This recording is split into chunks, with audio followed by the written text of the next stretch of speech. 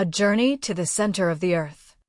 A Journey to the Center of the Earth by Jules Verne. Chapter 1. My uncle makes a great discovery. Looking back to all that has occurred to me since that eventful day, I am scarcely able to believe in the reality of my adventures. They were truly so wonderful that even now I am bewildered when I think of them. My uncle was a German, having married my mother's sister, an Englishwoman. Being very much attached to his fatherless nephew, he invited me to study under him in his home in the fatherland. This home was in a large town, and my uncle a professor of philosophy, chemistry, geology, mineralogy, and many other ologies. One day, after passing some hours in the laboratory, my uncle being absent at the time, I suddenly felt the necessity of renovating the tissues. I was hungry, and was about to rouse up our old French cook, when my uncle, Professor von Hardwigg, suddenly opened the street door and came rushing upstairs.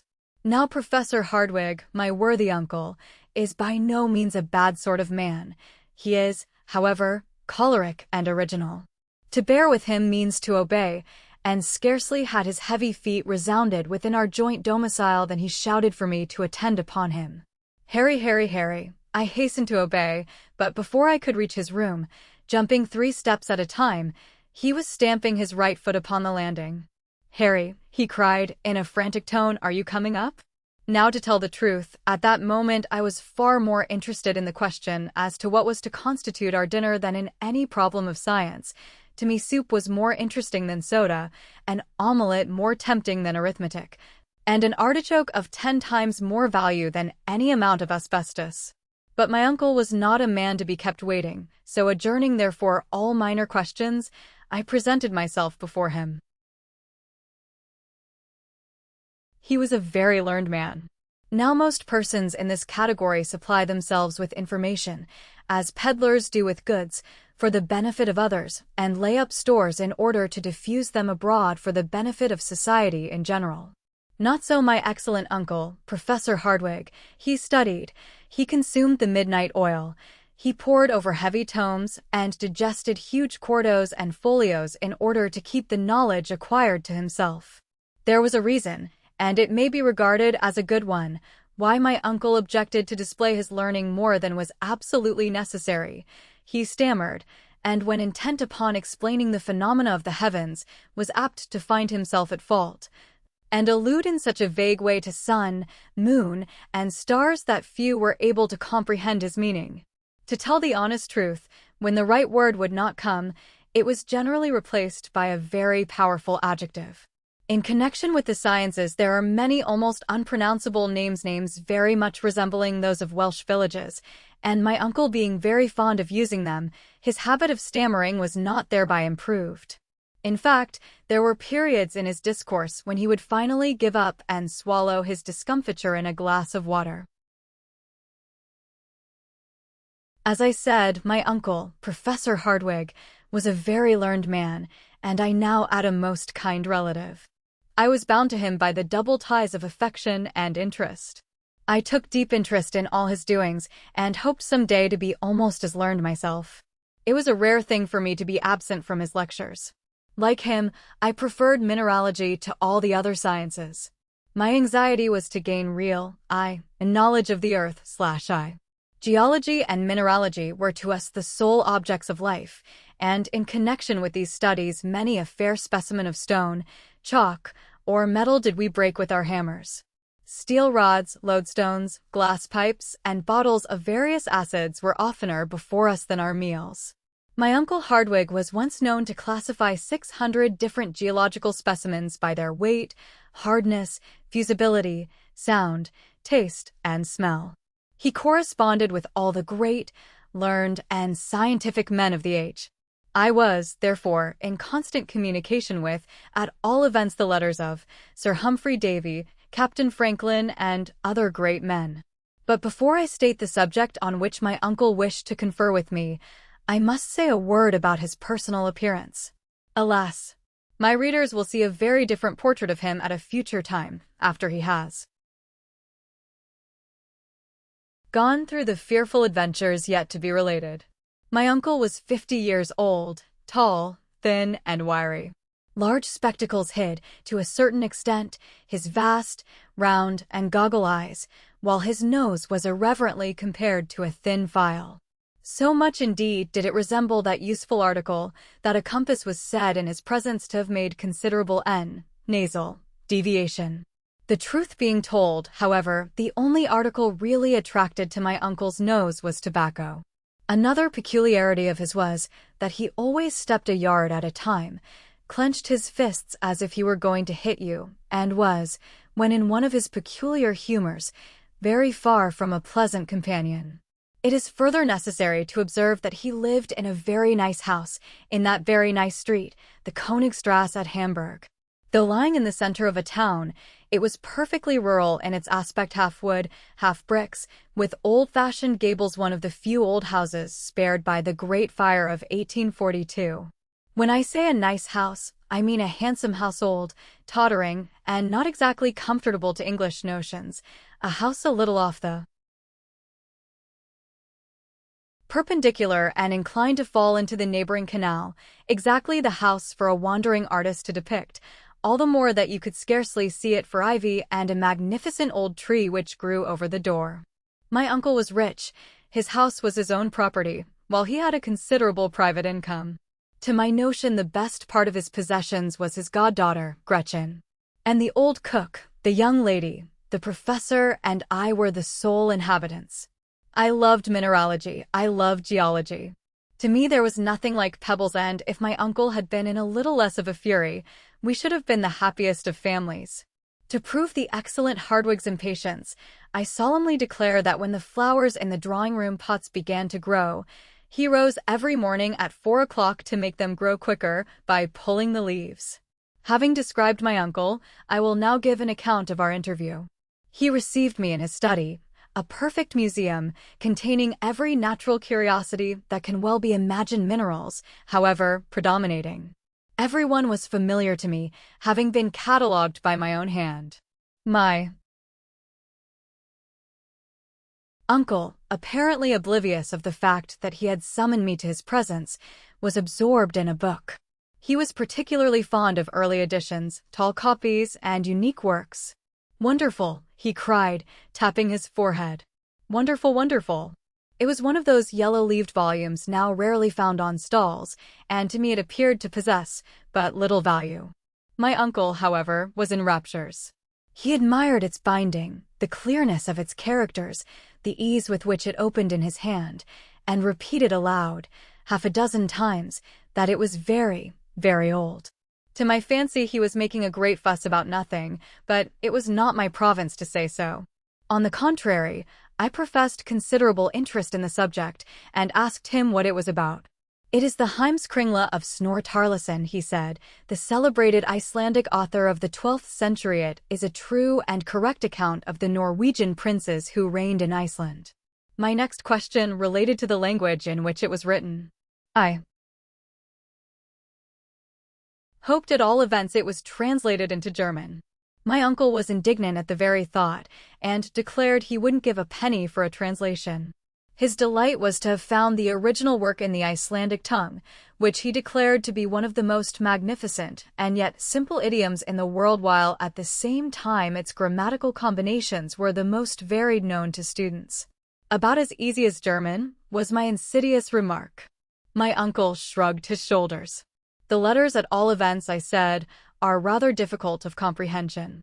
"It is a runic manuscript, the language of the original population of Iceland, invented by Odin himself," cried my uncle, angry at my ignorance. I was about to venture upon some misplaced joke on the subject, when a small scrap of parchment fell out of the leaves. Like a hungry man snatching at a morsel of bread, the professor seized it. It was about 5 inches by 3, and was scrawled over in the most extraordinary fashion. The lines shown here are an exact facsimile of what was written on the venerable piece of parchment, and have wonderful importance, as they induce my uncle to undertake the most wonderful series of adventures which ever fell to the lot of human beings. My uncle looked keenly at the document for some moments, and then declared that it was runic. The letters were similar to those in the book, but then what did they mean? This was exactly what I wanted to know. Now, as I had a strong conviction that the runic alphabet and dialect were simply an invention to mystify poor human nature, I was delighted to find that my uncle knew as much about the matter as I did, which was nothing. At all events, the tremulous motion of his fingers made me think so. And yet, he muttered to himself, "It is old Icelandic, I am sure of it." And my uncle ought to have known, for he was a perfect polyglot dictionarian himself. He did not pretend, like a certain learned pundit, to speak the 2,000 languages and 4,000 idioms made use of in different parts of the globe, but he did know all the more important ones. It is a matter of great doubt to me now to what violent measures my uncle's impetuosity might have led him, had not the clock struck 2, and our old French cook called out to let us know that dinner was on the table. "Bother the dinner," cried my uncle. But as I was hungry, I sallied forth to the dining room, where I took up my usual quarters. Out of politeness, I waited 3 minutes, but no sign of my uncle, the professor. I was surprised. He was not usually so blind to the pleasure of a good dinner. It was the acme of German luxury: parsley soup, a ham omelette with sorrel trimmings, an oyster of veal stewed with prunes, delicious fruit, and sparkling Moselle. For the sake of poring over this musty old piece of parchment, my uncle forbore to share our meal. To satisfy my conscience, I ate for both. The old cook and housekeeper was nearly out of her mind. After taking so much trouble, to find her master not appear at dinner was to her a sad disappointment which, as she occasionally watched the havoc I was making on the viands, became also alarm. If my uncle were to come to table after all? Suddenly, just as I had consumed the last apple and drunk the last glass of wine, a terrible voice was heard at no great distance. It was my uncle roaring for me to come to him. I made very nearly one leap of it, so loud, so fierce was his tone.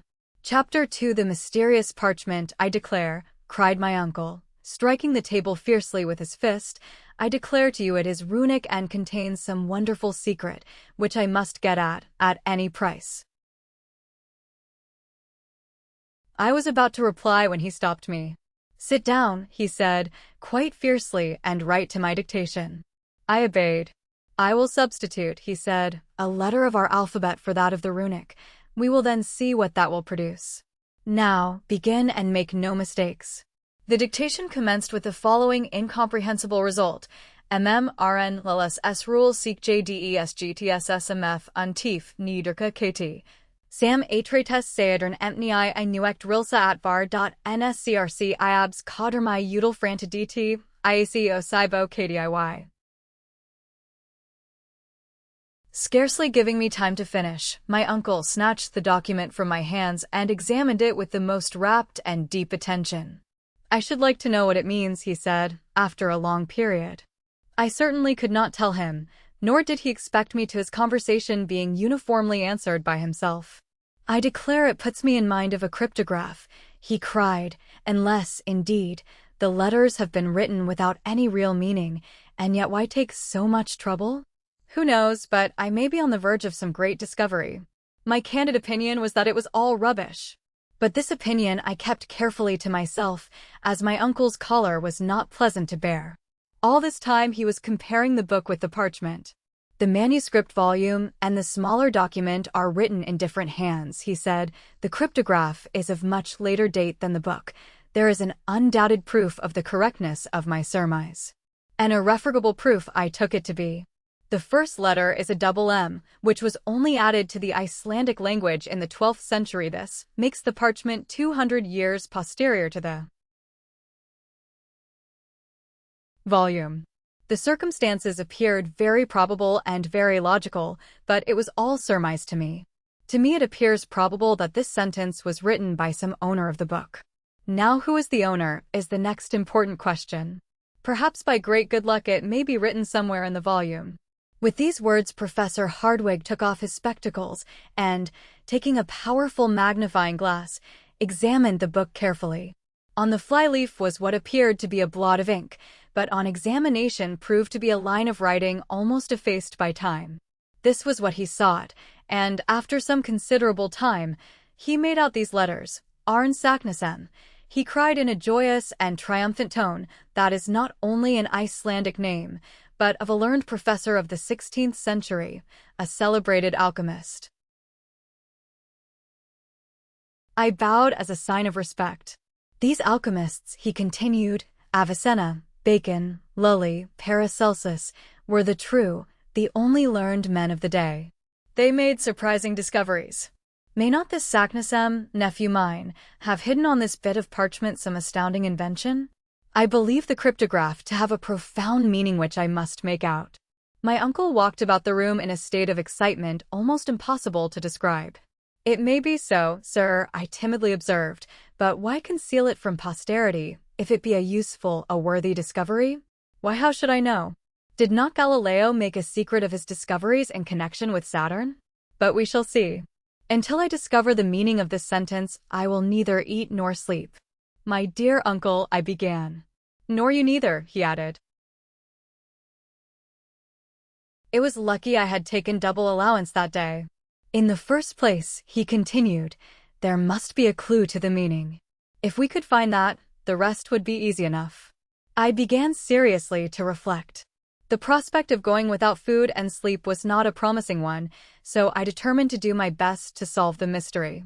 My uncle, meanwhile, went on with his soliloquy. The way to discover it is easy enough. In this document there are 132 letters, giving 79 consonants to 53 vowels. This is about the proportion found in most southern languages, the idioms of the north being much more rich in consonants. We may confidently predict, therefore, that we have to deal with a southern dialect. Nothing could be more logical.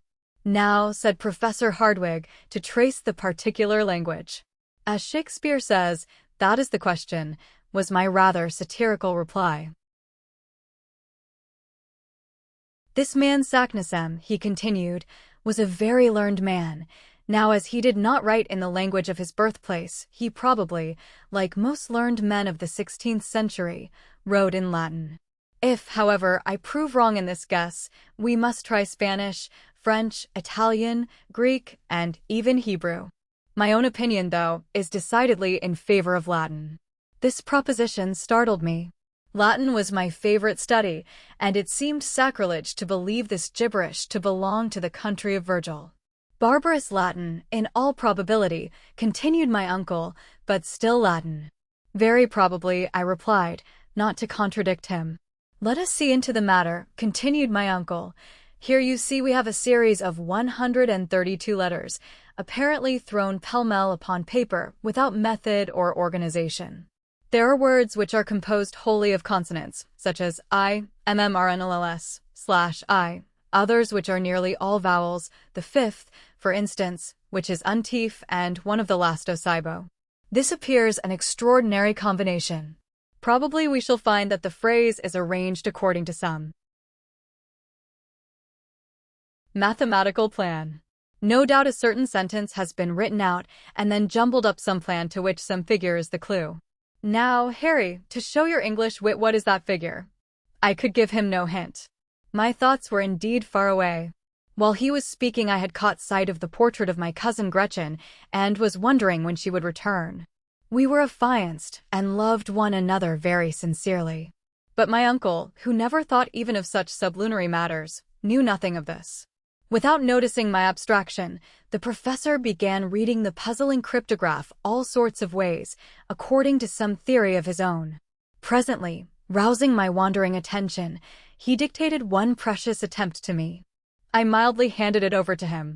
It read as follows: 1. Mesunkasenre.isefdoke.segnitamertn isertseret, rotave sajua, ed nexitsad la cartnealer siratraxar mutable mera tark salukois lefen sni, /I.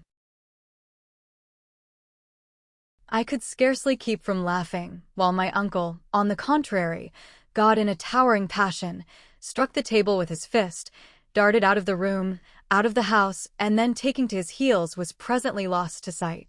Chapter 3 and Astounding Discovery. What is the matter? Cried the cook, entering the room. When will master have his dinner? Never. And his supper? I don't know. He says he will eat no more, neither shall I. My uncle. Has determined to fast and make me fast until he makes out this abominable inscription, I replied. You will be starved to death, she said. I was very much of the same opinion, but not liking to say so, sent her away and began some of my usual work of classification. But try as I might, nothing could keep me from thinking alternately of the stupid manuscript and of the pretty Gretchen.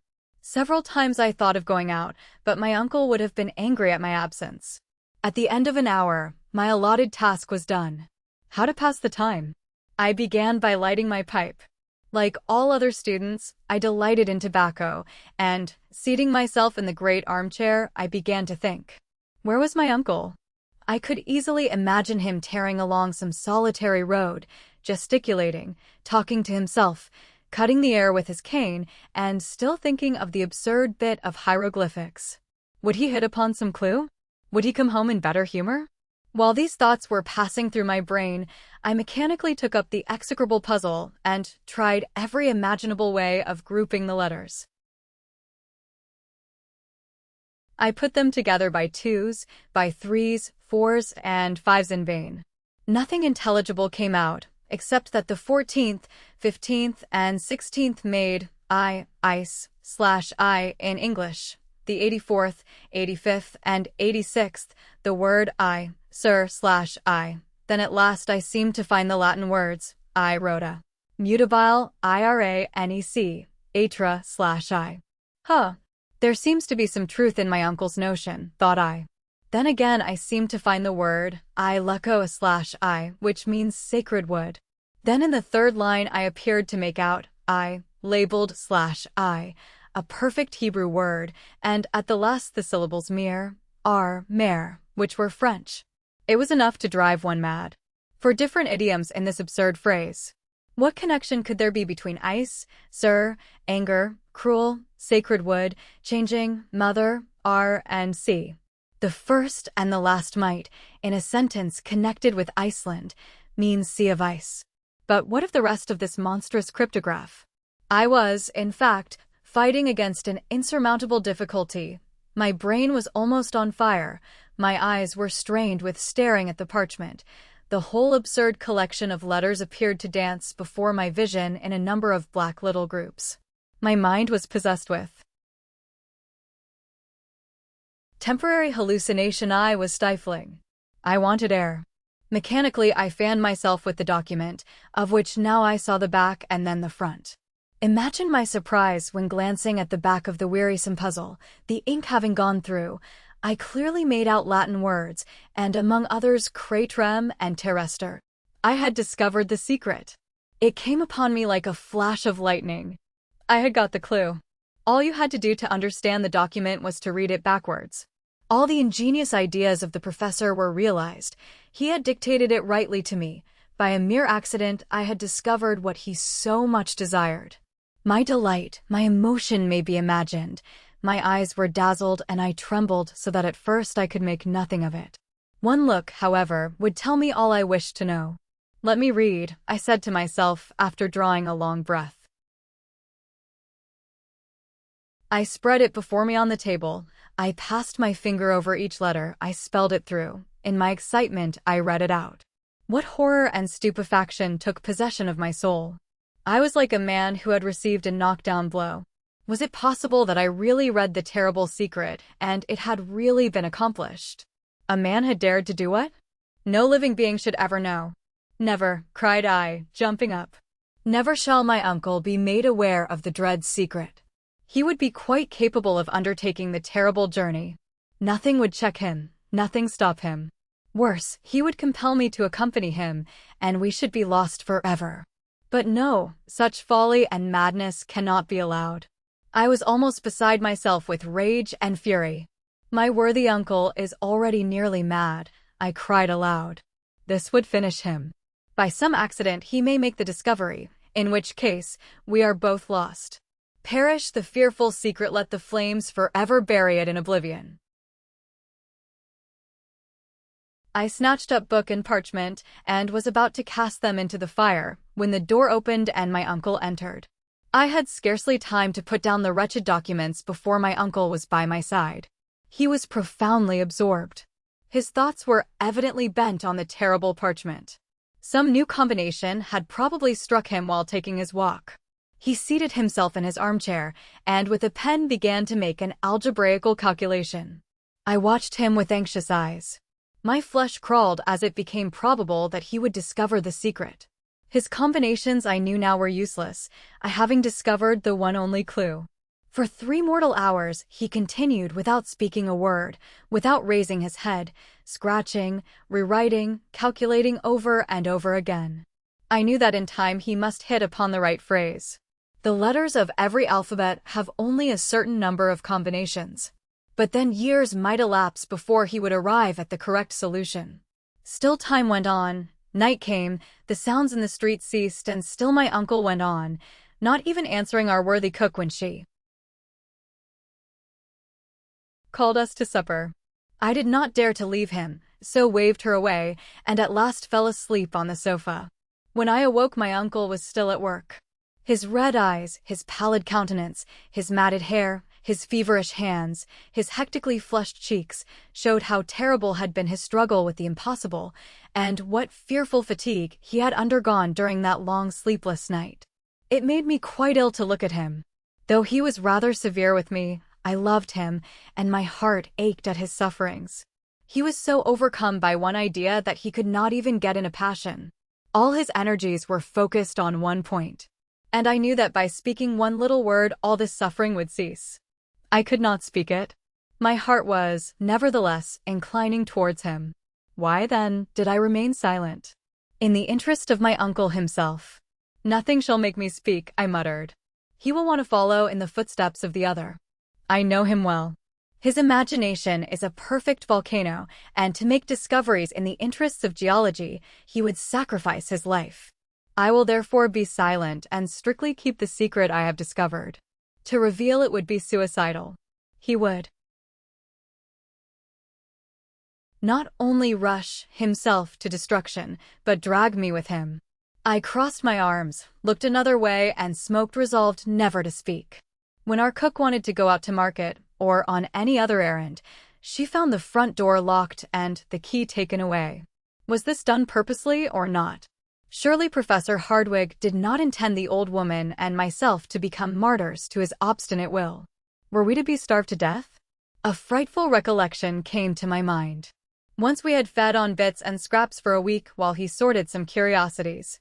It gave me the cramp even to think of it. I wanted my breakfast, and I saw no way of getting it. Still my resolution held good. I would starve rather than yield. But the cook began to take me seriously to task. What was to be done? She could not go out, and I dared not. My uncle continued counting and writing. His imagination seemed to have translated him to the skies. He neither thought of eating nor drinking. In this way 12 o'clock came round. I was hungry, and there was nothing in the house. The cook had eaten the last bit of bread. This could not go on. It did, however, until 2, when my sensations were terrible. After all, I began to think the document very absurd. Perhaps it might only be a gigantic hoax. Besides, some means would surely be found to keep my uncle back from attempting any such absurd expedition. On the other hand, if he did attempt anything so quixotic, I should not be compelled to accompany him. Another line of reasoning partially decided me. Very likely, he would make the discovery himself when I should have suffered starvation for nothing. Under the influence of hunger, this reasoning appeared admirable. I determined to tell all. The question now arose as to how it was to be done. I was still dwelling on the thought when he rose and put on his hat. What? Go out and lock us in? Never. Uncle, I began. He did not appear even to hear me. Professor Hardwigg, I cried. What, he retorted, did you speak? How about the key? What key? The key of the door. Know of these horrible hieroglyphics? He looked at me from under his spectacles and started at the odd expression of my face. Rushing forward, he clutched me by the arm and keenly examined my countenance. His very look was an interrogation. I simply nodded. With an incredulous shrug of the shoulders, he turned upon his heel. Undoubtedly, he thought I had gone mad. I have made a very important discovery.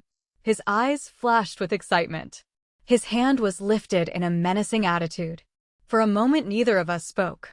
It is hard to say which was most excited. You don't mean to say that you have any idea of the meaning of the scroll? I do, was my desperate reply. Look at the sentence as dictated by you. Well, but it means nothing, was the angry answer. Nothing if you read from left to right, but mark, if from right to left, backwards, cried my uncle in wild amazement. Oh, most cunning Saknussemm, and I to be such a blockhead. He snatched up the document, gazed at it with haggard eye, and read it out as I had done. It read as follows. 1. In Sneffels Joculus Cratrem Chem Delibat Umbra Scartaris Juli Intra Calendas Descend, Audis Viator, et Terrester Centrum Attinges. Codfisi. Arn Saknussemm, /I. Which dog Latin being translated, reads as follows. Descend into the crater of Jokul of Sneffels, which the shade of Scartaris caresses, before the calends of July, audacious traveler, and you will reach the center of the earth. I did it. Arn Saknussemm, my uncle, leaped 3 feet from the ground with joy. He looked radiant and handsome. He rushed about the room wild with delight and satisfaction. He knocked over tables and chairs. He threw his books about until at last, utterly exhausted, he fell into his armchair. What's o'clock? He asked. About 3. My dinner does not seem to have done me much good, he observed. Let me have something to eat. We can then start at once. Get my portmanteau ready. What for? And your own, he continued. We start at once. My horror may be conceived. I resolved, however, to show no fear. Scientific reasons were the only ones likely to influence my uncle. Now, there were many against this terrible journey. The very idea of going down to the center of the earth was simply absurd. I determined, therefore, to argue the point after dinner. My uncle's rage was now directed against the cook for having no dinner ready. My explanation, however, satisfied him, and having gotten the key, she soon contrived to get sufficient to satisfy our voracious appetites. During the repast my uncle was rather gay than otherwise. He made some of those peculiar jokes which belong exclusively to the learned. As soon, however, as dessert was over, he called me to his study. We each took a chair on opposite sides of the table. Henry, he said, in a soft and winning voice, I have always believed you ingenious, and you have rendered me a service never to be forgotten. Without you, this wondrous discovery would never have been made. It is my duty, therefore, to insist on your sharing the glory. He is in a good humor, thought I. I'll soon let him know my opinion of glory. In the first place, he continued, you must keep the whole affair a profound secret. There is no more envious race of men than scientific discoverers. Many would start on the same journey. At all events, we will be the first in the field. I doubt your having many competitors, was my reply. A man of real scientific acquirements would be delighted at the chance. We should find a perfect stream of pilgrims on the traces of Arn Saknussemm if this document were once made public. But, my dear sir, is not this paper very likely to be a hoax? I urged. The book in which we find it is sufficient proof of its authenticity, he replied. I thoroughly allow that the celebrated professor wrote the lines, but only, I believe, as a kind of mystification, was my answer. Scarcely were the words out of my mouth when I was sorry I had uttered them. My uncle looked at me with a dark and gloomy scowl, and I began to be alarmed for the results of our conversation. His mood soon changed, however, and a smile took the place of a frown. We shall see, he remarked, with decisive emphasis. But see, what is all this about Jokul and Sneffels and this Scartaris? I have never heard anything about them. The very point to which I am coming. I lately received from my friend Augustus Petermann of Leipzig a map. Take down the third atlas from the second shelf, Series Z, Plate 4. I rose, went to the shelf, and presently returned with the volume indicated. This, said my uncle, is one of the best maps of Iceland. I believe it will settle all your doubts, difficulties, and objections. With a grim hope to the contrary, I stooped over the map. Chapter 4. We start on the journey, you see. The whole island is composed of volcanoes, said the professor, and remark carefully that they all bear the name of Jökull. The word is Icelandic and means a glacier. In most of the lofty mountains of that region, the volcanic eruptions come forth from icebound caverns.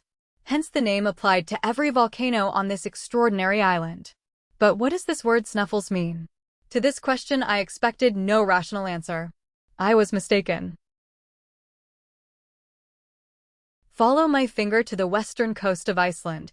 There you see Reykjavik, its capital. Follow the direction of one of its innumerable fjords or arms of the sea, and what do you see below the 65th degree of latitude? A peninsula very like a thigh bone in shape. And in the center of it? A mountain. Well, that's Snuffles. I had nothing to say.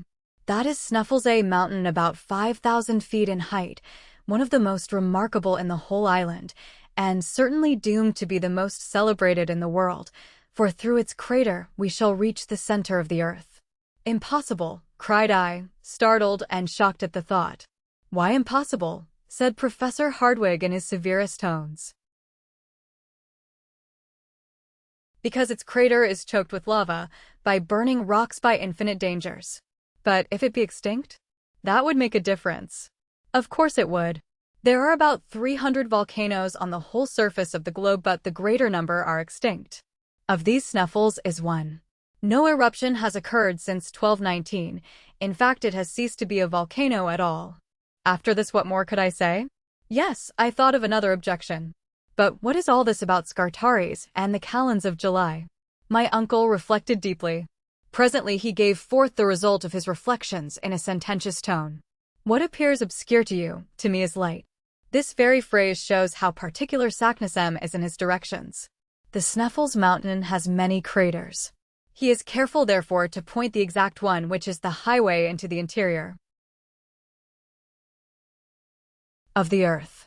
He lets us know, for this purpose, that about the end of the month of June, the shadow of Mount Scartaris falls upon the one crater. There can be no doubt about the matter. My uncle had an answer for everything. I accept all your explanations, I said, and Saknussemm is right. He found out the entrance to the bowels of the earth. He has indicated correctly, but that he or anyone else ever followed up the discovery is madness to suppose. Why so, young man? All scientific teaching, theoretical and practical, shows it to be impossible. I care nothing for theories, retorted my uncle. But is it not well known that heat increases 1 degree for every 70 feet you descend into the earth? Which gives a fine idea of the central heat. All the matters which compose the globe are in a state of incandescence. Even gold, platinum, and the hardest rocks are in a state of fusion. What would become of us? Don't be alarmed at the heat, my boy. How so? Neither you nor anybody else know anything about the real state of the Earth's interior. All modern experiments tend to explode the older theories. Were any such heat to exist, the upper crust of the Earth would be shattered to atoms, and the world would be at an end. A long, learned, and not uninteresting discussion followed, which ended in this wise. I do not believe in the dangers and difficulties which you, Henry, seem to multiply, and the only way to learn is, like Arne Saknussemm, to go and see. Well, cried I, overcome at last, let us go and see. Though how we can do that in the dark is another mystery. Fear nothing. We shall overcome these and many other difficulties. Besides, as we approach the center, I expect to find it luminous. Nothing is impossible. And now that we have come to a thorough understanding, not a word to any living soul. Our success depends on secrecy and dispatch. Thus ended our memorable conference, which roused a perfect fever in me. Leaving my uncle, I went forth like one possessed. Reaching the banks of the Elbe, I began to think. Was all I had heard really and truly possible? Was my uncle in his sober senses, and could the interior of the earth be reached?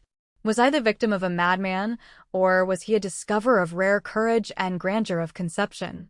To a certain extent, I was anxious to be off. I was afraid my enthusiasm would cool. I determined to pack up at once. At the end of an hour, however, on my way home, I found that my feelings had very much changed. I'm all abroad, I cried. 'Tis a nightmare, I must have dreamed it. At this moment, I came face to face with Gretchen, whom I warmly embraced. "So you have come to meet me," she said. "How good of you. But what is the matter?" Well, it was no use mincing the matter. I told her all. She listened with awe, and for some minutes she could not speak. "Well," I at last said, rather anxiously, "what a magnificent journey!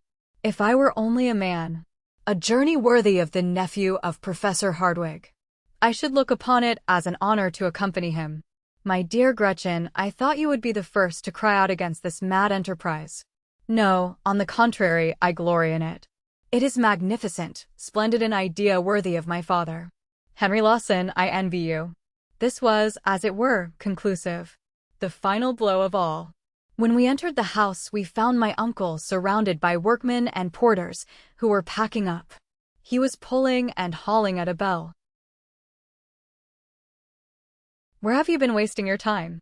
Your portmanteau is not packed, my papers are not in order, the precious tailor has not brought my clothes, nor my gaiters, the key of my carpet bag is gone." I looked at him stupefied. And still he tugged away at the bell. "We are really off, then?" I said. "Yes, of course, and yet you go out for a stroll, unfortunate boy." "And when do we go?" "The day after tomorrow, at daybreak." I heard no more, but darted off to my little bedchamber and locked myself in. There was no doubt about it now. My uncle had been hard at work all the afternoon. The garden was full of ropes, rope ladders, torches, gourds, iron clamps, crowbars, alpenstocks, and pickaxes enough to load 10 men. I passed a terrible night. I was called early the next day to learn that the resolution of my uncle was unchanged and irrevocable. I also found my cousin and affianced wife as warm on the subject as was her father. Next day, at 5 o'clock in the morning, the post-chaise was at the door. Gretchen and the old cook received the keys of the house, and, scarcely pausing to wish anyone goodbye, we started on our adventurous journey into the center of the earth. Chapter 5. First lessons in climbing. At Altona, a suburb of Hamburg, is the chief station of the Kiel Railway, which was to take us to the shores of the Belt. In 20 minutes from the moment of our departure we were in Hallstein, and our carriage entered the station. Our heavy luggage was taken out, weighed, labeled, and placed in a huge van. We then took our tickets, and exactly at 7 o'clock were seated opposite each other in a first-class railway carriage. My uncle said nothing. He was too busy examining his papers, among which of course was the famous parchment, and some letters of introduction from the Danish consul which were to pave the way to an introduction to the governor of Iceland. My only amusement was looking out of the window. But as we passed through a flat though fertile country, this occupation was slightly monotonous. In 3 hours we reached Kiel, and our baggage was at once transferred to the steamer. We had now a day before us, a delay of about 10 hours. Which fact put my uncle in a towering passion. We had nothing to do but to walk about the pretty town and bay. At length, however, we went on board, and at 10:30 were steaming down the Great Belt. It was a dark night, with a strong breeze and a rough sea, nothing being visible but the occasional fires on shore, with here and there a lighthouse. At 7 in the morning we left Korser, a little town on the western side of Sealand.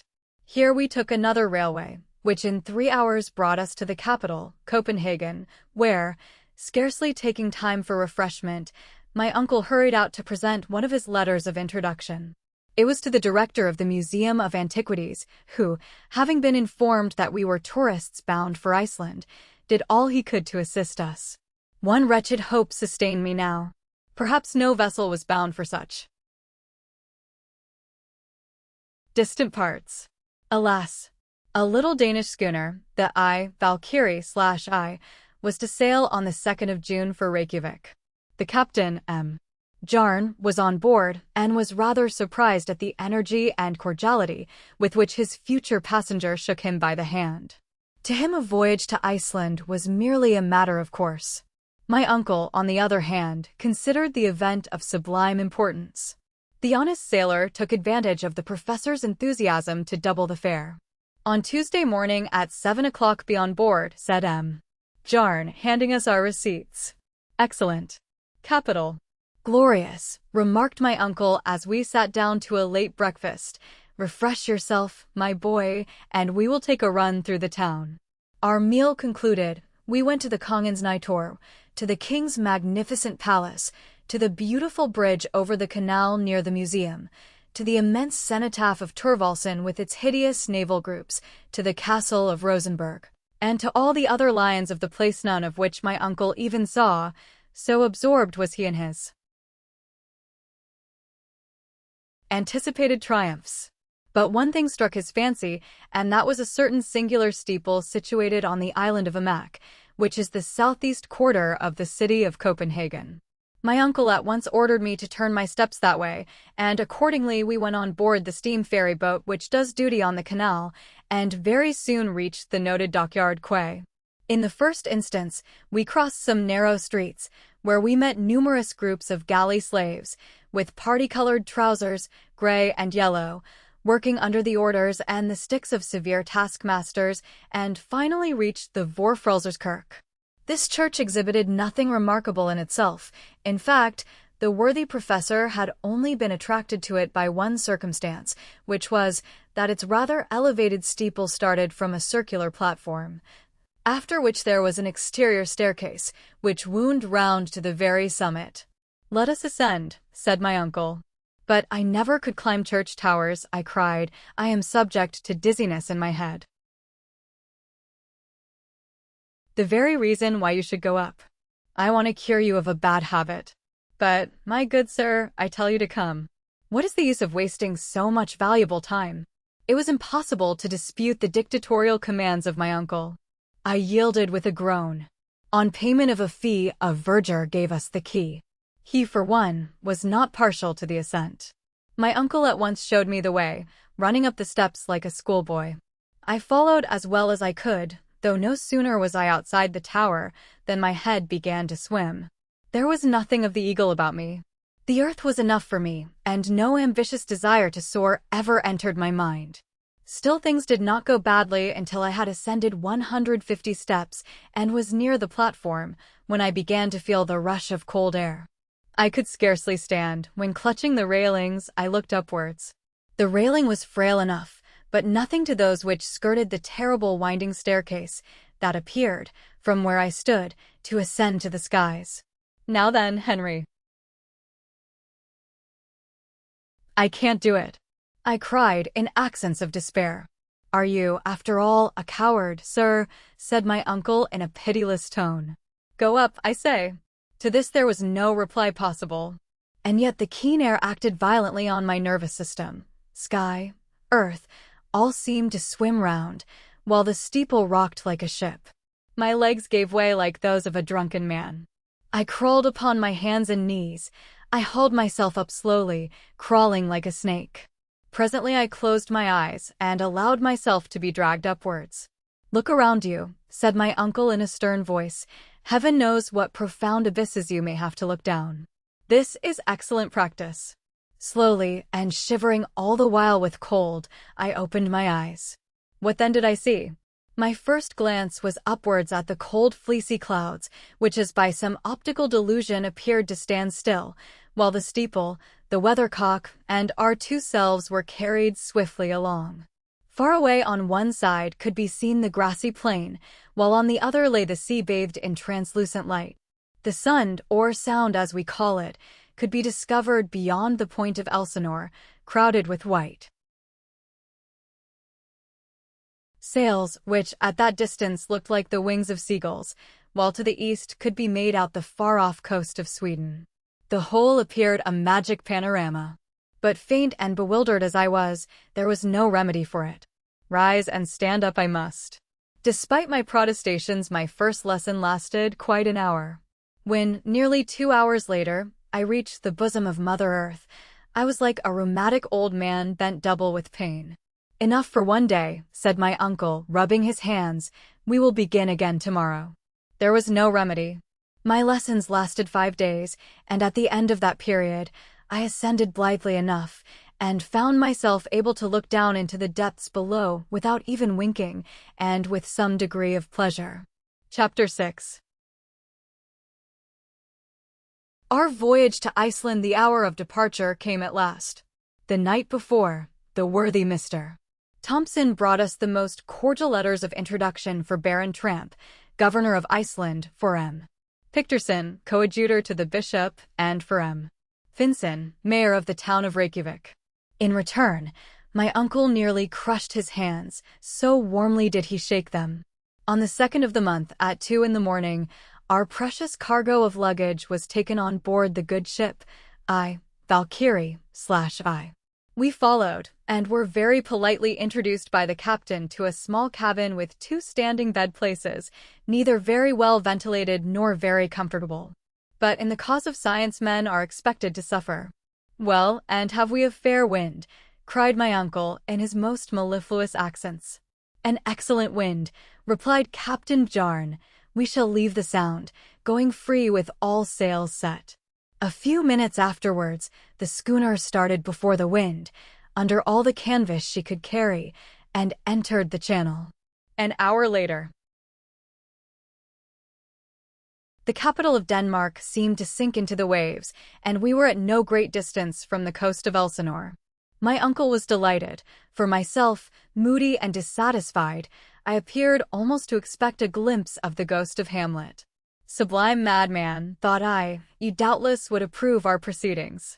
You might perhaps even follow us to the center of the earth, there to resolve your eternal doubts." But no ghost or anything else appeared upon the ancient walls. The fact is, the castle is much later than the time of the heroic Prince of Denmark. It is now the residence of the keeper of the Strait of the Sound, and through that sound more than 15,000 vessels of all nations pass every year.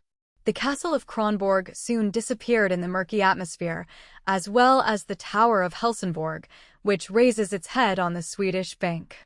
And here the schooner began to feel in earnest the breezes of the Kattegat. The Valkyrie/I was swift enough, but with all sailing boats there is the same uncertainty. Her cargo was coal, furniture, pottery, woolen clothing, and a load of corn. As usual, the crew was small, 5 Danes doing the whole of the work. "How long will the voyage last?" asked my uncle. "Well, I should think about 10 days, replied the skipper, "unless, indeed, we meet with some northeast gales among the Faroe Islands." "At all events, there will be no very considerable delay," cried the impatient professor. "No, Mr. Hardwigg," said the captain, "no fear of that. At all events, we shall get there some day."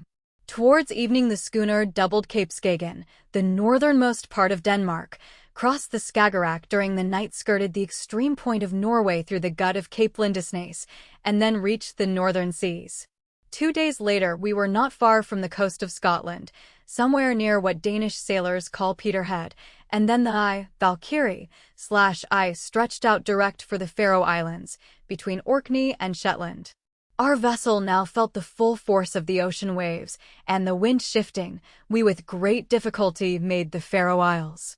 On the 8th day, the captain made out Mygonness, the westernmost of the isles, and from that moment headed direct for Portland, a cape on the southern shores of the singular island for which we were bound. The voyage offered no incident worthy of record. I bore it very well, but my uncle, to his great annoyance, and even shame, was remarkably seasick. This mal de mer troubled him the more that it prevented him from questioning Captain Bjarne as to the subject of Sneffels, as to the means of communication, and the facilities of transport. All these explanations he had to adjourn to the period of his arrival. His time, meanwhile, was spent lying in bed groaning and dwelling anxiously on the hoped-for termination of the voyage. I didn't pity him. On the 11th day we sighted Cape Portland, over which towered Mount Mordalsjökull, which, the weather being clear, we made out very readily. The cape itself is nothing but a huge mound of granite standing naked and alone to meet the Atlantic waves. The Valkyrie/I kept off the coast, steering to the westward. On all sides were to be seen whole schools of whales and sharks. After some hours we came in sight of a solitary rock in the ocean, forming a mighty vault, through which the foaming waves poured with intense fury.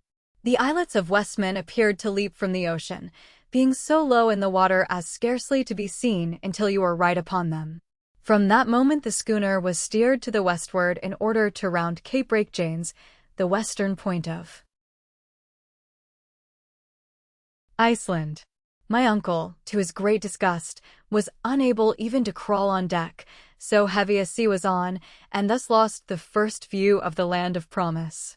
48 hours later, after a storm which drove us far to sea under bare poles, we came once more in sight of land, and were boarded by a pilot, who, after 3 hours of dangerous navigation, brought the schooner safely to an anchor in the Bay of Faxa before Reykjavik.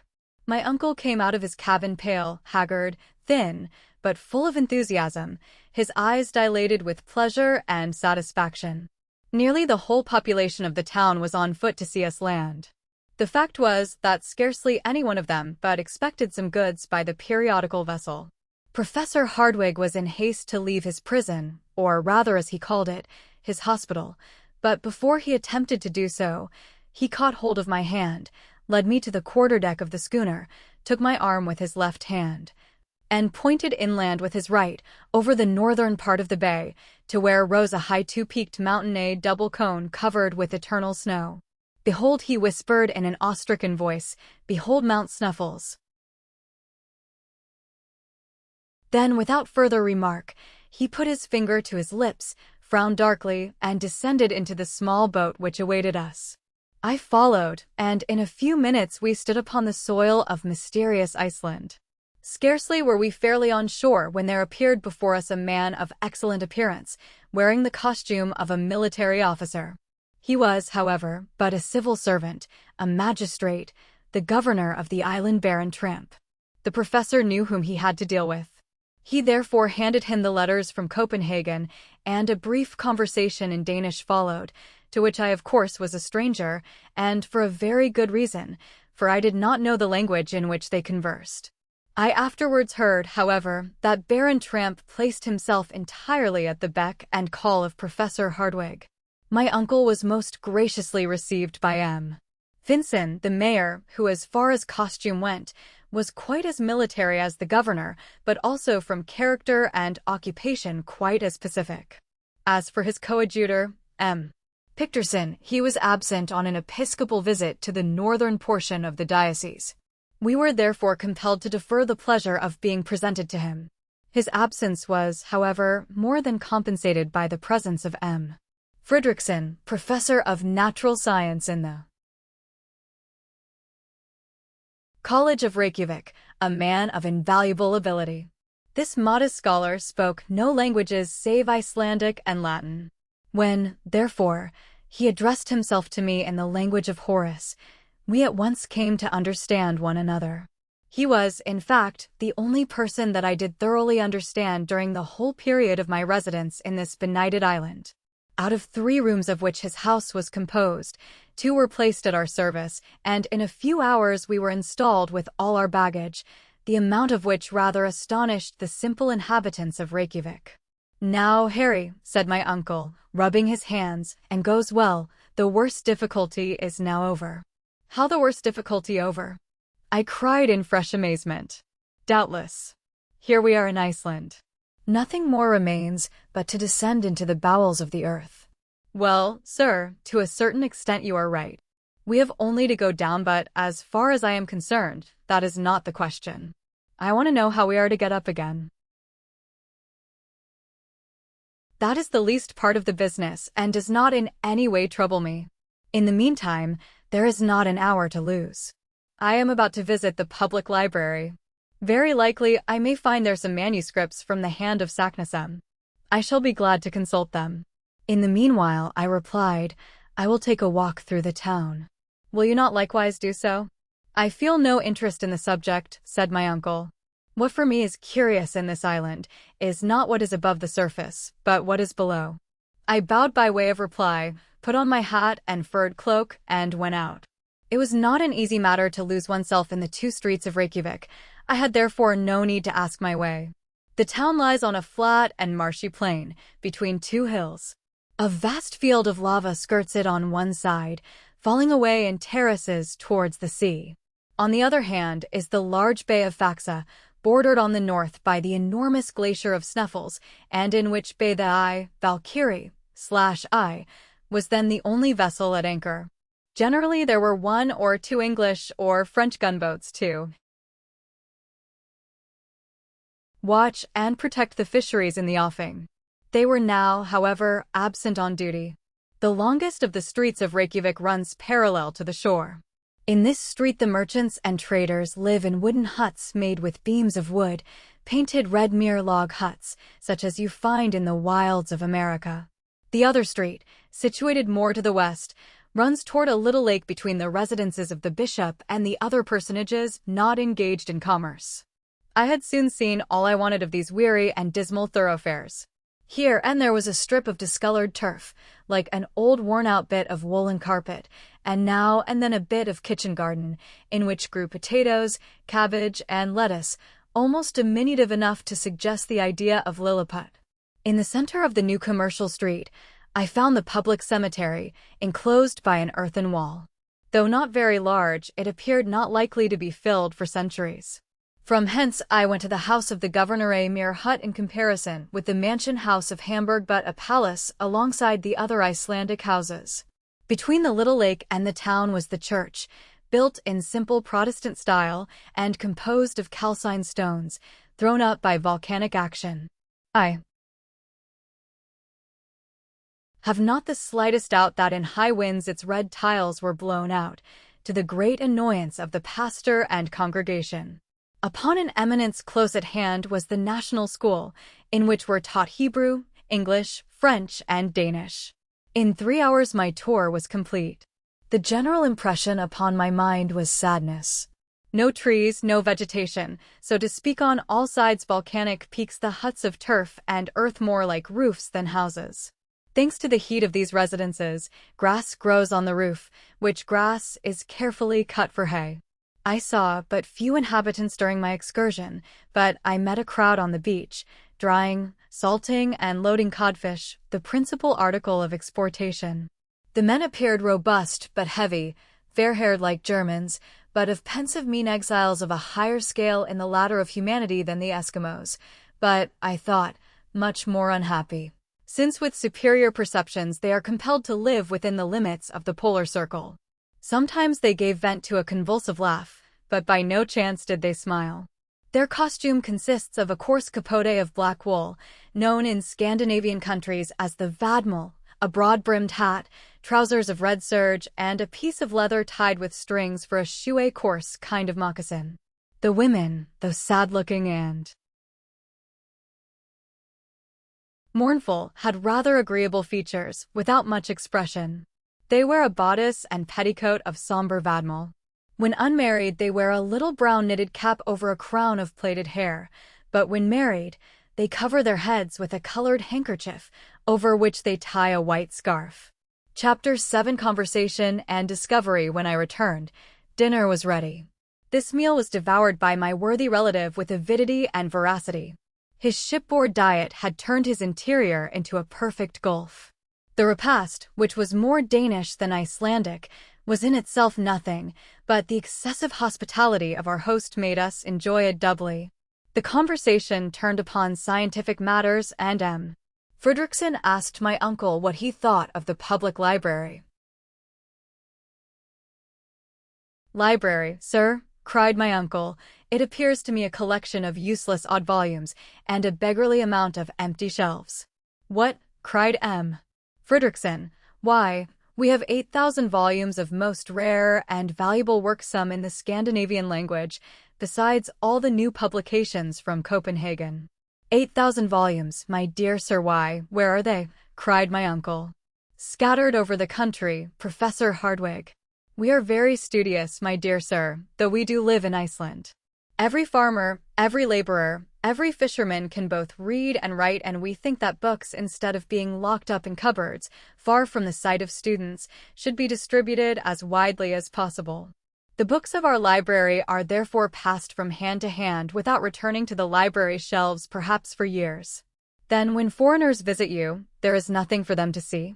Well, sir, foreigners have their own libraries, and our first consideration is that our humbler classes should be highly educated.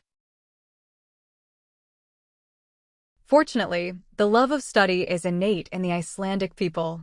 In 1816, we founded a literary society and mechanics institute.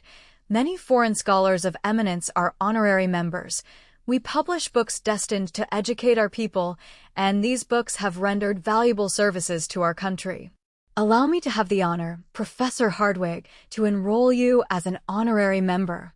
My uncle, who already belonged to nearly every literary and scientific institution in Europe, immediately yielded to the amiable wishes of good M. Fredrickson. And now, he said, after many expressions of gratitude and goodwill, if you will tell me what books you expected to find, perhaps I may be of some assistance to you. I watched my uncle keenly. For a minute or two he hesitated, as if unwilling to speak. To speak openly was, perhaps, to unveil his projects. Nevertheless, after some reflection, he made up his mind. Well, M.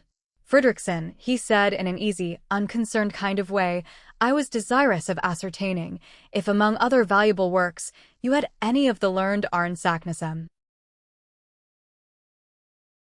Arne Saknussemm, cried the professor of Reykjavik, you speak of one of the most distinguished scholars of the 16th century, of the great naturalist, the great alchemist, the great traveler. Exactly so. One of the most distinguished men connected with Icelandic science and literature. As you say, sir, a man illustrious above all. Yes, sir, all this is true, but his works? We have none of them. Not in Iceland? There are none in Iceland or elsewhere, answered the other, sadly. Why so? Because Arne Saknussemm was persecuted for heresy, and in 1573 his works were publicly burnt at Copenhagen by the hands of the common hangman. Very good. Capital, murmured my uncle, to the great astonishment of the worthy Icelander. You said, sir, yes, all is clear, I see the link in the chain, everything is explained, and I now understand why Arne Saknussemm, put out of court, forced to hide his magnificent discoveries, was compelled to conceal beneath the veil of an incomprehensible cryptograph the secret. What secret? A secret which, stammered my uncle. Have you discovered some wonderful manuscript? Cried M. Fredrickson. No, I was carried away by my enthusiasm. A mere supposition. Very good, sir. But really, to turn to another subject, I hope you will not leave our island without examining into its mineralogical riches. Well, the fact is, I am rather late. So many learned men have been here before me. Yes, but there is still much to be done, cried M. Fredrickson. You think so, said my uncle, his eyes twinkling with hidden satisfaction. Yes, you have no idea how many unknown mountains, glaciers, volcanoes there are which remain to be studied. Without moving from where we sit, I can show you one. Yonder on the edge of the horizon, you see Sneffels. Oh yes, Sneffels, said my uncle. One of the most curious volcanoes in existence, the crater of which has been rarely visited. Extinct? Any time these 500 years, was the ready reply. Well, said my uncle, who dug his nails into his flesh and pressed his knees tightly together to prevent himself leaping up with joy. I have a great mind to begin my studies with an examination of the geological mysteries of this Mount Cephalfiesel. What do you call it? Sneffels, my dear sir. This portion of the conversation took place in Latin, and I therefore understood all that had been said. I could scarcely keep my countenance when I found my uncle so cunningly concealing his delight and satisfaction. I must confess that his artful grimaces, put on to conceal his happiness, made him look like a new Mephistopheles. Yes, he continued, your proposition delights me. I will endeavor to climb to the summit of Sneffels, and, if possible, will descend into its crater. I very much regret, continued M. Fredrickson, that my occupation will entirely preclude the possibility of my accompanying you. It would have been both pleasurable and profitable if I could have spared the time. No, 1,000 times no, cried my uncle. I do not wish to disturb the serenity of any man. I thank you, however, with all my heart. The presence of one so learned as yourself would no doubt have been most useful, but the duties of your office and profession before everything. In the innocence of his simple heart, our host did not perceive the irony of these remarks. "I entirely approve your project," continued the Icelander after some further remarks. "It is a good idea to begin by examining this volcano. You will make a harvest of curious observations. In the first place, how do you propose to get to Sneffels?" "By sea. I shall cross the bay." "Of course, that is the most rapid route." "Of course. But still it cannot be done." "Why?" "We have not an available boat in all Reykjavik," replied the other. "What is to be done?" "You must go by land along the coast. It is longer, but much more interesting." "Then I must have a guide." "Of course, and I have your very man. Somebody on whom I can depend." "Yes, an inhabitant of the peninsula on which Sneffels is situated. He is a very shrewd and worthy man, with whom you will be pleased. He speaks Danish like a Dane." "When can I see him today?" "No, tomorrow. He will not be here before." "Tomorrow be it," replied my uncle, with a deep sigh. The conversation ended by compliments on both sides. During the dinner, my uncle had learned much as to the history of Arnsaknessem, the reasons for his mysterious and hieroglyphical document. He also became aware that his host would not accompany him on his adventurous expedition, and that next day we should have a guide. Chapter 8 The Eiderdown Hunter OFF. At last, that evening, I took a brief walk on the shore near Reykjavik, after which I returned to an early sleep on my bed of coarse planks, where I slept the sleep of the just. When I awoke, I heard my uncle speaking loudly in the next room. I rose hastily and joined him. He was talking in Danish with a man of tall stature and of perfectly Herculean build. This man appeared to be possessed of very great strength. His eyes, which started rather prominently from a very large head, the face belonging to which was simple and naive, appeared very quick and intelligent. Very long hair, which even in England would have been accounted exceedingly red, fell over his athletic shoulders.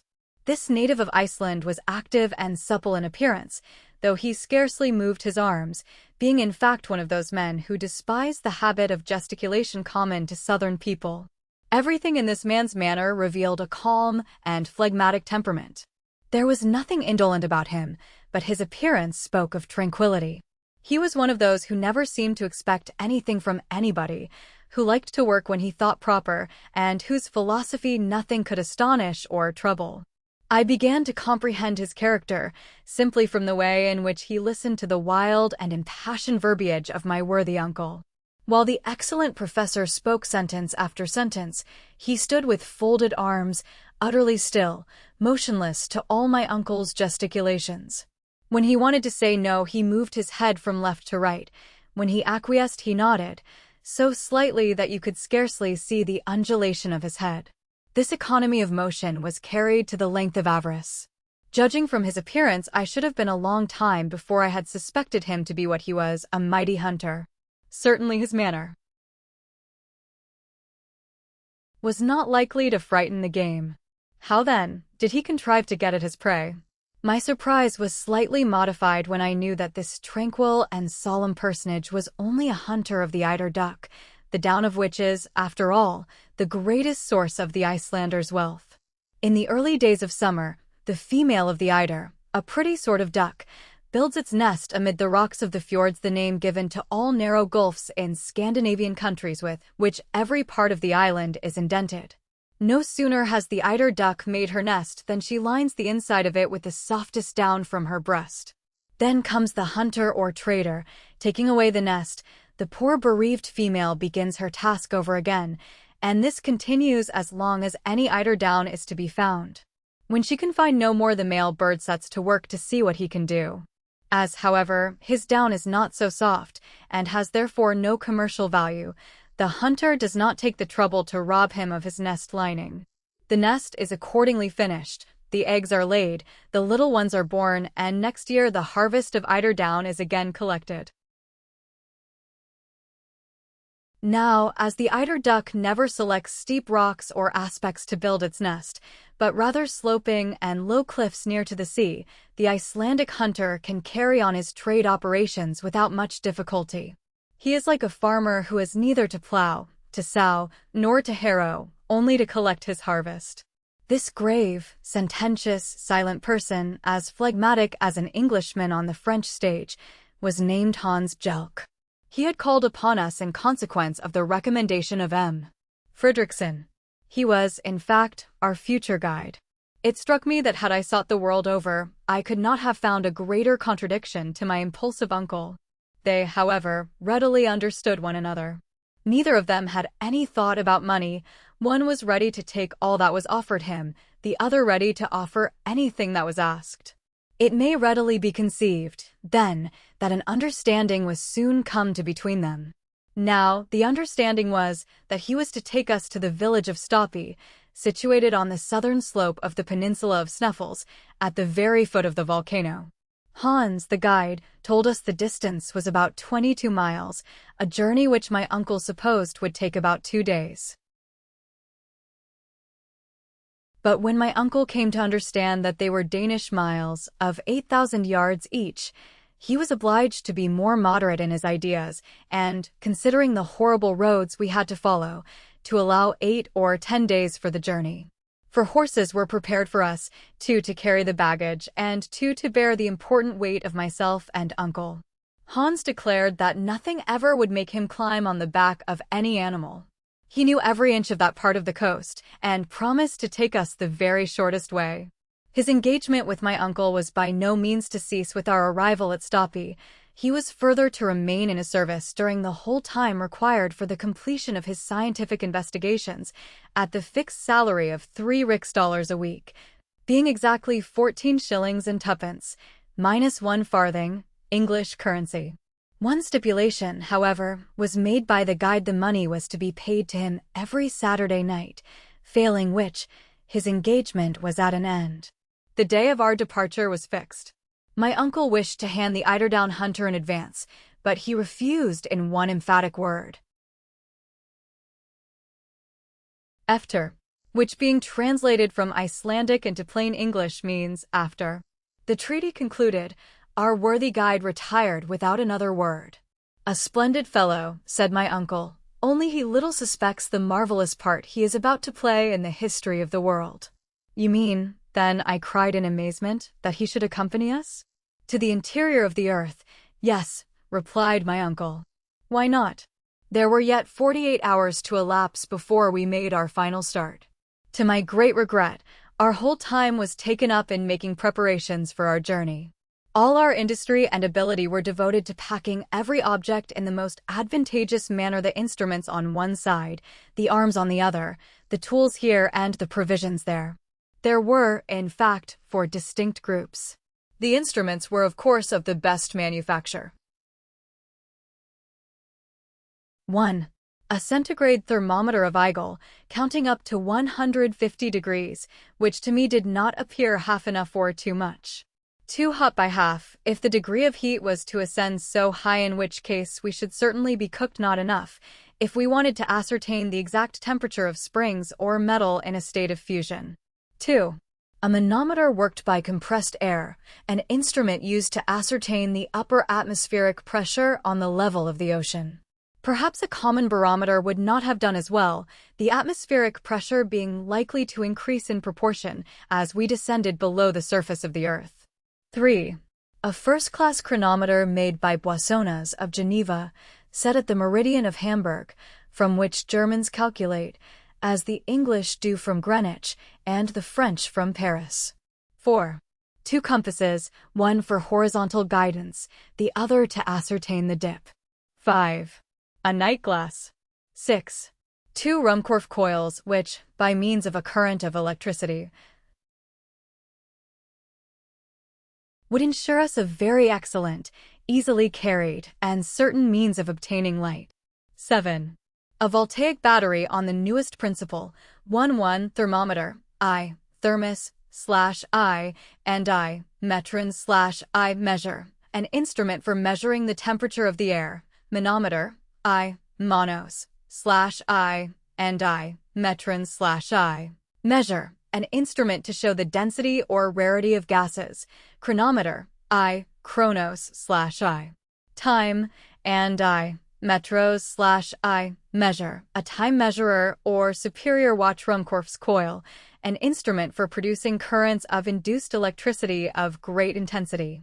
It consists of a coil of copper wire, insulated by being covered with silk, surrounded by another coil of fine wire, also insulated, in which a momentary current is induced when a current is passed through the inner coil from a voltaic battery.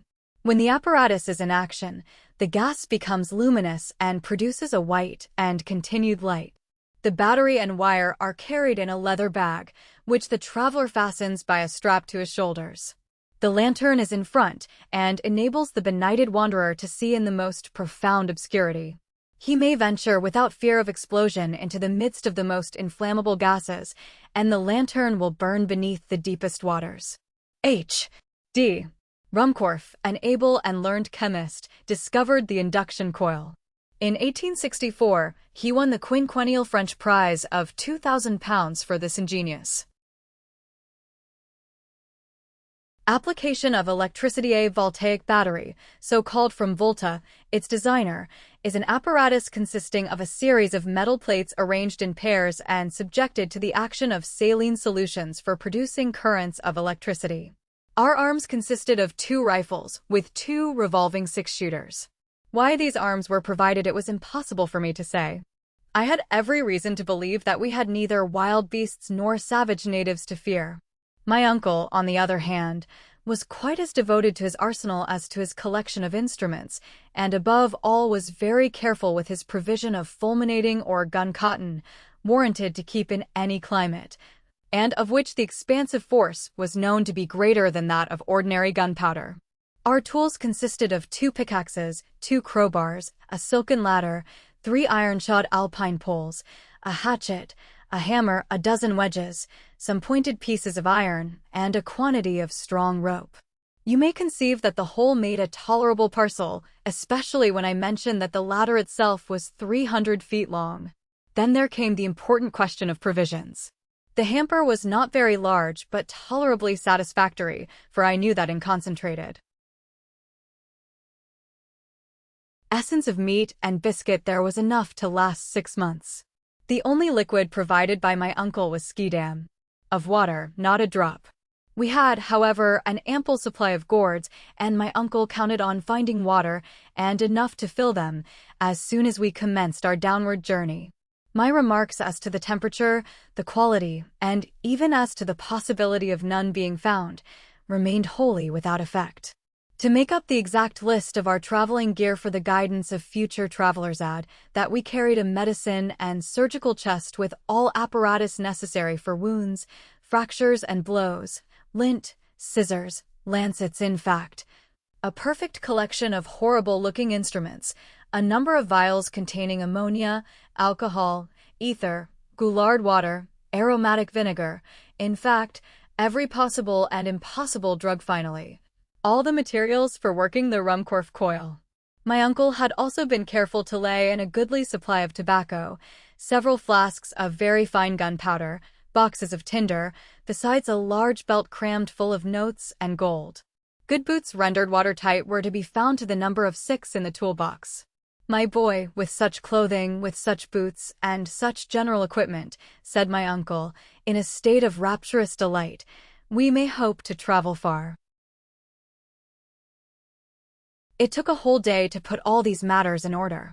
In the evening we dined with Baron Tramp, in company with the mayor of Reykjavik and Dr. Hyaltalin, the great medical man of Iceland. M. Fredriksson was not present, and I was afterwards sorry to hear that he and the governor did not agree on some matters connected with the administration of the island. Unfortunately, the consequence was that I did not understand a word that was said at dinner, a kind of semi-official reception. One thing I can say, my uncle never left off speaking.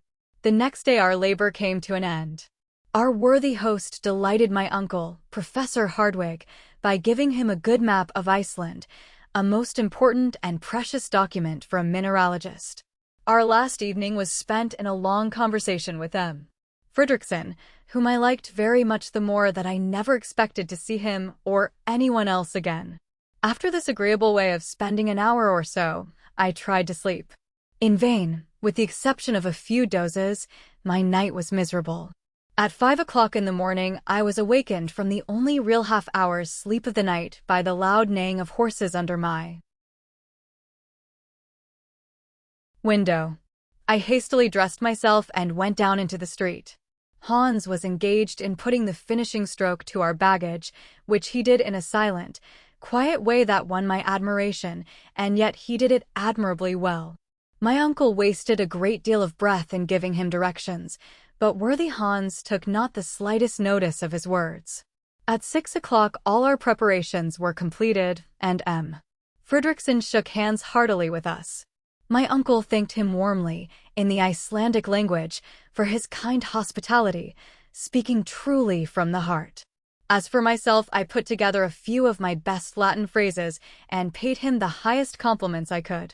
This fraternal and friendly duty performed, we sallied forth and mounted our horses. As soon as we were quite ready, M. Fredriksson advanced, and by way of farewell, called after me in the words of Virgil, words which appeared to have been made for us, travelers starting for an uncertain destination, et quicunque viam dederit fortuna sequamer.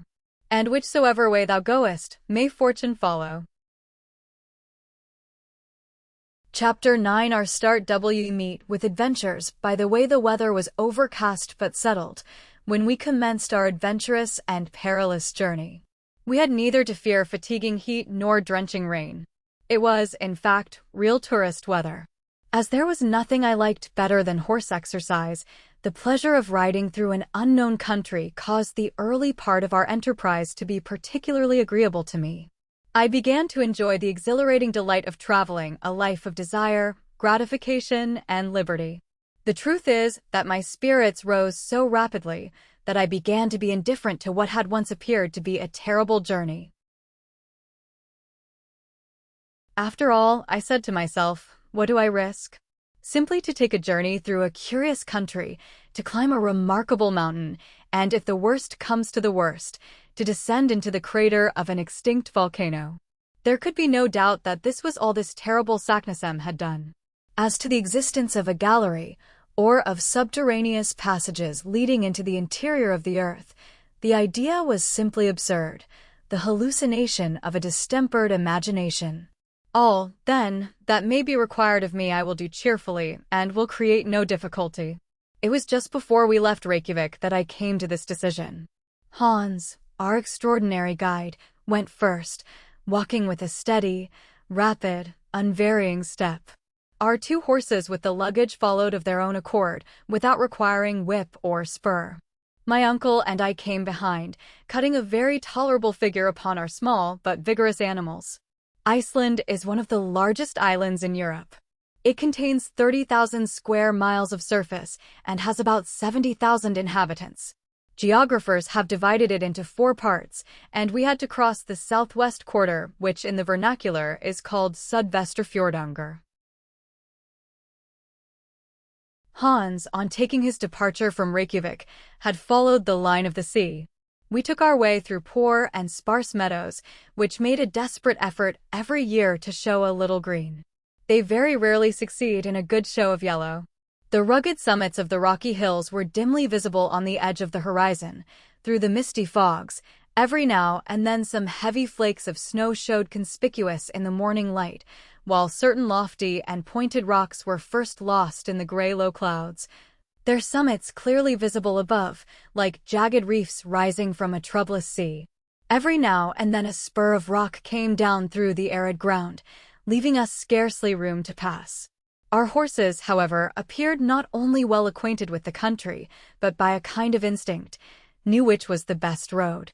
My uncle had not even the satisfaction of urging forward his steed by whip, spur, or voice. It was utterly useless to show any signs of impatience. I could not help smiling to see him look so big on his little horse. His long legs now and then touching the ground made him look like a 6-footed centaur. Good beast, he would cry. I assure you that I begin to think no animal is more intelligent than an Icelandic horse.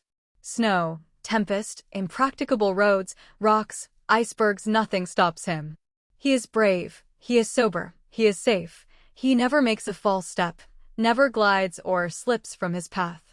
I dare to say that if any river, any fjord has to be crossed, and I have no doubt there will be many, you will see him enter the water without hesitation like an amphibious animal and reach the opposite side in safety. We must not, however, attempt to hurry him. We must allow him to have his own way, and I will undertake to say that between us we shall do our 10 leagues a day. We may do so, was my reply, but what about our worthy guide? I have not the slightest anxiety about him. That sort of people go ahead without knowing even what they are about. Look at Hans. He moves so little that it is impossible for him to become fatigued. Besides, if he were to complain of weariness, he could have the loan of my horse. I should have a violent attack of the cramp if I were not to have some sort of exercise. My arms are right, but my legs are getting a little stiff. All this while we were advancing at a rapid pace. The country we had reached was already nearly a desert. Here and there could be seen an isolated farm, some solitary burr or Icelandic house, built of wood, earth, fragments of lava looking like beggars on the highway of life. These wretched and miserable huts excited in us such pity that we felt half disposed to leave alms at every door.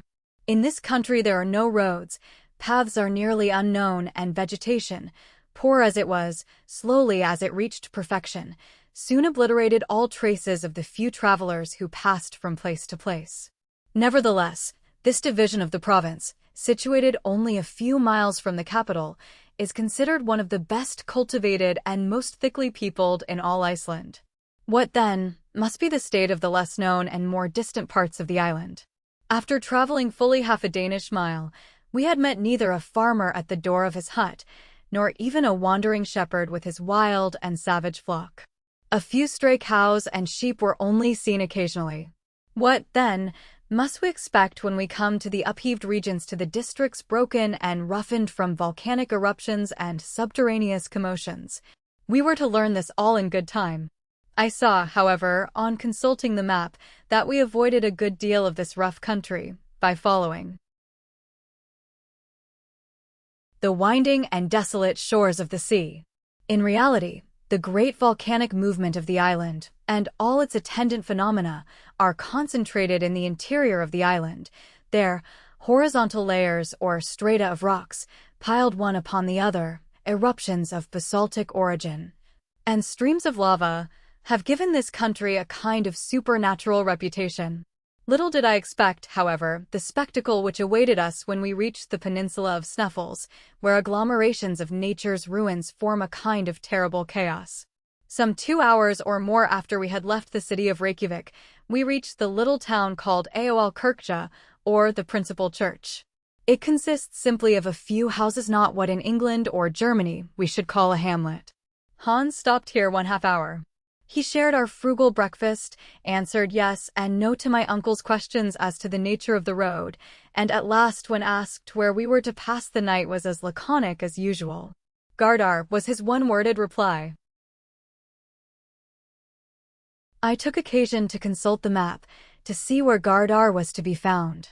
After looking keenly, I found a small town of that name on the borders of the Hvalfjord, about 4 miles from Reykjavik. I pointed this out to my uncle, who made a very energetic grimace. Only 4 miles out of 22? Why, it is only a little walk. He was about to make some energetic observation to the guide, but Hans, without taking the slightest notice of him, went in front of the horses and walked ahead with the same imperturbable phlegm he had always exhibited. 3 hours later, still traveling over those apparently interminable and sandy prairies, we were compelled to go round the Kálfjord, an easier and shorter cut than crossing the gulfs. Shortly after, we entered a place of communal jurisdiction called a Jolberg, and the clock of which would then have struck 12, if any Icelandic church had been rich enough to possess so valuable and useful an article. These sacred edifices are, however, very much like these people, who do without watches and never miss them. Here the horses were allowed to take some rest and refreshment then. Following a narrow strip of shore between high rocks and the sea, they took us without further halt to the Aðalkirkja of Brandar, and after another mile to Sorboer Annexia, a chapel of ease, situated on the southern bank of the Hvalfjord. It was 4 o'clock in the evening, and we had traveled 4 Danish miles, about equal to 20 English. The fjord was in this place about half a mile in width. The sweeping and broken waves came rolling in upon the pointed rocks. The gulf was surrounded by rocky walls, a mighty cliff, 3,000 feet in height, remarkable for its brown strata, separated here and there by beds of tufa of a reddish hue. Now, whatever may have been the intelligence of our horses, I had not the slightest reliance upon them as a means of crossing a stormy arm of the sea. To ride over salt water upon the back of a little horse seemed to me absurd. If they are really intelligent, I said to myself, they will certainly not make the attempt. In any case, I shall trust rather to my own intelligence than theirs. But my uncle was in no humor to wait. He dug his heels into the sides of his steed and made for the shore. His horse went to the very edge of the water, sniffed at the approaching wave, and retreated. My uncle, who was, sooth to say, quite as obstinate as the beast he bestrode, insisted on his making the desired advance. This attempt was followed by a new refusal on the part of the horse, which quietly shook his head. This demonstration of rebellion was followed by a volley of words and a stout application of whipcord, also followed by kicks on the part of the horse, which threw its head and heels upwards and tried to throw his rider.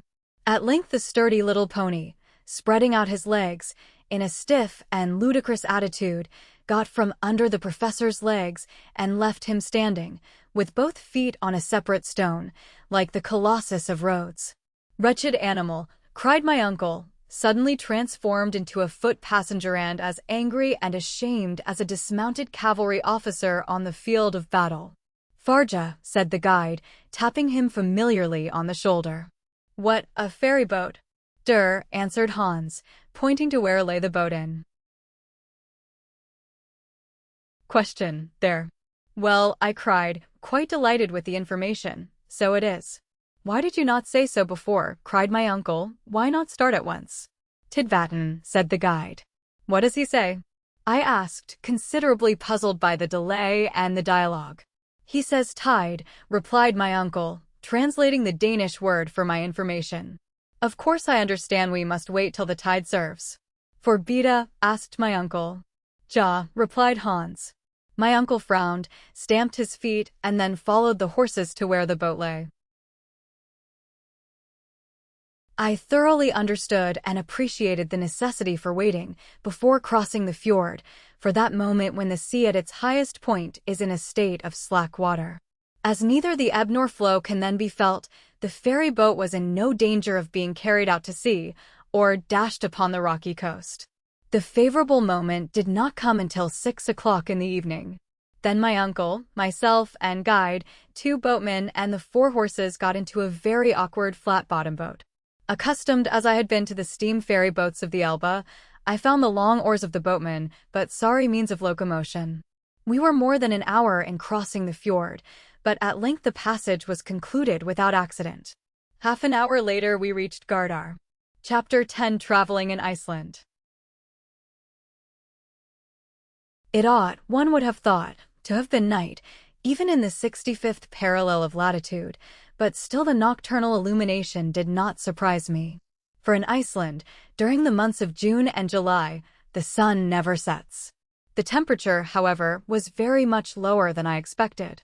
I was cold, but even that did not affect me so much as ravenous hunger. Welcome indeed, therefore, was the hut which hospitably opened its doors to us. It was merely the house of a peasant, but in the matter of hospitality, it was worthy of being the palace of a king. As we alighted at the door, the master of the house came forward, held out his hand, and without any further ceremony, signaled to us to follow him. We followed him, for to accompany him was impossible. A long, narrow, gloomy passage led into the interior of this habitation, made from beams roughly squared by the axe. This passage gave ingress to every room. The chambers were 4 in number: the kitchen, the workshop, where the weaving was carried on, the general sleeping chamber of the family, and the best room, to which strangers were especially invited. My uncle, whose lofty stature had not been taken into consideration when the house was built, contrived to knock his head against the beams of the roof. We were introduced into our chamber, a kind of large room with a hard earthen floor, and lighted by a window, the panes of which were made of a sort of parchment from the intestines of sheep very far from transparent.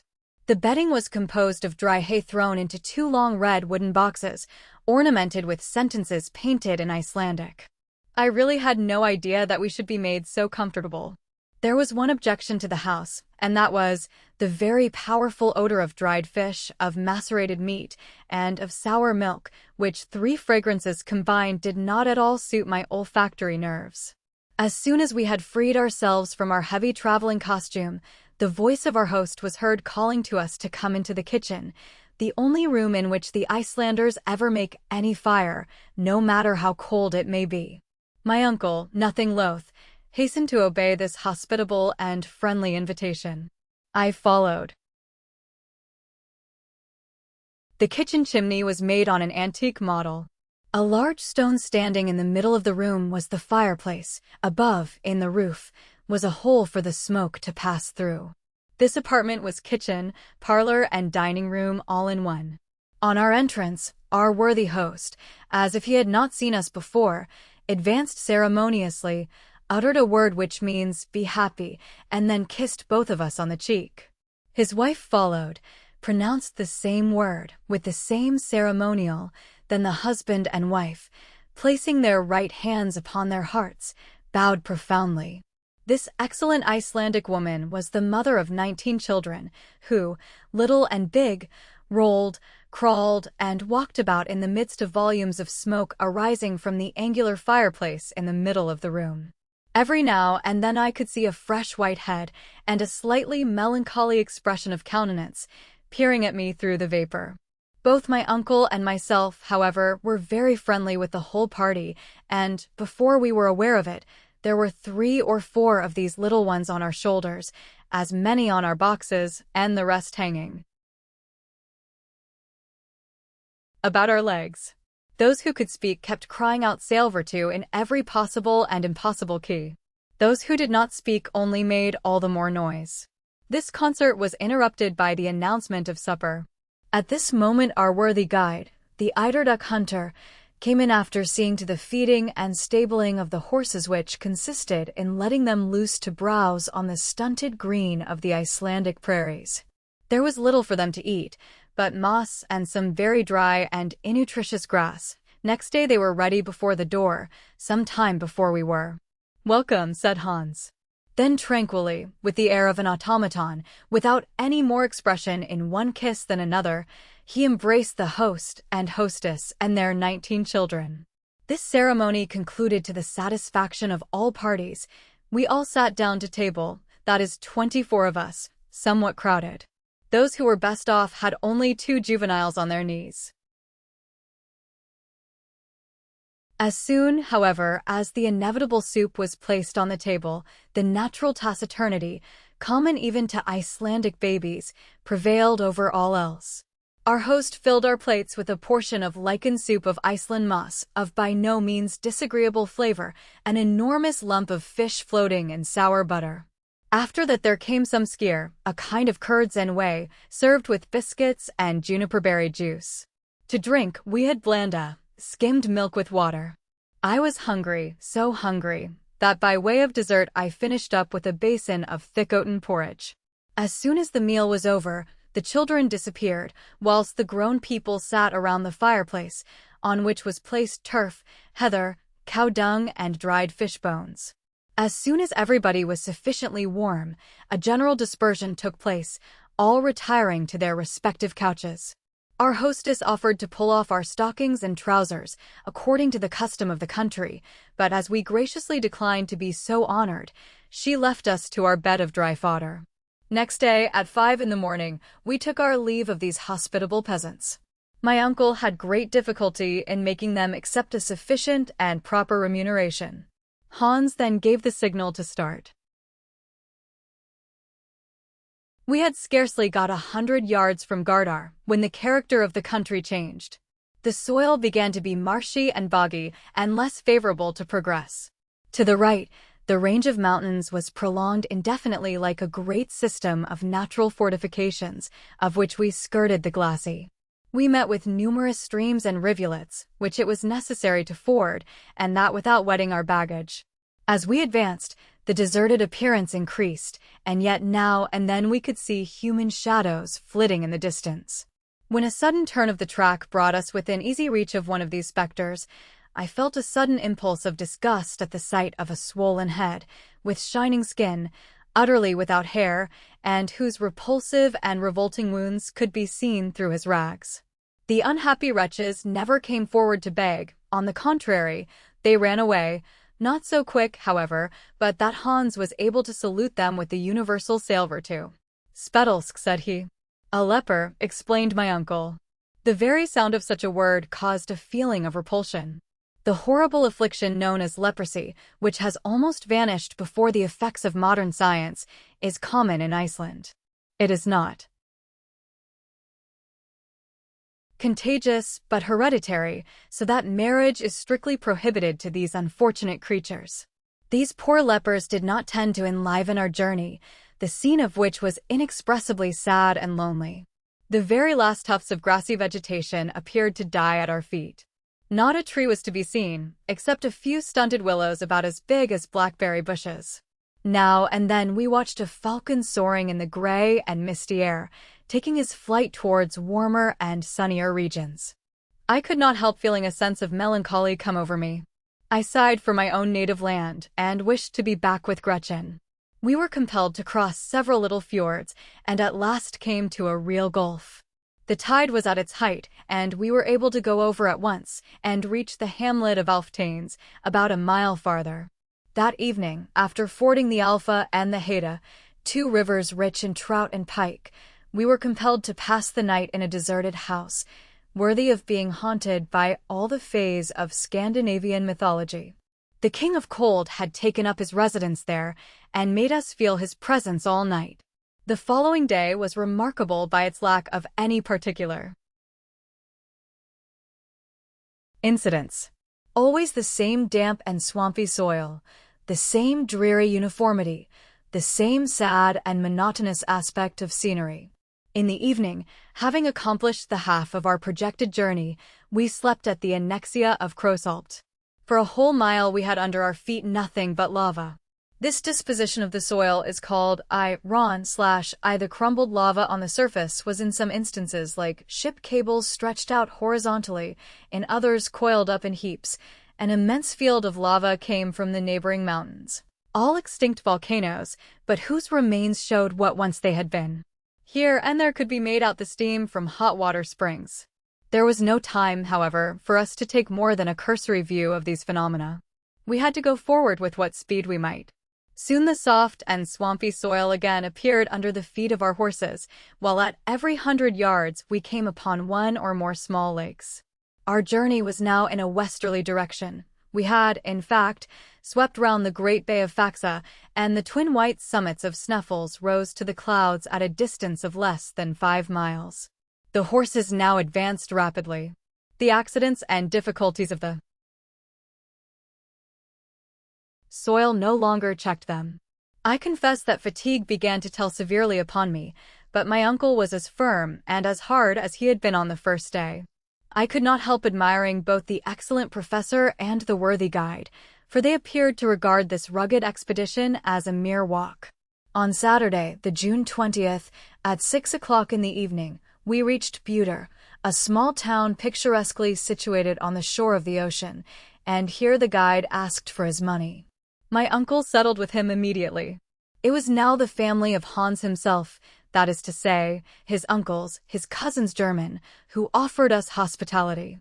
We were exceedingly well received, and without taking too much advantage of the goodness of these worthy people, I should have liked very much to have rested with them after the fatigues of the journey.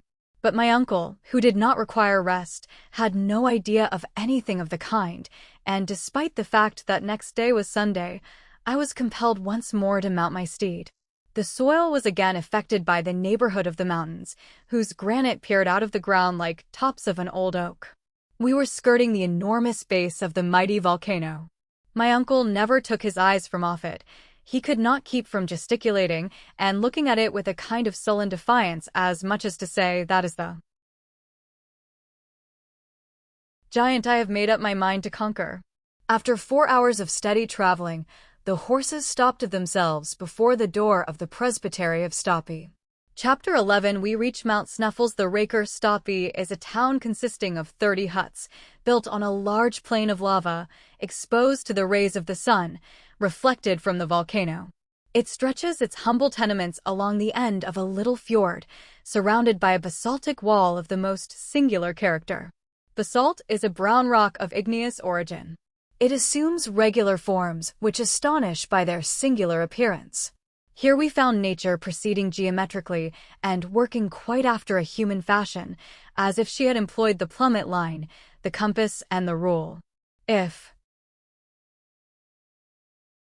elsewhere, she produces grand artistic effects by piling up huge masses without order or connection. If elsewhere, we see truncated cones, imperfect pyramids, with an odd succession of lines, here, as if wishing to give a lesson in regularity. And preceding the architects of the early ages, she has erected a severe order of architecture, which neither the splendors of Babylon nor the marvels of Greece ever surpassed. I had often heard of the Giant's Causeway in Ireland, and of Fingal's Cave in one of the Hebrides, but the grand spectacle of a real basaltic formation had never yet come before my eyes. This at Stapi gave us an idea of one in all its wonderful beauty and grace. The wall of the fjord, like nearly the whole of the peninsula, consisted of a series of vertical columns, in height about 30 feet.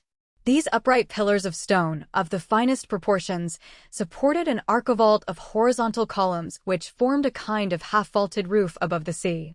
At certain intervals, and below this natural basin, the eye was pleased and surprised by the sight of oval openings through which the outward waves came thundering in volleys of foam. Some banks of basalt, torn from their fastenings by the fury of the waves, lay scattered on the ground like the ruins of an ancient temple, ruins eternally young, over which the storms of ages swept without producing any perceptible effect. This was the last stage of our journey. Hans had brought us along with fidelity and intelligence, and I began to feel somewhat more comfortable when I reflected that he was to accompany us still farther on our way. When we halted before the house of the rector, a small and incommodious cabin, neither handsome nor more comfortable than those of his neighbors, I saw a man in the act of shoeing a horse, a hammer in his hand, and a leathern apron tied round his waist. "Be happy," said the eiderdown hunter, using his national salutation in his own language. "God dag good day," replied the former, in excellent Danish. "Kirkoherde," cried Hans, turning round and introducing him to my uncle. "The rector," repeated the worthy professor. "It appears, my dear Harry, that this worthy man is the rector, and is not above doing his own work." During the speaking of these words, the guide intimated to the Kirkoherde what was the true state of the case. The good man, ceasing from his occupation, gave a kind of halloo, upon which a tall woman, almost a giantess, came out of the hut. She was at least 6 feet high, which in that region is something considerable. My first impression was one of horror. I thought she had come to give us the Icelandic kiss. I had, however, nothing to fear, for she did not even show much inclination to receive us into her house. The room devoted to strangers appeared to me to be by far the worst in the presbytery. It was narrow, dirty, and offensive. There was, however, no choice about the matter. The rector had no notion of practicing the usual cordial and antique hospitality. Far from it. Before the day was over, I found we had to deal with a blacksmith, a fisherman, a hunter, a carpenter, anything but a clergyman. It must be said in his favor that we had caught him on a weekday. Probably he appeared to greater advantage on the Sunday. These poor priests receive from the Danish government a most ridiculously inadequate salary, and collect 1/4 of the tithe of their parish, not more than 60 marks current, or about L3/10 sterling. Hence the necessity of working to live. In truth, we soon found that our host did not count civility among the cardinal virtues. My uncle soon became aware of the kind of man he had to deal with. Instead of a worthy and learned scholar, he found a dull, ill-mannered peasant. He therefore resolved to start on his great expedition as soon as possible. He did not care about fatigue and resolved to spend a few days in the mountains. The preparations for our departure were made the very next day after our arrival at Stapi. Hans now hired 3 Icelanders to take the place of the horses which could no longer carry our luggage. When, however, these worthy islanders had reached the bottom of the crater, they were to go back and leave us to ourselves. This point was settled before they would agree to start. On this occasion, my uncle partly confided in Hans, the eiderduck hunter, and gave him to understand that it was his intention to continue his exploration of the volcano to the last possible limits. Hans listened calmly and then nodded his head. To go there or elsewhere, to bury himself in the bowels of the earth, or to travel over its summits, was all the same to him. As for me, amused and occupied by the incidents of travel, I had begun to forget the inevitable future, but now I was once more destined to realize the actual state of affairs. What was to be done? Run away? But if I really had intended to leave Professor Hardwigg to his fate, it should have been at Hamburg and not at the foot of Sneffels. One idea, above all others, began to trouble me, a very terrible idea, and one calculated to shake the nerves of a man even less sensitive than myself. Let us consider the matter, I said to myself. We are going to ascend the Sneffels mountain. Well and good. We are about to pay a visit to the very bottom of the crater. Good still.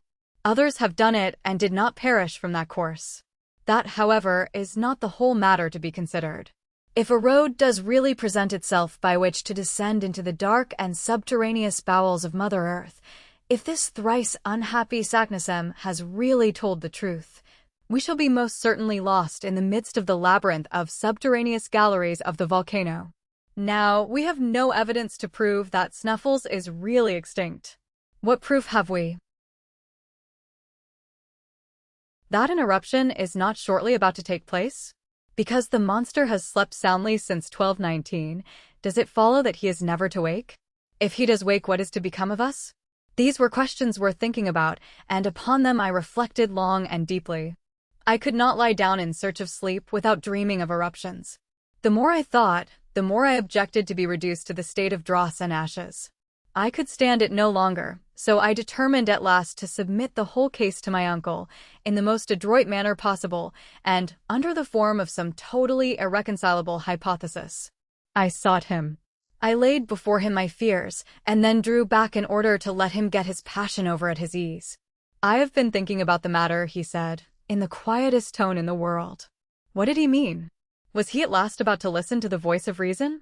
Did he think of suspending his projects? It was almost too much. Happiness to be true. I, however, made no remark. In fact, I was only too anxious not to interrupt him, and allowed him to reflect at his leisure. After some moments he spoke out. I have been thinking about the matter, he resumed. Ever since we have been at Stapi, my mind has been almost solely occupied with the grave question which has been submitted to me by yourself, for nothing would be unwiser and more inconsistent than to act with imprudence. I heartily agree with you, my dear uncle, was my somewhat hopeful rejoinder.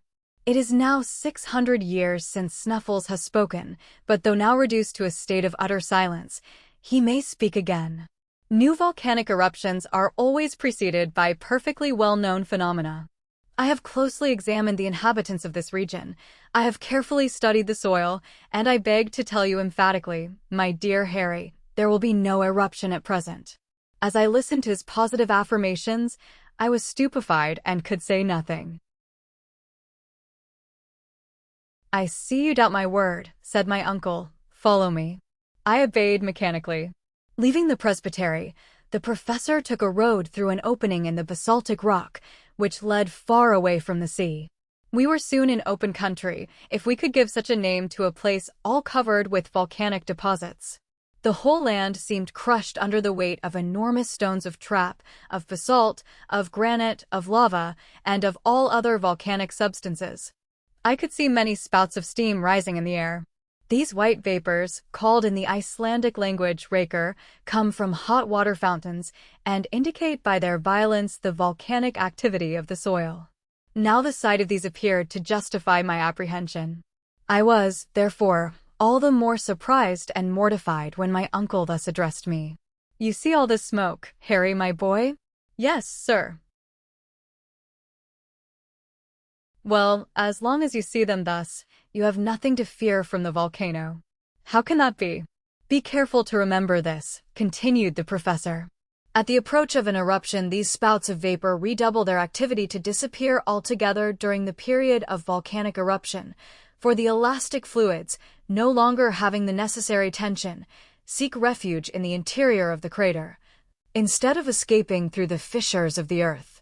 If, then, the steam remains in its normal or habitual state, if their energy does not increase, and if you add to this the remark that the wind is not replaced by heavy atmospheric pressure and dead calm, you may be quite sure that there is no fear of any immediate eruption. But enough, my boy.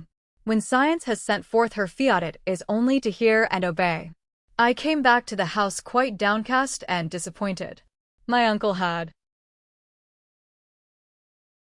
completely defeated me with his scientific arguments. Nevertheless, I had still one hope, and that was, when once we were at the bottom of the crater, that it would be impossible in default of a gallery or tunnel to descend any deeper, and this, despite all the learned Saknussemms in the world. I passed the whole of the following night with a nightmare on my chest, and, after unheard of miseries and tortures, found myself in the very depths of the earth, from which I was suddenly launched into planetary space, under the form of an eruptive rock. Next day, June 23d, Hans calmly awaited us outside the presbytery with his 3 companions loaded with provisions, tools, and instruments. 2 iron-shod poles, 2 guns, and 2 large game bags were reserved for my uncle and myself. Hans, who was a man who never forgot even the minutest precautions, had added to our baggage a large skin full of water, as an addition to our gourds. This assured us water for 8 days. It was 9 o'clock in the morning when we were quite ready. The rector and his huge wife or servant, I never knew which, stood at the door to see us off. They appeared to be about to inflict on us the usual final kiss of the Icelanders. To our supreme astonishment, their adieu took the shape of a formidable bill, in which they even counted the use of the pastoral house, really and truly the most abominable and dirty place I ever was in. The worthy couple cheated and robbed us like a Swiss innkeeper, and made us feel, by the sum we had to pay, the splendors of their hospitality. My uncle, however, paid without bargaining. A man who had made up his mind to undertake a voyage into the interior of the earth is not the man to haggle over a few miserable riksdaler. This important matter settled, Hans gave the signal for departure, and some few moments later we had left Stapi. Chapter 12: The Ascent of Mount Sneffels. The huge volcano, which was the first stage of our daring experiment, is above 5,000 feet high. Sneffels is the termination of a long range of volcanic mountains of a different character to the system of the island itself. One of its peculiarities is its 2 huge pointed summits. From whence we started, it was impossible to make out the real outlines of the peak against the gray field of sky. All we could distinguish was a vast dome of white, which fell downwards from the head of the giant. The commencement of the great undertaking filled me with awe. Now that we had actually started, I began to believe in the reality of the undertaking. Our party formed quite a procession. We walked in single file, preceded by Hans, the imperturbable eiderduck hunter. He calmly led us by narrow paths where 2 persons could by no possibility walk abreast. Conversation was wholly impossible. We had all the more opportunity to reflect and admire the awful grandeur of the scene around. Beyond the extraordinary basaltic wall of the fjord of Stapi, we found ourselves making our way through fibrous turf, over which grew a scanty vegetation of grass, the residuum of the ancient vegetation of the swampy peninsula. The vast mass of this combustible, the field of which as yet is utterly unexplored, would suffice to warm Iceland for a whole century. This mighty turf pit, measured from the bottom of certain ravines, is often not less than 70 feet deep, and presents to the eye the view of successive layers of black burned-up rocky detritus, separated by thin streaks of porous sandstone. The grandeur of the spectacle was undoubted, as well as its arid and deserted air. As a true nephew of the great Professor Hardwigg, and despite my preoccupation and doleful fears of what was to come, I observed with great interest the vast collection of mineralogical curiosities spread out before me in this vast museum of natural history. Looking back to my recent studies, I went over and thought the whole geological history of Iceland. This extraordinary and curious island must have made its appearance from out of the great world of waters at a comparatively recent date. Like the coral islands of the Pacific, it may, for aught we know, be still rising by slow and imperceptible degrees. If this really be the case, its origin can be attributed to only one cause, that of the continued action of subterranean fires. This was a happy thought. If so, if this were true, away with the theories of Sir Humphrey Davy, away with the authority of the parchment of Arne Saknussemm, the wonderful pretensions to discovery on the part of my uncle, and to our journey. All must end in smoke. Charmed with the idea, I began more carefully to look about me. A serious study of the soil was necessary to negative or confirm my hypothesis. I took in every item of what I saw, and I began to comprehend the succession of phenomena which had preceded its formation. Iceland, being absolutely without sedimentary soil, is composed exclusively of volcanic tufa, that is to say, of an agglomeration of stones and of rocks of a porous texture. Long before the existence of volcanoes, it was composed of a solid body of massive trap rock lifted bodily and slowly out of the sea by the action of the centrifugal force at work in the earth. The internal fires, however, had not as yet burst their bounds and flooded the exterior cake of Mother Earth with hot and raging lava. My readers must excuse this brief and somewhat pedantic geological lecture, but it is necessary to the complete understanding of what follows. At a later period in the world's history, a huge and mighty fissure must, reasoning by analogy, have been dug diagonally from the southwest to the northeast of the island, through which by degrees flowed the volcanic crust. The great and wondrous phenomenon then went on without violence. The outpouring was enormous, and the seething fused matter, ejected from the bowels of the earth, spread slowly and peacefully in the form of vast level plains, or what are called mamelons or mounds. It was at this epoch that the rocks called feldspars, syenites, and porphyries appeared. But as a natural consequence of this overflow, the depth of the island increased. It can readily be believed what an enormous quantity of elastic fluids were piled up within its center, when at last it afforded no other openings, after the process of cooling the crust had taken place. At length a time came when, despite the enormous thickness and weight of the upper crust, the mechanical forces of the combustible gases below became so great that they actually upheaved the weighty back and made for themselves huge and gigantic shafts. Hence the volcanoes which suddenly arose through the upper crust, and next the craters, which burst forth at the summit of these new creations. It will be seen that the first phenomena in connection with the formation of the island were simply eruptive. To these, however, shortly succeeded the volcanic phenomena. Through the newly formed openings escaped the marvelous mass of basaltic stones with which the plain we were now crossing was covered. We were trampling our way over heavy rocks of dark gray color, which, while cooling, had been molded into six-sided prisms. In the back distance, we could see a number of flattened cones, which formerly were so many fire-vomiting mouths.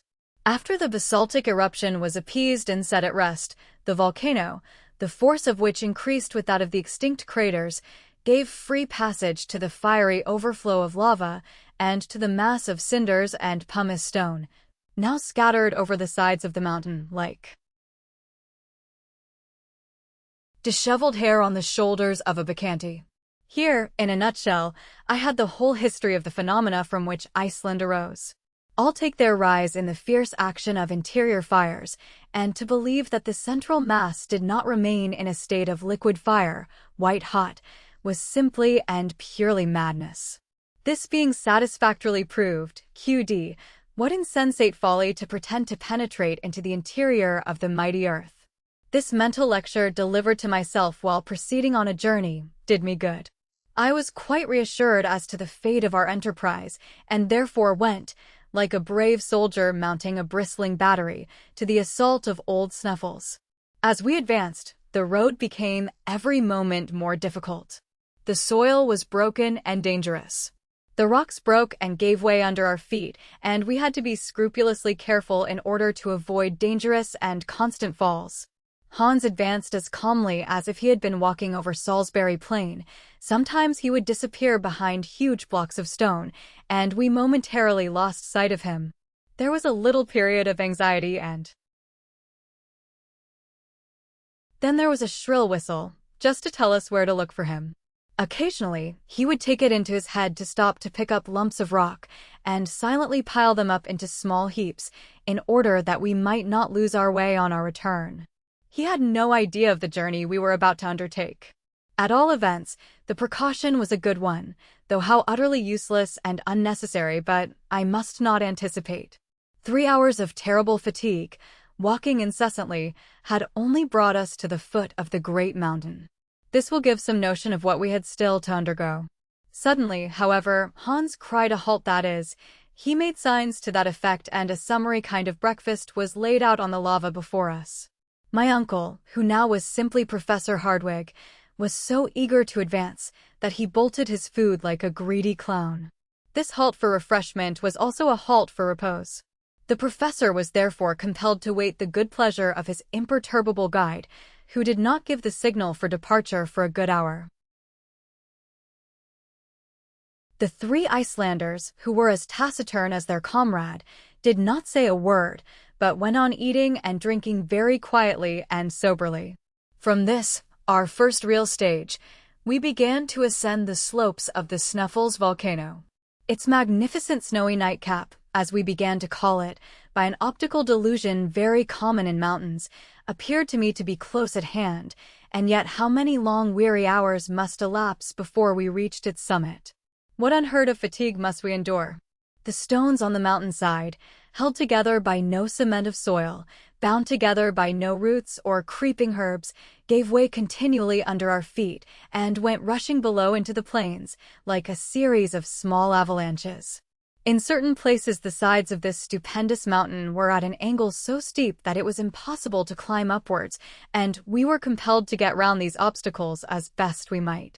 Those who understand alpine climbing will comprehend our difficulties. Often we were obliged to help each other along by means of our climbing poles. I must say this for my uncle, that he stuck as close to me as possible. He never lost sight of me, and on many occasions his arm supplied me with firm and solid support. He was strong, wiry, and apparently insensible to fatigue. Another great advantage with him was that he had the innate sentiment of equilibrium, for he never slipped or failed in his steps.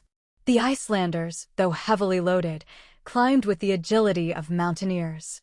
Looking up, every now and then, at the height of the great volcano of Snuffles, it appeared to me wholly impossible to reach to the summit on that side, at all events, if the angle of inclination did not speedily change.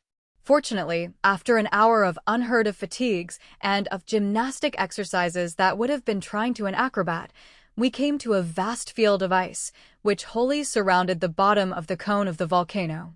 The natives called it the tablecloth, probably from some such reason as the dwellers in the Cape of Good Hope call their mountain Table Mountain, and their roads Table Bay.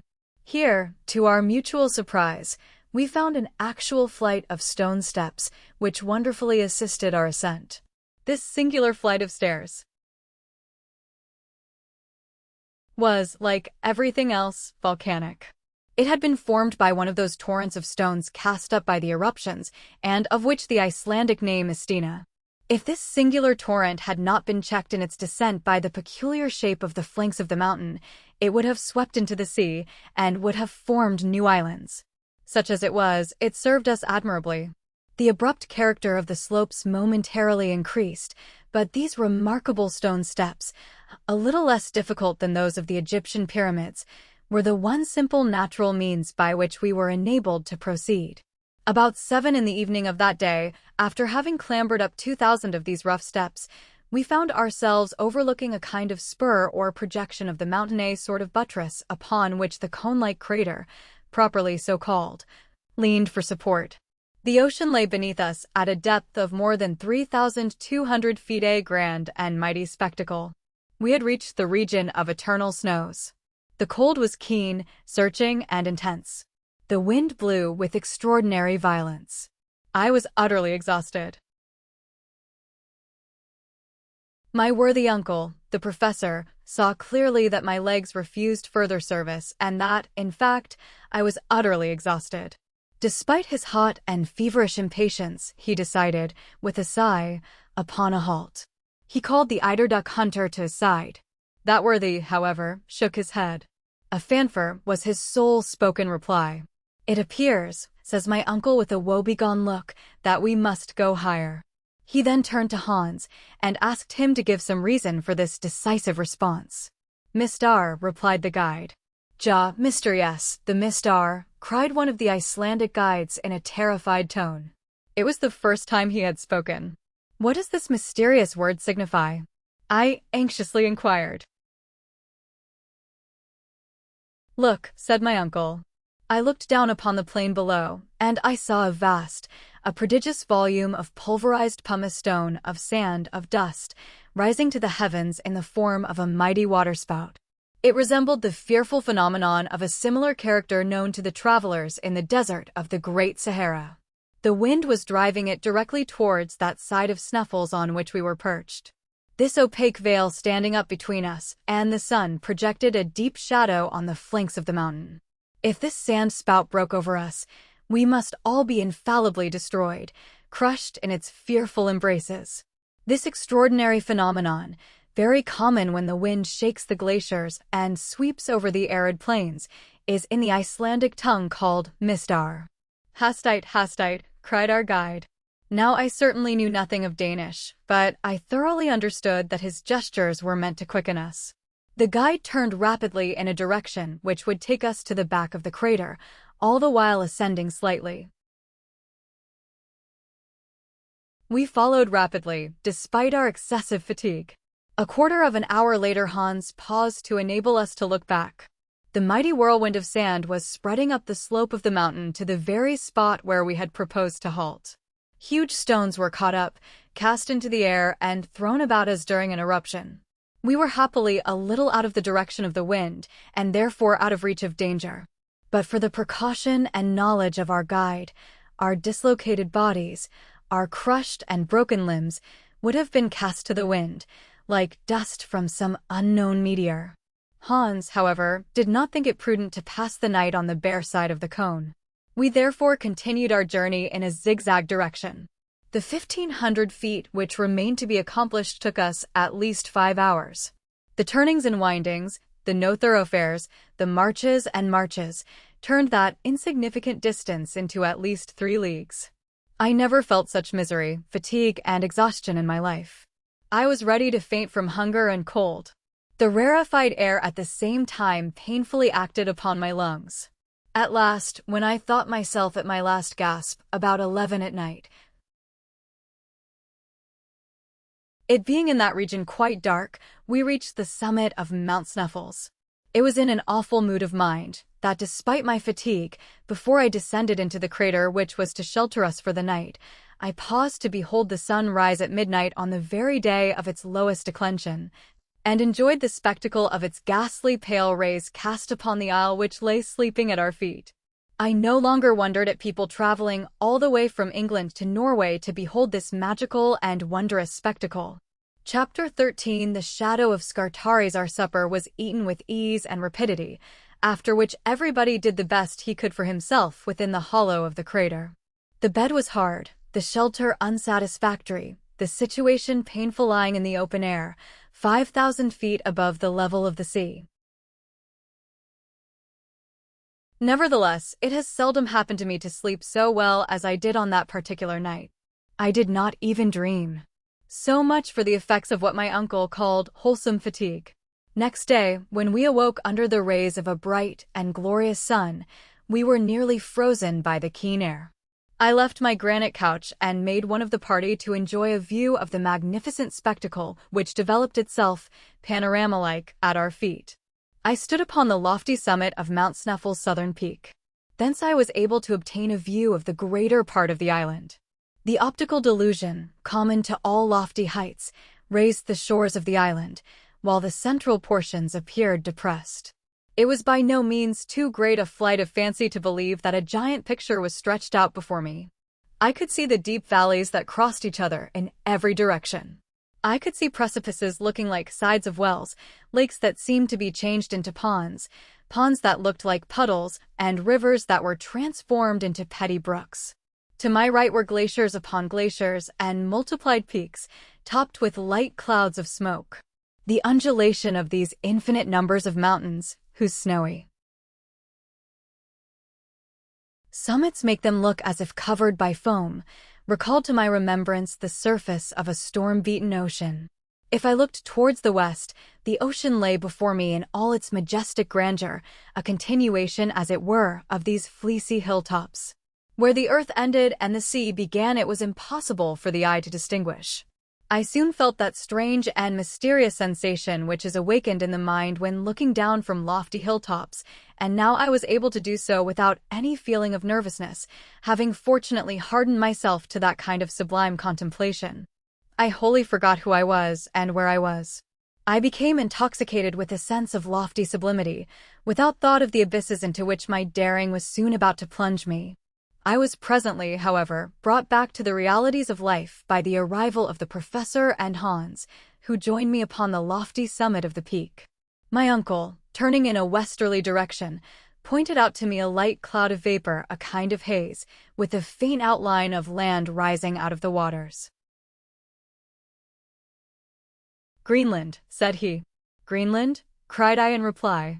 "Yes," continued my uncle, who always when explaining anything spoke as if he were in a professor's chair, "we are not more than 35 leagues distant from that wonderful land. When the great annual breakup of the ice takes place, white bears come over to Iceland, carried by the floating masses of ice from the north. This, however, is a matter of little consequence. We are now on the summit of the transcendent Sneffels, and here are its two peaks, north and south. Hans will tell you the name by which the people of Iceland call that on which we stand." My uncle turned to the imperturbable guide, who nodded and spoke as usual one word: "Scartaris." My uncle looked at me with a proud and triumphant glance.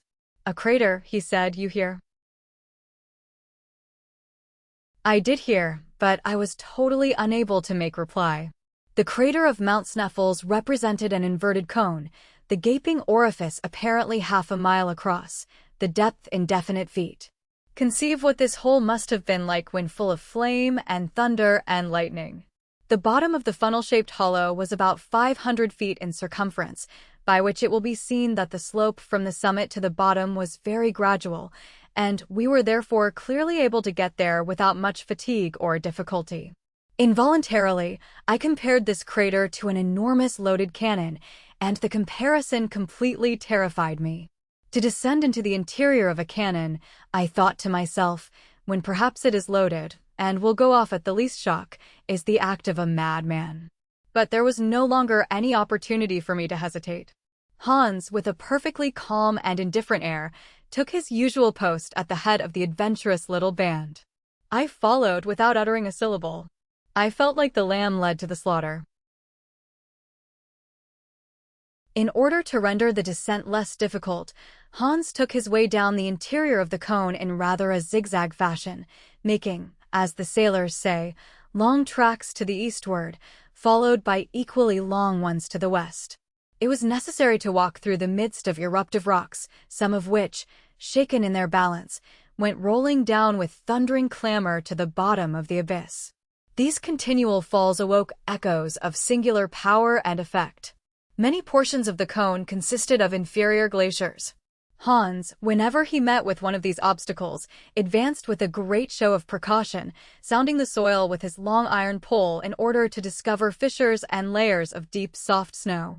In many doubtful or dangerous places, It became necessary for us to be tied together by a long rope in order that should any one of us be unfortunate enough to slip, he would be supported by his companions. This connecting link was doubtless a prudent precaution, but not by any means unattended with danger.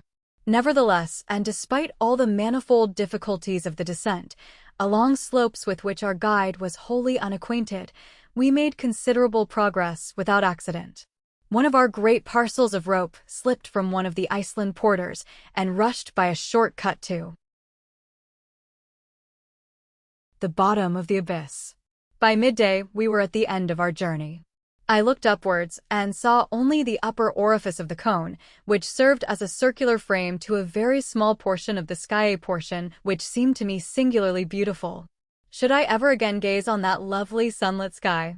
The only exception to this extraordinary landscape was the peak of Skartaris, which seemed lost in the great void of the heavens. The bottom of the crater was composed of 3 separate shafts, through which, during periods of eruption, when Sneffels was in action, the great central furnace sent forth its burning lava and poisonous vapors. Each of these chimneys or shafts gaped open-mouthed in our path. I kept as far away from them as possible, not even venturing to take the faintest peep downwards. As for the professor, after a rapid examination of their disposition and characteristics, he became breathless and panting. He ran from one to the other like a delighted schoolboy, gesticulating wildly and uttering incomprehensible and disjointed phrases in all sorts of languages. Hans, the guide, and his humbler companions seated themselves on some piles of lava and looked silently on. They clearly took my uncle for a lunatic and waited the result. Suddenly the professor uttered a wild, unearthly cry. At first I imagined he had lost his footing and was falling headlong into one of the yawning gulfs. Nothing of the kind. I saw him, his arms spread out to their widest extent, his legs stretched apart, standing upright before an enormous pedestal, high enough and black enough to bear a gigantic statue of Pluto. His attitude and mien were that of a man utterly stupefied. But his stupefaction was speedily changed to the wildest joy. "Harry! Harry! Come here," he cried. "Make haste, wonderful, wonderful." Unable to understand what he meant, I turned to obey his commands. Neither Hans nor the other Icelanders moved a step. "Look," said the professor, in something of the manner of the French general, pointing out the pyramids to his army. And fully partaking his stupefaction, if not his joy, I read on the eastern side of the huge block of stone the same characters, half-eaten away by the corrosive action of time, the name, to me 1,000 times accursed, Arne Saknussemm. Cried my uncle, "Now, unbeliever, do you begin to have faith?" It was totally impossible for me to answer a single word. I went back to my pile of lava in a state of silent awe. The evidence was unanswerable, overwhelming. In a few moments, however, my thoughts were far away, back in my German home, with Gretchen and the old cook. What would I have given for one of my cousin's smiles, for one of the ancient domestic's omelets, and for my own feather bed? How long I remained in this state I know not. All I can say is that when at last I raised my head from between my hands, there remained at the bottom of the crater only myself, my uncle, and Hans. The Icelandic porters had been dismissed and were now descending the exterior slopes of Mount Sneffels on their way to Stapi. How heartily did I wish myself with them! Hans slept tranquilly at the foot of a rock in a kind of rill of lava, where he had made himself a rough and ready bed. My uncle was walking about the bottom of the crater like a wild beast in a cage. I had no desire, neither had I the strength, to move from my recumbent position. Taking example by the guide, I gave way to a kind of painful somnolency, during which I seemed both to hear and feel continued heavings and shudderings in the mountain. In this way we passed our first night in the interior of a crater. Next morning, a gray, cloudy, heavy sky hung like a funereal pall over the summit of the volcanic cone. I did not notice it so much from the obscurity that reigned around us as from the rage with which my uncle was devoured. I fully understood the reason, and again a glimpse of hope made my heart leap with joy. I will briefly explain the cause. Of the 3 openings which yawned beneath our steps, only one could have been followed by the adventurous Saknussemm. According to the words of the learned Icelander, it was only to be known by that one particular. Mentioned in the cryptograph, that the shadow of Skartaris fell upon it, just touching its mouth in the last days of the month of June. We were, in fact, to consider the pointed peak as the stylus of an immense sundial, the shadow of which pointed on one given day, like the inexorable finger of fate, to the yawning chasm which led into the interior of the earth. Now, as often happens in these regions, should the sun fail to burst through the clouds, no shadow. Consequently, no chance of discovering the right aperture. We had already reached the June 25th. If the kindly heavens would only remain densely clouded for 6 more days, we should have to put off our voyage of discovery for another year, when certainly there would be one person fewer in the party. I already had sufficient of the mad and monstrous enterprise. It would be utterly impossible to depict the impotent rage of Professor Hardwigg. The day passed away, and not the faintest outline of a shadow could be seen at the bottom of the crater. Hans the guide never moved from his place. He must have been curious to know what we were about, if indeed he could believe we were about anything. As for my uncle, he never addressed a word to me. He was nursing his wrath to keep it warm. His eyes fixed on the black and foggy atmosphere, his complexion hideous with suppressed passion. Never had his eyes appeared so fierce, his nose so aquiline, his mouth so hard and firm. On the 26th, no change for the better. A mixture of rain and snow fell during the whole day. Hans very quietly built himself a hut of lava into which he retired like Diogenes into his tub. I took a malicious delight in watching the 1,000 little cascades that flowed down the side of the cone, carrying with them at times a stream of stones into the vasty deep below. My uncle was almost frantic. To be sure, it was enough to make even a patient man angry. He had reached to a certain extent the goal of his desires, and yet he was likely to be wrecked in port. But if the heavens and the elements are capable of causing us much pain and sorrow, there are 2 sides to a medal. And there was reserved for Professor Hardwigg a brilliant and sudden surprise which was to compensate him for all his sufferings.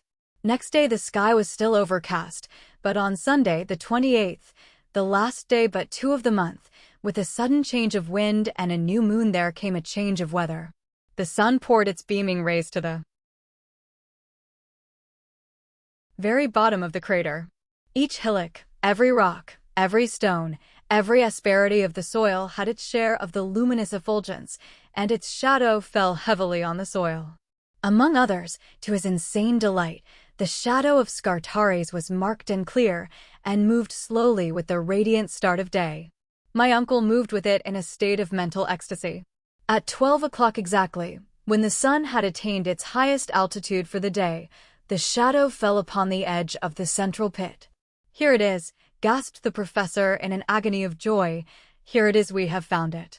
Forward, my friends, into the interior of the earth." I looked curiously at Hans to see what reply he would make to this terrific announcement. "For it," said the guide tranquilly. "Forward it is," answered my uncle, who was now in the 7th heaven of delight. When we were quite ready, our watches indicated 13 minutes past 1.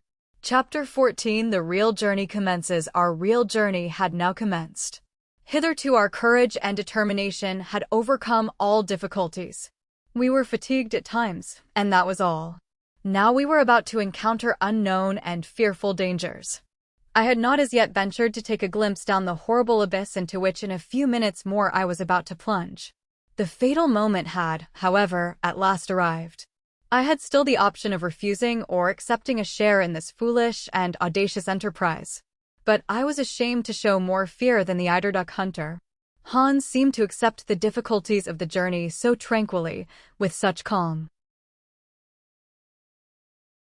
indifference, with such perfect recklessness of all danger, that I actually blushed to appear less of a man than he. Had I been alone with my uncle, I should certainly have sat down and argued the point fully, but in the presence of the guide I held my tongue. I gave one moment to the thought of my charming cousin, and then I advanced to the mouth of the central shaft. It measured about 100 feet in diameter, which made about 300 in circumference. I leaned over a rock which stood on its edge and looked down. My hair stood on end, my teeth chattered, my limbs trembled. I seemed utterly to lose my center of gravity, while my head was in a sort of whirl, like that of a drunken man. There is nothing more powerful than this attraction towards an abyss. I was about to fall headlong into the gaping well, when I was drawn back by a firm and powerful hand. It was that of Hans. I had not taken lessons enough at the Frelsers of Copenhagen in the art of looking down from lofty eminences without blinking. However, few as the minutes were during which I gazed down this tremendous and even wondrous shaft, I had a sufficient glimpse of it to give me some idea of its physical conformation. Its sides, which were almost as perpendicular as those of a well, presented numerous projections which doubtless would assist our descent.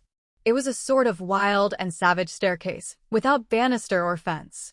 A rope fastened above, near the surface, would certainly support our weight and enable us to reach the bottom, but how, when we had arrived at its utmost depth, were we to loosen it above? This was, I thought, a question of some importance. My uncle, however, was one of those men who are nearly always prepared with expedients. He hit upon a very simple method of obviating this difficulty. He unrolled a cord about as thick as my thumb, and at least 400 feet in length. He allowed about half of it to go down the pit and catch in a hitch over a great block of lava, which stood on the edge of the precipice. This done, he threw the second half after the first. Each of us could now descend by catching the two cords in one hand. When about 200 feet below, all the explorer had to do was to let go one end and pull away at the other, when the cord would come falling at his feet. In order to go down farther, all that was necessary was to continue the same operation. This was a very excellent proposition and no doubt a correct one. Going down appeared to me easy enough. It was the coming up again that now occupied my thoughts. Now, said my uncle, as soon as he had completed this important preparation, let us see about the baggage. It must be divided into 3 separate parcels, and each of us must carry one on his back. I allude to the more important and fragile articles. My worthy and ingenious uncle did not appear to consider that we came under the denomination. Hans, he continued, you will take charge of the tools and some of the provisions. You, Harry, must take possession of another third of the provisions and of the arms. I will load myself with the rest of the eatables and with the more delicate instruments. But, I exclaimed, our clothes, this mass of cord and ladders, who will undertake to carry them down? They will go down of themselves. And how so? I asked. You shall see. My uncle was not fond of half measures, nor did he like anything in the way of hesitation. Giving his orders to Hans, he had the whole of the non-fragile articles made up into one bundle, and the packet, firmly and solidly fastened, was simply pitched over the edge of the gulf. I heard the moaning of the suddenly displaced air and the noise of falling stones. My uncle, leaning over the abyss, followed the descent of his luggage with a perfectly self-satisfied air, and did not rise until it had completely disappeared from sight. Now then, he cried, it is our turn. I put it in good faith to any man of common sense, was it possible to hear this energetic cry without a shudder? The professor fastened his case of instruments on his back. Hans took charge of the tools, I of the arms. The descent then commenced in the following order.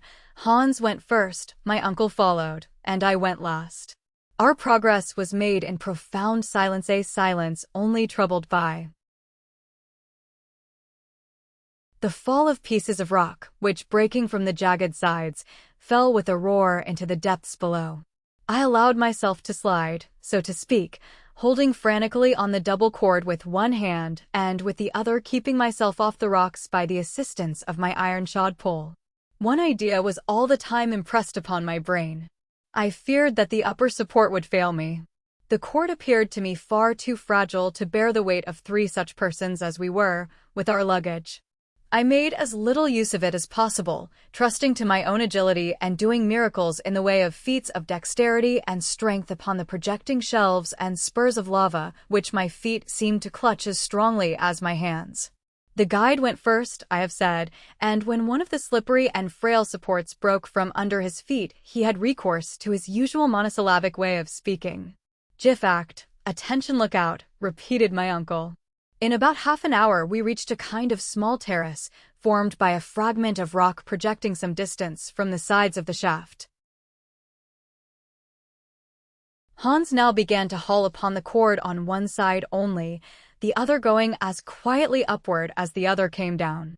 It fell at last, bringing with it a shower of small stones, lava and dust, a disagreeable kind of rain or hail.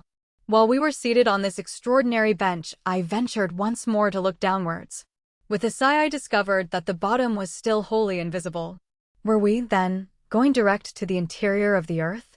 The performance with the cord recommenced, and a quarter of an hour later, we had reached to the depth of another 200 feet. I have very strong doubts if the most determined geologist would, during that descent, have studied the nature of the different layers of earth around him. I did not trouble my head much about the matter.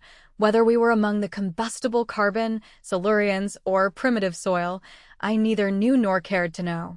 Not so the inveterate professor. He must have taken notes all the way down, for, at one of our halts, he began a brief lecture. "The farther we advance," said he, "the greater is my confidence in the result. The disposition of these volcanic strata absolutely confirms the theories of Sir Humphrey Davy. We are still within the region of the primordial soil, the soil in which took place the chemical operation of metals becoming inflamed by coming in contact with the air and water. I at once regret the old and now forever exploded theory of a central fire. At all events, we shall soon know the truth." Such was the everlasting conclusion to which he came. I, however, was very far from being in humor to discuss the matter. I had something else to think of. My silence was taken for consent, and still we continued to go down. At the expiration of 3 hours, we were, to all appearance, as far off as ever from the bottom of the well. When I looked upwards, however, I could see that the upper orifice was every minute decreasing in size. The sides of the shaft were getting closer and closer together. We were approaching the regions of eternal night. And still we continued to descend. At length, I noticed that when pieces of stone were detached from the sides of this stupendous precipice, they were swallowed up with less noise than before. The final sound was sooner heard. We were approaching the bottom of the abyss. As I had been very careful to keep account of all the changes of chord which took place, I was able to tell exactly what was the depth we had reached, as well as the time it had taken. We had shifted the rope 28 times, each operation taking a quarter of an hour, which in all made 7 hours. To this had to be added 28 pauses, in all 10 hours and a half. We started at 1, it was now, therefore, about 11 o'clock at night. It does not require great knowledge of arithmetic to know that 28 times 200 feet makes 5,600 feet in all, more than an English mile. While I was making this mental calculation, a voice broke the silence. It was the voice of Hans. "Halt!" he cried. I checked myself very suddenly, just at the moment when I was about to kick my uncle on the head. "We have reached the end of our journey," said the worthy professor in a satisfied tone. "What, the interior of the earth?" said I, slipping down to his side. "No, you stupid fellow. But we have reached the bottom of the well. And I suppose there is no farther progress to be made?" I hopefully exclaimed. "Oh, yes, I can dimly see a sort of tunnel, which turns off obliquely to the right. At all events, we must see about that tomorrow. Let us sup now and seek slumber as best we may." I thought it time, but made no observations on that point. I was fairly launched on a desperate course, and all I had to do was to go forward hopefully and trustingly. It was not even now quite dark, the light filtering down in a most extraordinary manner. We opened the provision bag, ate a frugal supper, and each did his best to find a bed amid the pile of stones, dirt, and lava which had accumulated for ages at the bottom of the shaft. I happened to grope out the pile of ropes, ladders, and clothes which we had thrown down, and upon them I stretched myself. After such a day's labor, my rough bed seemed as soft as down. For a while I lay in a sort of pleasant trance. Presently, after lying quietly for some minutes, I opened my eyes and looked upwards. As I did so, I made out a brilliant little dot at the extremity of this long, gigantic telescope. It was a star without scintillating rays. According to my calculation, it must be Beta in the constellation of the Little Bear. After this little bit of astronomical recreation, I dropped into a sound sleep. Chapter 15. We continue our descent at 8 o'clock the next morning. A faint kind of dawn of day awoke us. The 1,001 prisms of the lava collected the light as it passed and brought it to us like a shower of sparks. We were able with ease to see objects around us. "Well, Harry, my boy," cried the delighted professor, rubbing his hands together, "what say you now? Did you ever pass a more tranquil night in our house in the Königstrasse? No deafening sounds of cartwheels, no cries of hawkers, no bad language from boatmen or watermen." "Well, uncle, we are quite at the bottom of this well, but to me there is something terrible in this calm." "Why," said the professor hotly, "one would say you were already beginning to be afraid. How will you get on presently? Do you know that as yet, we have not penetrated 1 inch into the bowels of the earth?" "What can you mean, sir?" was my bewildered and astonished reply. "I mean to say that we have only just reached the soil of the island itself. This long vertical tube, which ends at the bottom of the crater of Sneffels, ceases here just about on a level with the sea." "Are you sure, sir?" "Quite sure. Consult the barometer."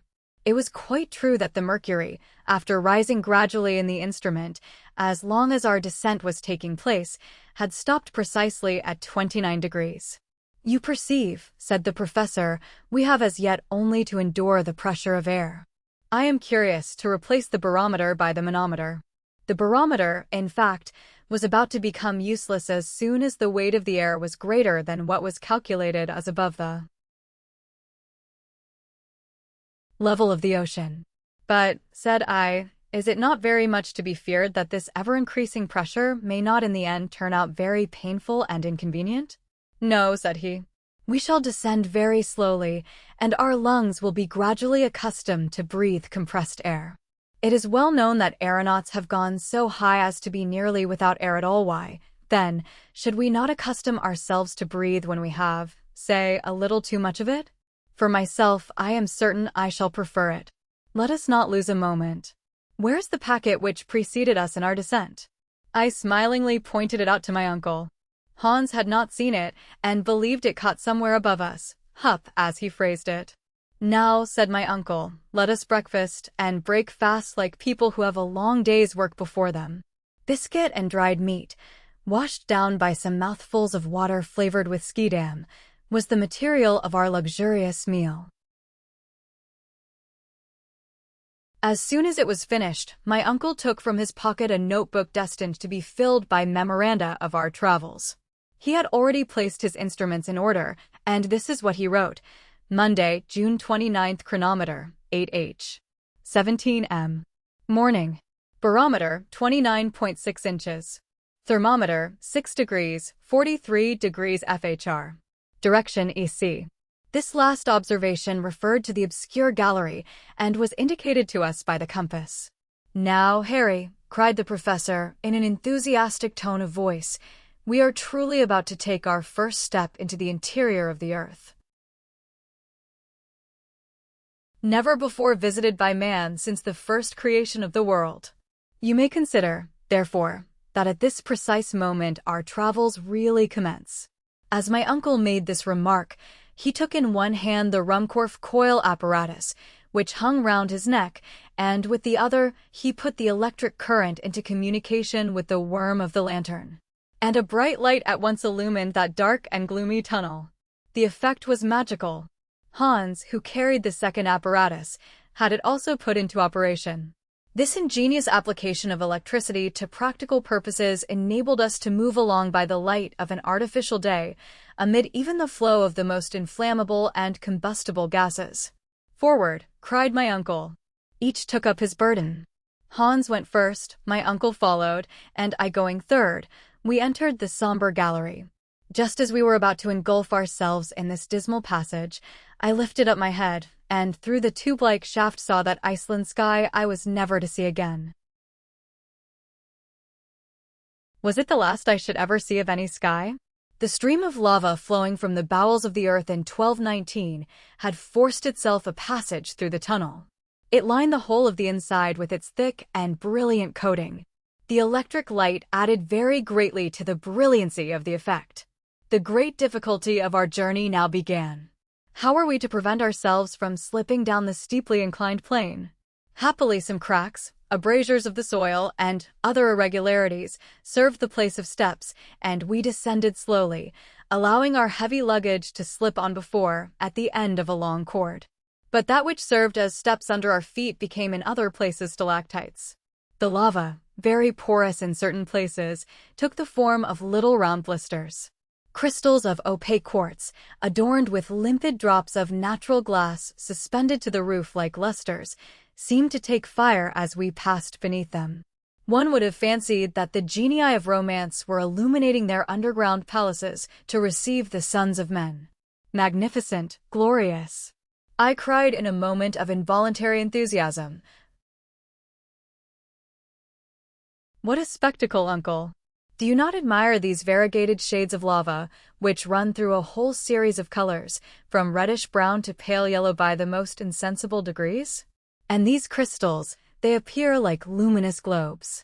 You are beginning to see the charms of travel, Master Harry, cried my uncle. Wait a bit, until we advance farther. What we have as yet discovered is nothing onwards, my boy, onwards. It would have been a far more correct and appropriate expression, had he said, let us slide, for we were going down an inclined plane with perfect ease. The compass indicated that we were moving in a southeasterly direction. The flow of lava had never turned to the right or the left. It had the inflexibility of a straight line. Nevertheless, to my surprise, we found no perceptible increase in heat. This proved the theories of Humphrey Davy to be founded on truth, and more than once I found myself examining the thermometer in silent astonishment. 2 hours after our departure, it only marked 54 degrees Fahrenheit. I had every reason to believe from this that our descent was far more horizontal than vertical. As for discovering the exact depth to which we had attained, nothing could be easier. The professor, as he advanced, measured the angles of deviation and inclination, but he kept the result of his observations to himself.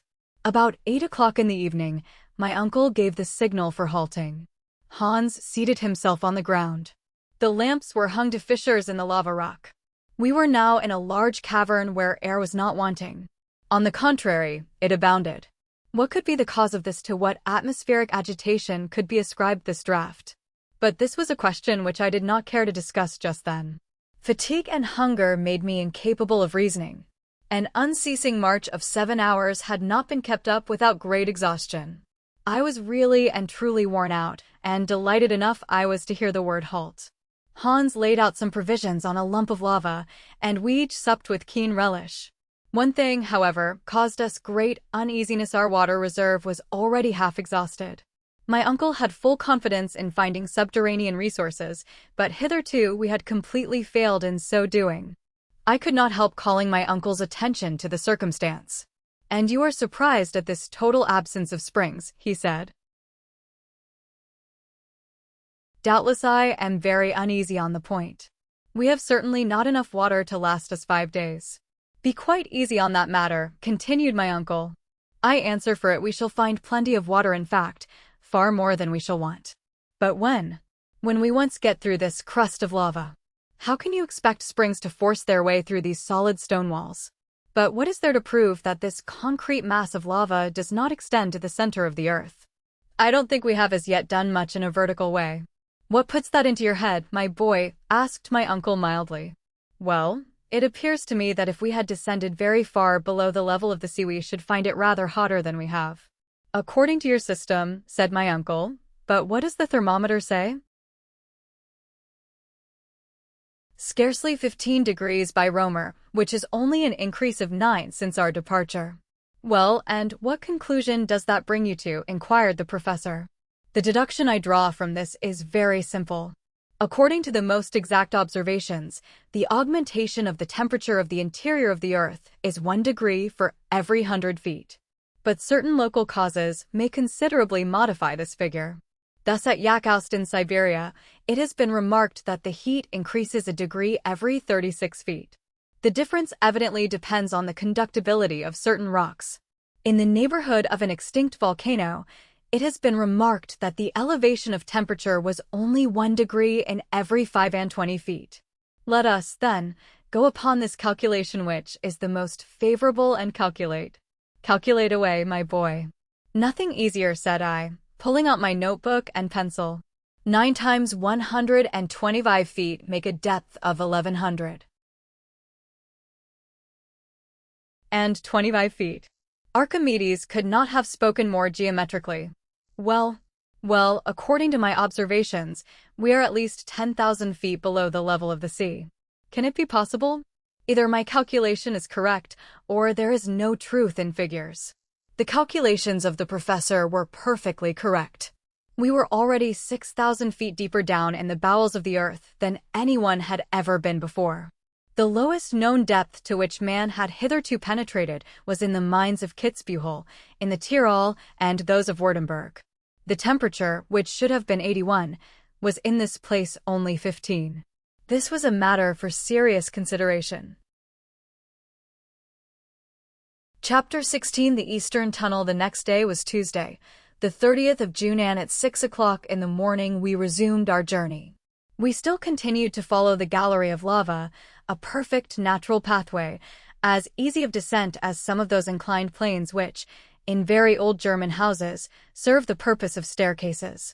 This went on until 17 minutes past 12, the precise instant at which we rejoined Hans, who, having been somewhat in advance, had suddenly stopped.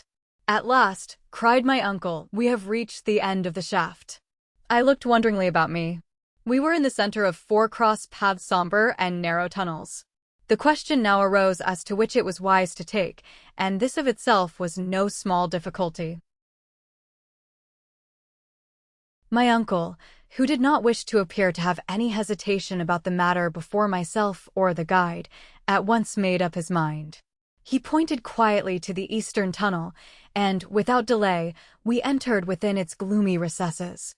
Besides, had he entertained any feeling of hesitation, it might have been prolonged indefinitely, for there was no indication by which to determine on a choice. It was absolutely necessary to trust to chance and good fortune. The descent of this obscure and narrow gallery was very gradual and winding. Sometimes we gazed through a succession of arches, its course very like the aisles of a Gothic cathedral. The great artistic sculptors and builders of the Middle Ages might have here completed their studies with advantage. Many most beautiful and suggestive ideas of architectural beauty would have been discovered by them.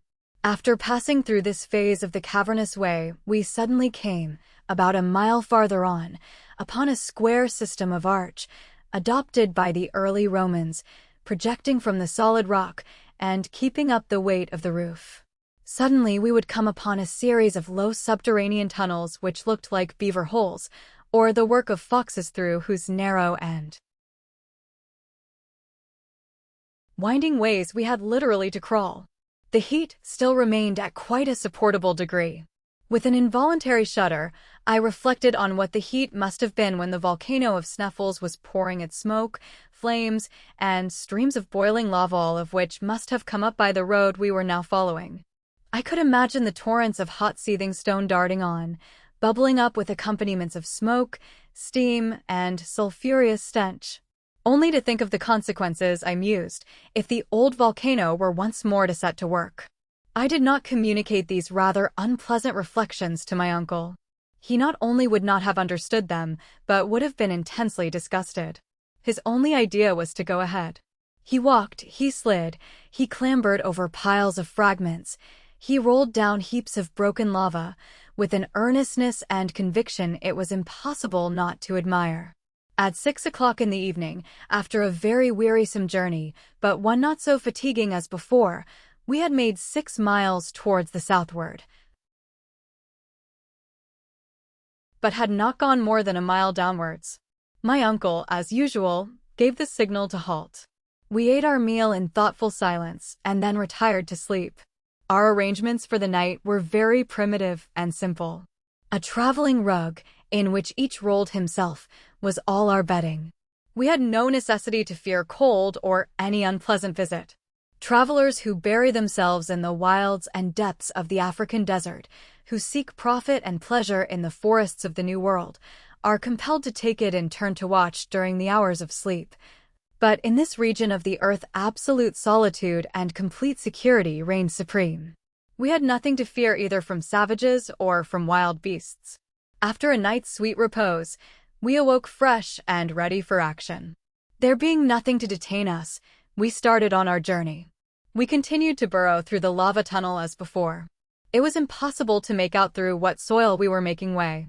The tunnel, moreover, instead of going down into the bowels of the earth, became absolutely horizontal. I even thought, after some examination, that we were actually tending upwards. About 10 o'clock in the day, the state of things became so clear that, finding the change very fatiguing, I was obliged to slacken my pace and finally come to a halt. "Well," said the professor quickly, "what is the matter?" "The fact is, I am dreadfully tired," was my earnest reply. "What?" cried my uncle, "tired after a 3 hours' walk, and by so easy a road?" "Easy enough, I dare say, but very fatiguing." "But how can that be, when all we have to do is to go downwards?" "I beg your pardon, sir. For some time I have noticed that we are going upwards." "Upwards?" cried my uncle, shrugging his shoulders. "How can that be?" "There can be no doubt about it. For the last half-hour the slopes have been upward, and if we go on in this way much longer we shall find ourselves back in Iceland."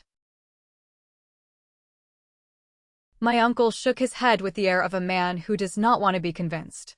I tried to continue the conversation. He would not answer me, but once more gave the signal for departure. His silence, I thought, was only caused by concentrated ill temper. However this might be, I once more took up my load, and boldly and resolutely followed Hans, who was now in advance of my uncle. I did not like to be beaten or even distanced. I was naturally anxious not to lose sight of my companions. The very idea of being left behind, lost in that terrible labyrinth, made me shiver as with the ague. Besides, if the ascending path was more arduous and painful to clamber, I had one source of secret consolation and delight. It was to all appearance taking us back to the surface of the earth. That of itself was hopeful. Every step I took confirmed me in my belief, and I began already to build castles in the air in relation to my marriage with my pretty little cousin. About 12 o'clock there was a great and sudden change in the aspect of the rocky sides of the gallery. I first noticed it from the diminution of the rays of light which cast back the reflection of the lamp. From being coated with shining and resplendent lava, it became living rock. The sides were sloping walls, which sometimes became quite vertical. We were now in what the geological professors call a state of transition, in the period of Silurian stones. So called because this specimen of early formation is very common in England in the counties formerly inhabited by the Celtic nation known as Silures. "I can see clearly now," I cried. "The sediment from the waters which once covered the whole earth formed during this second period of its existence these schists and these calcareous rocks. We are turning our backs on the granite rocks, and are like people from Hamburg who would go to Lübeck by way of Hanover." I might just as well have kept my observations to myself. My geological enthusiasm got the better, however, of my cooler judgment, and Professor Hardwigg heard my observations. "What is the matter now?" he said, in a tone of great gravity. "Well," cried I, "do you not see these different layers of calcareous rocks and the first indication of slate strata?" "Well, what then?" "We have arrived at that period of the world's existence when the first plants and the first animals made their appearance." "You think so?" "Yes, look, examine and judge for yourself." I induced the professor with some difficulty to cast the light of his lamp on the sides of the long winding gallery. I expected some exclamation to burst from his lips. I was very much mistaken. The worthy professor never spoke a word. It was impossible to say whether he understood me or not. Perhaps it was possible that in his pride my uncle and a learned professor he did not like to own that he was wrong in having chosen the eastern tunnel, or was he determined at any price to go to the end of it? It was quite evident we had left the region of lava, and that the road by which we were going could not take us back to the great crater of Mount Sneffels. As we went along, I could not help ruminating on the whole question and asked myself if I did not lay too great a stress on these sudden and peculiar modifications of the Earth's crust. After all, I was very likely to be mistaken, and it was within the range of probability and possibility that we were not making our way through the strata of rocks, which I believed I recognized piled on the lower layer of granitic formation.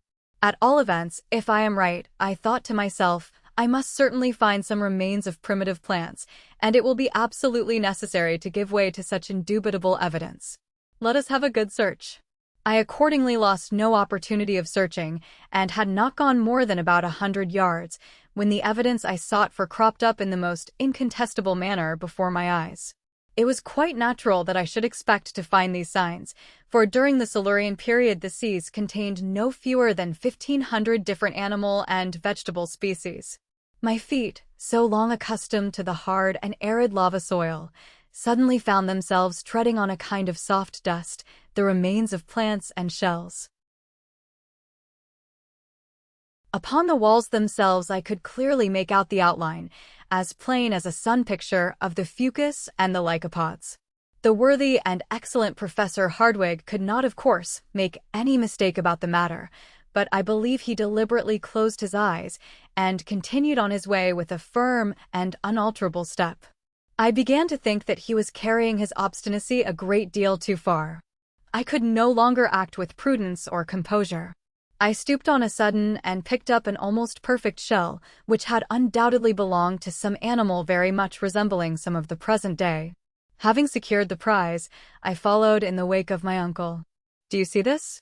I said. "Well," said the professor, with the most imperturbable tranquillity, "it is the shell of a crustaceous animal of the extinct order of the trilobites. Nothing more, I assure you." "But," cried I, much troubled at his coolness, "do you draw no conclusion from it?" "Well, if I may ask, what conclusion do you draw from it yourself?" "Well," I thought, "I know, my boy, what you would say, and you are right, perfectly and incontestably right. We have finally abandoned the crust of lava and the road by which the lava ascended. It is quite possible that I may have been mistaken, but I shall be unable to discover my error until I get to the end of this gallery." "You are quite right as far as that is concerned," I replied, "and I should highly approve of your decision, if we had not to fear the greatest of all dangers." "And what is that?" "Want of water." "Well, my dear Henry, it can't be helped. We must put ourselves on rations." And on he went. Chapter 17. Deeper and deeper the coal mine. In truth, we were compelled to put ourselves upon rations. Our supply would certainly last not more than 3 days. I found this out about supper time. The worst part of the matter was that, in what is called the transition rocks, it was hardly to be expected we should meet with water. I had read of the horrors of thirst, and I knew that where we were, a brief trial of its sufferings would put an end to our adventures and our lives. But it was utterly useless to discuss the matter with my uncle. He would have answered by some axiom from Plato. During the whole of next day we proceeded on our journey through this interminable gallery, arch after arch, tunnel after tunnel. We journeyed without exchanging a word. We had become as mute and reticent as Hans, our guide.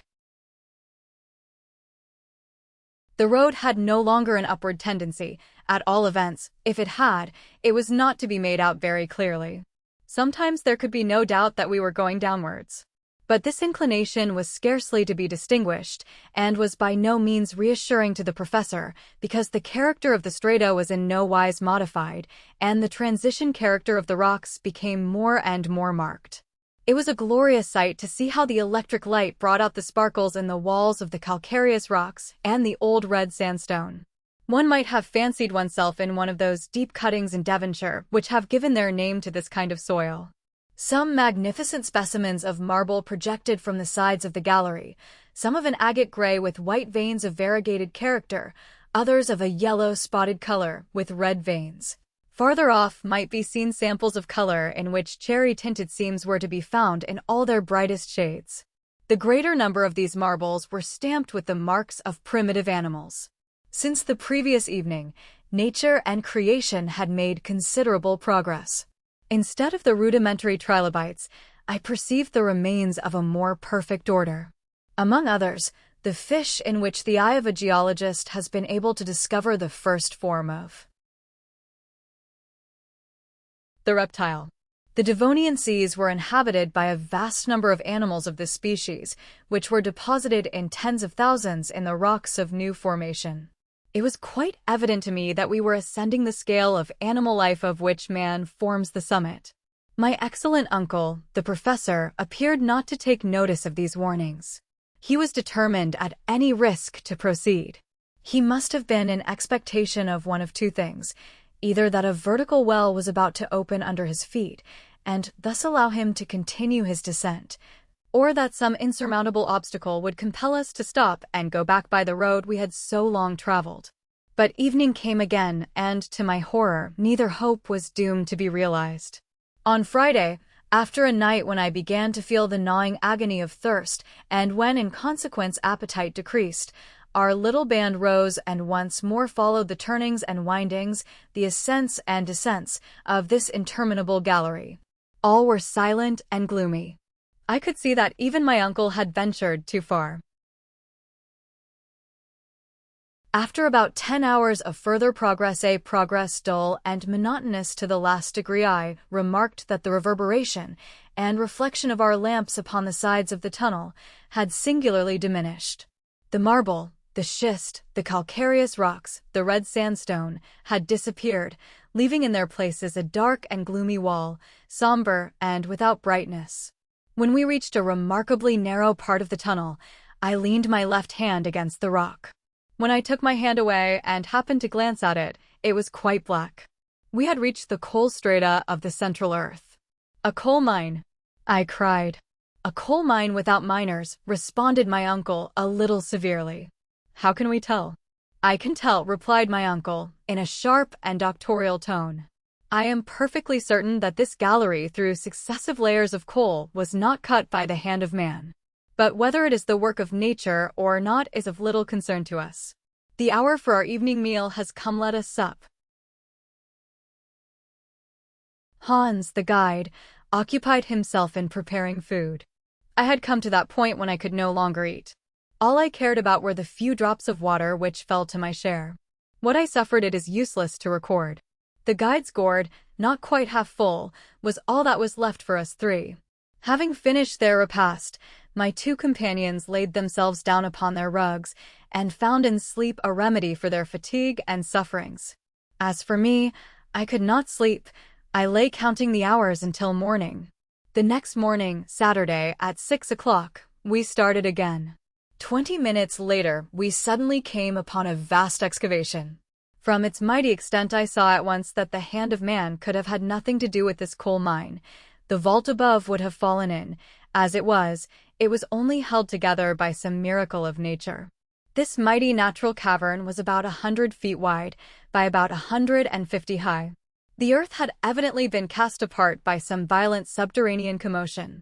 The mass, giving way to some prodigious upheaving of nature, had split in two, leaving the vast gap into which we inhabitants of the earth had penetrated for the first time. The whole singular history of the coal period was written on those dark and gloomy walls. A geologist would have been able easily to follow the different phases of its formation. The seams of coal were separated by strata of sandstone, a compact clay, which appeared to be crushed down by the weight from above. At that period of the world which preceded the secondary epoch, the earth was covered by a coating of enormous and rich vegetation, due to the double action of tropical heat and perpetual humidity. A vast atmospheric cloud of vapor surrounded the earth on all sides, preventing the rays of the sun from ever reaching it. Hence the conclusion that these intense heats did not arise from this new source of caloric. Perhaps even the star of day was not quite ready for its brilliant work to illumine a universe. Climates did not as yet exist, and a level heat pervaded the whole surface of the globe, the same heat existing at the North Pole as at the equator. Whence did it come? From the interior of the earth? In spite of all the learned theories of Professor Hardwigg, a fierce and vehement fire certainly burned within the entrails of the great spheroid. Its action was felt even to the very topmost crust of the earth. The plants then in existence, being deprived of the vivifying rays of the sun, had neither buds, nor flowers, nor odor. But their roots drew a strong and vigorous life from the burning earth of early days. There were but few of what may be called trees-only herbaceous plants, immense turfs, briars, mosses, rare families, which, however, in those days were counted by tens and tens of thousands. It is entirely to this exuberant vegetation that coal owes its origin. The crust of the vast globe still yielded under the influence of the seething, boiling mass, which was forever at work beneath. Hence arose numerous fissures and continual falling in of the upper earth. The dense mass of plants being beneath the waters soon formed themselves into vast agglomerations. Then came about the action of natural chemistry. In the depths of the ocean the vegetable mass at first became turf, then, thanks to the influence of gases and subterranean fermentation, they underwent the complete process of mineralization. In this manner, in early days, were formed those vast and prodigious layers of coal, which an ever-increasing consumption must utterly use up in about 3 centuries more, if people do not find some more economic light than gas, and some cheaper motive power than steam. All these reflections, the memories of my school studies, came to my mind while I gazed upon these mighty accumulations of coal, whose riches, however, are scarcely likely to be ever utilized. The working of these mines could only be carried out at an expense that would never yield a profit. The matter, however, is scarcely worthy consideration when coal is scattered over the whole surface of the globe, within a few yards of the upper crust. As I looked at these untouched strata, therefore, I knew they would remain as long as the world lasts. While we still continued our journey, I alone forgot the length of the road, by giving myself up wholly to these geological considerations. The temperature continued to be very much the same as while we were traveling amid the lava and the schists. On the other hand, my sense of smell was much affected by a very powerful odor. I immediately knew that the gallery was filled to overflowing with that dangerous gas the miners call fire damp, the explosion of which has caused such fearful and terrible accidents, making 100 widows and hundreds of orphans in a single hour. Happily, we were able to illumine our progress by means of the Ruhmkorff apparatus. If we had been so rash and imprudent as to explore this gallery, torch in hand, a terrible explosion would have put an end to our travels, simply because no travelers would be left. Our excursion through this wondrous coal mine in the very bowels of the earth lasted until evening. My uncle was scarcely able to conceal his impatience and dissatisfaction at the road continuing still to advance in a horizontal direction. The darkness, dense and opaque a few yards in advance and in the rear, rendered it impossible to make out what was the length of the gallery. For myself, I began to believe that it was simply interminable and would go on in the same manner for months. Suddenly, at 6 o'clock, we stood in front of a wall. To the right, to the left above, below, nowhere was there any passage. We had reached a spot where the rocks said in unmistakable accents no thoroughfare. I stood stupefied. The guide simply folded his arms. My uncle was silent. Well, well, so much the better, cried my uncle, at last, I now know what we are about. We are decidedly not upon the road followed by Saknussemm. All we have to do is to go back. Let us take one night's good rest, and before 3 days are over, I promise you we shall have regained the point where the galleries divided. Yes, we may, if our strength lasts as long, I cried, in a lamentable voice. And why not? Tomorrow, among us 3, there will not be a drop of water. It is just gone. And your courage with it, said my uncle, speaking in a severe tone. What could I say? I turned round on my side, and from sheer exhaustion, fell into a heavy sleep disturbed by dreams of water. And I awoke unrefreshed. I would have bartered a diamond mine for a glass of pure spring water. Chapter 18: The Wrong Road. Next day, our departure took place at a very early hour. There was no time for the least delay. According to my account, we had 5 days' hard work to get back to the place where the galleries divided. I can never tell all the sufferings we endured upon our return. My uncle bore them like a man who has been in the wrong, that is, with concentrated and suppressed anger. Hans, with all the resignation of his pacific character, and I confess that I did nothing but complain and despair. I had no heart for this bad fortune. But there was one consolation. Defeat at the outset would probably upset the whole journey. As I had expected from the first, our supply of water gave completely out on our first day's march. Our provision of liquids was reduced to our supply of Schiedam, but this horrible, nay, I will say it, this infernal liquor burnt the throat, and I could not even bear the sight of it. I found the temperature to be stifling. I was paralyzed with fatigue. More than once I was about to fall insensible to the ground. The whole party then halted, and the worthy Icelander and my excellent uncle did their best to console and comfort me. I could, however, plainly see that my uncle was contending painfully against the extreme fatigues of our journey and the awful torture generated by the absence of water. At length a time came when I ceased to recollect anything, when all was one awful, hideous, fantastic dream. At last, on Tuesday, the 7th of the month of July, after crawling on our hands and knees for many hours, more dead than alive, we reached the point of junction between the galleries. I lay like a log, an inert mass of human flesh on the arid lava soil. It was then 10 in the morning.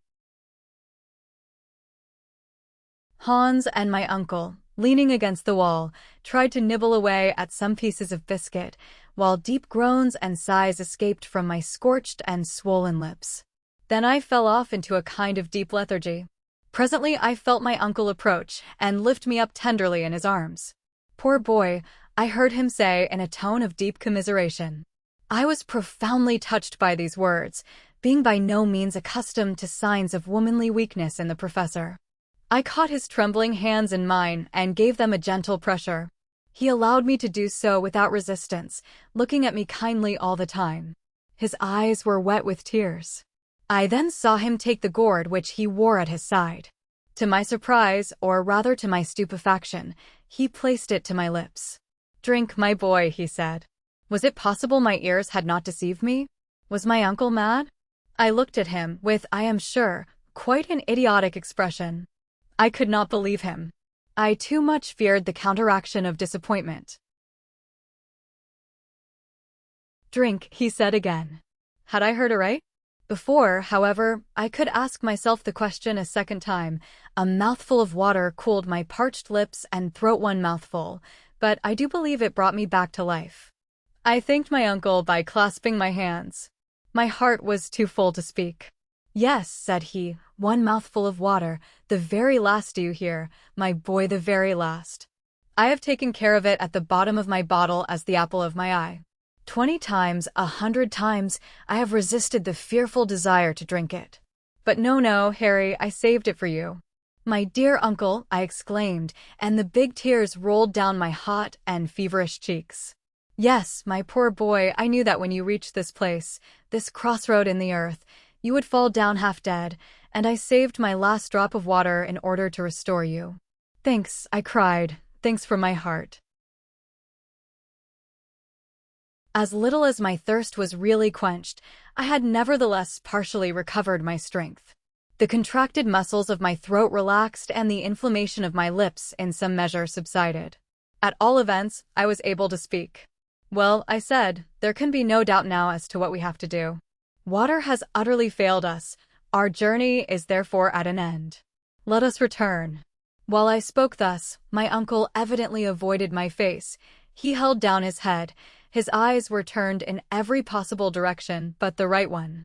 "Yes," I continued, getting excited by my own words, "we must go back to Snuffles. May heaven give us strength to enable us once more to revisit the light of day." Would that we now stood on the summit of the crater. "Go back," said my uncle, speaking to himself, "and must it be so?" "Go back, yes," and without losing a single moment, I vehemently cried. For some moments there was silence under that dark and gloomy vault. "So, my dear Harry," said the professor in a very singular tone of voice, "those few drops of water have not sufficed to restore your energy and courage." "Courage!" I cried. I see that you are quite as downcast as before and still give way to discouragement and despair. What, then, was the man made of, and what other projects were entering his fertile and audacious brain? You are not discouraged, sir? What? Give up just as we are on the verge of success, he cried. Never, never shall it be said that Professor Hardwigg retreated. Then we must make up our minds to perish, I cried with a helpless sigh. No, Harry, my boy, certainly not. Go, leave me, I am very far from desiring your death. Take Hans with you. One greater than I will go on alone, you ask us to leave you. Leave me, I say. I have undertaken this dangerous and perilous adventure. I will carry it to the end or I will never return to the surface of Mother Earth. Go, Harry, once more I say to you, go. My uncle, as he spoke, was terribly excited. His voice, which before had been tender, almost womanly, became harsh and menacing. He appeared to be struggling with desperate energy against the impossible. I did not wish to abandon him at the bottom of that abyss, while, on the other hand, the instinct of preservation told me to fly. Meanwhile, our guide was looking on with profound calmness and indifference. He appeared to be an unconcerned party, and yet he perfectly well knew what was going on between us. Our gestures sufficiently indicated the different roads each wished to follow and which each tried to influence the other to undertake. But Hans appeared not to take the slightest interest in what was really a question of life and death for us all, but waited quite ready to obey the signal which should say go aloft, or to resume his desperate journey into the interior of the earth. How then I wished with all my heart and soul that I could make him understand my words. My representations, my sighs and groans, the earnest accents in which I should have spoken would have convinced that cold, hard nature. Those fearful dangers and perils of which the stolid guide had no idea, I would have pointed them out to him. I would have, as it were, made him see and feel. Between us, we might have convinced the obstinate professor. If the worst had come to the worst, we could have compelled him to return to the summit of Sneffels. I quietly approached Hans. I caught his hand in mine. He never moved a muscle. I indicated to him the road to the top of the crater. He remained motionless. My panting form, my haggard countenance, must have indicated the extent of my sufferings. The Icelander gently shook his head and pointed to my uncle. Master, he said. The word is Icelandic as well as English. The master. I cried, beside myself with fury, madman. No, I tell you, he is not the master of our lives. We must fly. We must drag him with us. Do you hear me? Do you understand me, I say? I have already explained that I held Hans by the arm. I tried to make him rise from his seat. I struggled with him and tried to force him away. My uncle now interposed. My good Henry, be calm, he said. You will obtain nothing from my devoted follower. Therefore, listen to what I have to say. I folded my arms as well as I could and looked my uncle full in the face. This wretched want of water, he said, is the sole obstacle to the success of my project. In the entire gallery, made of lava, schist, and coal, it is true we found not one liquid molecule. It is quite possible that we may be more fortunate in the Western Tunnel. My sole reply was to shake my head with an air of deep incredulity. Listen to me to the end, said the professor in his well-known lecturing voice. While you lay yonder without life or motion, I undertook a reconnoitering journey into the conformation of this other gallery. I have discovered that it goes directly downwards into the bowels of the earth, and in a few hours will take us to the old granitic formation. In this we shall undoubtedly find innumerable springs. The nature of the rock makes this a mathematical certainty, and instinct agrees with logic to say that it is so. Now, this is the serious proposition which I have to make to you. When Christopher Columbus asked of his men 3 days to discover the land of promise, his men ill, terrified, and hopeless, yet gave him 3 days and the New World was discovered. Now I, the Christopher Columbus of this subterranean region, only ask of you 1 more day. If, when that time is expired, I have not found the water of which we are in search, I swear to you, I will give up my mighty enterprise and return to the earth's surface. Despite my irritation and despair, I knew how much it cost my uncle to make this proposition and to hold such conciliatory language. Under the circumstances, what could I do but yield? Well, I cried, let it be as you wish, and may heaven reward your superhuman energy. But unless we discover water, our hours are numbered, let us lose no time, but go ahead. Chapter 19. The Western Gallery. A new route. Our descent was now resumed by means of the second gallery. Hans took up his post in front as usual. We had not gone more than 100 yards when the professor carefully examined the walls. This is the primitive formation. We are on the right road. Onwards is our hope. When the whole earth got cool in the first hours of the world's morning, the diminution of the volume of the earth produced a state of dislocation in its upper crust, followed by ruptures, crevasses, and fissures. The passage was a fissure of this kind, through which, ages ago, had flowed the eruptive granite. The thousand windings and turnings formed an inextricable labyrinth through the ancient soil. As we descended, successions of layers composing the primitive soil appeared with the utmost fidelity of detail. Geological science considers this primitive soil as the base of the mineral crust, and it has recognized that it is composed of 3 different strata or layers, all resting on the immovable rock known as granite. No mineralogists had even found themselves placed in such a marvelous position to study nature in all her real and naked beauty.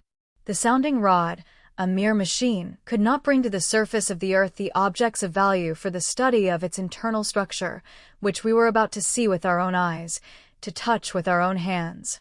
Remember that I am writing this after the journey. Across the streak of the rocks, colored by beautiful green tints, wound metallic threads of copper, of manganese, with traces of platinum and gold. I could not help gazing at these riches buried in the entrails of Mother Earth, and of which no man would have the enjoyment to the end of time. These treasures, mighty and inexhaustible, were buried in the morning of the earth's history, at such awful depths that no crowbar or pickaxe will ever drag them from their tomb. The light of our Ruhmkorff's coil, increased tenfold by the myriad of prismatic masses of rock, sent its jets of fire in every direction, and I could fancy myself traveling through a huge hollow diamond, the rays of which produced myriads of extraordinary effects. Towards 6 o'clock, this festival of light began sensibly and visibly to decrease, and soon almost ceased. The sides of the gallery assumed a crystallized tint, with a somber hue. White mica began to commingle more freely with feldspar and quartz, to form what may be called the true rock, the stone which is hard above all, that supports, without being crushed, the 4 stories of the earth's soil. We were walled by an immense prison of granite. It was now 8 o'clock, and still there was no sign of water. The sufferings I endured were horrible. My uncle now kept at the head of our little column. Nothing could induce him to stop. I, meanwhile, had but one real thought. My ear was keenly on the watch to catch the sound of a spring. But no pleasant sound of falling water fell upon my listening ear.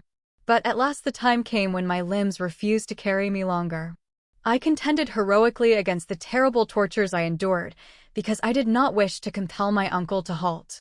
To him I knew this would be the last fatal stroke.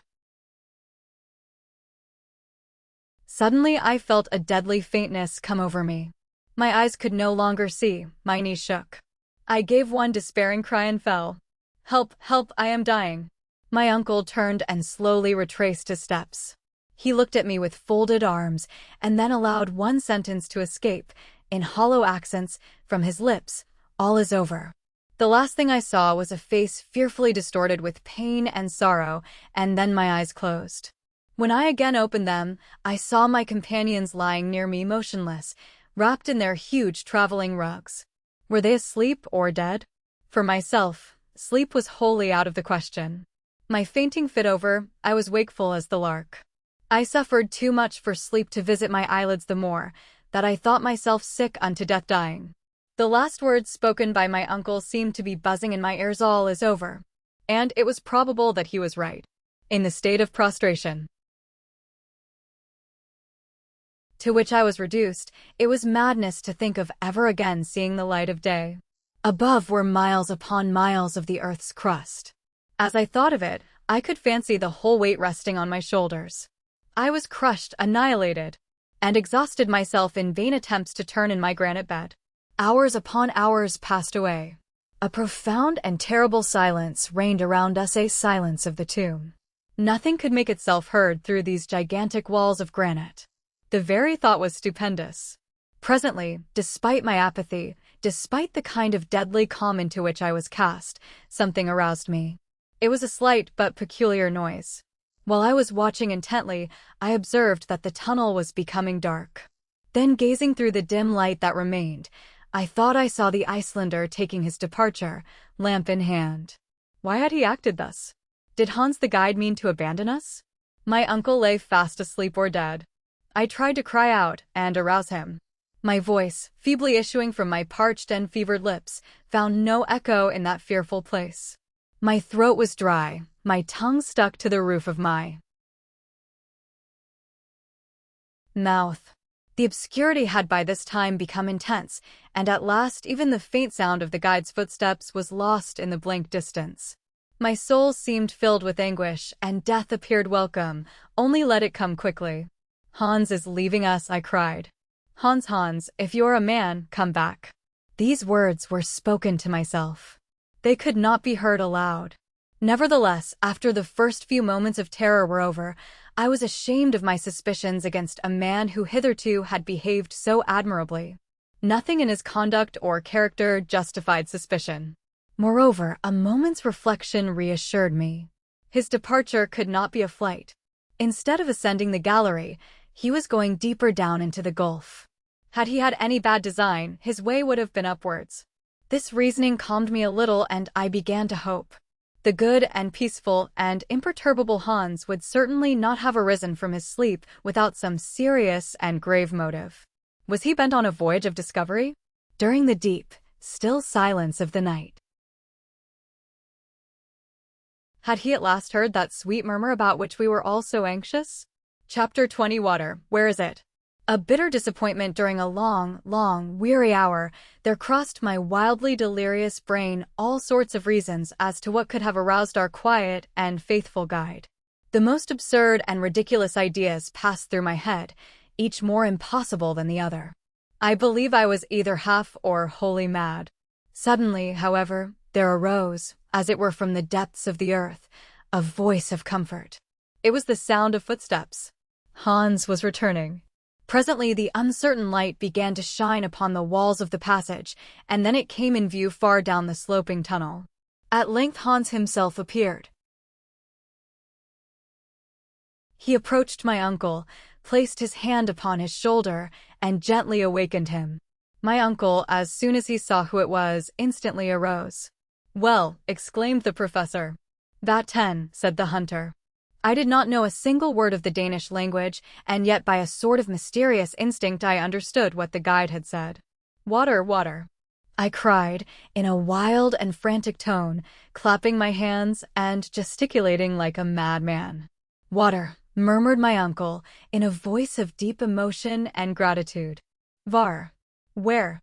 "Nedat. Below." "Where?" "Below." I understood every word.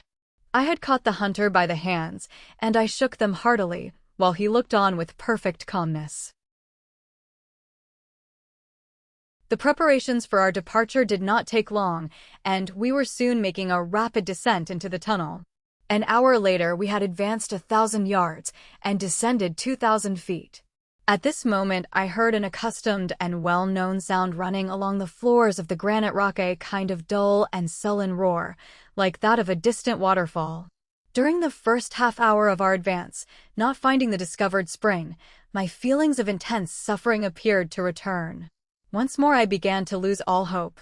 My uncle, however, observing how downhearted I was again becoming, took up the conversation. Hans was right, he exclaimed enthusiastically. "That is the dull roaring of a torrent." "A torrent," I cried, delighted at even hearing the welcome words. "There's not the slightest doubt about it," he replied. "A subterranean river is flowing beside us." I made no reply, but hastened on, once more animated by hope. I began not even to feel the deep fatigue which hitherto had overpowered me. The very sound of this glorious murmuring water already refreshed me. We could hear it increasing in volume every moment.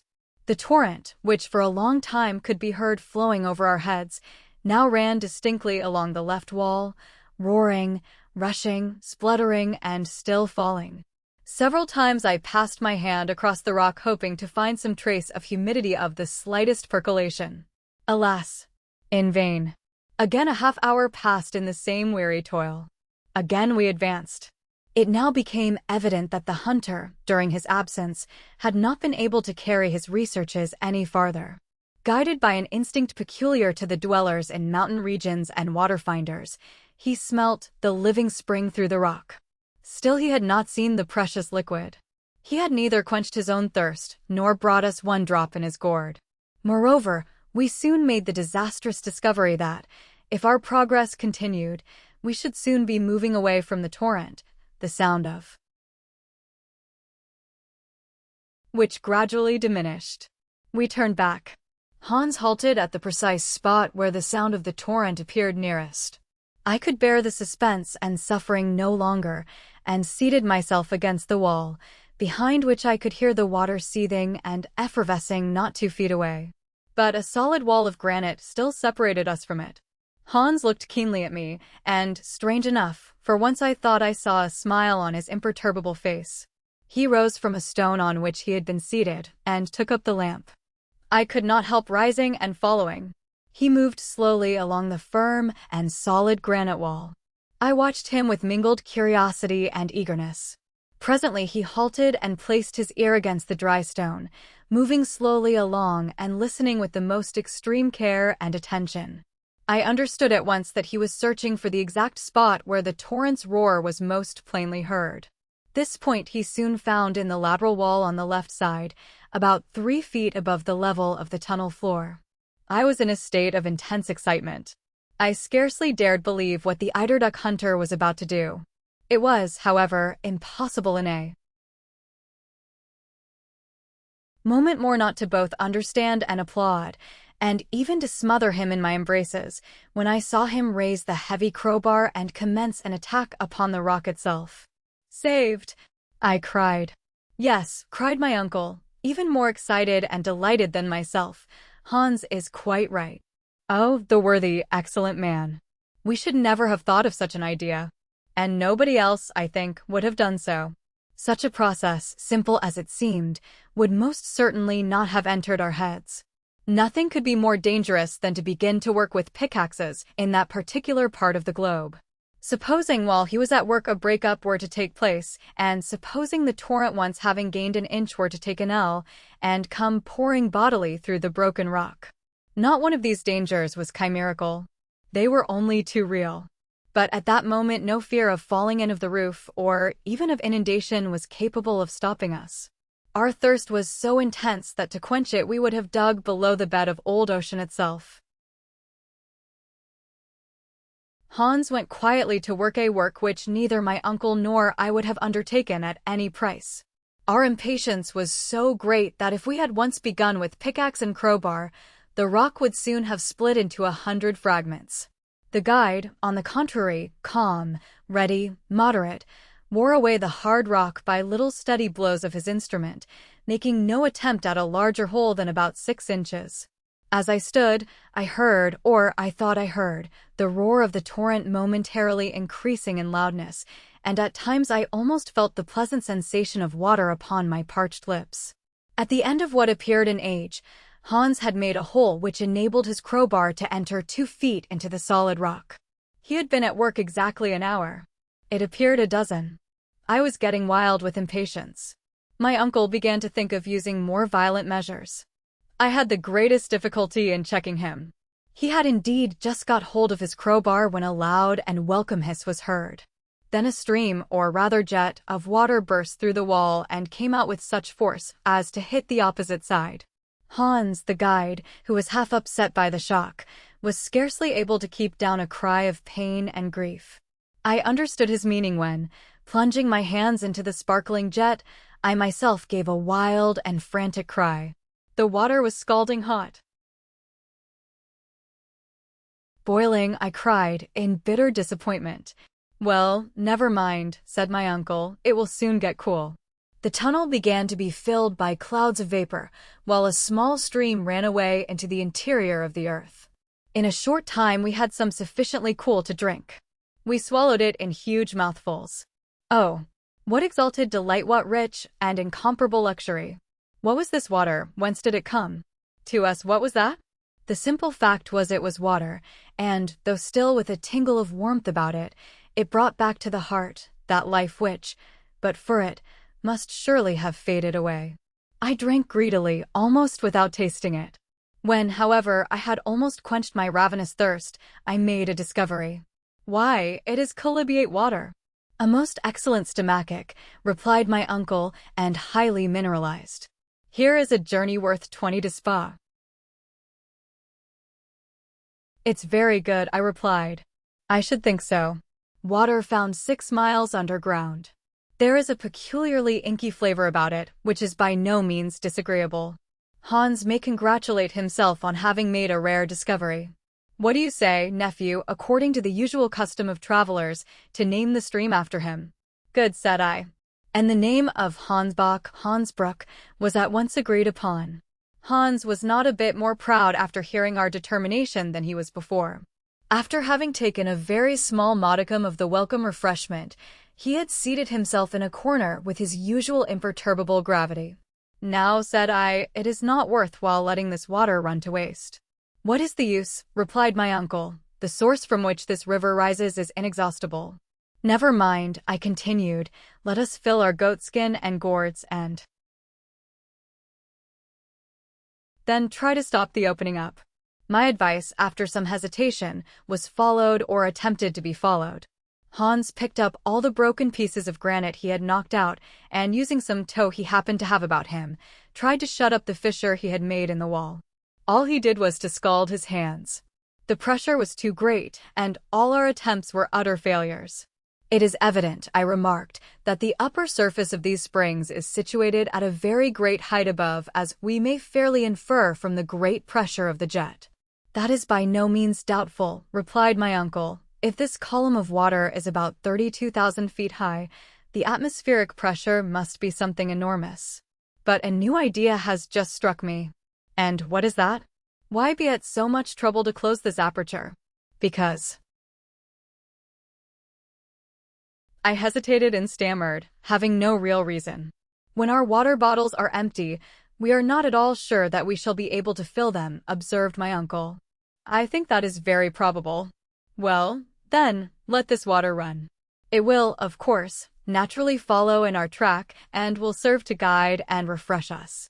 I think the idea a good one, I cried in reply, and with this rivulet as a companion, there is no further reason why we should not succeed in our marvelous project. Ah, my boy, said the professor, laughing, after all, you are coming round. More than that, I am now confident of ultimate success.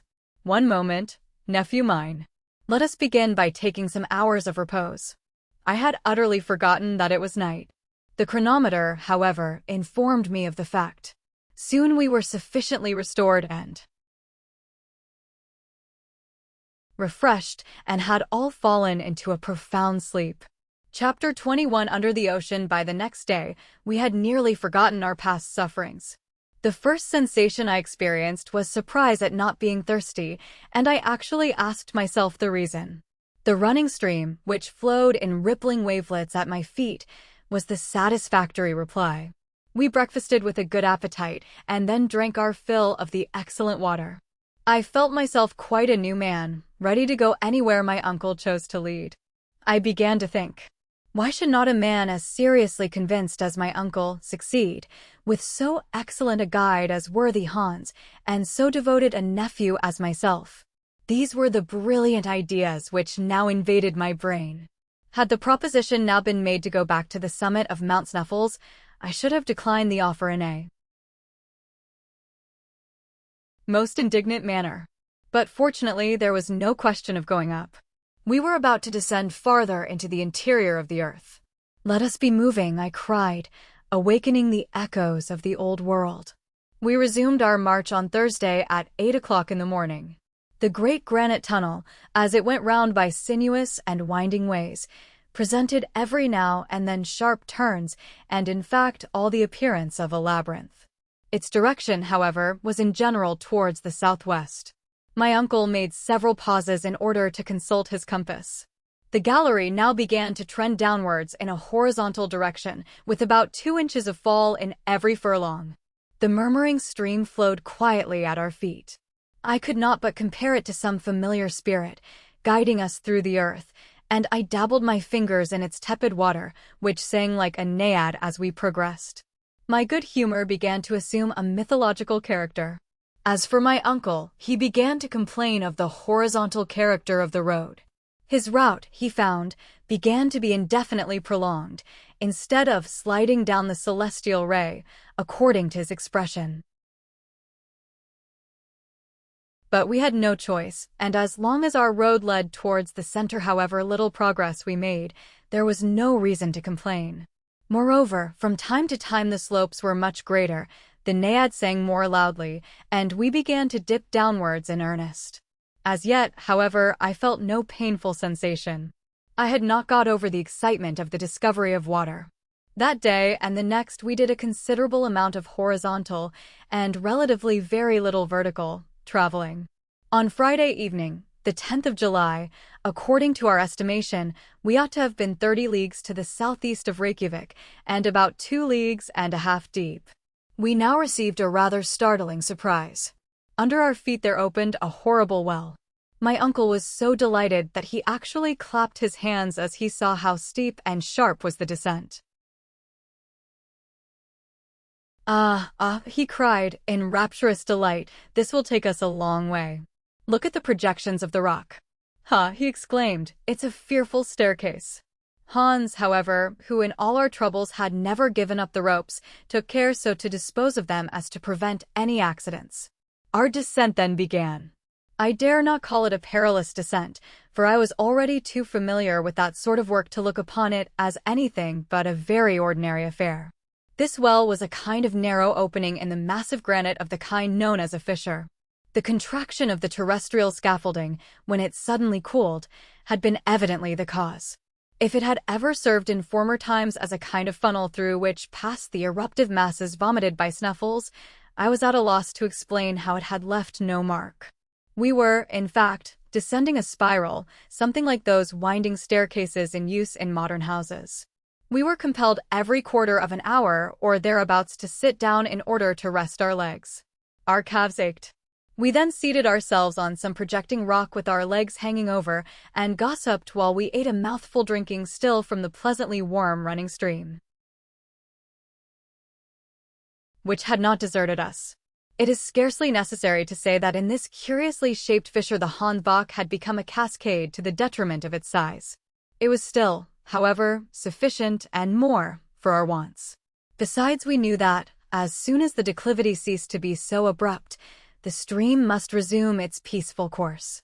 At this moment it reminded me of my uncle, his impatience and rage, while when it flowed more peacefully, I pictured to myself the placidity of the Icelandic guide. During the whole of 2 days, the 6th and 7th of July, we followed the extraordinary spiral staircase of the fissure, penetrating 2 leagues farther into the crust of the earth, which put us 5 leagues below the level of the sea. On the 8th, however, at 12 o'clock in the day, the fissure suddenly assumed a much more gentle slope, still trending in a southeast direction. The road now became comparatively easy, and at the same time dreadfully monotonous. It would have been difficult for matters to have turned out otherwise. Our peculiar journey had no chance of being diversified by landscape and scenery. At all events, such was my idea.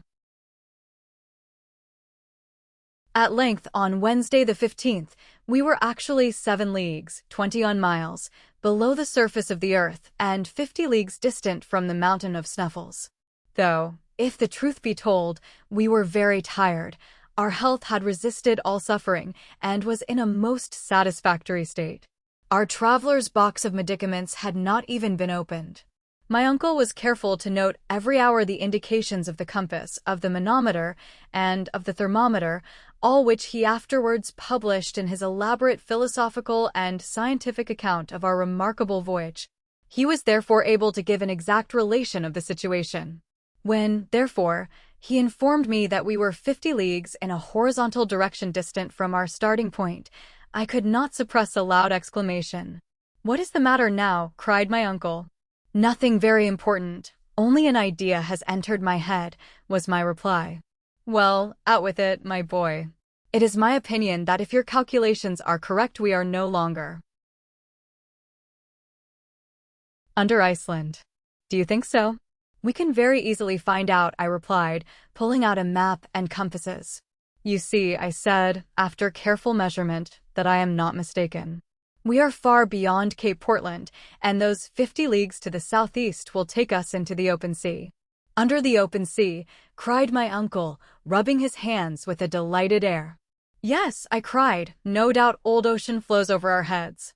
"Well, my dear boy, what can be more natural? Do you not know that in the neighborhood of Newcastle there are coal mines which have been worked far out under the sea?" Now, my worthy uncle, the professor, no doubt regarded this discovery as a very simple fact, but to me the idea was by no means a pleasant one. And yet when one came to think the matter over seriously, what mattered it whether the plains and mountains of Iceland were suspended over our devoted heads, or the mighty billows of the Atlantic Ocean? The whole question rested on the solidity of the granite roof above us. However, I soon got used to the ideal for the passage, now level, now running down, and still always to the southeast, kept going deeper and deeper into the profound abysses of Mother Earth. 3 days later, on the 18th day of July, on a Saturday, we reached a kind of vast grotto. My uncle here paid Hans his usual $6, and it was decided that the next day should be a day of rest. Chapter 22. Sunday below ground. I awoke on Sunday morning without any sense of hurry and bustle attendant on an immediate departure, though the day to be devoted to repose and reflection was spent under such strange circumstances, and in so wonderful a place, the idea was a pleasant one. Besides, we all began to get used to this kind of existence. I had almost ceased to think of the sun, of the moon, of the stars, of the trees, houses, and towns, in fact, about any terrestrial necessities. In our peculiar position, we were far above such reflections. The grotto was a vast and magnificent hall.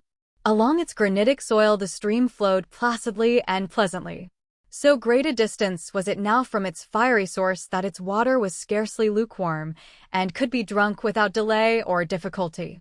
After a frugal breakfast, the professor made up his mind to devote some hours to putting his notes and calculations in order. "In the first place," he said, "I have a good many to verify and prove, in order that we may know our exact position. I wish to be able on our return to the upper regions to make a map of our journey, a kind of vertical section of the globe, which will be, as it were, the profile of the expedition." "That would indeed be a curious work, uncle, but can you make your observations with anything like certainty and precision?" "I can. I have never on any occasion failed to note with great care the angles and slopes. I am certain as to having made no mistake. Take the compass and examine how she points." I looked at the instrument with care. "East 1/4 southeast." "Very good," resumed the professor, noting the observation and going through some rapid calculations. "I make out that we have journeyed 250 miles from the point of our departure. Then the mighty waves of the Atlantic are rolling over our heads?" "Certainly. And at this very moment it is possible that fierce tempests are raging above, and that men and ships are battling against the angry blasts just over our heads?" "It is quite within the range of possibility," rejoined my uncle, smiling. "And that whales are playing in shoals, thrashing the bottom of the sea, the roof of our adamantine prison? Be quite at rest on that point. There is no danger of their breaking through. But to return to our calculations. We are to the southeast, 250 miles from the base of Sneffels, and, according to my preceding notes, I think we have gone 16 leagues in a downward direction." 16 leagues 50 miles. I cried. "I am sure of it. But that is the extreme limit allowed by science for the thickness of the Earth's crust," I replied, referring to my geological studies. I do not contravene that assertion, was his quiet answer. And at this stage of our journey, according to all known laws on the increase of heat, there should be here a temperature of 1500 degrees of Romer/I. There should be, you say, my boy. In which case this granite would not exist, but be in a state of fusion. But you perceive, my boy, that it is not so, and that facts, as usual, are very stubborn things, overruling all theories. I am forced to yield to the evidence of my senses, but I am nevertheless very much surprised. What heat does the thermometer really indicate? Continued the philosopher. 27/6. So that science is wrong by 1474 degrees and 4/10. According to which, it is demonstrated that the proportional increase in temperature is an exploded error. Humphrey Davy here shines forth in all his glory. He is right, and I have acted wisely to believe him. Have you any answer to make to this statement? Had I chosen to have spoken, I might have said a great deal. I in no way admitted the theory of Humphrey Davy. I still held out for the theory of proportional increase of heat, though I did not feel it. I was far more willing to allow that this chimney of an extinct volcano was covered by lava of a kind refractory to heat, in fact a bad conductor which did not allow the great increase of temperature to percolate through its sides. The hot water jet supported my view of the matter. But without entering on a long and useless discussion, or seeking for new arguments to controvert my uncle, I contented myself with taking up facts as they were. Well, sir, I take for granted that all your calculations are correct, but allow me to draw from them a rigorous and definite conclusion. Go on, my boy, have your say, cried my uncle good-humoredly. At the place where we now are, under the latitude of Iceland, the terrestrial depth is about 1583 leagues. 1583 and a quarter. Well, suppose we say 1600 in round numbers. Now, out of a voyage of 1600 leagues we have completed 16. As you say, what then? At the expense of a diagonal journey of no less than 85 leagues. Exactly. We have been 20 days about it. Exactly 20 days. Now 16 is the 100th part of our contemplated expedition. If we go on in this way we shall be 2,000 days, that is about 5 years and a half, going down. The professor folded his arms, listened, but did not speak. Without counting that if a vertical descent of 16 leagues costs us a horizontal of 85, we shall have to go about 8,000 leagues to the southeast, and we must therefore come out somewhere in the circumference long before we can hope to reach the center. Bother your calculations, cried my uncle in one of his old rages. On what basis do they rest? How do you know that this passage does not take us direct to the end we require? Moreover, I have in my favor, fortunately, a precedent. What I have undertaken to do, another has done, and he having succeeded, why should I not be equally successful? I hope, indeed, you will, but still, I suppose I may be allowed to. You are allowed to hold your tongue, cried Professor Hardwigg, when you talk so unreasonably as this. I saw at once that the old doctorial professor was still alive in my uncle, and fearful to rouse his angry passions, I dropped the unpleasant subject. Now, then, he explained, consult the manometer. What does that indicate? A considerable amount of pressure. Very good. You see, then, that by descending slowly, and by gradually accustoming ourselves to the density of this lower atmosphere, we shall not suffer. Well, I suppose not, except it may be a certain amount of pain in the ears, was my rather grim reply. That, my dear boy, is nothing, and you will easily get rid of that source of discomfort by bringing the exterior air in communication with the air contained in your lungs. Perfectly, said I, for I had quite made up my mind in no wise to contradict my uncle. I should fancy almost that I should experience a certain amount of satisfaction in making a plunge into this dense atmosphere. Have you taken note of how wonderfully sound is propagated? Of course I have. There can be no doubt that a journey into the interior of the earth would be an excellent cure for deafness. But then, uncle, I ventured mildly to observe, this density will continue to increase. Yes, according to a law which, however, is scarcely defined. It is true that the intensity of weight will diminish just in proportion to the depth to which we go. You know very well that it is on the surface of the Earth that its action is most powerfully felt, while on the contrary, in the very center of the Earth bodies cease to have any weight at all. I know that is the case, but as we progress, will not the atmosphere finally assume the density of water? I know it. When placed under the pressure of 710 atmospheres, cried my uncle with imperturbable gravity. And when we are still lower down? I asked with natural anxiety. Well, lower down, the density will become even greater. Then how shall we be able to make our way through this atmospheric fog? Well, my worthy nephew, we must ballast ourselves by filling our pockets with stones, said Professor Hardwigg. Faith, uncle, you have an answer for everything, was my only reply. I began to feel that it was unwise of me to go any farther into the wide field of hypotheses, for I should certainly have revived some difficulty, or rather impossibility, that would have enraged the professor. It was evident, nevertheless, that the air under a pressure which might be multiplied by thousands of atmospheres would end by becoming perfectly solid, and that then, admitting our bodies resisted the pressure, we should have to stop. In spite of all the reasonings in the world, facts overcome all arguments. But I thought it best not to urge this argument. My uncle would simply have quoted the example of Saknussemm. Supposing the learned Icelander's journey ever really to have taken place, there was one simple answer to be made. In the 16th century, neither the barometer nor the manometer had been invented. How, then, could Saknussemm have been able to discover when he did reach the center of the Earth? This unanswerable and learned objection I, however, kept to myself and, bracing up my courage, awaited the course of events, little aware of how adventurous yet were to be the incidents of our remarkable journey. The rest of this day of leisure and repose was spent in calculation and conversation. I made it a point to agree with the professor in everything, but I envied the perfect indifference of Hans, who, without taking any such trouble about the cause and effect, went blindly onwards wherever destiny chose to lead him.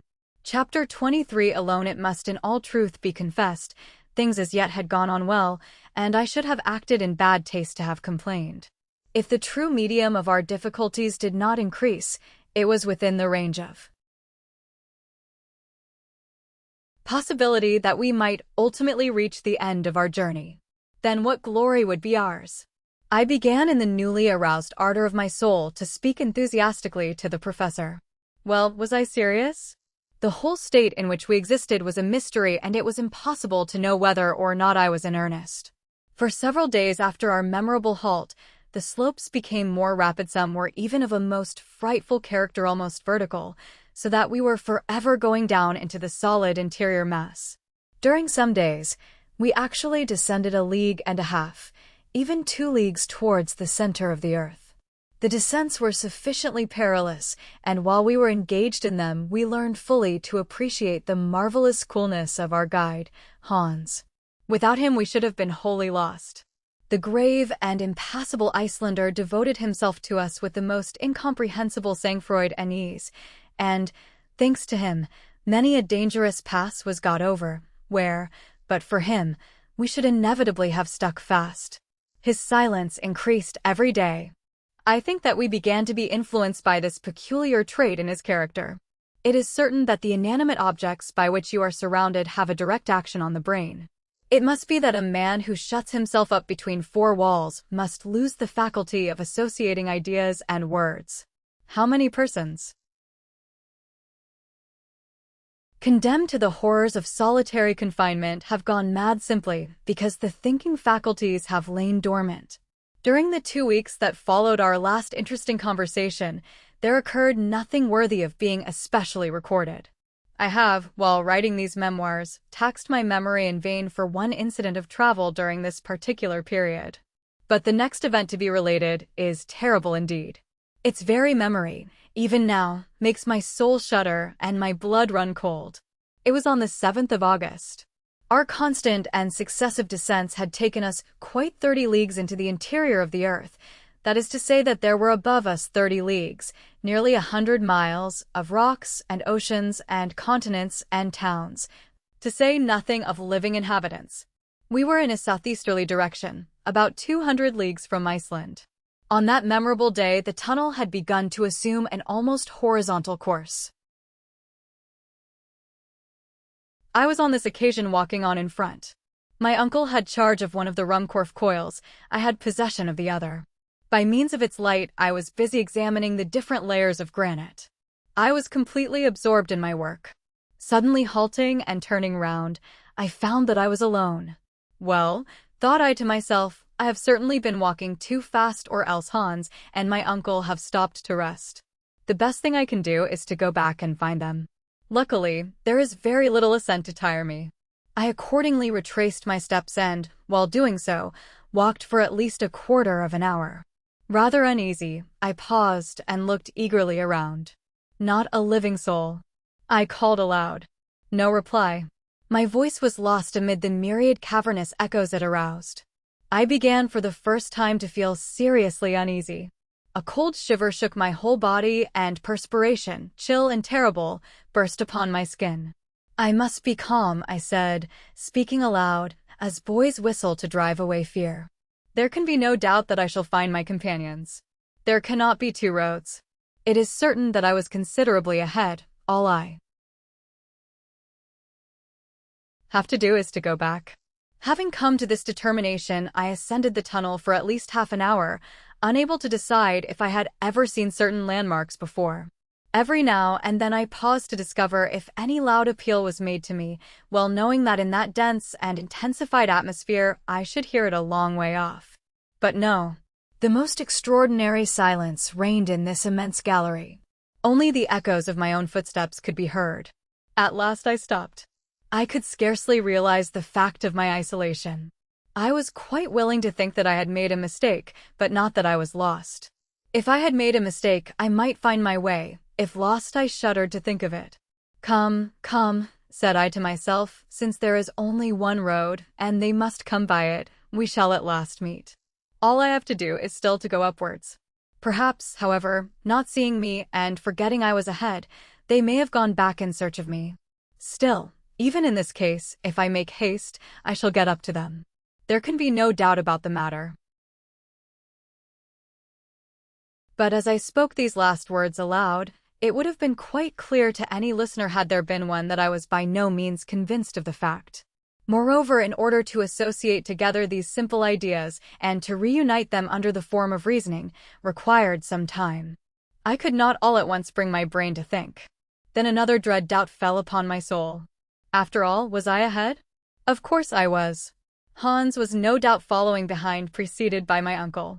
I perfectly recollected his having stopped for a moment to strap his baggage on his shoulder. I now remembered this trifling detail.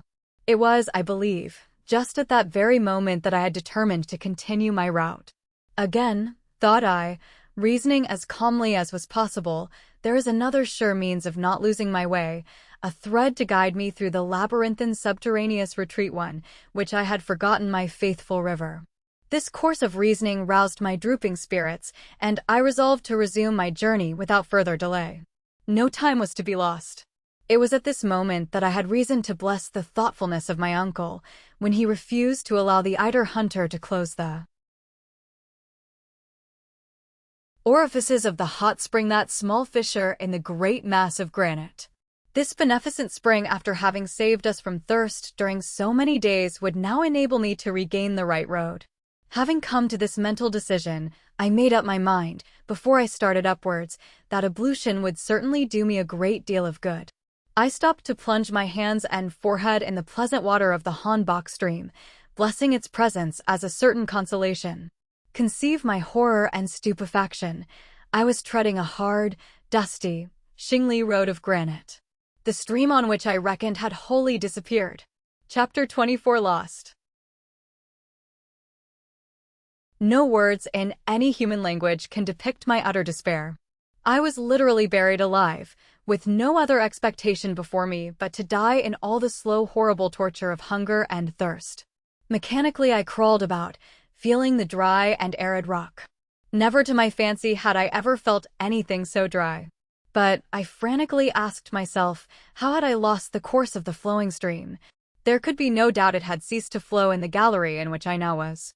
Now I began to understand the cause of the strange silence which prevailed when last I tried if any appeal from my companions might perchance reach my ear.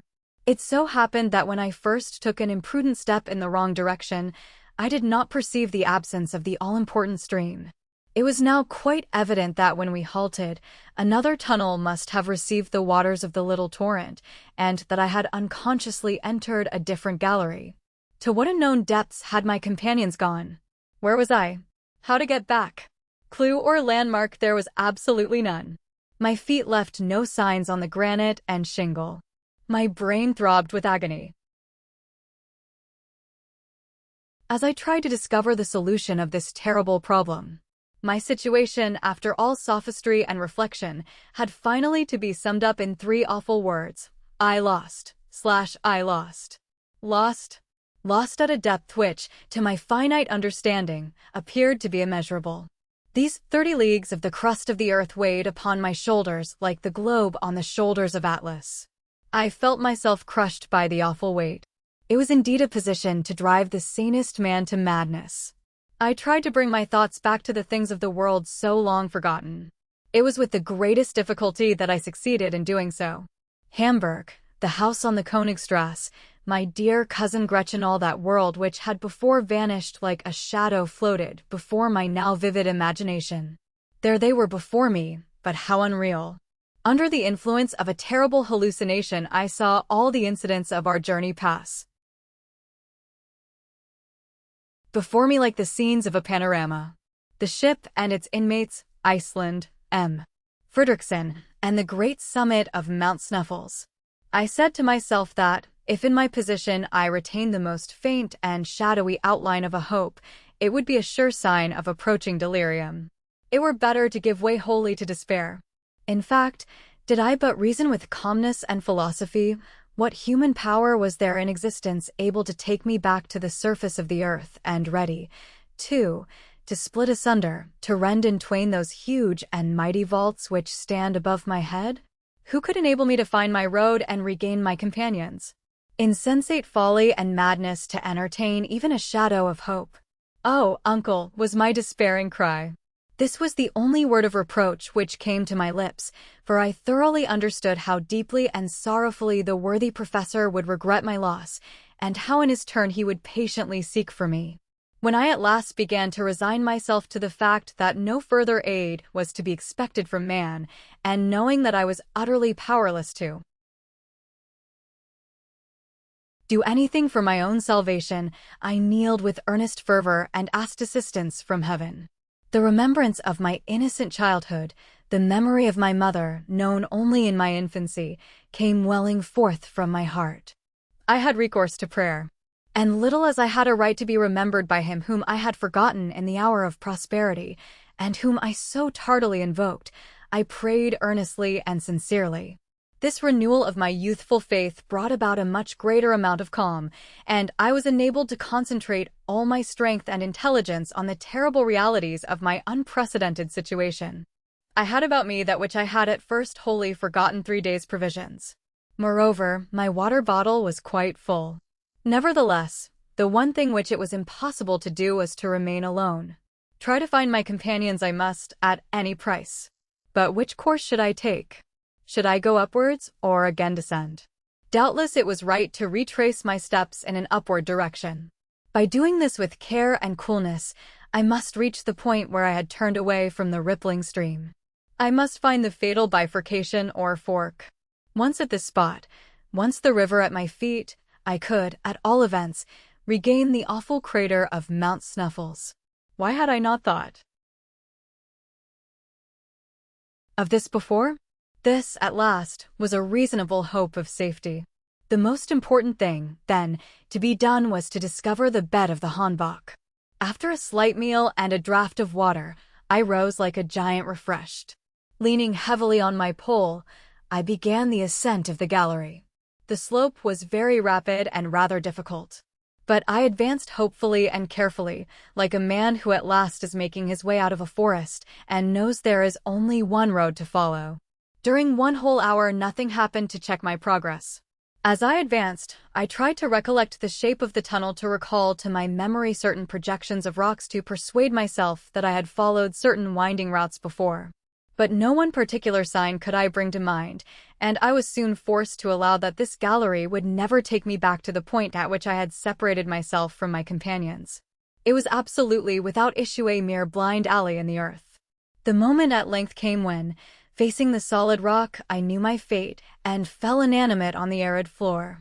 To describe the horrible state of despair and fear into which I then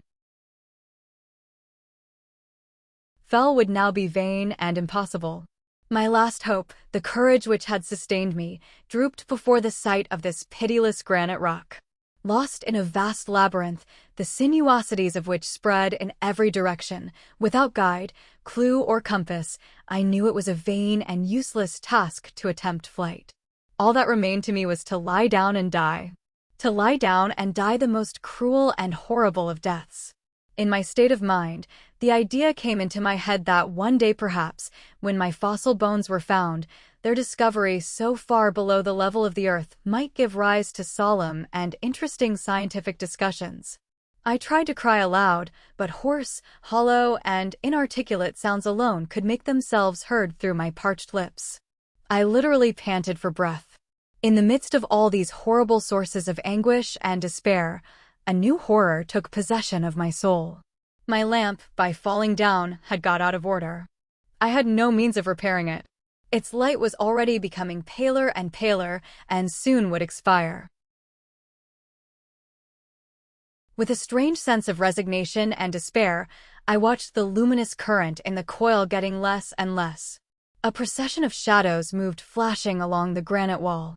I scarcely dared to lower my eyelids, fearing to lose the last spark of this fugitive light. Every instant it seemed to me that it was about to vanish and to leave me forever in utter darkness. At last, one final trembling flame remained in the lamp. I followed it with all my power of vision. I gasped for breath. I concentrated upon it all the power of my soul, as upon the last scintillation of light I was ever destined to see. And then I was to be lost forever in Cimmerian and tenebrous shades. A wild and plaintive cry escaped my lips. On Earth, during the most profound and comparatively complete darkness, light never allows a complete destruction and extinction of its power. Light is so diffuse, so subtle, that it permeates everywhere, and whatever little may remain, the retina of the eye will succeed in finding it. In this place, nothing but absolute obscurity made me blind in every sense. My head was now wholly lost. I raised my arms, trying the effects of the feeling in getting against the cold stone wall. It was painful in the extreme. Madness must have taken possession of me. I knew not what I did.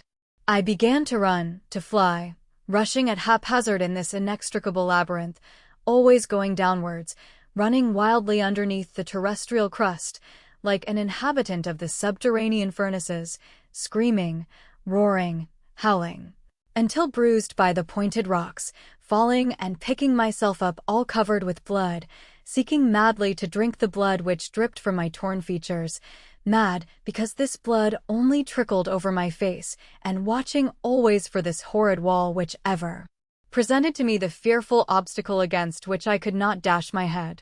Where was I going? It was impossible to say. I was perfectly ignorant of the matter. Several hours passed in this way. After a long time, having utterly exhausted my strength, I fell a heavy inert mass along the side of the tunnel and lost consciousness. Chapter 25.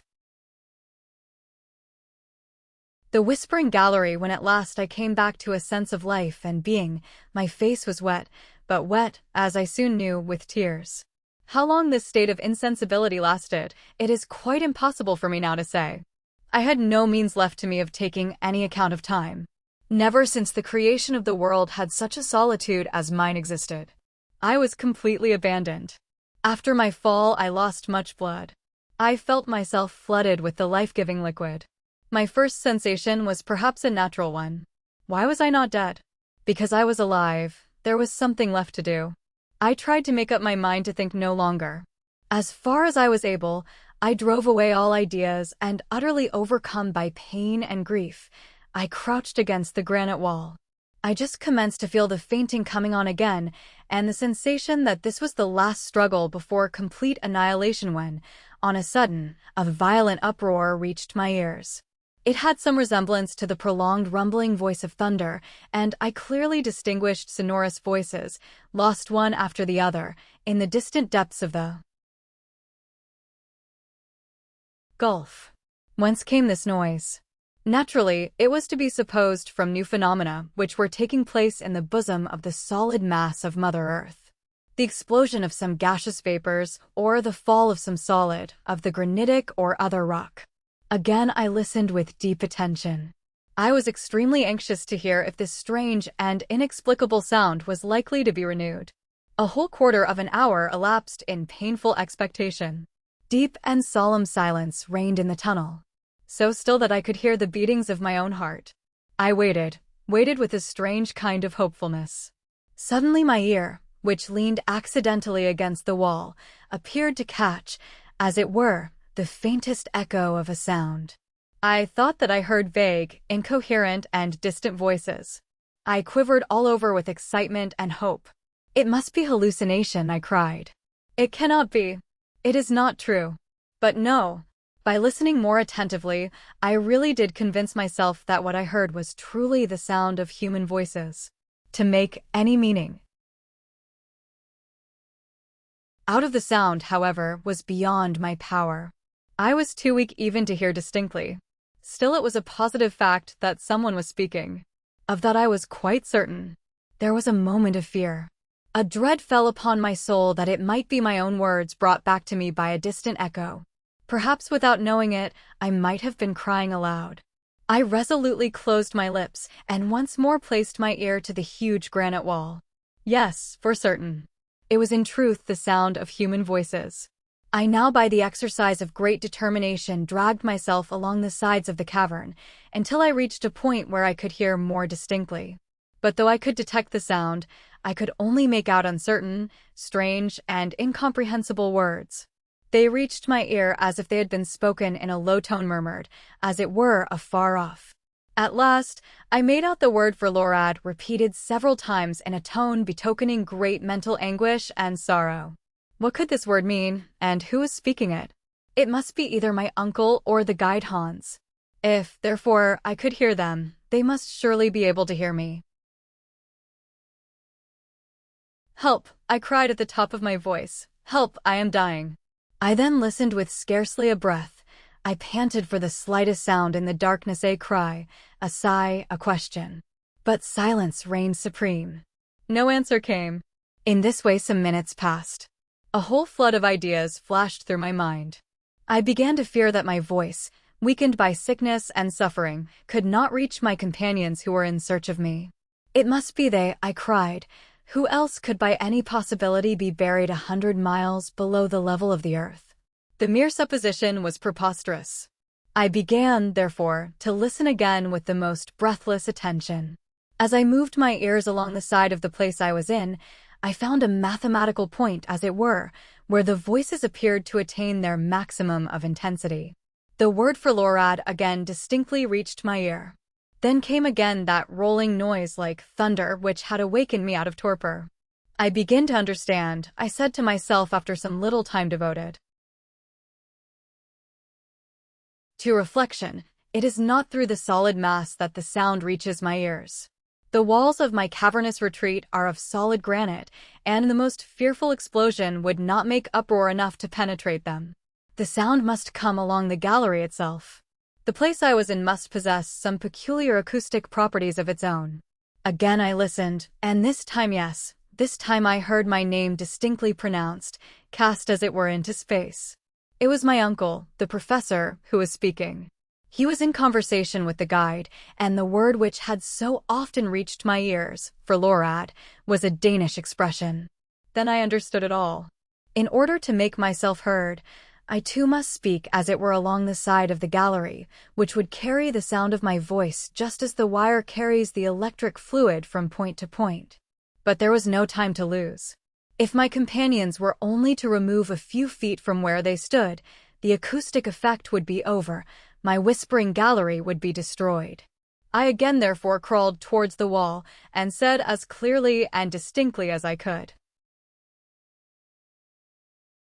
"Uncle Hardwigg." I then awaited a reply. Sound does not possess the property of traveling with such extreme rapidity. Besides, the density of the air at that depth from light and motion was very far from adding to the rapidity of circulation.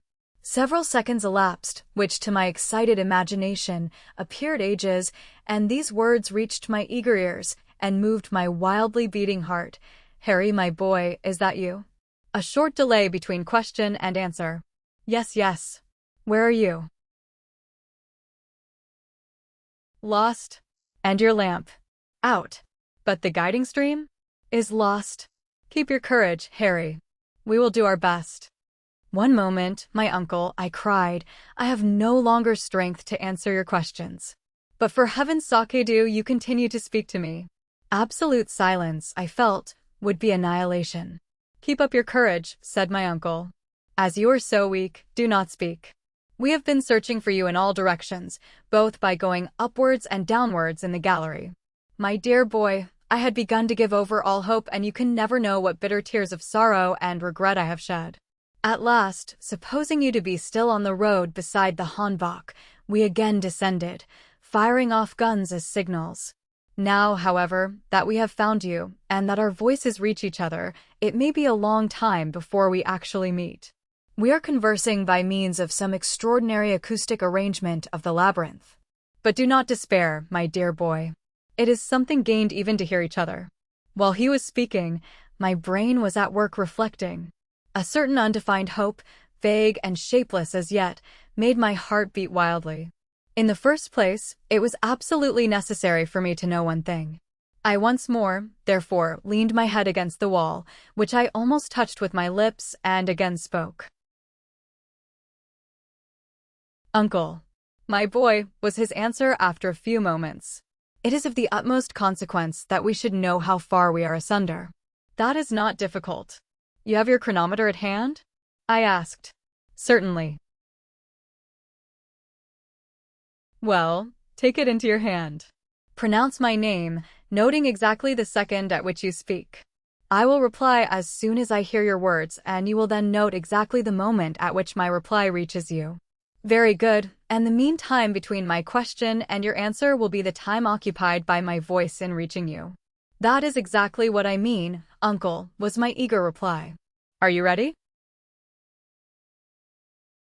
"Yes." "Well, make ready, I am about to pronounce your name," said the professor. I applied my ear close to the sides of the cavernous gallery, and as soon as the word Harry reached my ear, I turned round and, placing my lips to the wall, repeated the sound. 40 seconds, said my uncle. There has elapsed 40 seconds between the two words. The sound, therefore, takes 20 seconds to ascend. Now, allowing 1,020 feet for every second, we have 20,400 feet, a league and a half and 1/8. These words fell on my soul like a kind of death knell. "A league and a half," I muttered in a low and despairing voice. "It shall be got over, my boy," cried my uncle in a cheery tone. "Depend on us." "But do you know whether to ascend or descend?" I asked faintly enough. "We have to descend, and I will tell you why. You have reached a vast open space, a kind of bare crossroad, from which galleries diverge in every direction.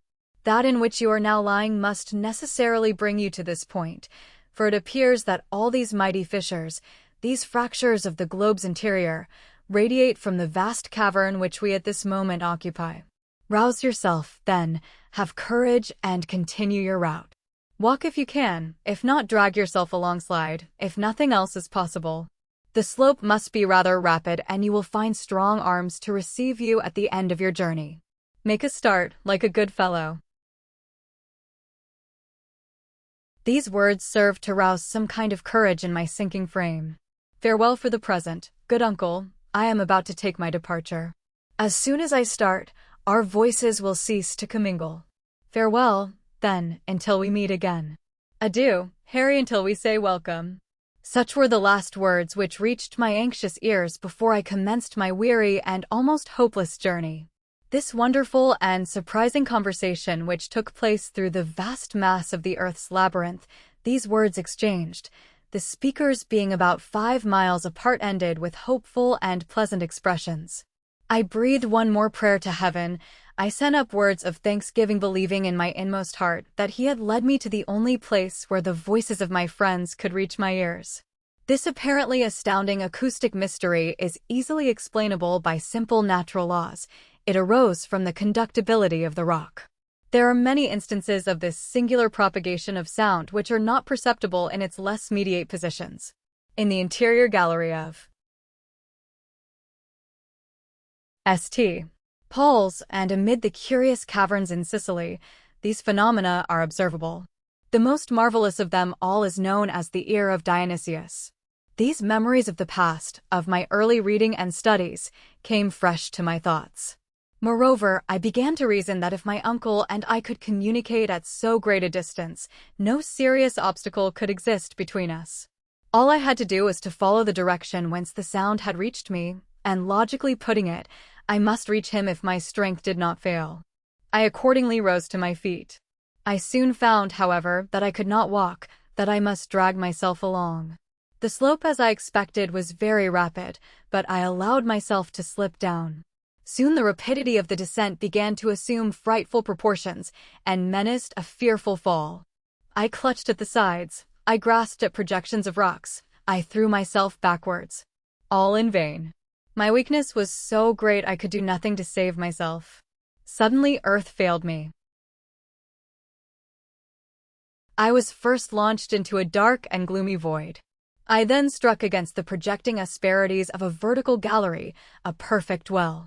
My head bounded against a pointed rock, and I lost all knowledge of existence. As far as I was concerned, death had claimed me for his own. Chapter 26. A rapid recovery. When I returned to the consciousness of existence, I found myself surrounded by a kind of semi-obscurity, lying on some thick and soft coverlets. My uncle was watching, his eyes fixed intently on my countenance, a grave expression on his face, a tear in his eye. At the first sigh which struggled from my bosom, he took hold of my hand. When he saw my eyes open and fix themselves upon his, he uttered a loud cry of joy. "He lives! He lives!" "Yes, my good uncle," I whispered. "My dear boy," continued the grim professor, clasping me to his heart, "you are saved." I was deeply and unaffectedly touched by the tone in which these words were uttered, and even more by the kindly care which accompanied them. The professor, however, was one of those men who must be severely tried in order to induce any display of affection or gentle emotion. At this moment our friend Hans, the guide, joined us. He saw my hand in that of my uncle, and I ventured to say that, taciturn as he was, his eyes beamed with lively satisfaction. "God dag," he said.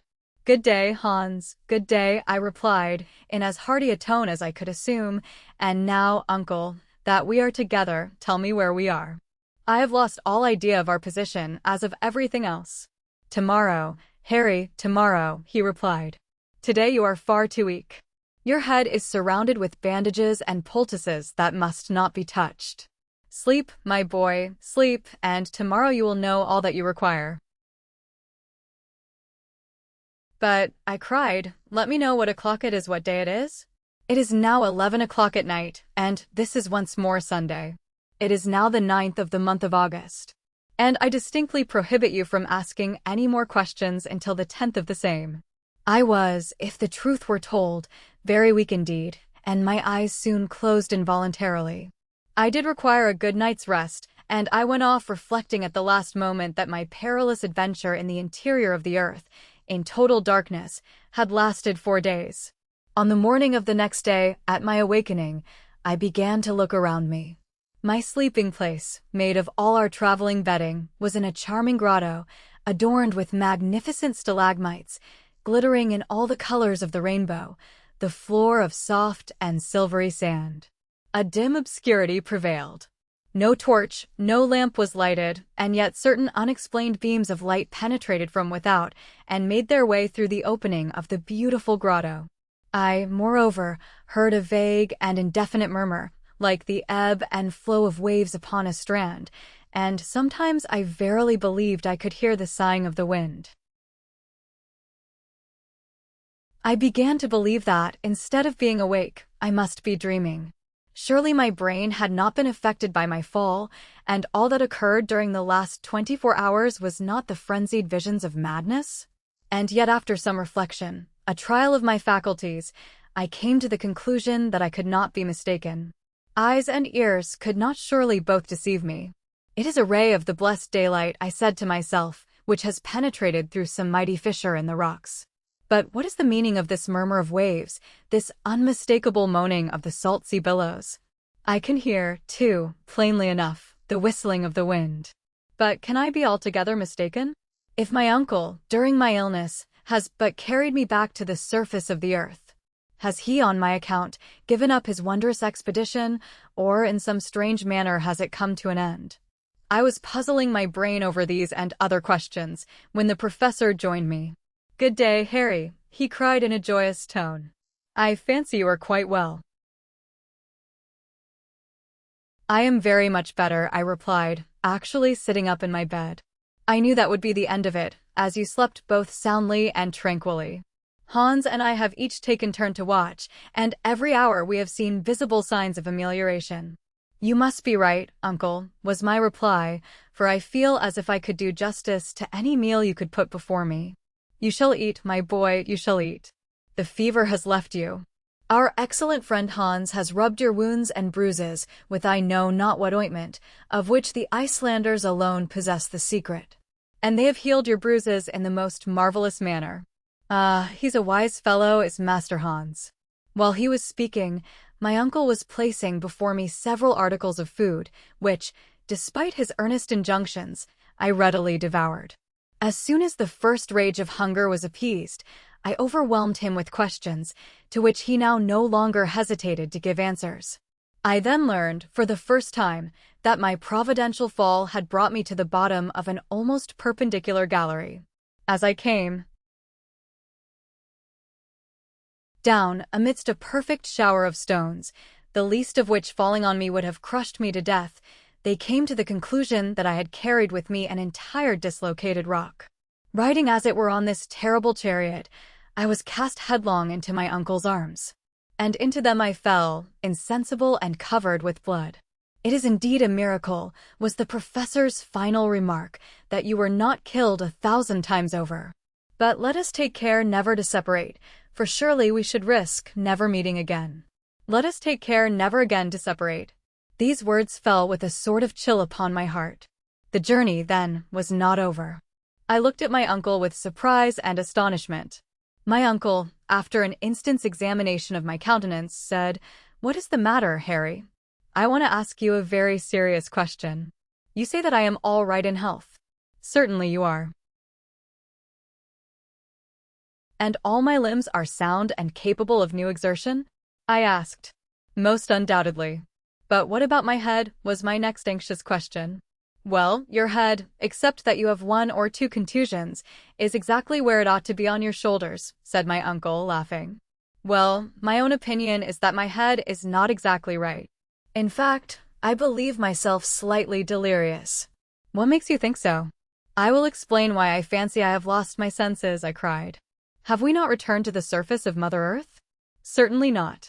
"Then truly I must be mad, for do I not see the light of day?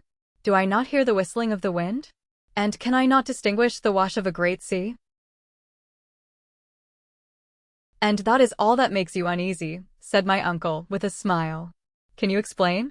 "I will not make any attempt to explain, for the whole matter is utterly inexplicable. But you shall see and judge for yourself. You will then find that geological science is as yet in its infancy and that we are doomed to enlighten the world." "Let us advance, then," I cried eagerly, no longer able to restrain my curiosity. "Wait a moment, my dear Harry," he responded. "You must take precautions after your illness before going into the open air." "The open air?" "Yes, my boy. I have to warn you that the wind is rather violent and I have no wish for you to expose yourself without necessary precautions. But I beg to assure you that I am perfectly recovered from my illness. Have just a little patience, my boy. A relapse would be inconvenient to all parties. We have no time to lose as our approaching sea voyage may be of long duration. Sea voyage? I cried, more bewildered than ever. Yes. You must take another day's rest, and we shall be ready to go on board by tomorrow, replied my uncle, with a peculiar smile. Go on board. The words utterly astonished me. Go on board what and how? Had we come upon a river, a lake? Had we discovered some inland sea? Was a vessel lying at anchor in some part of the interior of the earth? My curiosity was worked up to the very highest pitch. My uncle made vain attempts to restrain me. When at last, however, he discovered that my feverish impatience would do more harm than good, and that the satisfaction of my wishes could alone restore me to a calm state of mind, he gave way. I dressed myself rapidly, and then, taking the precaution to please my uncle of wrapping myself in one of the coverlets, I rushed out of the grotto. Chapter 27. The Central SEA. At first I saw absolutely nothing. My eyes, wholly unused to the effulgence of light, could not bear the sudden brightness, and I was compelled to close them. When I was able to reopen them, I stood still, far more stupefied than astonished. Not all the wildest effects of imagination could have conjured up such a scene. The sea, I cried. Yes, replied my uncle, in a tone of pardonable pride, the Central Sea. No future navigator will deny the fact of my having discovered it, and hence of acquiring a right of giving it a name. It was quite true. A vast, limitless expanse of water, the end of a lake, if not of an ocean, spread before us until it was lost in the distance. The shore, which was very much indented, consisted of a beautiful soft golden sand, mixed with small shells, the long-deserted home of some of the creatures of a past age. The waves broke incessantly and with a peculiarly sonorous murmur to be found in underground localities. A slight frothy flake arose as the wind blew along the pellucid waters, and many a dash of spray was blown into my face. The mighty superstructure of rock which rose above to an inconceivable height left only a narrow opening, but where we stood, there was a large margin of strand. On all sides were capes and promontories and enormous cliffs, partially worn by the eternal breaking of the waves through countless ages. And as I gazed from side to side, the mighty rocks faded away like a fleecy film of cloud. It was in reality an ocean, with all the usual characteristics of an inland sea, only horribly wild, so rigid, cold, and savage. One thing startled and puzzled me greatly. How was it that I was able to look upon that vast sheet of water instead of being plunged in utter darkness? The vast landscape before me was lit up like day, but there was wanting the dazzling brilliancy, the splendid irradiation of the sun, the pale cold illumination of the moon, the brightness of the stars. The illuminating power in this subterranean region, from its trembling and recurring character, its clear dry whiteness, the very slight elevation of its temperature, its great superiority to that of the moon, was evidently electric, something in the nature of the aurora borealis, only that its phenomena were constant and able to light up the whole of the ocean cavern. The tremendous vault above our heads, the sky, so to speak, appeared to be composed of a conglomeration of nebulous vapors in constant motion. I should originally have supposed that, under such an atmospheric pressure as must exist in that place, the evaporation of water could not really take place, and yet from the action of some physical law, which escaped my memory, there were heavy and dense clouds rolling along that mighty vault, partially concealing the roof. Electric currents produced astonishing play of light and shade in the distance, especially around the heavier clouds. Deep shadows were cast beneath, and then suddenly, between two clouds, there would come a ray of unusual beauty and remarkable intensity. And yet it was not like the sun, for it gave no heat. The effect was sad and excruciatingly melancholy. Instead of a noble firmament of blue, studded with stars, there was above me a heavy roof of granite, which seemed to crush me. Gazing around, I began to think of the theory of the English captain who compared the earth to a vast hollow sphere in the interior of which the air is retained in a luminous state by means of atmospheric pressure, while two stars, Pluto and Proserpine, circled there in their mysterious orbits. After all, suppose the old fellow was right. In truth, we were imprisoned-bound, as it were, in a vast excavation. Its width it was impossible to make out, the shore on either hand widening rapidly until lost to sight, while its length was equally uncertain. A haze on the distant horizon bounded our view. As to its height, we could see that it must be many miles to the roof. Looking upward, it was impossible to discover where the stupendous roof began. The lowest of the clouds must have been floating at an elevation of 2,000 yards, a height greater than that of terrestrial vapors, which circumstance was doubtless owing to the extreme density of the air. I use the word cavern in order to give an idea of the place. I cannot describe its awful grandeur. Human language fails to convey an idea of its savage sublimity. Whether this singular vacuum had or had not been caused by the sudden cooling of the earth when in a state of fusion, I could not say. I had read of most wonderful and gigantic caverns, but none in any way like this. The Great Grotto of Guachara, in Colombia, visited by the learned Humboldt, the vast and partially explored Mammoth Cave in Kentucky. What were these holes in the earth to that in which I stood in speechless admiration? With its vapory clouds, its electric light, and the mighty ocean slumbering in its bosom. Imagination, not description, can alone give an idea of the splendor and vastness of the cave. I gazed at these marvels in profound silence. Words were utterly wanting to indicate the sensations of wonder I experienced. I seemed, as I stood upon that mysterious shore, as if I were some wandering inhabitant of a distant planet, present for the first time at the spectacle of some terrestrial phenomena belonging to another existence. To give body and existence to such new sensations would have required the coinage of new words, and here my feeble brain found itself wholly at fault. I looked on, I thought, I reflected, I admired, in a state of stupefaction not altogether unmingled with fear. The unexpected spectacle restored some color to my pallid cheeks. I seemed to be actually getting better under the influence of this novelty. Moreover, the vivacity of the dense atmosphere reanimated my body by inflating my lungs with unaccustomed oxygen. It will be readily conceived that after an imprisonment of 47 days, in a dark and miserable tunnel, it was with infinite delight that I breathed this saline air. It was like the genial, reviving influence of the salt sea waves. My uncle had already got over the first surprise. With the Latin poet Horace, his idea was that, not to admire is all the art I know, to make man happy and to keep him so. Well, he said, after giving me time thoroughly to appreciate the marvels of this underground sea, do you feel strong enough to walk up and down?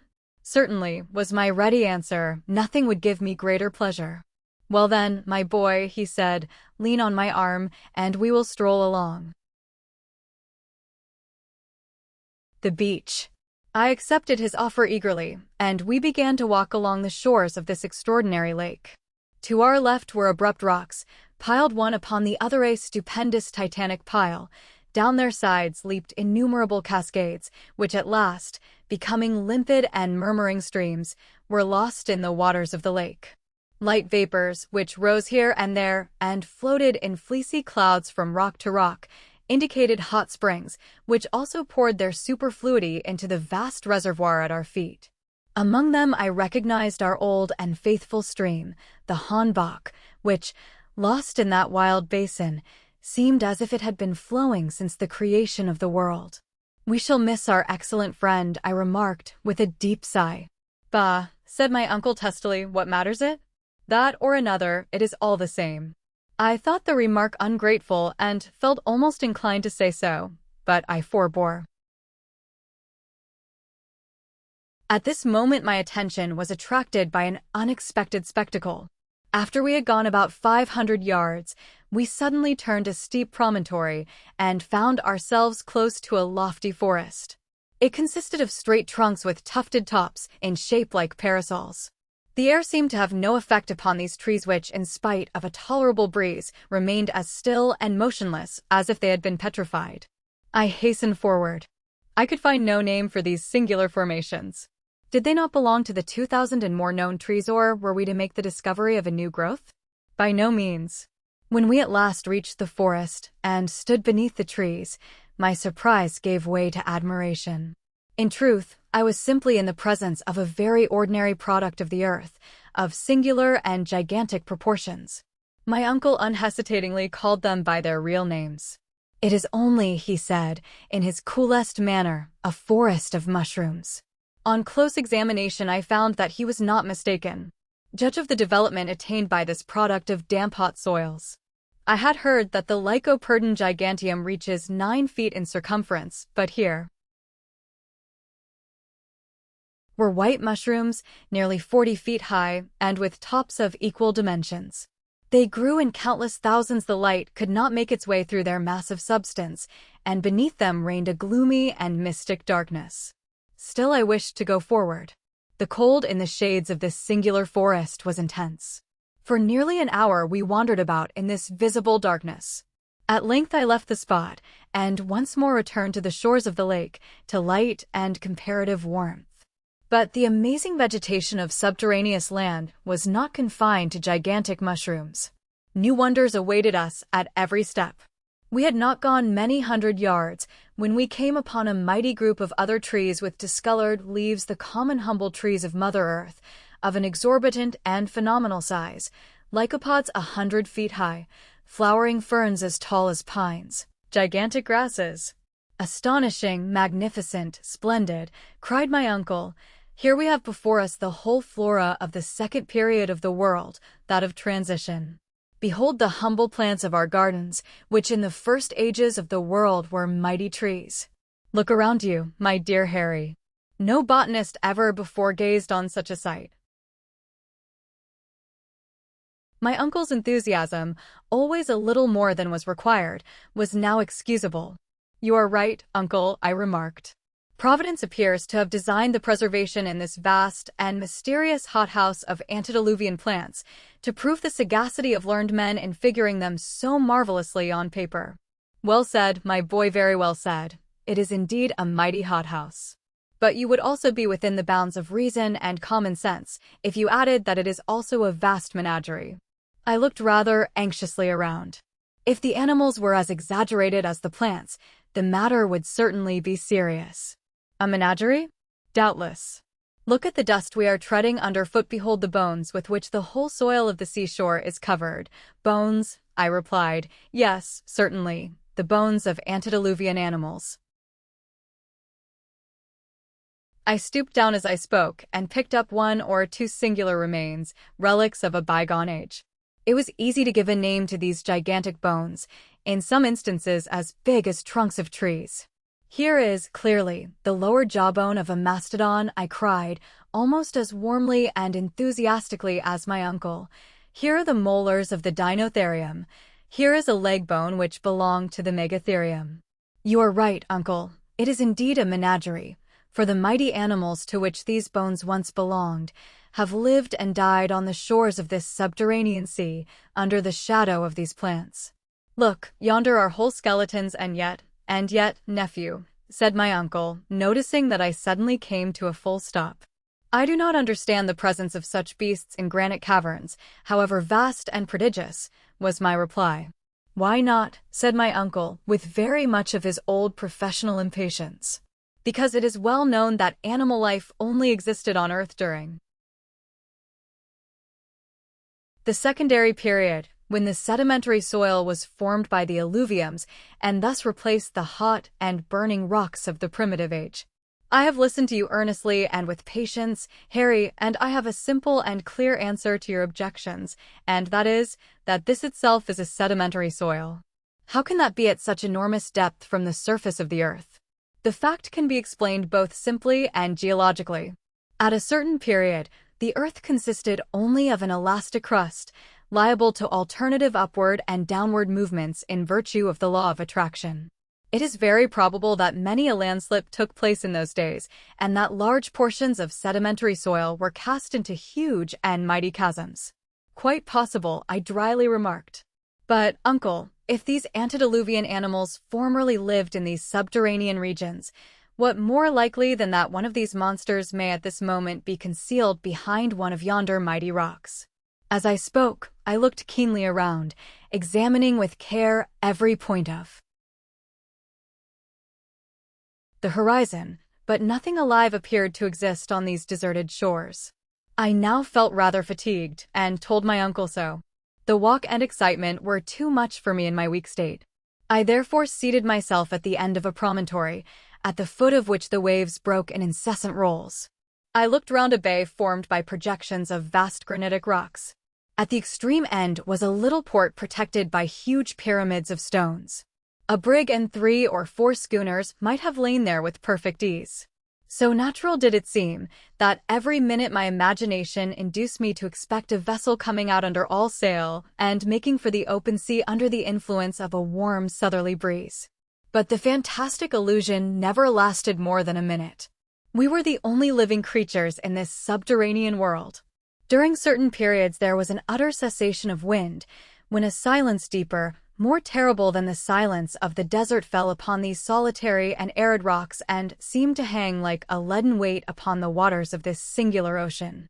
I sought, amid the awful stillness, to penetrate through the distant fog, to tear down the veil which concealed the mysterious distance. What unspoken words were murmured by my trembling lips? What questions did I wish to ask and did not? Where did the sea end? To what did it lead? Should we ever be able to examine its distant shores? But my uncle had no doubts about the matter. He was convinced that our enterprise would in the end be successful. For my part, I was in a state of painful indecision. I desired to embark on the journey and to succeed, and still I feared the result.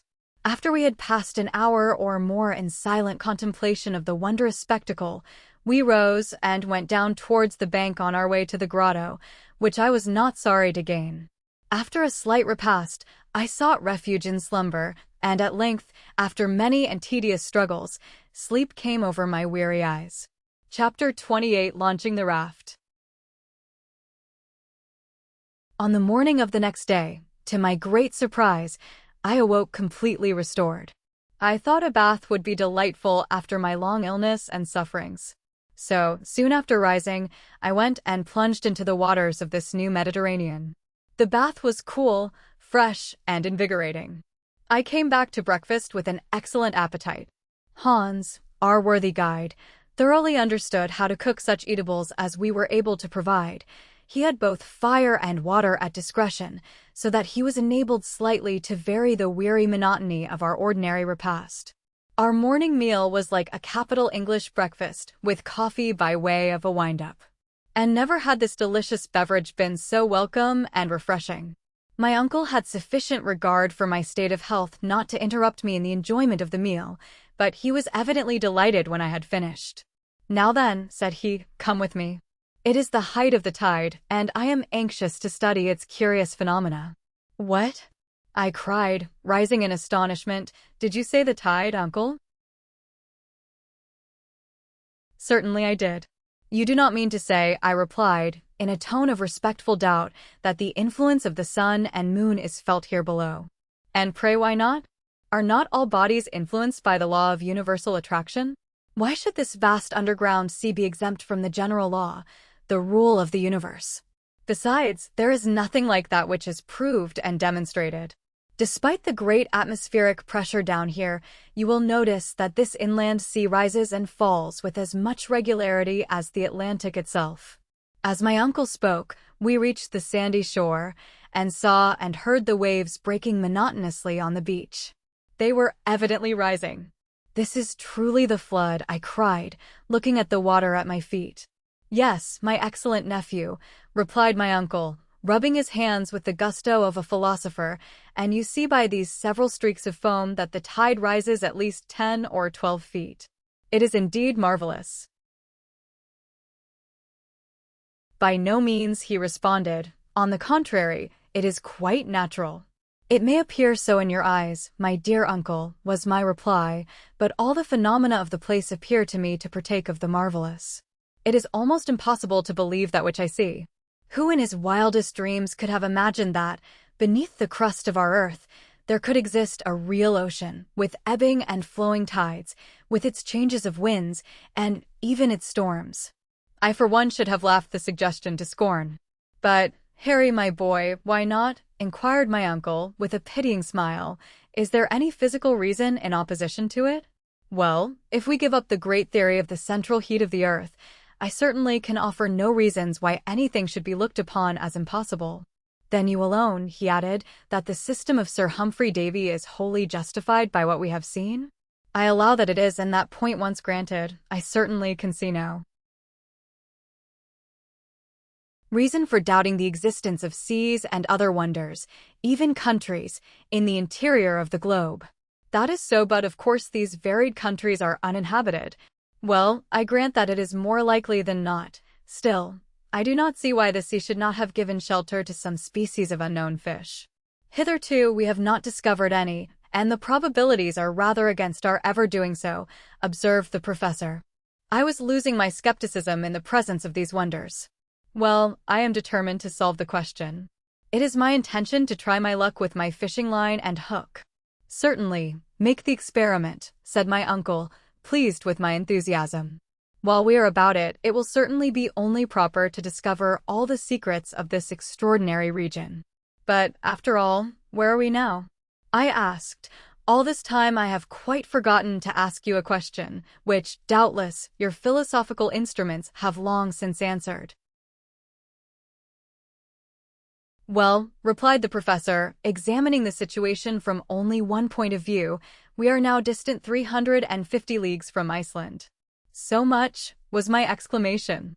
I have gone over the matter several times, and am sure not to have made a mistake of 500 yards, replied my uncle positively. And as to the direction, are we still going to the southeast? Yes, with a western declination, too, of 19 degrees, 42 minutes, just as it is above. As for the inclination 3, I have discovered a very curious fact. 2. The declination is the variation of the needle from the true meridian of a place. 3. Inclination is the dip of the magnetic needle with a tendency to incline towards the Earth. What may that be, uncle? Your information interests me. Why, that the needle, instead of dipping towards the pole as it does on Earth, in the northern hemisphere, has an upward tendency. This proves, I cried, that the great point of magnetic attraction lies somewhere between the surface of the Earth and the spot we have succeeded in reaching. Exactly, my observant nephew, exclaimed my uncle, elated and delighted, and it is quite probable that if we succeed in getting toward the polar region somewhere near the 73rd degree of latitude, where Sir James Ross discovered the magnetic pole, we shall behold the needle point directly upward. We have therefore discovered by analogy that this great center of attraction is not situated at a very great depth. Well, said I, rather surprised, this discovery will astonish experimental philosophers. It was never suspected.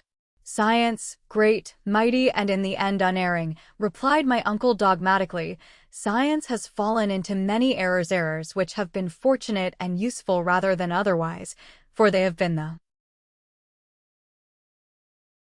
stepping stones to truth.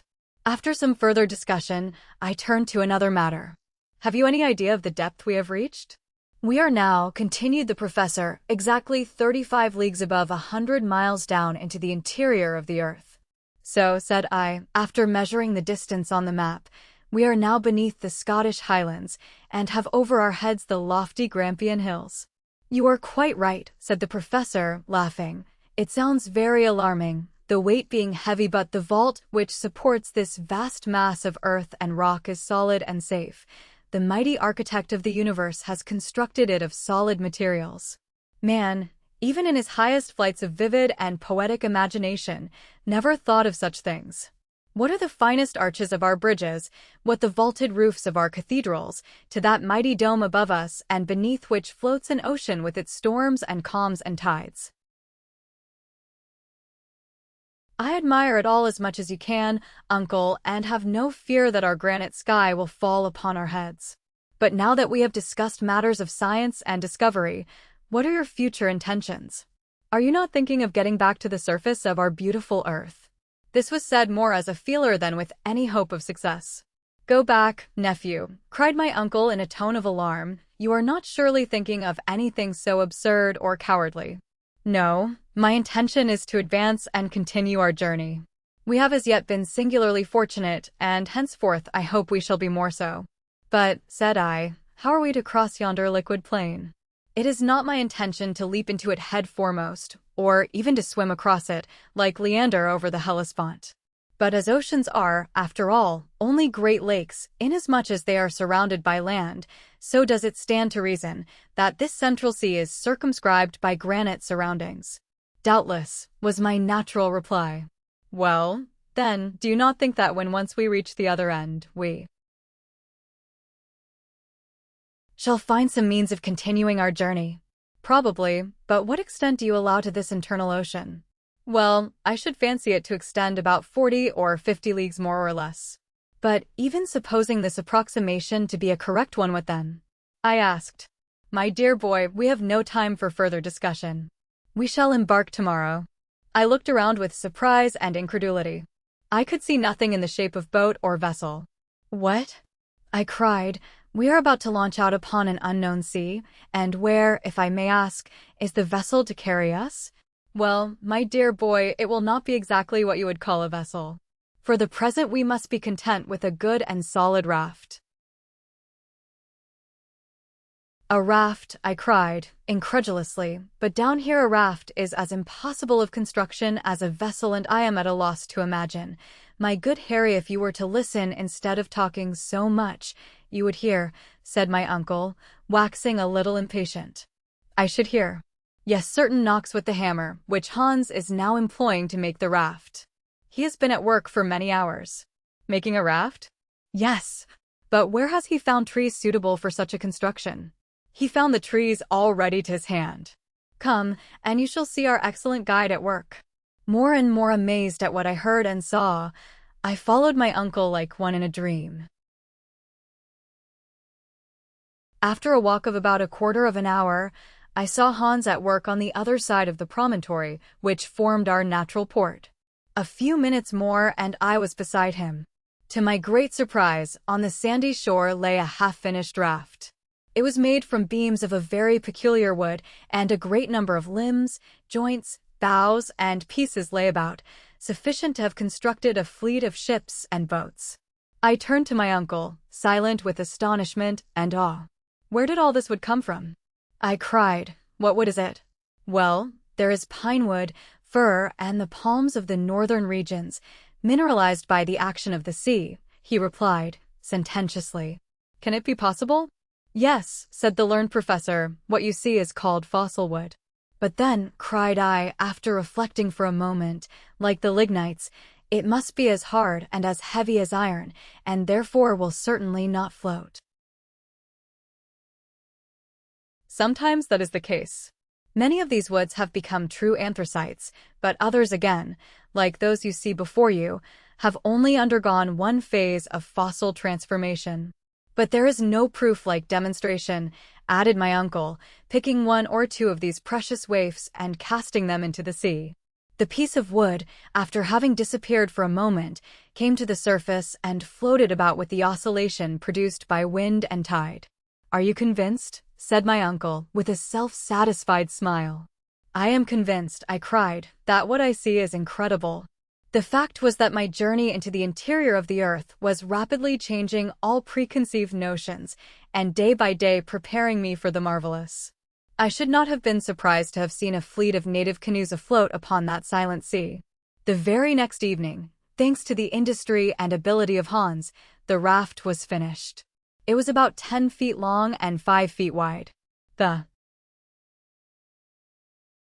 beams, bound together with stout ropes, were solid and firm, and once launched by our united efforts, the improvised vessel floated tranquilly upon the waters of what the professor had well named the Central Sea. Chapter 29. On the Watersay Raft Voyage. On the 13th of August, we were up betimes. There was no time to be lost. We now had to inaugurate a new kind of locomotion, which would have the advantage of being rapid and not fatiguing. A mast, made of 2 pieces of wood fastened together, to give additional strength, a yard made from another one, the sail a linen sheet from our bed. We were fortunately in no want of cordage, and the whole on trial appeared solid and seaworthy. At 6 o'clock in the morning, when the eager and enthusiastic professor gave the signal to embark, the victuals, the luggage, all our instruments, our weapons, and a goodly supply of sweet water, which we had collected from springs in the rocks, were placed on the raft. Hans had, with considerable ingenuity, contrived a rudder, which enabled him to guide the floating apparatus with ease. He took the tiller, as a matter of course. The worthy man was as good a sailor as he was a guide and duck hunter. I then let go the painter which held us to the shore. The sail was brought to the wind, and we made a rapid offing. Our sea voyage had at length commenced, and once more we were making for distant and unknown regions. Just as we were about to leave the little port where the raft had been constructed, my uncle, who was very strong as to geographic nomenclature, wanted to give it a name, and, among others, suggested mine. "Well," said I, "before you decide, I have another to propose." "Well, out with it." "I should like to call it Gretchen. Port Gretchen will sound very well on our future map." "Well then, Port Gretchen let it be," said the professor. And thus it was that the memory of my dear girl was attached to our adventurous and memorable expedition. When we left the shore, the wind was blowing from the northward and eastward. We went directly before the wind at a much greater speed than might have been expected from a raft. The dense layers of atmosphere at that depth had great propelling power and acted upon the sail with considerable force. At the end of an hour, my uncle, who had been taking careful observations, was enabled to judge of the rapidity with which we moved. It was far beyond anything seen in the upper world. "If," he said, "we continue to advance at our present rate, we shall have traveled at least 30 leagues in 24 hours. With a mere raft, this is an almost incredible velocity." I certainly was surprised, and without making any reply went forward. Upon the raft. Already the northern shore was fading away on the edge of the horizon. The two shores appeared to separate more and more, leaving a wide and open space for our departure. Before me I could see nothing but the vast and apparently limitless sea upon which we floated, the only living objects in sight. Huge and dark clouds cast their gray shadows below shadows, which seemed to crush that colorless and sullen water by their weight. Anything more suggestive of gloom and of regions of nether darkness I never beheld. Silvery rays of electric light, reflected here and there upon some small spots of water, brought up luminous sparkles in the long wake of our cumbrous bark. Presently we were wholly out of sight of land. Not a vestige could be seen, nor any indication of where we were going. So still and motionless did we seem, without any distant point to fix our eyes on that, but for the phosphoric light at the wake of the raft, I should have fancied that we were still and motionless. But I knew that we were advancing at a very rapid rate. About 12 o'clock in the day, vast collections of seaweed were discovered surrounding us on all sides. I was aware of the extraordinary vegetative power of these plants, which have been known to creep along the bottom of the great ocean and stop the advance of large ships. But never were seaweeds ever seen, so gigantic and wonderful as those of the Central Sea. I could well imagine how, seen at a distance, tossing and heaving on the summit of the billows, the long lines of algae have been taken for living things, and thus have been fertile sources of the belief in sea serpents. Our raft swept past great specimens of fucus or sirac, from 3,000 to 4,000 feet in length, immense, incredibly long, looking like snakes that stretched out far beyond our horizon. It afforded me great amusement to gaze on their variegated ribbon-like endless lengths. Hour after hour passed without our coming to the termination of these floating weeds. If my astonishment increased, my patience was well-nigh exhausted. What natural force could possibly have produced such abnormal and extraordinary plants? What must have been the aspect of the globe during the first centuries of its formation, when under the combined action of heat and humidity, the vegetable kingdom occupied its vast surface to the exclusion of everything else? These were considerations of never-ending interest for the geologist and the philosopher. All this while we were advancing on our journey, and at length night came, but as I had remarked the evening before, the luminous state of the atmosphere was in nothing diminished. Whatever was the cause, it was a phenomenon upon the duration of which we could calculate with certainty. As soon as our supper had been disposed of, and some little speculative conversation indulged in, I stretched myself at the foot of the mast and presently went to sleep.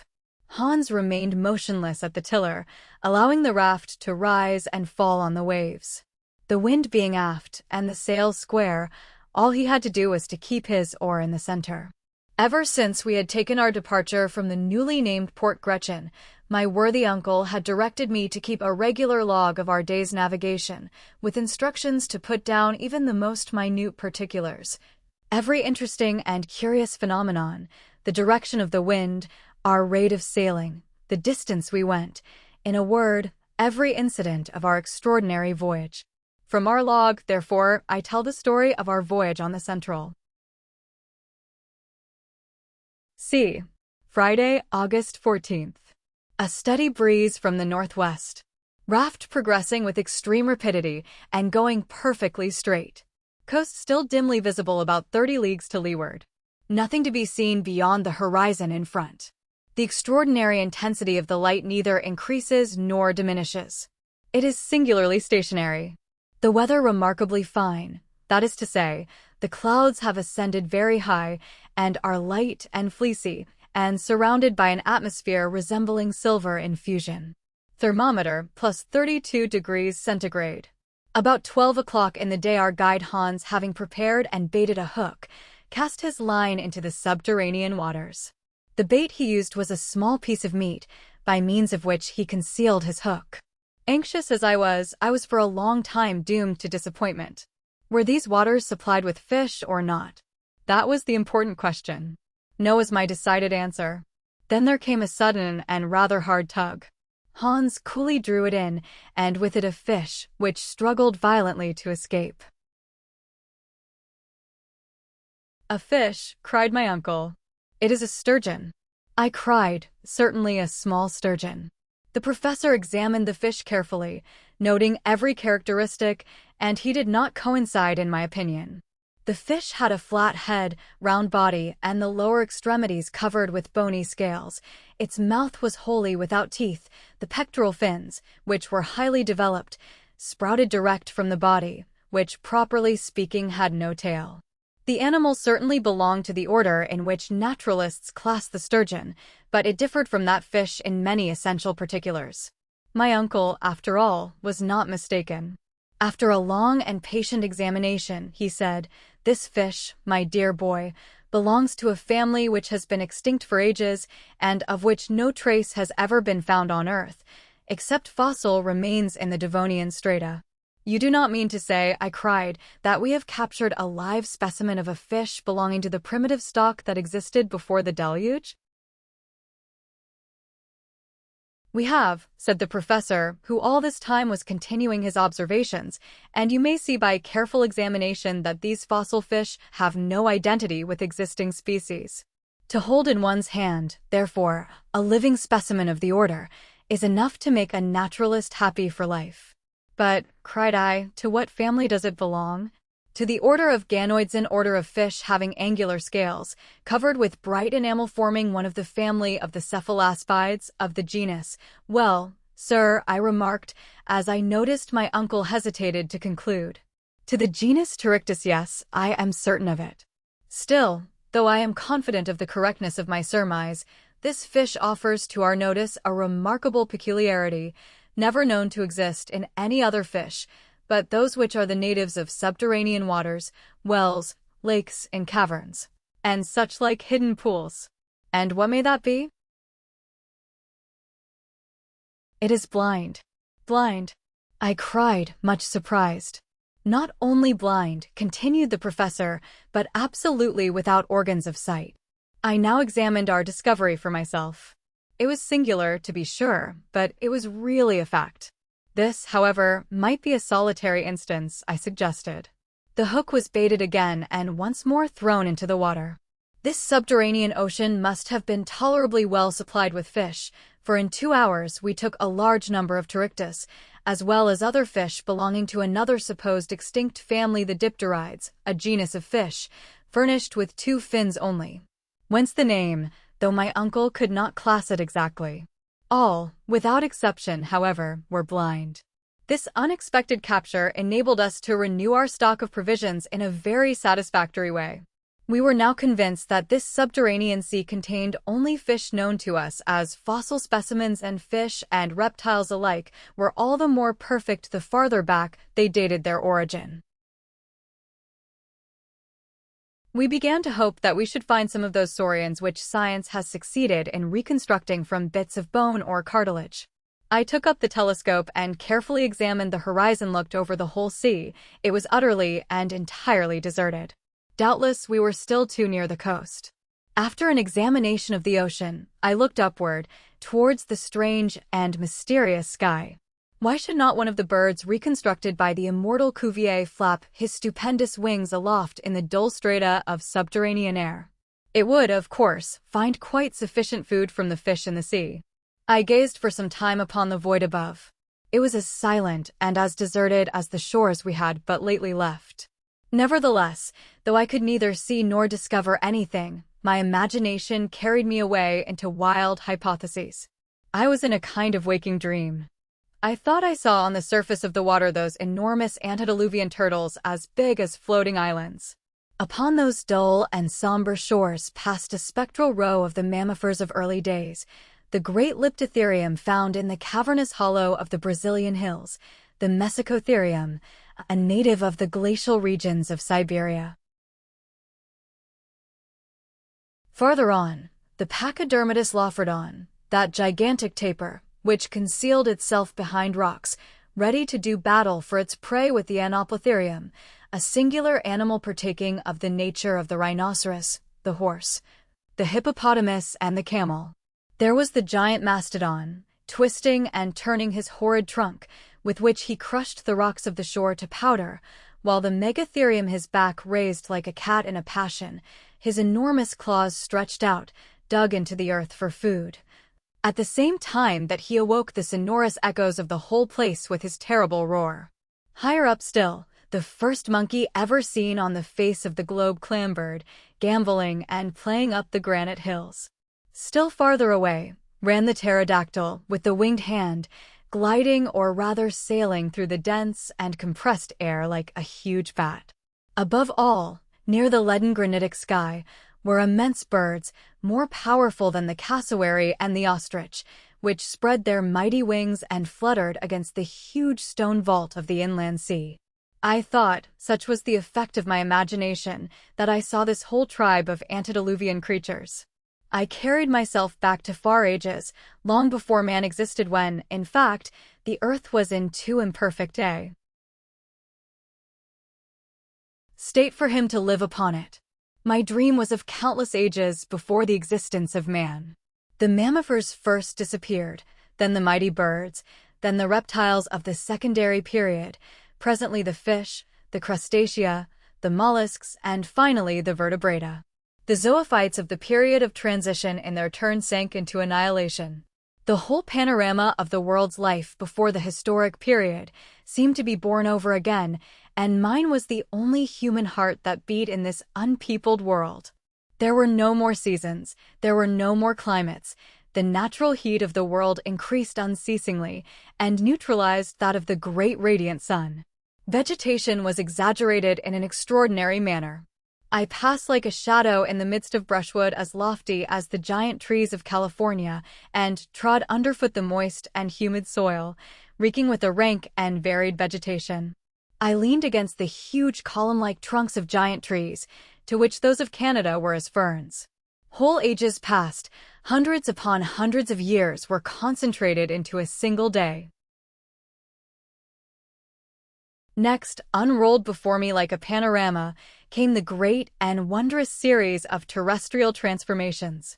Plants disappeared, the granitic rocks lost all trace of solidity, the liquid state was suddenly substituted for that which had before existed.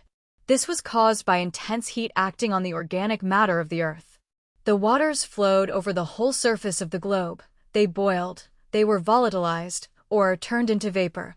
A kind of steam cloud wrapped the whole earth, the globe itself becoming at last nothing but one huge sphere of gas, indescribable in color, between white heat and red, as big and as brilliant as the sun. In the very center of this prodigious mass, 1,400,000 times as large as our globe, I was whirled round in space and brought into close conjunction with the planets. My body was subtilized, or rather became volatile, and commingled in a state of atomic vapor with the prodigious clouds, which rushed forward like a mighty comet into infinite space. What an extraordinary dream! Where would it finally take me? My feverish hand began to write down the marvelous details, more like the imaginings of a lunatic than anything sober and real. I had during this period of hallucination forgotten everything the professor, the guide, and the raft on which we were floating. My mind was in a state of semi-oblivion. "What is the matter, Harry?" said my uncle suddenly. My eyes, which were wide open like those of a somnambulist, were fixed upon him, but I did not see him, nor could I clearly make out anything around me. "Take care, my boy," again cried my uncle. "You will fall into the sea." As he uttered these words, I felt myself seized on the other side by the firm hand of our devoted guide. Had it not been for the presence of mind of Hans, I must infallibly have fallen into the waves and been drowned. "Have you gone mad?" cried my uncle, shaking me on the other side. What is the matter?" I said at last, coming to myself.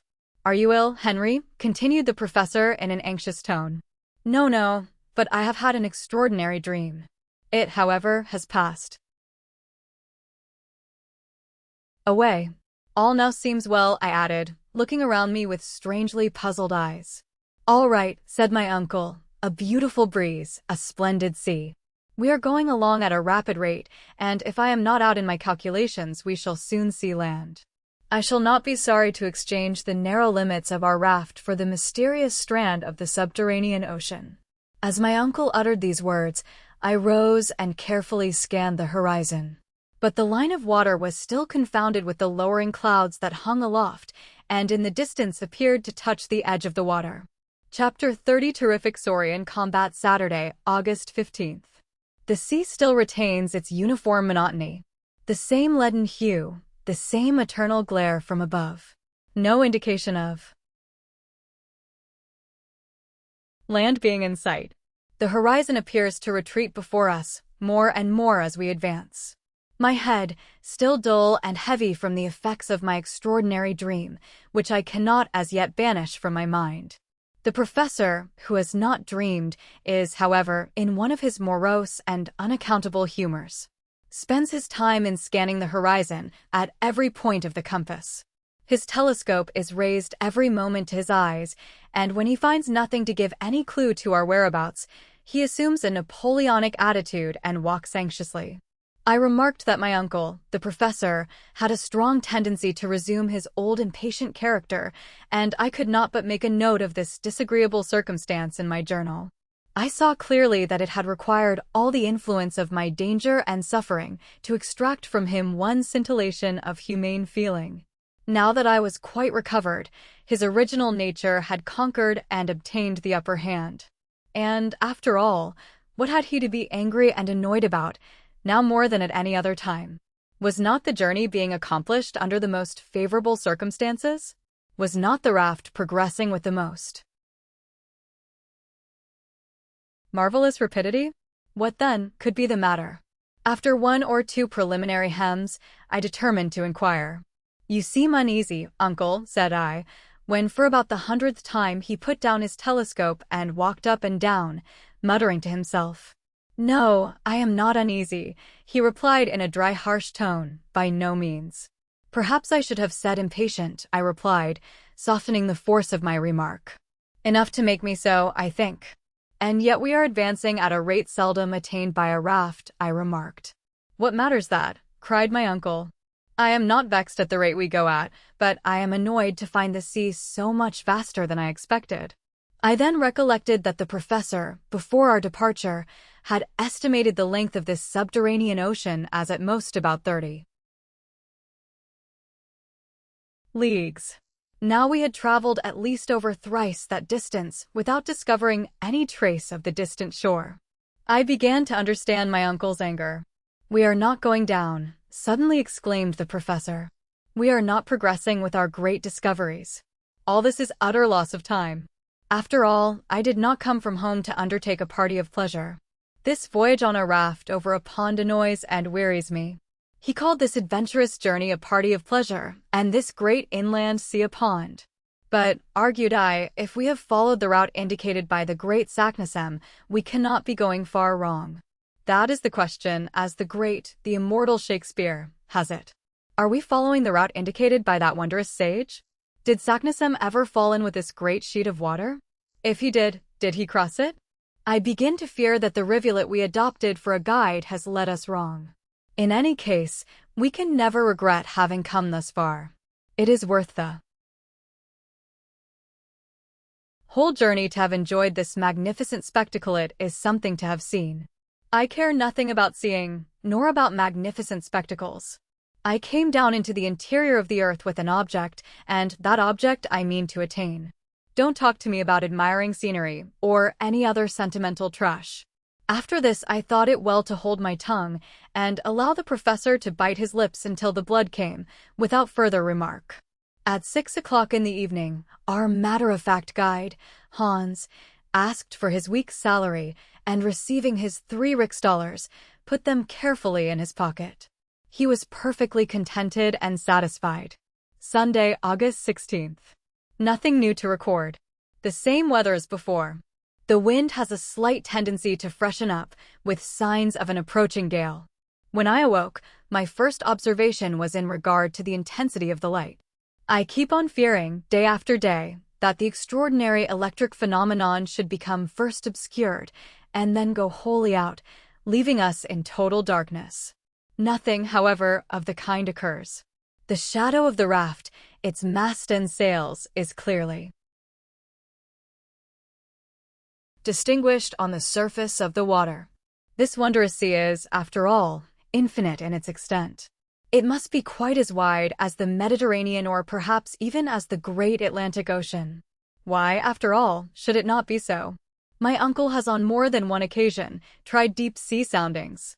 He tied the cross of one of our heaviest crowbars to the extremity of a cord, which he allowed to run out to the extent of 200 fathoms. We had the greatest difficulty in hoisting in our novel kind of lead. When the crowbar was finally dragged on board, Hans called my attention to some singular marks upon its surface. The piece of iron looked as if it had been crushed between 2 very hard substances. I looked at our worthy guide with an inquiring glance. "Tando," said he. Of course I was at a loss to understand. I turned round towards my uncle, absorbed in gloomy reflections. I had little wish to disturb him from his reverie. I accordingly turned once more towards our worthy Icelander. Hans very quietly and significantly opened his mouth once or twice, as if in the act of biting, and in this way made me understand his meaning. "Teeth!" cried I, with stupefaction, as I examined the bar of iron with more attention. Yes, there can be no doubt about the matter. The indentations on the bar of iron are the marks of teeth. What jaws must the owner of such molars be possessed of? Have we, then, come upon a monster of unknown species, which still exists within the vast waste of waters, a monster more voracious than a shark, more terrible and bulky than the whale? I am unable to withdraw my eyes from the bar of iron, actually half crushed. Is, then, my dream about to come true, a dread and terrible reality? All day my thoughts were bent upon these speculations, and my imagination scarcely regained a degree of calmness and power of reflection until after a sleep of many hours. This day, as on other Sundays, we observed as a day of rest and pious meditation. Monday, August 17th. I have been trying to realize from memory the particular instincts of those antediluvian animals of the secondary period, which, succeeding to the mollusca, to the crustacea, and to the fish, preceded the appearance of the race of mammifers. The generation of reptiles then reigned supreme upon the earth. These hideous monsters ruled everything in the seas of the secondary period, which formed the strata of which the Jura Mountains are composed. Nature had endowed them with perfect organization. What a gigantic structure was theirs! What vast and prodigious strength they possessed! The existing saurians, which include all such reptiles as lizards, crocodiles, and alligators, Even the largest and most formidable of their class are but feeble imitations of their mighty sires, the animals of ages long ago. If there were giants in the days of old, there were also gigantic animals. I shuddered as I evolved from my mind the idea and recollection of these awful monsters. No eye of man had seen them in the flesh. They took their walks abroad upon the face of the earth thousands of ages before man came into existence, and their fossil bones, discovered in the limestone, have allowed us to reconstruct them anatomically, and thus to get some faint idea of their colossal formation. I recollect once seeing in the Great Museum of Hamburg the skeleton of one of these wonderful saurians. It measured no less than 30 feet from the nose to the tail. Am I, then, an inhabitant of the earth of the present day, destined to find myself face to face with a representative of this antediluvian family? I can scarcely believe it possible. I can hardly believe it true. And yet these marks of powerful teeth upon the bar of iron, can there be a doubt from their shape that the bite is the bite of a crocodile? My eyes stare wildly and with terror upon the subterranean sea. Every moment I expect one of these monsters to rise from its vast cavernous depths. I fancy that the worthy professor in some measure shares my notions, if not my fears, for, after an attentive examination of the crowbar, he cast his eyes rapidly over the mighty and mysterious ocean. What could possess him to leave the land, I thought, as if the depth of this water was of any importance to us. No doubt he has disturbed some terrible monster in his watery home, and perhaps we may pay dearly for our temerity. Anxious to be prepared for the worst, I examined our weapons, and saw that they were in a fit state for use. My uncle looked on at me and nodded his head approvingly. He, too, has noticed what we have to fear. Already the uplifting of the waters on the surface indicates that something is in motion below. The danger approaches. It comes nearer and nearer. It behooves us to be on the watch. Tuesday, August 18th. Evening came at last, the hour when the desire for sleep caused our eyelids to be heavy. Night there is not, properly speaking, in this place, any more than there is in summer in the Arctic regions. Hans, however, is immovable at the rudder. When he snatches a moment of rest, I really cannot say. I take advantage of his vigilance to take some little repose. But 2 hours after I was awakened from a heavy sleep by an awful shock. The raft appeared to have struck upon a sunken rock. It was lifted right out of the water by some wondrous and mysterious power, and then started off 20 fathoms distant. What is it?" cried my uncle, starting up. "Are we shipwrecked, or what?" Hans raised his hand and pointed to where, about 200 yards off, a large black mass was moving up and down. I looked with awe. My worst fears were realized. "It is a colossal monster," I cried, clasping my hands. "Yes," cried the agitated professor, "and there yonder is a huge sea lizard of terrible size and shape. And farther on behold a prodigious crocodile. Look at his hideous jaws and that row of monstrous teeth. Huh! He is gone." "A whale! A whale!" shouted the professor. "I can see her enormous fins. See, how she blows air and water." 2 liquid columns rose to a vast height above the level of the sea, into which they fell with a terrific crash, waking up the echoes of that awful place. We stood still, surprised, stupefied, terror-stricken at the sight of this group of fearful marine monsters, more hideous in the reality than in my dream. They were of supernatural dimensions. The very smallest of the whole party could with ease have crushed our raft and ourselves with a single bite. Hans, seizing the rudder which had flown out of his hand, puts it hard aweather in order to escape from such dangerous vicinity, but no sooner does he do so than he finds he is flying from Scylla to Charybdis. To leeward is a turtle about 40 feet wide, and a serpent quite as long, with an enormous and hideous head peering from out the waters. Look which way we will, it is impossible for us to fly. The fearful reptiles advanced upon us. They turned and twisted about the raft with awful rapidity. They formed around our devoted vessel a series of concentric circles. I took up my rifle in desperation. But what effect can a rifle ball produce upon the armor scales with which the bodies of these horrid monsters are covered? We remain still and dumb from utter horror. They advance upon us, nearer and nearer. Our fate appears certain. fearful and terrible. On one side the mighty crocodile, on the other the great sea serpent. The rest of the fearful crowd of marine prodigies have plunged beneath the briny waves and disappeared. I am about to fire at any risk and try the effect of a shot. Hans, the guide, however, interfered by a sign to check me. The two hideous and ravenous monsters passed within 50 fathoms of the raft, and then made a rush at one another, their fury and rage preventing them from seeing us. The combat commenced. We distinctly made out every action of the two hideous monsters. But to my excited imagination, the other animals appeared about to take part in the fierce and deadly struggle. The monster, the whale, the lizard, and the turtle. I distinctly saw them every moment. I pointed them out to the Icelander. But he only shook his head.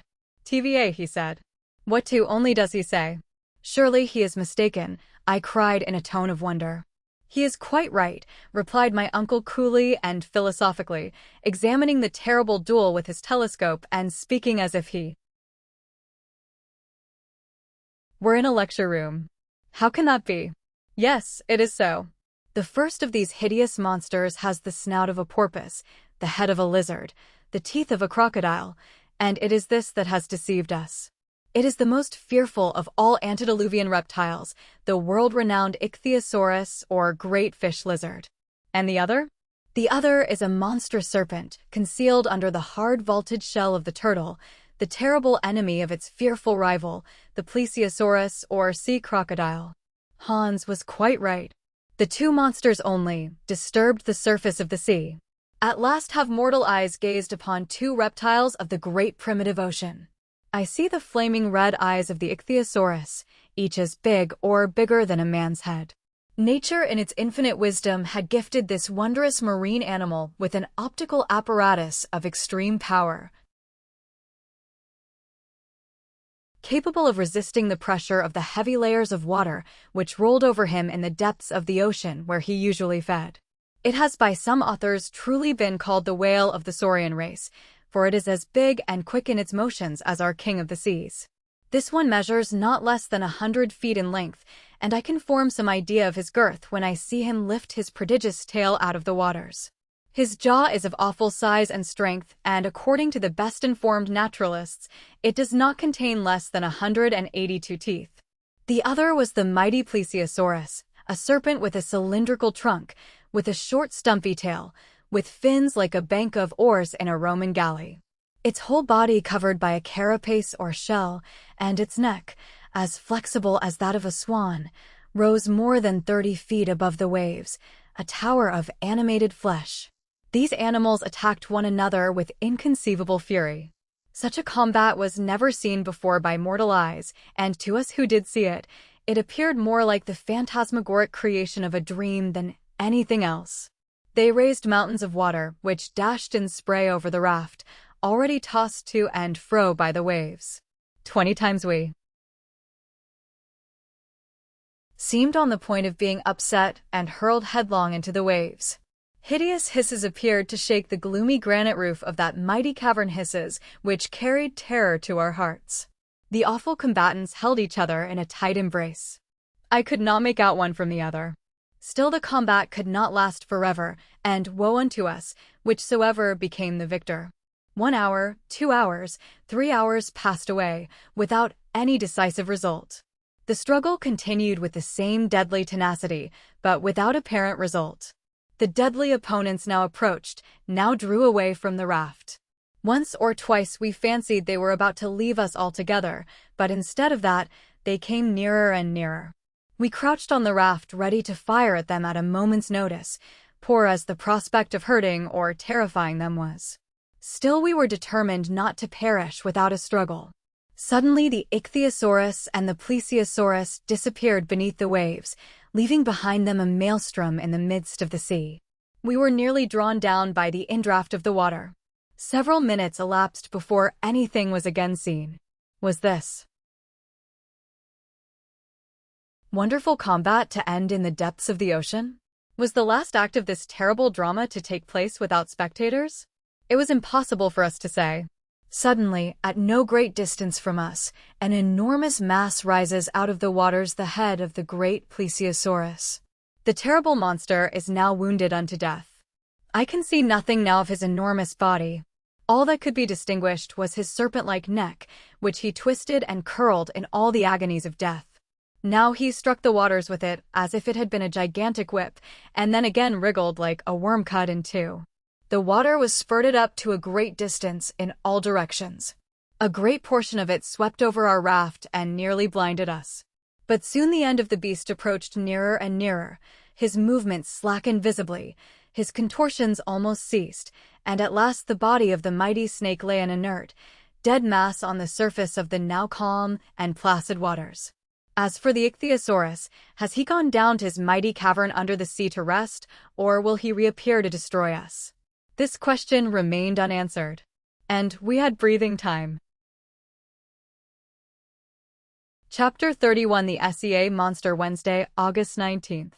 Fortunately, the wind, which for the present blows with some violence, has allowed us to escape from the scene of the unparalleled and extraordinary struggle. Hans, with his usual imperturbable calm, remained at the helm. My uncle, who for a short time had been withdrawn from his absorbing reveries by the novel incidents of the sea fight, fell back again apparently into a brown study. His eyes were fixed impatiently on the widespread ocean. Our voyage now became monotonous and uniform. Dull as it has become, I have no desire to have it broken by any repetition of the perils and adventures of yesterday. Thursday, August 20th. The wind is now N.E. and blows very irregularly. It has changed to fitful gusts. The temperature is exceedingly high. We are now progressing at the average rate of about 10 miles and a half per hour.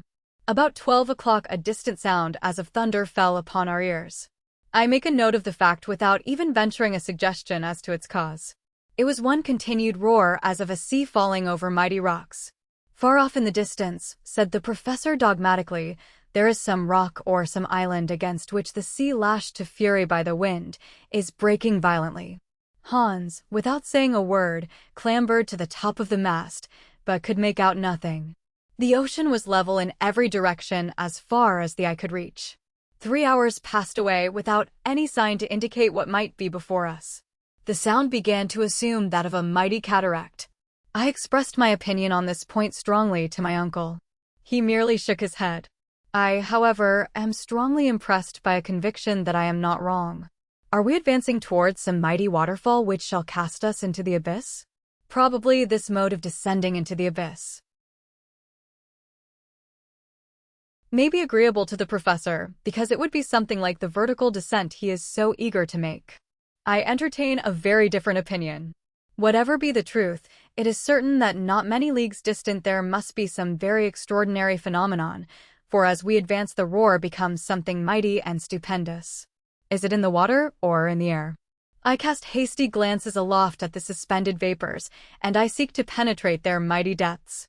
But the vault above is tranquil. The clouds, which are now elevated to the very summit, appear utterly still and motionless and completely lost in the irradiation of electric light.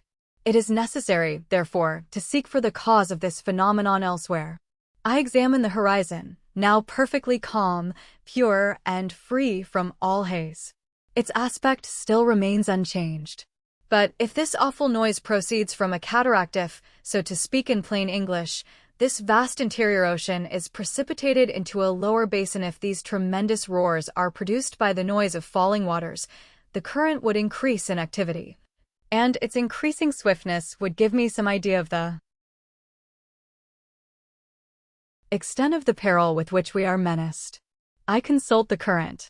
It simply does not exist. There is no such thing. An empty bottle cast into the water lies to leeward without motion. About 4 o'clock Hans rises, clambers up the mast, and reaches the truck itself. From this elevated position his looks are cast around. They take in a vast circumference of the ocean. At last his eyes remain fixed. His face expresses no astonishment, but his eyes slightly dilate. "He has seen something at last," cried my uncle. "I think so," I replied. Hans came down, stood beside us, and pointed with his right hand to the south. "Der near," he said. "There," replied my uncle. And seizing his telescope, he looked at it with great attention for about a minute, which to me appeared an age. I knew not what to think or expect. "Yes, yes," he cried in a tone of considerable surprise. "There it is." "What?" I asked. "A tremendous spurt of water rising out of the waves." "Some other marine monster," I cried, already alarmed. "Perhaps." "Then let us steer more to the westward, for we know what we have to expect from antediluvian animals," was my eager reply. "Go ahead," said my uncle. I turned towards Hans. Hans was at the tiller steering with his usual imperturbable calm. Nevertheless, if from the distance which separated us from this creature, a distance which must be estimated at not less than a dozen leagues, one could see the column of water spurting from the blowhole of the great animal, his dimensions must be something preternatural. To fly is, therefore, the course to be suggested by ordinary prudence. But we have not come into that part of the world to be prudent.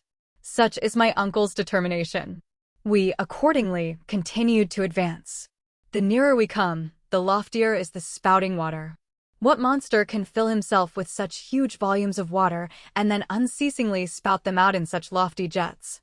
At 8 o'clock in the evening, reckoning as above ground, where there is day and night, we are not more than 2 leagues from the mighty beast. Its long, black, enormous, mountainous body lies on the top of the water like an island. But then sailors have been said to have gone ashore on sleeping whales, mistaking them for land. Is it illusion or is it fear? Its length cannot be less than 1,000 fathoms. What, then, is this cetaceous monster of which no Cuvier ever thought? It is quite motionless and presents the appearance of sleep. The sea seems unable to lift him upwards, it is rather the waves which break on his huge and gigantic frame. The waterspout, rising to a height of 500 feet, breaks in spray with a dull, sullen roar. We advance, like senseless lunatics, towards this mighty mass. I honestly confess that I was abjectly afraid. I declared that I would go no farther. I threatened in my terror to cut the sheet of the sail. I attacked the professor with considerable acrimony, calling him foolhardy, mad, I know not what. He made no answer. Suddenly the imperturbable Hans once more pointed his finger to the menacing object. I. "An island," cried my uncle. "An island," I replied, shrugging my shoulders at this poor attempt at deception. "Of course it is," cried my uncle, bursting into a loud and joyous laugh. "But the waterspout?" "Geyser," said Hans. "Yes, of course a geyser," replied my uncle, still laughing, "a geyser like those common in Iceland. Jets like this are the great wonders of the country." At first I would not allow that I had been so grossly deceived.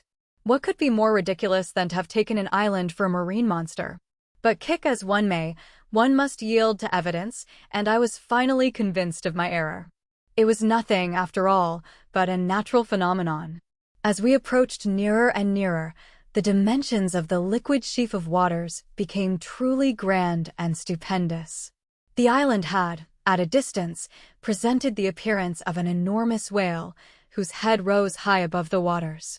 The geyser, a word the Icelanders pronounce geyser, and which signifies fury, rose majestically from its summit.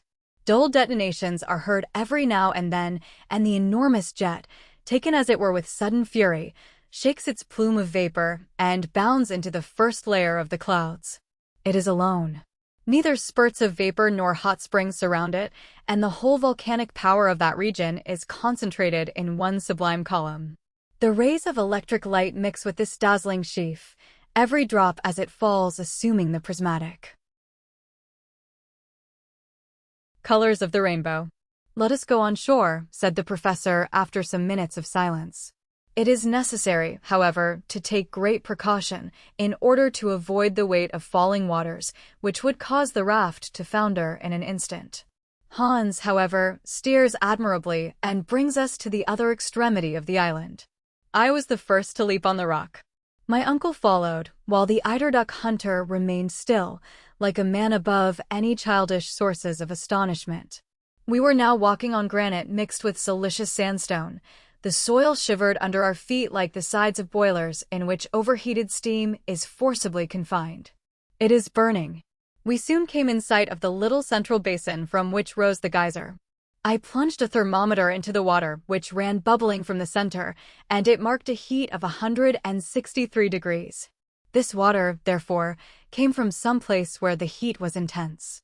This was singularly in contradiction with the theories of Professor Hardwigg. I could not help telling him my opinion on the subject. "Well," said he sharply, "and what does this prove against my doctrine?" "Nothing," replied I dryly, seeing that I was running my head against a foregone conclusion. "Nevertheless, I am compelled to confess that until now we have been most remarkably fortunate, and that this voyage is being accomplished in most favorable conditions of temperature, but it appears evident, in fact certain, that we shall sooner or later arrive at one of those regions where the central heat will reach its utmost limits and will go far beyond all the possible gradations of thermometers." Visions of the Hades of the ancients, believed to be in the center of the earth, floated through my imagination. We shall, however, see what we shall see. That is the professor's favorite phrase now. Having christened the volcanic island by the name of his nephew, the leader of the expedition turned away and gave the signal for embarkation. I stood still, however, for some minutes, gazing upon the magnificent geyser. I soon was able to perceive that the upward tendency of the water was irregular. Now it diminished in intensity, and then, suddenly, it regained new vigor, which I attributed to the variation of the pressure of the accumulated vapors in its reservoir. At last we took our departure, going carefully round the projecting and rather dangerous rocks of the southern side. Hans had taken advantage of this brief halt to repair the raft. Before we took our final departure from the island, however, I made some observations to calculate the distance we had gone over, and I put them down in my journal. Since we left Port Gretchen, we had traveled 270 leagues, more than 800 miles on this great inland sea. We were, therefore, 620 leagues from Iceland and exactly under England. Chapter 32: The Battle of the Elements. Friday, August 21st. This morning the magnificent geyser had wholly disappeared. The wind had freshened up, and we were fast leaving the neighborhood of Henry's Island. Even the roaring sound of the mighty column was lost to the ear. The weather, if, under the circumstances, we may use such an expression, is about to change very suddenly. The atmosphere is being gradually loaded with vapors, which carry with them the electricity formed by the constant evaporation of the saline waters. The clouds are slowly but sensibly falling towards the sea, and are assuming a dark olive texture. The electric rays can scarcely pierce through the opaque curtain which has fallen like a drop scene before this wondrous theater, on the stage of which another and terrible drama is soon to be enacted. This time it is no fight of animals, it is the fearful battle of the elements. I feel that I am very peculiarly influenced, as all creatures are on land when a deluge is about to take place.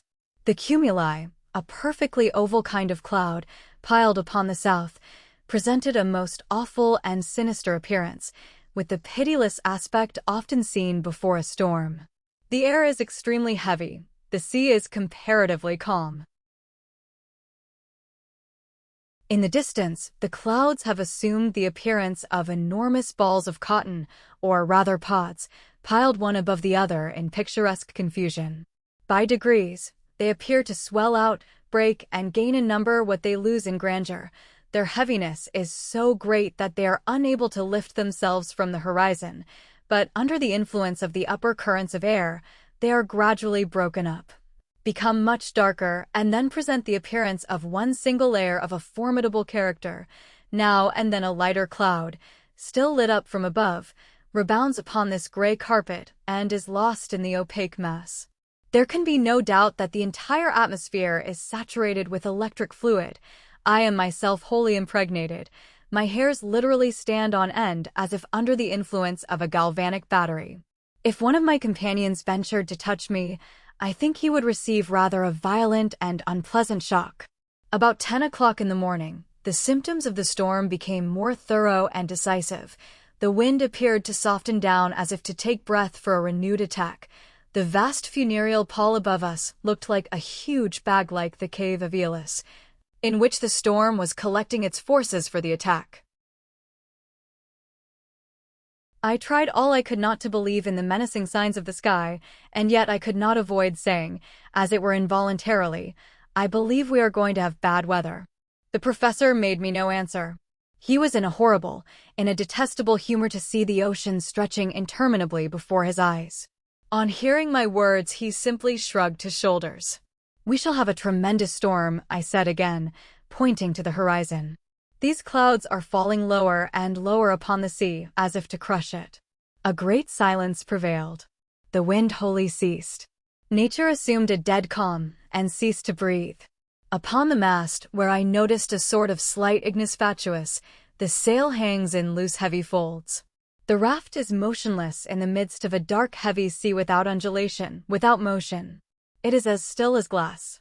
But as we are making no progress, what is the use of keeping up the sail, which may be the cause of our perdition if the tempest should suddenly strike us without warning?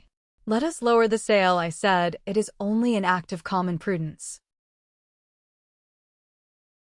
No, no, cried my uncle, in an exasperated tone, 100 times no. Let the wind strike us and do its worst. Let the storm sweep us away where it will only let me see the glimmer of some coast of some rocky cliffs, even if they dash our raft into 1,000 pieces. No, keep up the sail no matter what happens.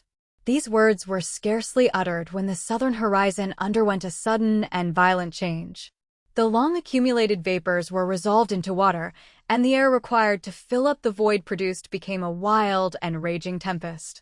It came from the most distant corners of the mighty cavern. It raged from every point of the compass. It roared, it yelled, it shrieked with glee as of demons let loose. The darkness increased and became indeed darkness visible. The raft rose and fell with the storm and bounded over the waves.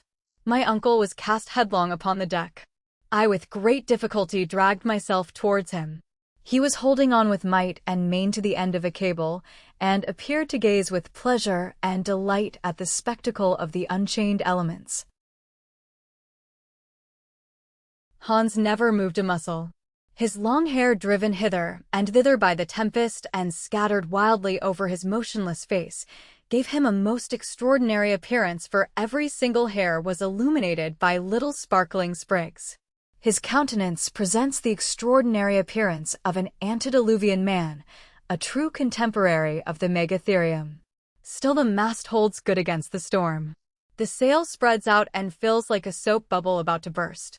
The raft rushes on at a pace impossible to estimate, but still less swiftly than the body of water displaced beneath it, the rapidity of which may be seen by the lines which fly right and left in the wake. The sail, I cried, making a trumpet of my hands, and then endeavoring to lower it. Let it alone, said my uncle, more exasperated than ever. Nay, said Hans, gently shaking his head. Nevertheless, the rain formed a roaring cataract before this horizon of which we were in search, and to which we were rushing like madmen. But before this wilderness of waters reached us, the mighty veil of cloud was torn in twain, the sea began to foam wildly, and the electricity, produced by some vast and extraordinary chemical action in the upper layer of cloud, is brought into play. To the fearful claps of thunder are added dazzling flashes of lightning, such as I had never seen. The flashes crossed one another, hurled from every side, while the thunder came pealing like an echo. The mass of vapor becomes incandescent. The hailstones which strike the metal of our boots and our weapons are actually luminous. The waves as they rise appear to be fire-eating monsters, beneath which seethes an intense fire, their crests surmounted by combs of flame. My eyes are dazzled, blinded by the intensity of light. My ears are deafened by the awful roar of the elements. I am compelled to hold on to the mast, which bends like a reed beneath the violence of the storm, to which none ever before seen by mariners bore any resemblance. Asterisk, asterisk, asterisk, asterisk, asterisk. Here my traveling notes become very incomplete, loose and vague. I have Only been able to make out one or two fugitive observations, jotted down in a mere mechanical way. But even their brevity, even their obscurity, show the emotions which overcame me. Asterisk, asterisk, asterisk, asterisk, asterisk, Sunday, August 23rd. Where have we got to? In what region are we wandering? We are still carried forward with inconceivable rapidity. The night has been fearful, something not to be described. The storm shows no signs of cessation. We exist in the midst of an uproar which has no name. The detonations as of artillery are incessant. Our ears literally bleed. We are unable to exchange a word or hear each other speak. The lightning never ceases to flash for a single instant. I can see the zigzags after a rapid dart strike the arched roof of this mightiest of mighty vaults. If it were to give way and fall upon us. Other lightnings plunge their forked streaks in every direction and take the form of globes of fire, which explode like bombshells over a beleaguered city. The general crash and roar do not apparently increase. It has already gone far beyond what human ear can appreciate. If all the powder magazines in the world were to explode together, it would be impossible for us to hear worse noise. There is a constant emission of light from the storm clouds. The electric matter is incessantly released. Evidently, the gaseous principles of the air are out of order. Innumerable columns of water rush up like waterspouts and fall back upon the surface of the ocean in foam. Whither are we going? My uncle still lies at full length upon the raft, without speaking, without taking any note of time. The heat increases. I look at the thermometer. To my surprise, it indicates the exact figure is here rubbed out in my manuscript, /I Monday, August 24th. This terrible storm will never end. Why should not this state of the atmosphere, so dense and murky, once modified, again remain definitive? We are utterly broken and harassed by fatigue. Hans remains just as usual. The raft runs to the southeast invariably. We have now already run 200 leagues from the newly discovered island.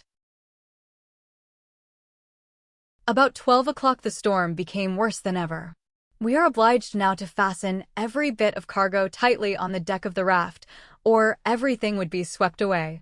We make ourselves fast, too, each man lashing the other.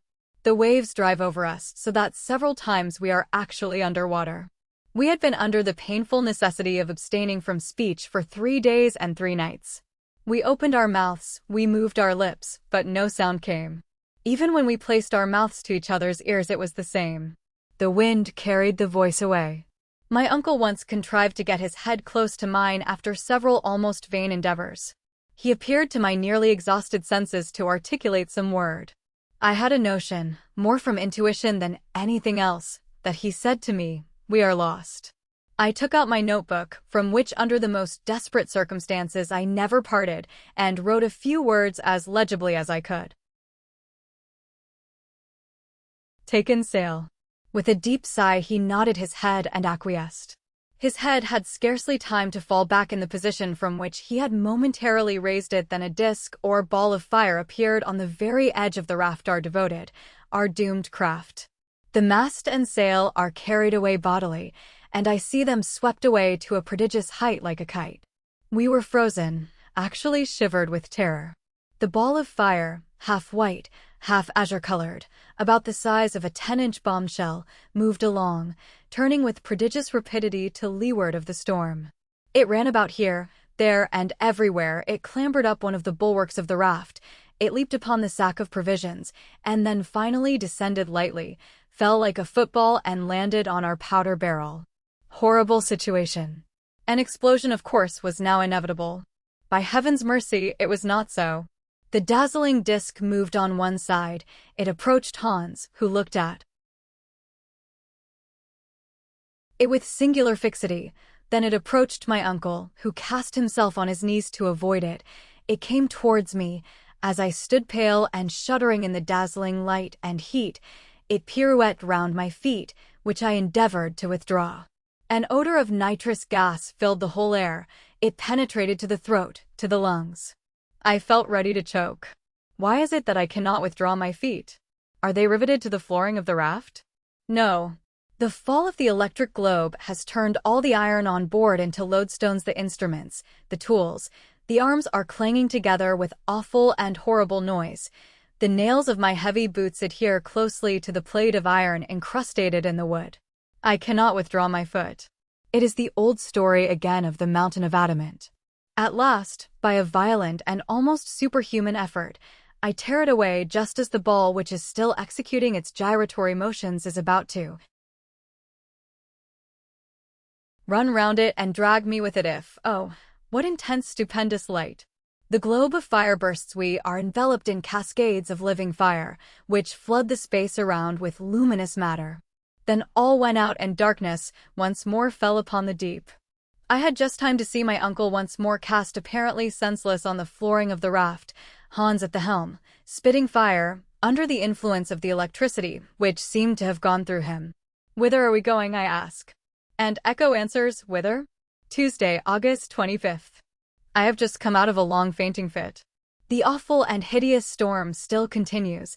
The lightning has increased in vividness, and pours out its fiery wrath like a brood of serpents let loose in the atmosphere.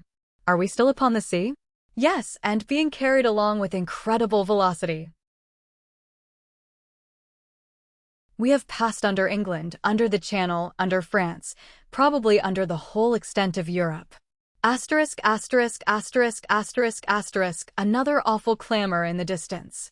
This time it is certain that the sea is breaking upon the rocks at no great distance. Then, Chapter 33, our route reversed. Here ends what I call my journal of our voyage on board the raft, which journal was happily saved from the wreck. I proceed with my narrative as I did before I commenced my daily notes. What happened when the terrible shock took place, when the raft was cast upon the rocky shore, it would be impossible for me now to say. I felt myself precipitated violently into the boiling waves, and if I escaped from a certain and cruel death, it was wholly owing to the determination of the faithful Hans, who, clutching me by the arm, saved me from the yawning abyss. The courageous Icelander then carried me in his powerful arms, far out of the reach of the waves, and laid me down upon a burning expanse of sand, where I found myself some time afterwards in the company of my uncle, the professor. Then he quietly returned towards the fatal rocks, against which the furious waves were beating, in order to save any stray waifs from the wreck. This man was always practical and thoughtful. I could not utter a word. I was quite overcome with emotion.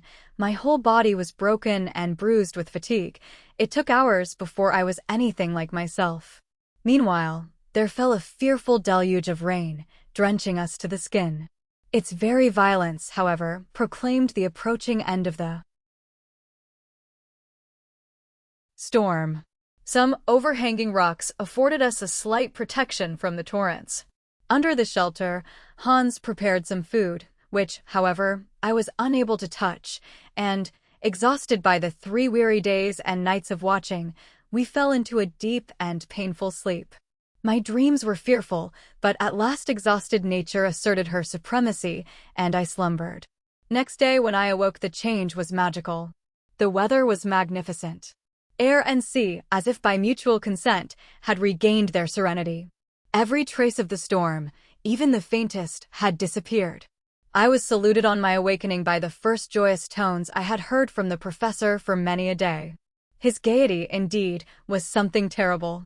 "Well, my lad," he cried, rubbing his hands together, "have you slept soundly?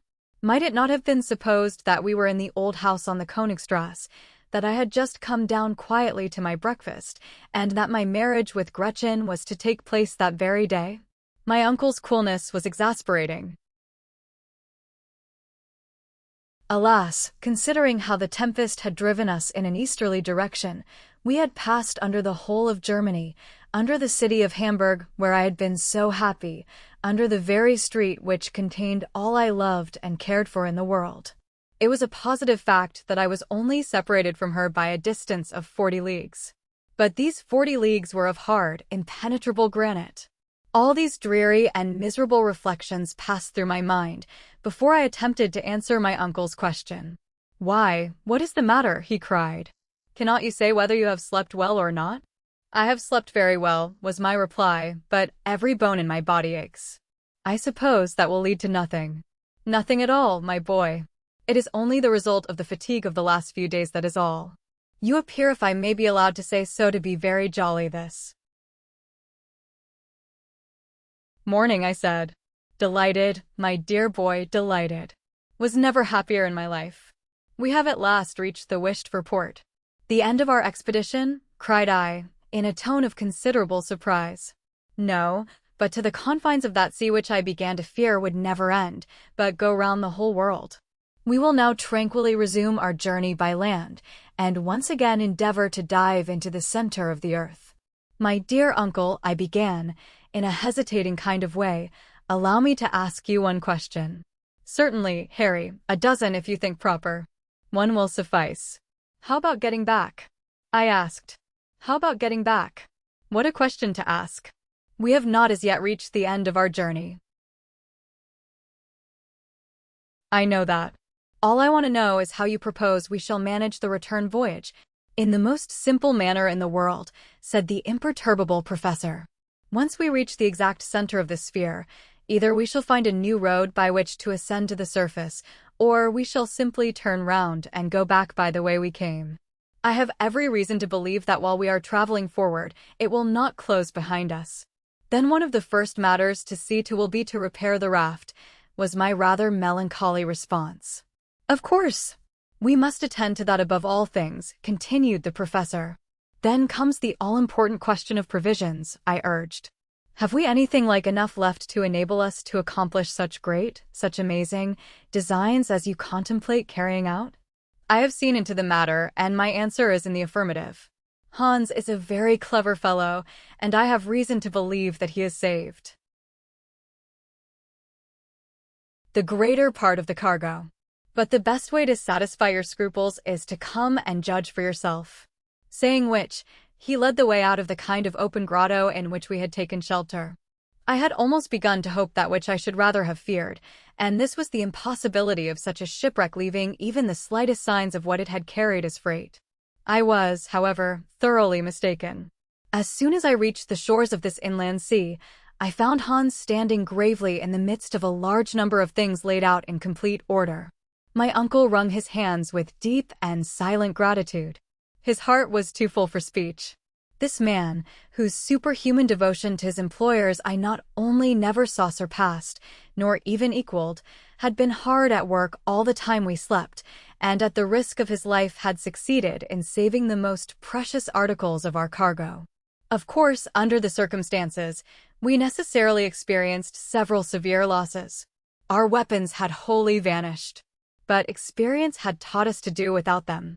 The provision of powder had, however, remained intact after having narrowly escaped blowing us all to atoms in the storm.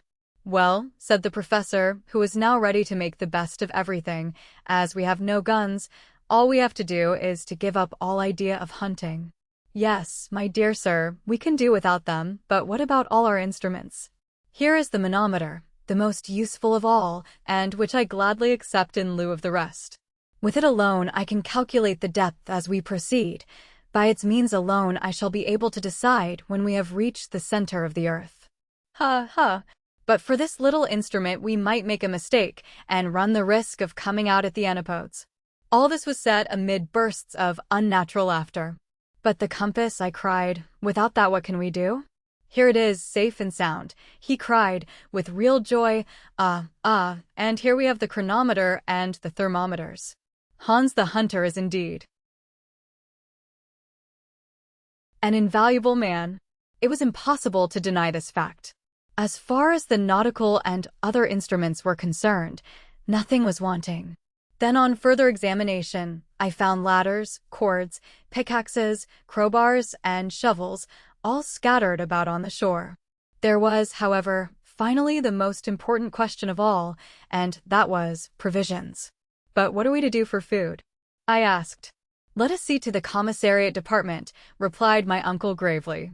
The boxes which contained our supply of food for the voyage were placed in a row along the strand, and were in a capital state of preservation. The sea had in every case respected their contents, and, to sum up in one sentence, taking into consideration biscuits, salt meat, Schiedam, and dried fish, we could still calculate on having about 4 months' supply, if used with prudence and caution. "For months," cried the sanguine professor in high glee. "Then we shall have plenty of time both to go and to come, and with what remains I undertake to give a grand dinner to my colleagues of the Johanneum." I sighed. I should by this time have become used to the temperament of my uncle, and yet this man astonished me more and more every day. He was the greatest human enigma I ever had known. Now before we do anything else, we must lay in a stock of fresh water. The rain has fallen in abundance, and filled the hollows of the granite. There is a rich supply of water, and we have no fear of suffering from thirst, which in our circumstances is of the last importance. As for the raft, I shall recommend Hans to repair it to the best of his abilities, though I have every reason to believe we shall not require it again. "How is that?" I cried, more amazed than ever at my uncle's style of reasoning. "I have an idea, my dear boy. It is none other than the simple fact we shall not come out by the same opening as that by which we entered." I began to look at my uncle with vague suspicion. An idea had more than once taken possession of me, and this was that he was going mad. And yet, little did I think how true and prophetic his words were doomed to be. "And now," he said, having seen to all these matters of detail, "to breakfast." I followed him to a sort of projecting cape, after he had given his last instructions to our guide. In this original position, with dried meat, biscuit, and a delicious cup of tea, we made a satisfactory meal, I may say one of the most welcome and pleasant I ever remember. Exhaustion, the keen atmosphere, the state of calm after so much agitation, all contributed to give me an excellent appetite. Indeed, it contributed very much to producing a pleasant and cheerful state of mind. While breakfast was in hand, and between the sips of warm tea, I asked my uncle if he had any idea of how we now stood in relation to the world above. "For my part," I added, "I think it will be rather difficult to determine." "Well, if we were compelled to fix the exact spot," said my uncle, "it might be difficult, since during the 3 days of that awful tempest I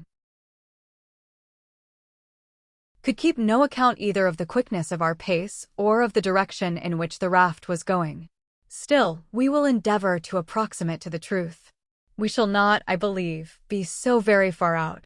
"Well, if I recollect rightly," I replied, "our last observation was made at the Geyser Island." "Harry's Island, my boy. Harry's Island.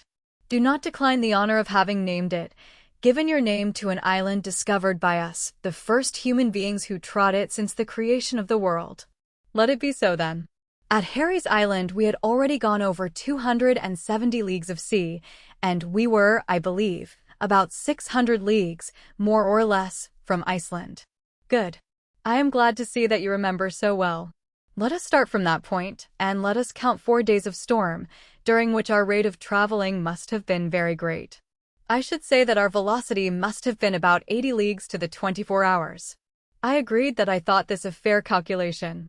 There were then 300 leagues to be added to the grand total.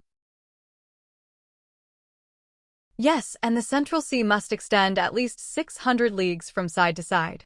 Do you know, my boy, Harry, that we have discovered an inland lake larger than the Mediterranean? Certainly, and we only know of its extent in one way. It may be hundreds of miles in length. Very likely.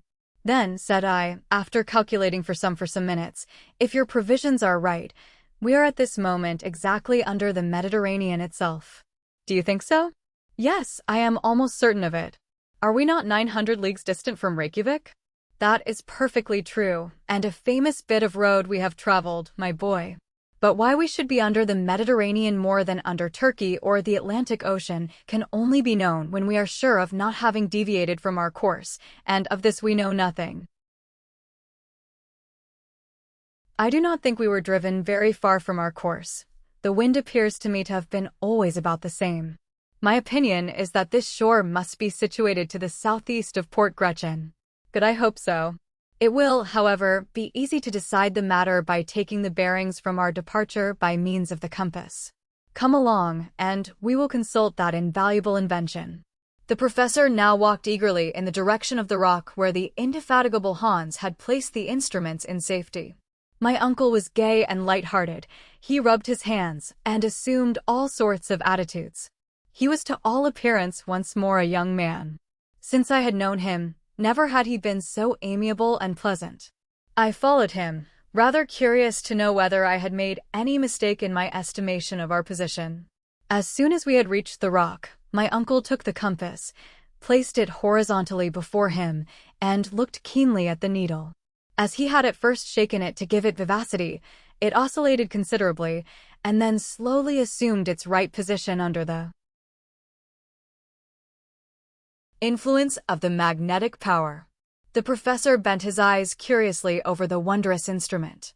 A violent start immediately showed the extent of his emotion. He closed his eyes, rubbed them, and took another and a keener survey. Then he turned slowly round to me, stupefaction depicted on his countenance. "What is the matter?" said I, beginning to be alarmed. He could not speak. He was too overwhelmed for words. He simply pointed to the instrument. I examined it eagerly according to his mute directions, and a loud cry of surprise escaped my lips. The needle of the compass pointed due north in the direction we expected was the south. It pointed to the shore instead of to the high seas. I shook the compass. I examined it with a curious and anxious eye. It was in a state of perfection. No blemish in any way explained the phenomenon. Whatever position we forced the needle into, it returned invariably to the same unexpected point. It was useless attempting to conceal from ourselves the fatal truth. There could be no doubt about it, unwelcome as was the fact that during the tempest there had been a sudden slant of wind, of which we had been unable to take any account, and thus the raft had carried us back to the shores we had left, apparently forever, so many days before. Chapter 34, A Voyage of Discovery. It would be altogether impossible for me to give any idea of the utter astonishment which overcame the professor on making this extraordinary discovery. Amazement, incredulity, and rage were blended in such a way as to alarm me. During the whole course of my life, I had never seen a man at first so chapfallen, and then so furiously indignant. The terrible fatigues of our sea voyage, the fearful dangers we had passed through, had all gone for nothing. We had to begin them all over again. Instead of progressing, as we fondly expected, during a voyage of so many days, we had retreated. Every hour of our expedition on the raft had been so much lost time. Presently, however, the indomitable energy of my uncle overcame every other consideration. So, he said, between his set teeth, fatality will play me these terrible tricks. The elements themselves conspire to overwhelm me with mortification. Air, fire, and water combine their united efforts to oppose my passage. Well, they shall see what the earnest will of a determined man can do. I will not yield, I will not retreat even 1 inch, and we shall see who shall triumph in this great contest, man or nature. Standing upright on a rock, irritated and menacing, Professor Hardwigg, like the ferocious Ajax, seemed to defy the fates. I, however, took upon myself to interfere and to impose some sort of check upon such insensate enthusiasm. "Listen to me, uncle," I said, in a firm but temperate tone of voice. "There must be some limit to ambition here below. It is utterly useless to struggle against the impossible. Pray listen to reason. We are utterly unprepared for a sea voyage. It is simply madness to think of performing a journey of 500 leagues upon a wretched pile of beams, with a counterpane for a sail, a paltry stick for a mast, and a tempest to contend with. As we are totally incapable of steering our frail craft, we shall become the mere plaything of the storm, and it is acting the part of madmen if we, a second time, run any risk upon this dangerous and treacherous central sea."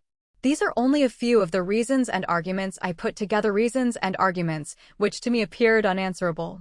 I was allowed to go on without interruption for about 10 minutes. The explanation to this I soon discovered. The professor was not even listening, and did not hear a word of all my eloquence. "To the raft," he cried in a hoarse voice, when I paused for a reply. Such was the result of my strenuous effort to resist his iron will. I tried again, I begged and implored him. I got into a passion, but I had to deal with a will more determined than my own. I seemed to feel like the waves which fought and battled against the huge mass of granite at our feet, which had smiled grimly for so many ages at their puny efforts. Hans, meanwhile, without taking part in our discussion, had been repairing the raft. One would have supposed that he instinctively guessed at the further projects of my uncle. By means of some fragments of cordage, he had again made the raft seaworthy. While I had been speaking, he had hoisted a new mast and sail, the latter already fluttering and waving in the breeze. The worthy professor spoke a few words to our imperturbable guide, who immediately began to put our baggage on board and to prepare for our departure. The atmosphere was now tolerably clear and pure, and the northeast wind blew steadily and serenely. It appeared likely to last for some time. What, then, could I do? Could I undertake to resist the iron will of two men? It was simply impossible if even I could have hoped for the support of Hans. This, however, was out of the question. It appeared to me that the Icelander had set aside all personal will and identity. He was a picture of abnegation. I could hope for nothing from one so infatuated with and devoted to his master. All I could do, therefore, was to swim with the stream. In a mood of stolid and sullen resignation, I was about to take my accustomed place on the raft when my uncle placed his hand upon my shoulder. "There is no hurry, my boy," he said. "We shall not start until tomorrow." I looked the picture of resignation to the dire will of fate. "Under the circumstances," he said, "I ought to neglect no precautions. As fate has cast me upon these shores, I shall not leave without having completely examined them." In order to understand this remark, I must explain that though we had been driven back to the northern shore, we had landed at a very different spot from that which had been our starting point. Port Gretchen must, we calculated, be very much to the westward. Nothing, therefore, was more natural and reasonable than that we should reconnoiter this new shore upon which we had so unexpectedly landed. "Let us go on a journey of discovery," I cried. And leaving Hans to his important operation, we started on our expedition. The distance between the foreshore at high water and the foot of the rocks was considerable. It would take about half an hour's walking to get from one to the other. As we trudged along, our feet crushed innumerable shells of every shape and size, once the dwelling place of animals of every period of creation. I particularly noticed some enormous shells, carapaces, turtle and tortoise species, the diameter of which exceeded 15 feet. They had in past ages belonged to those gigantic glyptodons of the Pliocene period, of which the modern turtle is but a minute specimen. In addition, the whole soil was covered by a vast quantity of stony relics, having the appearance of flints worn by the action of the waves, and lying in successive layers one above the other. I came to the conclusion that in past ages the sea must have covered the whole district.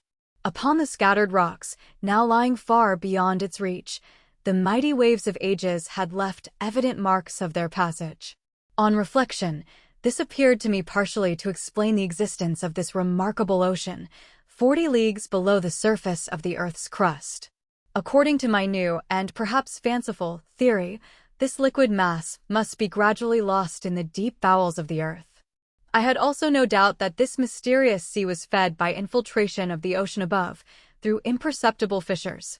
Nevertheless, it was impossible not to admit that these fissures must now be nearly choked up, for if not, the cavern, or rather the immense and stupendous reservoir, would have been completely filled in a short space of time. Perhaps even this water, having to contend against the accumulated subterraneous fires of the interior of the Earth, had become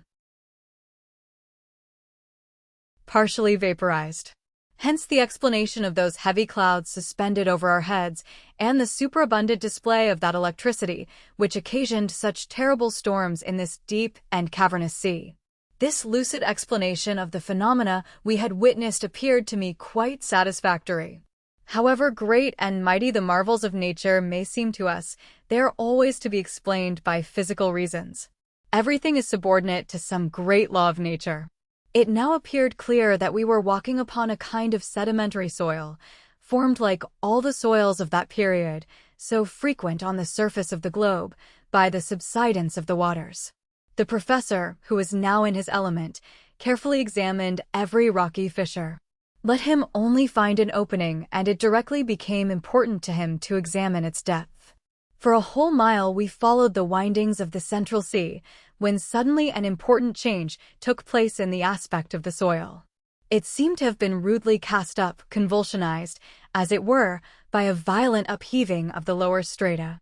In many places, hollows here and hillocks there attested great dislocations at some other period of the terrestrial mass. We advanced with great difficulty over the broken masses of granite mixed with flint, quartz, and alluvial deposits, when a large field, more even than a field, a plain of bones, appeared suddenly before our eyes. It looked like an immense cemetery, where generation after generation had mingled their mortal dust. Lofty barrows of early remains rose at intervals.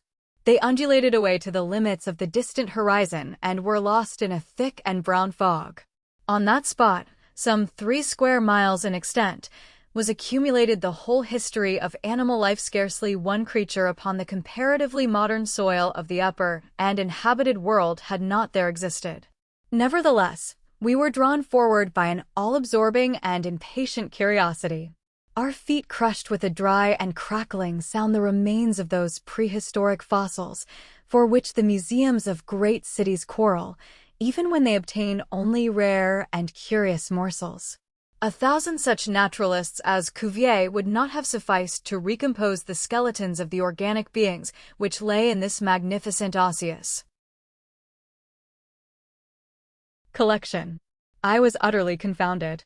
My uncle stood for some minutes with his arms raised on high towards the thick granite vault which served us for a sky. His mouth was wide open. His eyes sparkled wildly behind his spectacles, which he had fortunately saved. His head bobbed up and down and from side to side, while his whole attitude and mien expressed unbounded astonishment. He stood in the presence of an endless, wondrous, and inexhaustibly rich collection of antediluvian monsters, piled up for his own private and peculiar satisfaction. Fancy, an enthusiastic lover of books, carried suddenly into the very midst of the famous library of Alexandria burned by the sacrilegious Omar, and which some miracle had restored to its pristine splendor. Such was something of the state of mind in which Uncle Hardwigg was now placed. For some time he stood thus, literally aghast at the magnitude of his discovery. But it was even a greater excitement when, darting wildly over this mass of organic dust, he caught up a naked skull and addressed me in a quivering voice. "Harry, my boy Harry, this is a human head." "A human head, uncle," I said, no less amazed and stupefied than himself. "Yes, nephew. Mr. Milne Edwards, Mr. Decatrophages, why are you not here where I am, Professor Hardwigg?" Chapter 35. Discovery upon discovery. In order fully to understand the exclamation made by my uncle and his allusions to these illustrious and learned men, it will be necessary to enter into certain explanations in regard to a circumstance of the highest importance to paleontology, or the science of fossil life, which had taken place a short time before our departure from the upper regions of the earth. On the 28th of March, 1863, some navigators under the direction of M. Boucher de Perthes were at work in the great quarries of Moulin-Quignon, near Abbeville, in the department of the Somme, in France. While at work, they unexpectedly came upon a human jawbone buried 14 feet below the surface of the soil. It was the first fossil of the kind that had ever been brought to the light of day.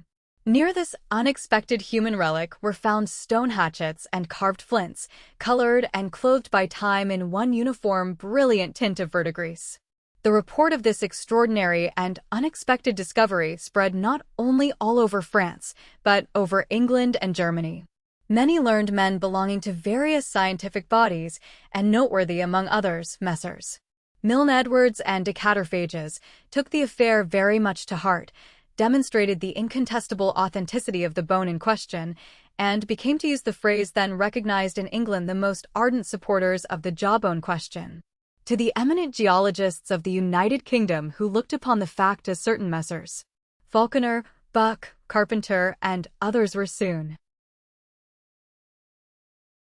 united the learned men of Germany, and among those in the first rank, the most eager, the most enthusiastic, was my worthy uncle, Professor Hardwigg. The authenticity of a human fossil of the Quaternary period seemed then to be incontestably demonstrated, and even to be admitted by the most skeptical. This system or theory, call it what you will, had, it is true, a bitter adversary in M. Elie de Beaumont.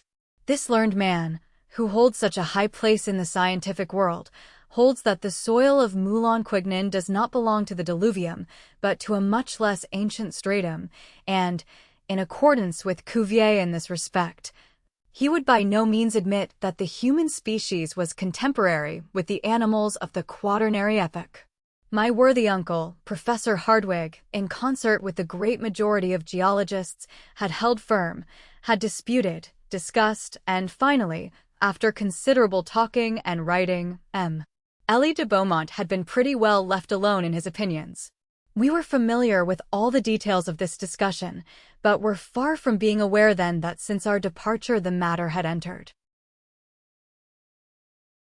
upon a new phase.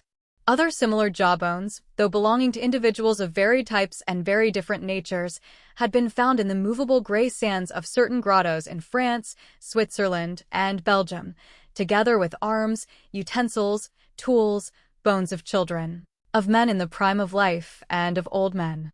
The existence of men in the Quaternary period became, therefore, more positive every day. But this was far from being all. New remains, dug up from the Pliocene or tertiary deposits, had enabled the more far-seeing or audacious among learned men to assign even a far greater degree of antiquity to the human race. These remains, it is true, were not those of men, that is, were not the bones of men, but objects decidedly having served the human race, shin bones, thigh bones of fossil animals, regularly scooped out, and in fact sculptured bearing the unmistakable signs of human handiwork.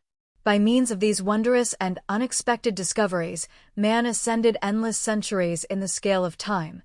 He, in fact, preceded the mastodon, became the contemporary of the Elephas meridionalis / the southern elephant, acquired an antiquity of over 100,000 years, since that is the date given by the most eminent geologists to the Pliocene period of the Earth. Such was then the state of paleontologic science, and what we moreover knew sufficed to explain our attitude before this great cemetery of the plains of the Hardwigg Ocean. It will now be easy to understand the professor's mingled astonishment and joy when, on advancing about 20 yards, he found himself in the presence of, I may say face to face with, a specimen of the human race actually belonging to the Quaternary period. It was indeed a human skull, perfectly recognizable. Had a soil of very peculiar nature, like that of the cemetery of St. Michel at Bordeaux, preserved it during countless ages? This was the question I asked myself, but which I was wholly unable to answer. But this head with stretched and parchmenty skin, with the teeth whole, the hair abundant, was before our eyes as in life. I stood mute, almost paralyzed with wonder and awe before this dread apparition of another age. My uncle, who on almost every occasion was a great talker, remained for a time completely dumbfounded. He was too full of emotion for speech to be possible. After a while, however, we raised up the body to which the skull belonged. We stood it on end. It seemed, to our excited imaginations, to look at us with its terrible hollow eyes. After some minutes of silence, the man was vanquished by the professor. Human instincts succumbed to scientific pride and exultation.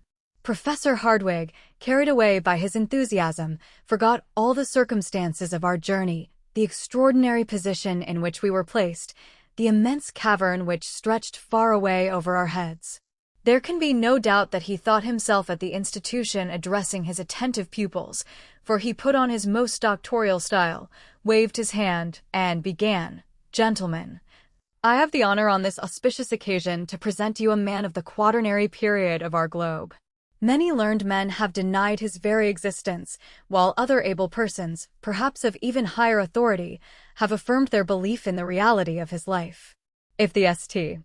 Thomases of paleontology were present, They would reverentially touch him with their fingers and believe in his existence, thus acknowledging their obstinate heresy. I know that science should be careful in relation to all discoveries of this nature. I am not without having heard of the many Barnums and other quacks who have made a trade of such like pretended discoveries. I have, of course, heard of the discovery of the knee bones of Ajax, of the pretended finding of the body of Orestes by the Spartiates, and of the body of Asterius, 10 spans long, 15 feet of which we read in Pausanias. I have read everything in relation to the skeleton of Trapani, discovered in the 14th century, and which many persons chose to regard as that of Polyphemus, and the history of the giant dug up during the 16th century in the environs of Palmyra. You are well aware, as I am, gentlemen, of the existence of the celebrated analysis made near Lucerne in 1577 of the great bones which the celebrated Dr. Felix Plater declared belonged to a giant about 19 feet high. I have devoured all the treatises of Cassanian, and all those memoirs, pamphlets, speeches, and replies published in reference to the skeleton of Teutobochus, king of the Cimbri, the invader of Gaul, dug out of a gravel pit in Dauphine, in 1613. In the 18th century, I should have denied, with Peter Campet, the existence of the pre-Adamites of Schucher. I have had in my hands the writing called Gigans. Here my uncle was afflicted by the natural infirmity which prevented him from pronouncing difficult words in public. It was not exactly stuttering, but a strange sort of constitutional hesitation. The writing named Gigans, he repeated. He, however, could get no further. Gigantio, impossible. The unfortunate word would not come out. There would have been great laughter at the institution, had the mistake happened there. Gigantosteology, at last exclaimed Professor Hardwigg between two savage growls. Having got over our difficulty, and getting more and more excited, yes, gentlemen, I am well acquainted with all these matters, and know, also, that Cuvier and Blumenbach fully recognized in these bones the undeniable remains of mammoths of the Quaternary period. But after what we now see, to allow a doubt is to insult scientific inquiry. There is the body, you can see it, you can touch it. It is not a skeleton, it is a complete and uninjured body, preserved with an anthropological object. I did not attempt to controvert this singular and astounding assertion. If I could but wash this corpse in a solution of sulfuric acid, continued my uncle, I would undertake to remove all the earthy particles and these resplendent shells, which are encrusted all over this body. But I am without this precious dissolving medium. Nevertheless, such as it is, this body will tell its own history. Here the professor held up the fossil body and exhibited it with rare dexterity. No professional showman could have shown more activity. As on examination you will see, my uncle continued, it is only about 6 feet in length, which is a long way from the pretended giants of early days. As to the particular race to which it belonged, it is incontestably Caucasian. It is of the white race, that is, of our own.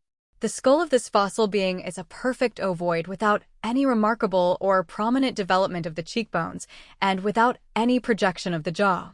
It presents no indication of the prognathism, which modifies the facial angle, for, measure the angle for yourselves, and you will find that it is just 90 degrees.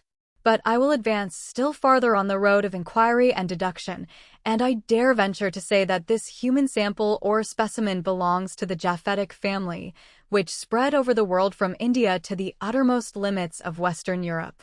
There is no occasion, gentlemen, to smile at my remarks. For, the facial angle is formed by two planes, one more or less vertical, which is in a straight line with the forehead and the incisors, the other, horizontal, which passes through the organs of hearing and the lower nasal bone. Prognathism, in anthropological language, means that particular projection of the jaw which modifies the facial angle. Of course, nobody smiled.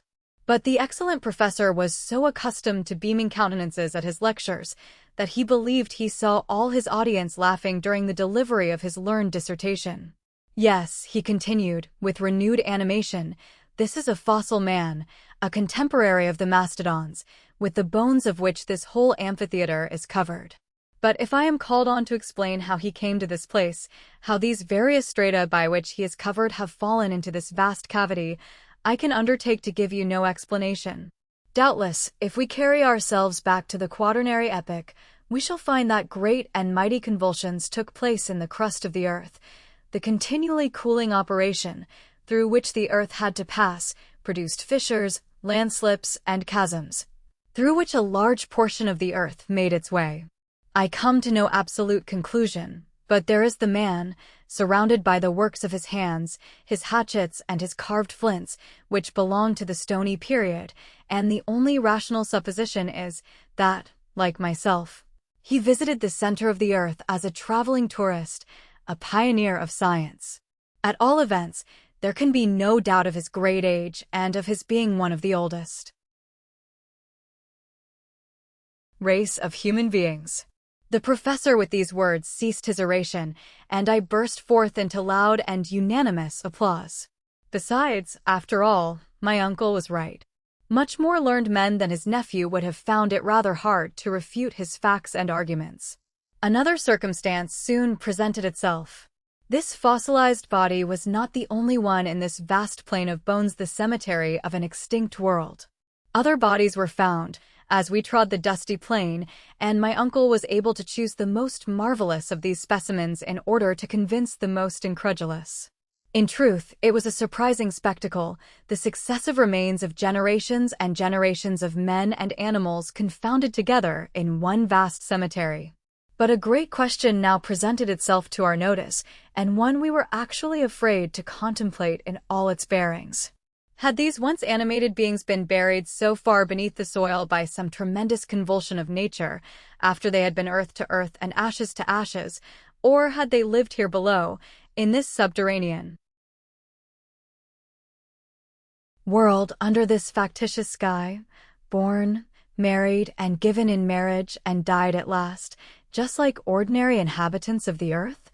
Up to the present moment, marine monsters, fish, and such-like animals had alone been seen alive. The question which rendered us rather uneasy was a pertinent one. Were any of these men of the abyss wandering about the deserted shores of this wondrous sea of the center of the earth? This was a question which rendered me very uneasy and uncomfortable. How, should they really be in existence, would they receive us men from above? Chapter 36. What is it? For a long and weary hour we tramped over this great bed of bones. We advanced regardless of everything, drawn on by ardent curiosity. What other marvels did this great cavern contain? What other wondrous treasures for the scientific man? My eyes were quite prepared for any number of surprises. My imagination lived in expectation of something new and wonderful. The borders of the great central ocean had for some time disappeared behind the hills that were scattered over the ground occupied by the plain of bones. The imprudent and enthusiastic professor, who did not care whether he lost himself or not, hurried me forward. We advanced silently, bathed in waves of electric fluid. By reason of a phenomenon which I cannot explain, and thanks to its extreme diffusion, now complete, the light illumined equally the sides of every hill and rock. Its seat appeared to be nowhere, in no determined force, and produced no shade whatever. The appearance presented was that of a tropical country at midday in summer in the midst of the equatorial regions, and under the vertical rays of the sun. All signs of vapor had disappeared. The rocks, the distant mountains,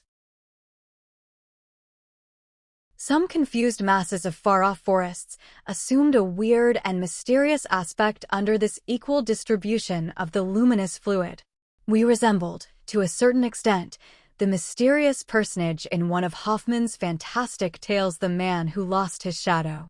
After we had walked about a mile farther, we came to the edge of a vast forest, not, however, one of the vast mushroom forests we had discovered near Port Gretchen.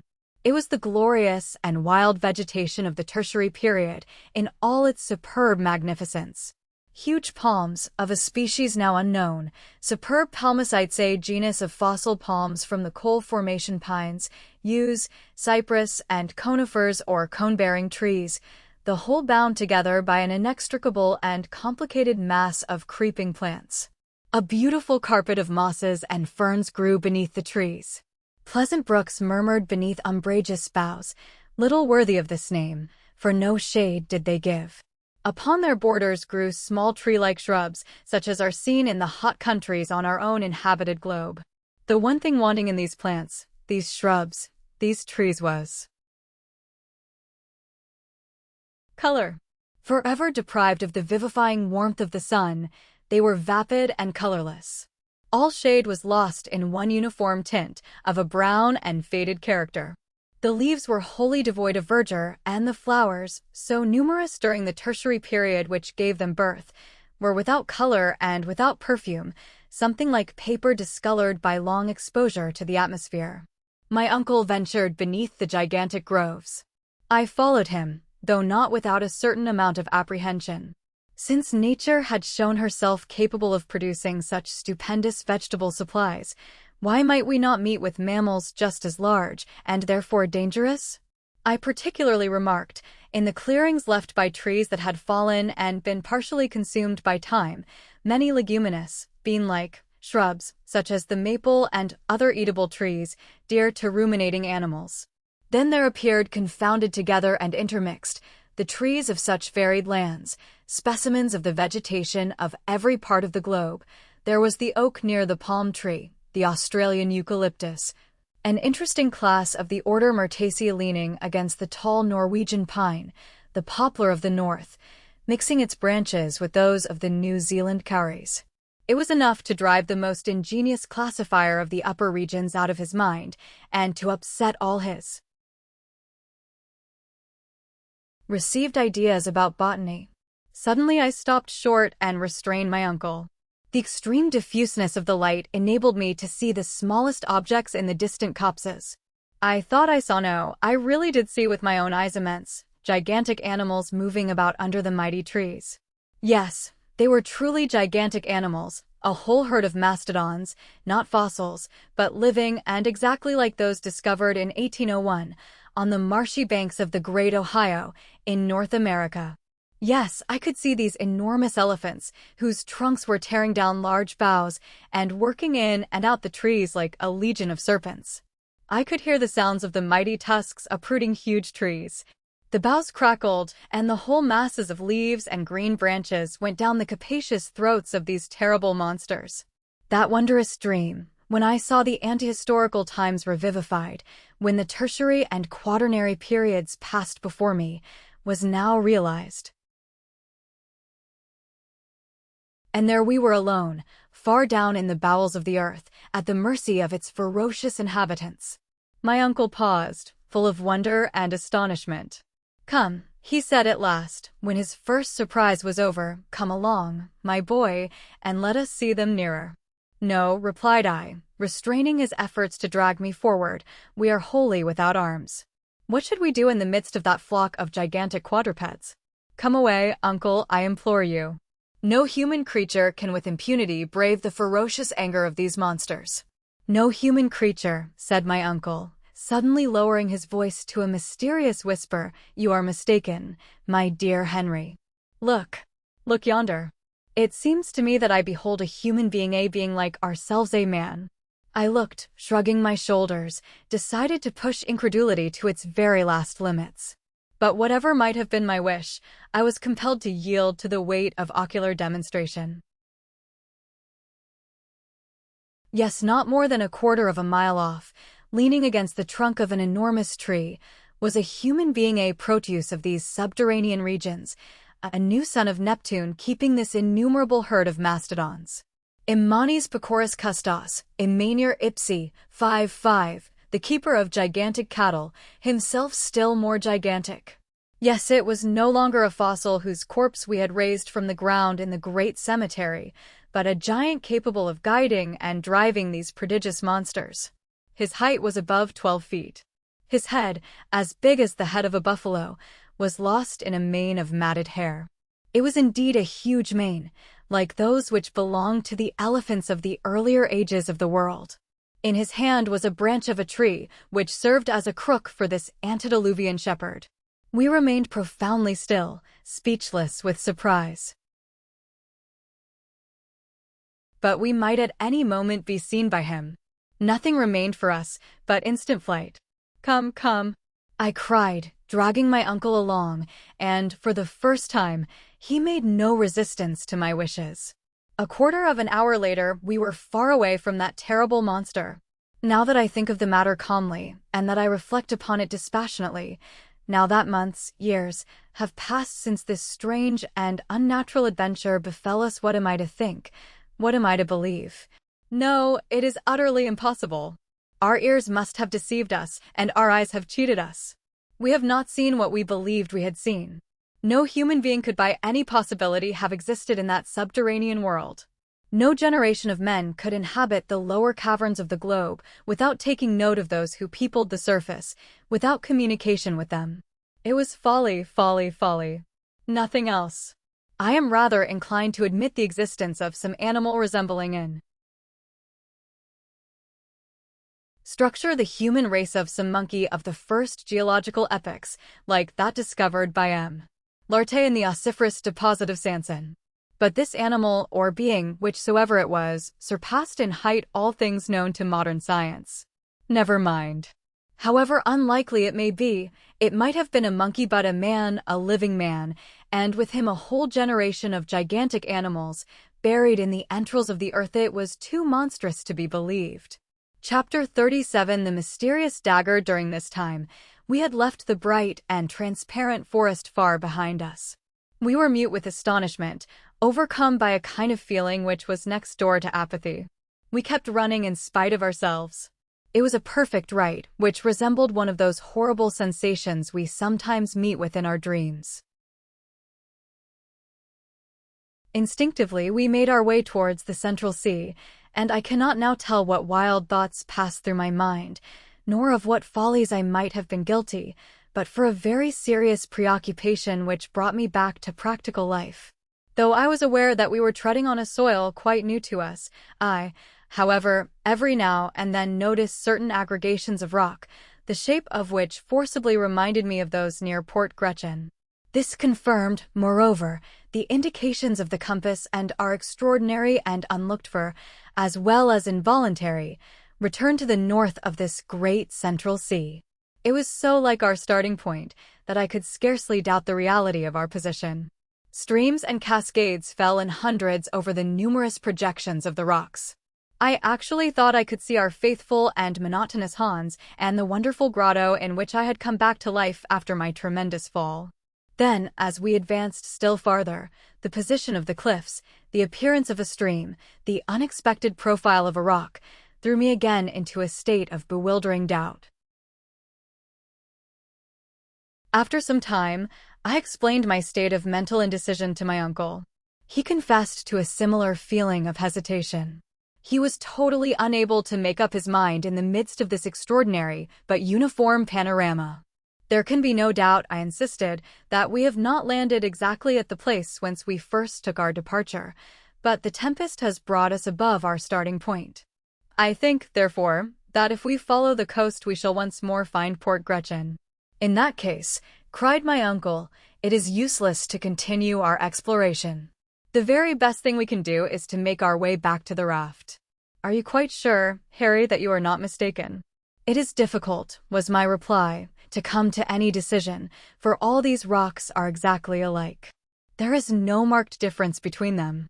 At the same time, the impression on my mind is that I recognize the promontory at the foot of which our worthy Hans constructed the raft. We are, I am nearly convinced, near the little port. If this be not it, I added, carefully examining a creek which appeared singularly familiar to my mind. My dear Harry, if this were the case, we should find traces of our own footsteps, some signs of our passage, and I can really see nothing to indicate our having passed this way. But I see something, I cried, in an impetuous tone of voice, as I rushed forward and eagerly picked up something which shone in the sand under my feet. What is it? Cried the astonished and bewildered professor. This was my reply, and I handed to my startled relative a rusty dagger of singular shape. What made you bring with you so useless a weapon? He exclaimed. It was needlessly hampering yourself. I bring it? It is quite new to me. I never saw it before. Are you sure it is not out of your collection? Not that I know of, said the professor, puzzled. I have no recollection of the circumstance. It was never my property. This is very extraordinary, I said, musing over the novel and singular incident. Not at all. There is a very simple explanation, Harry. The Icelanders are known to keep up the use of these antiquated weapons, and this must have belonged to Hans, who has let it fall without knowing it. I shook my head. That dagger had never been in the possession of the pacific and taciturn Hans. I knew him and his habits too well. Then what can it be unless it be the weapon of some antediluvian warrior, I continued, of some living man, a contemporary of that mighty shepherd from whom we have just escaped. But no mystery upon mystery, this is no weapon of the stony epoch, nor even of the bronze period. It is made of excellent steel. Ere I could finish my sentence, my uncle stopped me short from entering upon a whole train of theories, and spoke in his most cold and decided tone of voice. Calm yourself, my dear boy, and endeavor to use your reason. This weapon, upon which we have fallen so unexpectedly, is a true I. One of those worn by gentlemen in their belts during the 16th century. Its use was to give the coup de grace, the final blow, to the foe who would not surrender. It is clearly of Spanish workmanship. It belongs neither to you, nor to me, nor the eiderdown hunter, nor to any of the living beings who may still exist so marvelously in the interior of the earth. What can you mean, uncle? I said, now lost in a host of surmises. Look closely at it, he continued. These jagged edges were never made by the resistance of human blood and bone. The blade is covered with a regular coating of iron mold and rust, which is not a day old, not a year old, not a century old, but much more. The professor began to get quite excited, according to custom, and was allowing himself to be carried away by his fertile imagination. I could have said something. He stopped me. Harry, he cried, we are now on the verge of a great discovery. This blade of a dagger you have so marvelously discovered, after being abandoned upon the sand for more than 100, 200, even 300 years, has been indented by someone endeavoring to carve an inscription on these rocks. But this poniard never got here of itself, I exclaimed. It could not have twisted itself. Someone, therefore, must have preceded us upon the shores of this extraordinary sea. Yes, a man. But what man has been sufficiently desperate to do such a thing? A man who has somewhere written his name with this very dagger, a man who has endeavored once more to indicate the right road to the interior of the earth. Let us look around, my boy. You know not the importance of your singular and happy discovery. Prodigiously interested, we walked along the wall of rock, examining the smallest fissures, which might finally expand into the much-wished-for gully or shaft. We at last reached a spot where the shore became extremely narrow. The sea almost bathed the foot of the rocks, which were here very lofty and steep. There was scarcely a path wider than 2 yards at any point. At last, under a huge overhanging rock, we discovered the entrance of a dark and gloomy tunnel. There, on a square tablet of granite, which had been smoothed by rubbing it with another stone, we could see 2 mysterious and much-worn letters, the 2 initials of the bold and extraordinary traveler who had preceded us on our adventurous journey. A.S., cried my uncle. You see, I was right. Arnsaknessem, always Arnsaknessem. Chapter 38. No outlet blasting the rock. Ever since the commencement of our marvelous journey, I had experienced many surprises, had suffered from many illusions. I thought that I was case-hardened against all surprises, and could neither see nor hear anything to amaze me again. I was like a many who, having been round the world, finds himself wholly blasé and proof against the marvelous. When, however, I saw these 2 letters, which had been engraven 300 years before, I stood fixed in an attitude of mute surprise. Not only was there the signature of the learned and enterprising alchemist written in the rock, but I held in my hand the very identical instrument with which he had laboriously engraved it. It was impossible, without showing an amount of incredulity scarcely becoming a sane man, to deny the existence of the traveler and the reality of that voyage which I believed all along to have been a myth, the mystification of some fertile brain. While these reflections were passing through my mind, my uncle, the professor, gave way to an access of feverish and poetical excitement. "Wonderful and glorious genius, great Saknussemm," he cried, "you have left no stone unturned, no resource omitted, to show to other mortals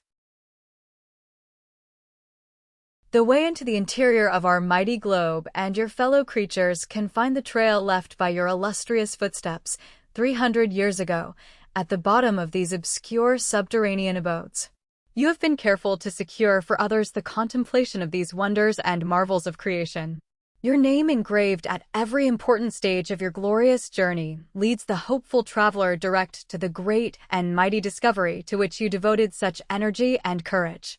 The audacious traveler, who shall follow your footsteps to the last, will doubtless find your initials engraved with your own hand upon the center of the earth. I will be that audacious traveler. I, too, will sign my name upon the very same spot, upon the central granite stone of this wondrous work of the Creator. But in justice to your devotion, to your courage, and to your being the first to indicate the road, let this cape, seen by you upon the shores of this sea discovered by you, be called, of all time, Cape Saknussemm. This is what I heard, and I began to be roused to the pitch of enthusiasm indicated by those words. A fierce excitement roused me. I forgot everything. The dangers of the voyage and the perils of the return journey were now as nothing. What another man had done in ages past could, I felt, be done again. I was determined to do it myself, and now nothing that man had accomplished appeared to me impossible. "Forward, forward," I cried in a burst of genuine and hearty enthusiasm. I had already started in the direction of the somber and gloomy gallery when the professor stopped me. He, the man so rash and hasty, he, the man so easily roused to the highest pitch of enthusiasm, checked me and asked me to be patient and show more calm. "Let us return to our good friend, Hans," he said. "We will then bring the raft down to this place." I must say that though I at once yielded to my uncle's request, it was not without dissatisfaction, and I hastened along the rocks of that wonderful coast. "Do you know, my dear uncle," I said, as we walked along, "that we have been singularly helped by a concurrence of circumstances, right up to this very moment."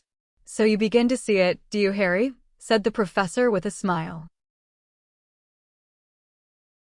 "Doubtless," I responded, "and strangely enough, even the tempest has been the means of putting us on the right road." Blessings on the tempest! It brought us safely back to the very spot from which fine weather would have driven us forever. Supposing we had succeeded in reaching the southern and distant shores of this extraordinary sea, what would have become of us? The name of Saknussemm would never have appeared to us, and at this moment we should have been cast away upon an inhospitable coast, probably without an outlet. Yes, Harry, my boy, there is certainly something providential in that wandering at the mercy of wind and waves towards the south.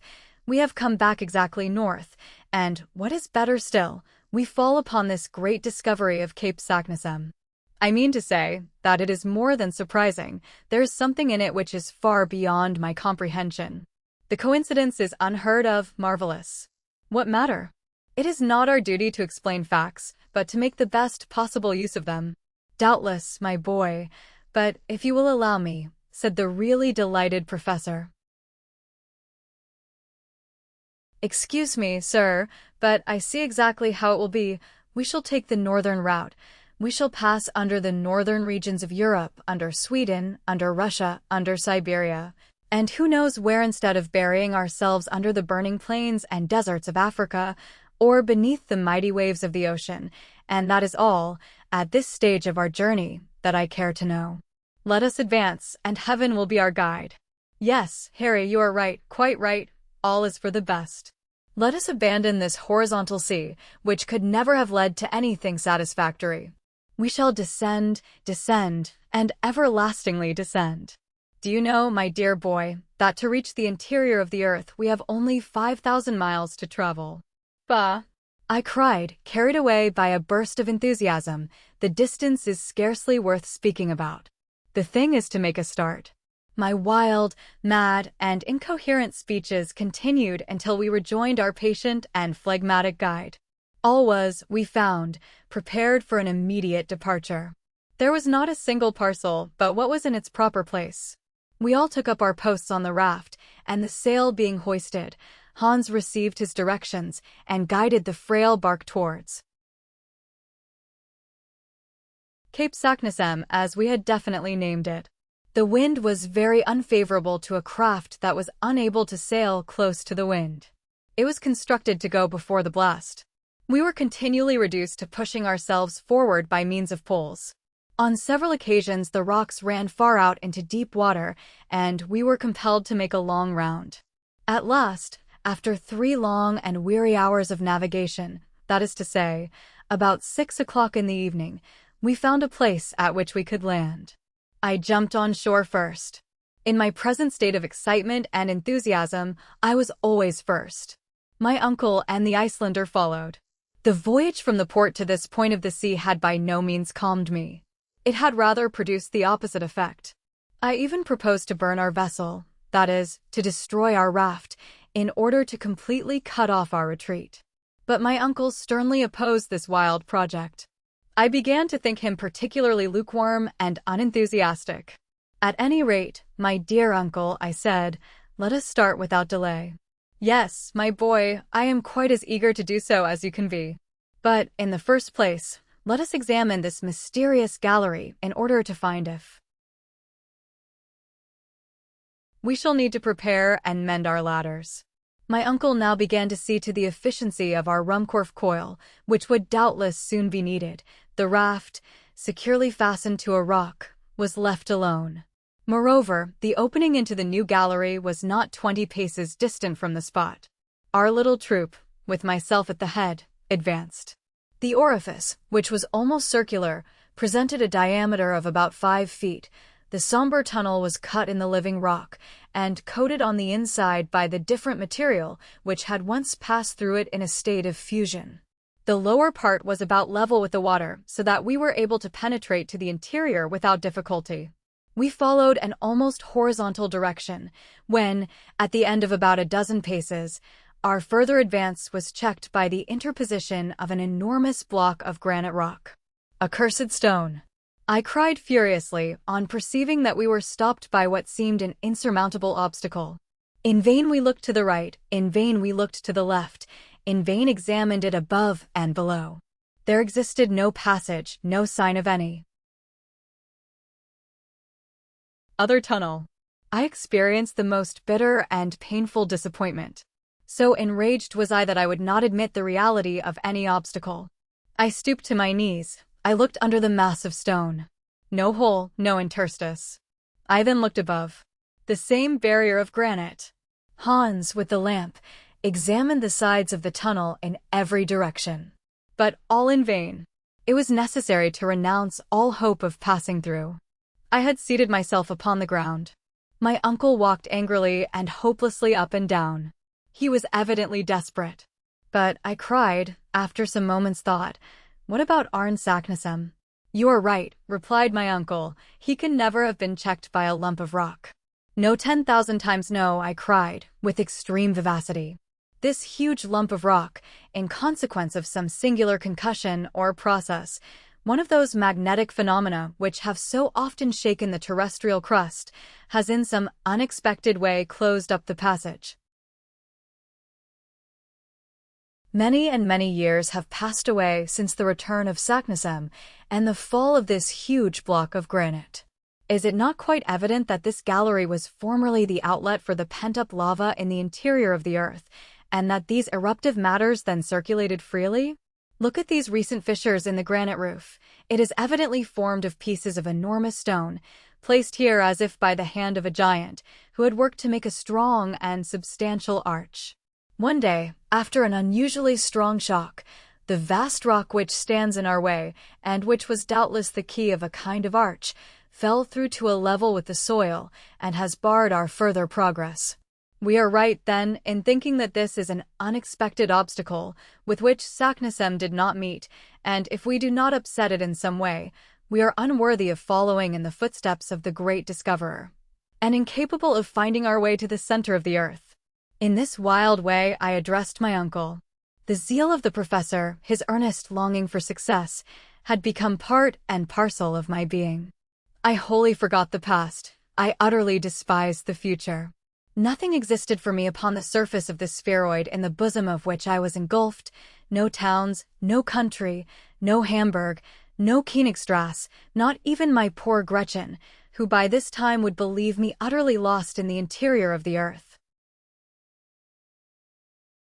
"Well," cried my uncle, roused to enthusiasm by my words, "let us go to work with pickaxes, with crowbars, with anything that comes to hand, but down with these terrible walls." "It is far too tough and too big to be destroyed by a pickaxe or a crowbar," I replied. "What then?" "As I said, it is useless to think of overcoming such a difficulty by means of ordinary tools." "What then?" "What else but gunpowder, a subterranean mine.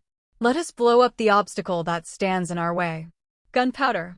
"Yes, all we have to do is to get rid of this paltry obstacle." "To work, Hans, to work," cried the professor. The Icelander went back to the raft, and soon returned with a huge crowbar, with which he began to dig a hole in the rock, which was to serve as a mine. It was by no means a slight task. It was necessary for our purpose to make a cavity large enough to hold 50 pounds of fulminating gun-cotton, the expansive power of which is 4 times as great as that of ordinary gunpowder. I had now roused myself to an almost miraculous state of excitement. While Hans was at work, I actively assisted my uncle to prepare a long wick made from damp gunpowder, the mass of which we finally enclosed in a bag of linen. "We are bound to go through," I cried enthusiastically. "We are bound to go through," responded the professor, tapping me on the back. At midnight, our work as miners was completely finished. The charge of fulminating cotton was thrust into the hollow, and the match, which we had made of considerable length, was ready. A spark was now sufficient to ignite this formidable engine and to blow the rock to atoms. We will now rest until tomorrow. It was absolutely necessary to resign myself to my fate and to consent to wait for the explosion for 6 weary hours. Chapter 39. The explosion and its results the next day, which was the 27th of August, was a date celebrated in our wondrous subterranean journey. I never think of it even now, but I shudder with horror. My heart beats wildly at the very memory of that awful day. From this time forward, our reason, our judgment, our human ingenuity have nothing to do with the course of events. We are about to become the plaything of the great phenomena of the earth. At 6 o'clock we were all up and ready. The dreaded moment was arriving when we were about to seek an opening into the interior of the earth by means of gunpowder. What would be the consequences of breaking through the crust of the earth? I begged that it might be my duty to set fire to the mine. I looked upon it as an honor. This task once performed, I could rejoin my friends upon the raft, which had not been unloaded. As soon as we were all ready, we were to sail away to some distance to avoid the consequences of the explosion, the effects of which would certainly not be concentrated in the interior of the earth. The slow match we calculated to burn for about 10 minutes, more or less, before it reached the chamber in which the great body of powder was confined. I should therefore have plenty of time to reach the raft and put off to a safe distance. I prepared to execute my self-allotted task not, it must be confessed, without considerable emotion. After a hearty repast, my uncle and the hunter-guide embarked on board the raft while I remained alone upon the desolate shore. I was provided with a lantern which was to enable me to set fire to the wick of the infernal machine. "Go, my boy," said my uncle, "and heaven be with you. But come back as soon as you can." "I shall be all impatience." "Be easy on that matter," I replied. "There is no fear of my delaying on the road." Having said this, I advanced toward the opening of the somber gallery. My heart beat wildly. I opened my lantern and seized the extremity of the wick. The professor, who was looking on, held his chronometer in his hand. "Are you ready?" cried he. "Quite ready." "Well, then, fire away." I hastened to put the light to the wick, which crackled and sparkled, hissing and spitting like a serpent. Then, running as fast as I could, I returned to the shore. "Get on board, my lad, and you, Hans, shove off," cried my uncle. By a vigorous application of his pole Hans sent us flying over the water. The raft was quite 20 fathoms distant. It was a moment of palpitating interest, of deep anxiety. My uncle, the professor, never took his eyes off the chronometer. "Only 5 minutes more," he said in a low tone, "only 4, only 3. My pulse went 100 to the minute. I could hear my heart beating. "Only 2, 1. Now, then, mountains of granite crumbled beneath the power of man. What happened after that? As to the terrific roar of the explosion, I do not think I heard it. But the form of the rocks completely changed in my eyes. They seemed to be drawn aside like a curtain. I saw a fathomless, a bottomless abyss, which yawned beneath the turgid waves. The sea, which seemed suddenly to have gone mad, then became one great mountainous mass, upon the top of which the raft rose perpendicularly. We were all thrown down. In less than a second the light gave place to the most profound obscurity. Then I felt all solid support give way not to my feet, but to the raft itself. I thought it was going bodily down a tremendous well. I tried to speak, to question my uncle. Nothing could be heard but the roaring of the mighty waves. We clung together in utter silence. Despite the awful darkness, despite the noise, the surprise, the emotion, I thoroughly understood what had happened. Beyond the rock which had been blown up, there existed a mighty abyss. The explosion had caused a kind of earthquake in this soil, broken by fissures and rents. The gulf, thus suddenly thrown open, was about to swallow the inland sea which, transformed into a mighty torrent, was dragging us with it. Only one idea filled my mind. We were utterly and completely lost. 1 hour, 2 hours, what more I cannot say, passed in this manner. We sat close together, elbow touching elbow, knee touching knee. We held one another's hands not to be thrown off the raft. We were subjected to the most violent shocks whenever our sole dependence, a frail wooden raft, struck against the rocky sides of the channel. Fortunately for us, these concussions became less and less frequent, which made me fancy that the gallery was getting wider and wider. There could be now no doubt that we had chanced upon the road once followed by Saknussemm, but instead of going down in a proper manner, we had, through our own imprudence, drawn a whole sea with us. These ideas presented themselves to my mind in a very vague and obscure manner. I felt rather than reasoned. I put my ideas together only confusedly, while spinning along like a man going down a waterfall. To judge by the air which, as it were, whipped my face, we must have been rushing at a perfectly lightning rate. To attempt under these circumstances to light a torch was simply impossible, and the last remains of our electric machine, of our Ruhmkorff coil, had been destroyed during the fearful explosion. I was therefore very much confused to see at last a bright light shining close to me.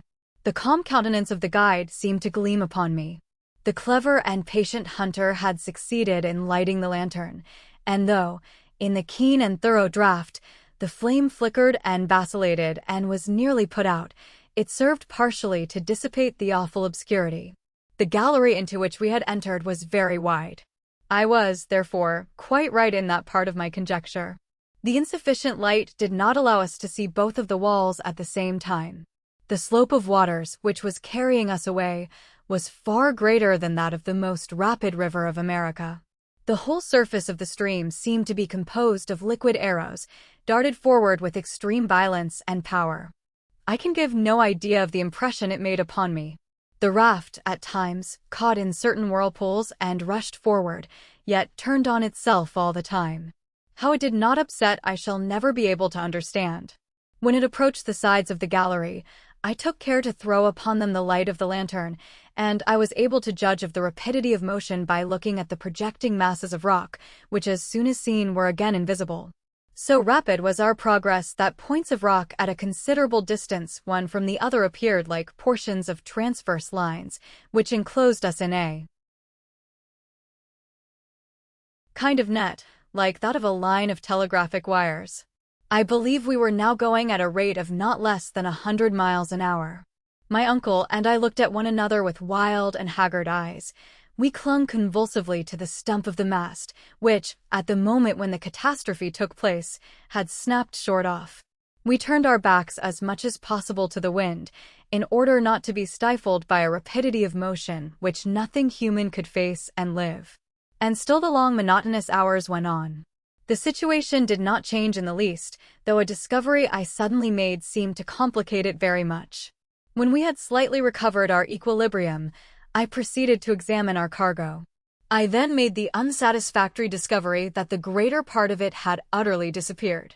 I became alarmed and determined to discover what were our resources.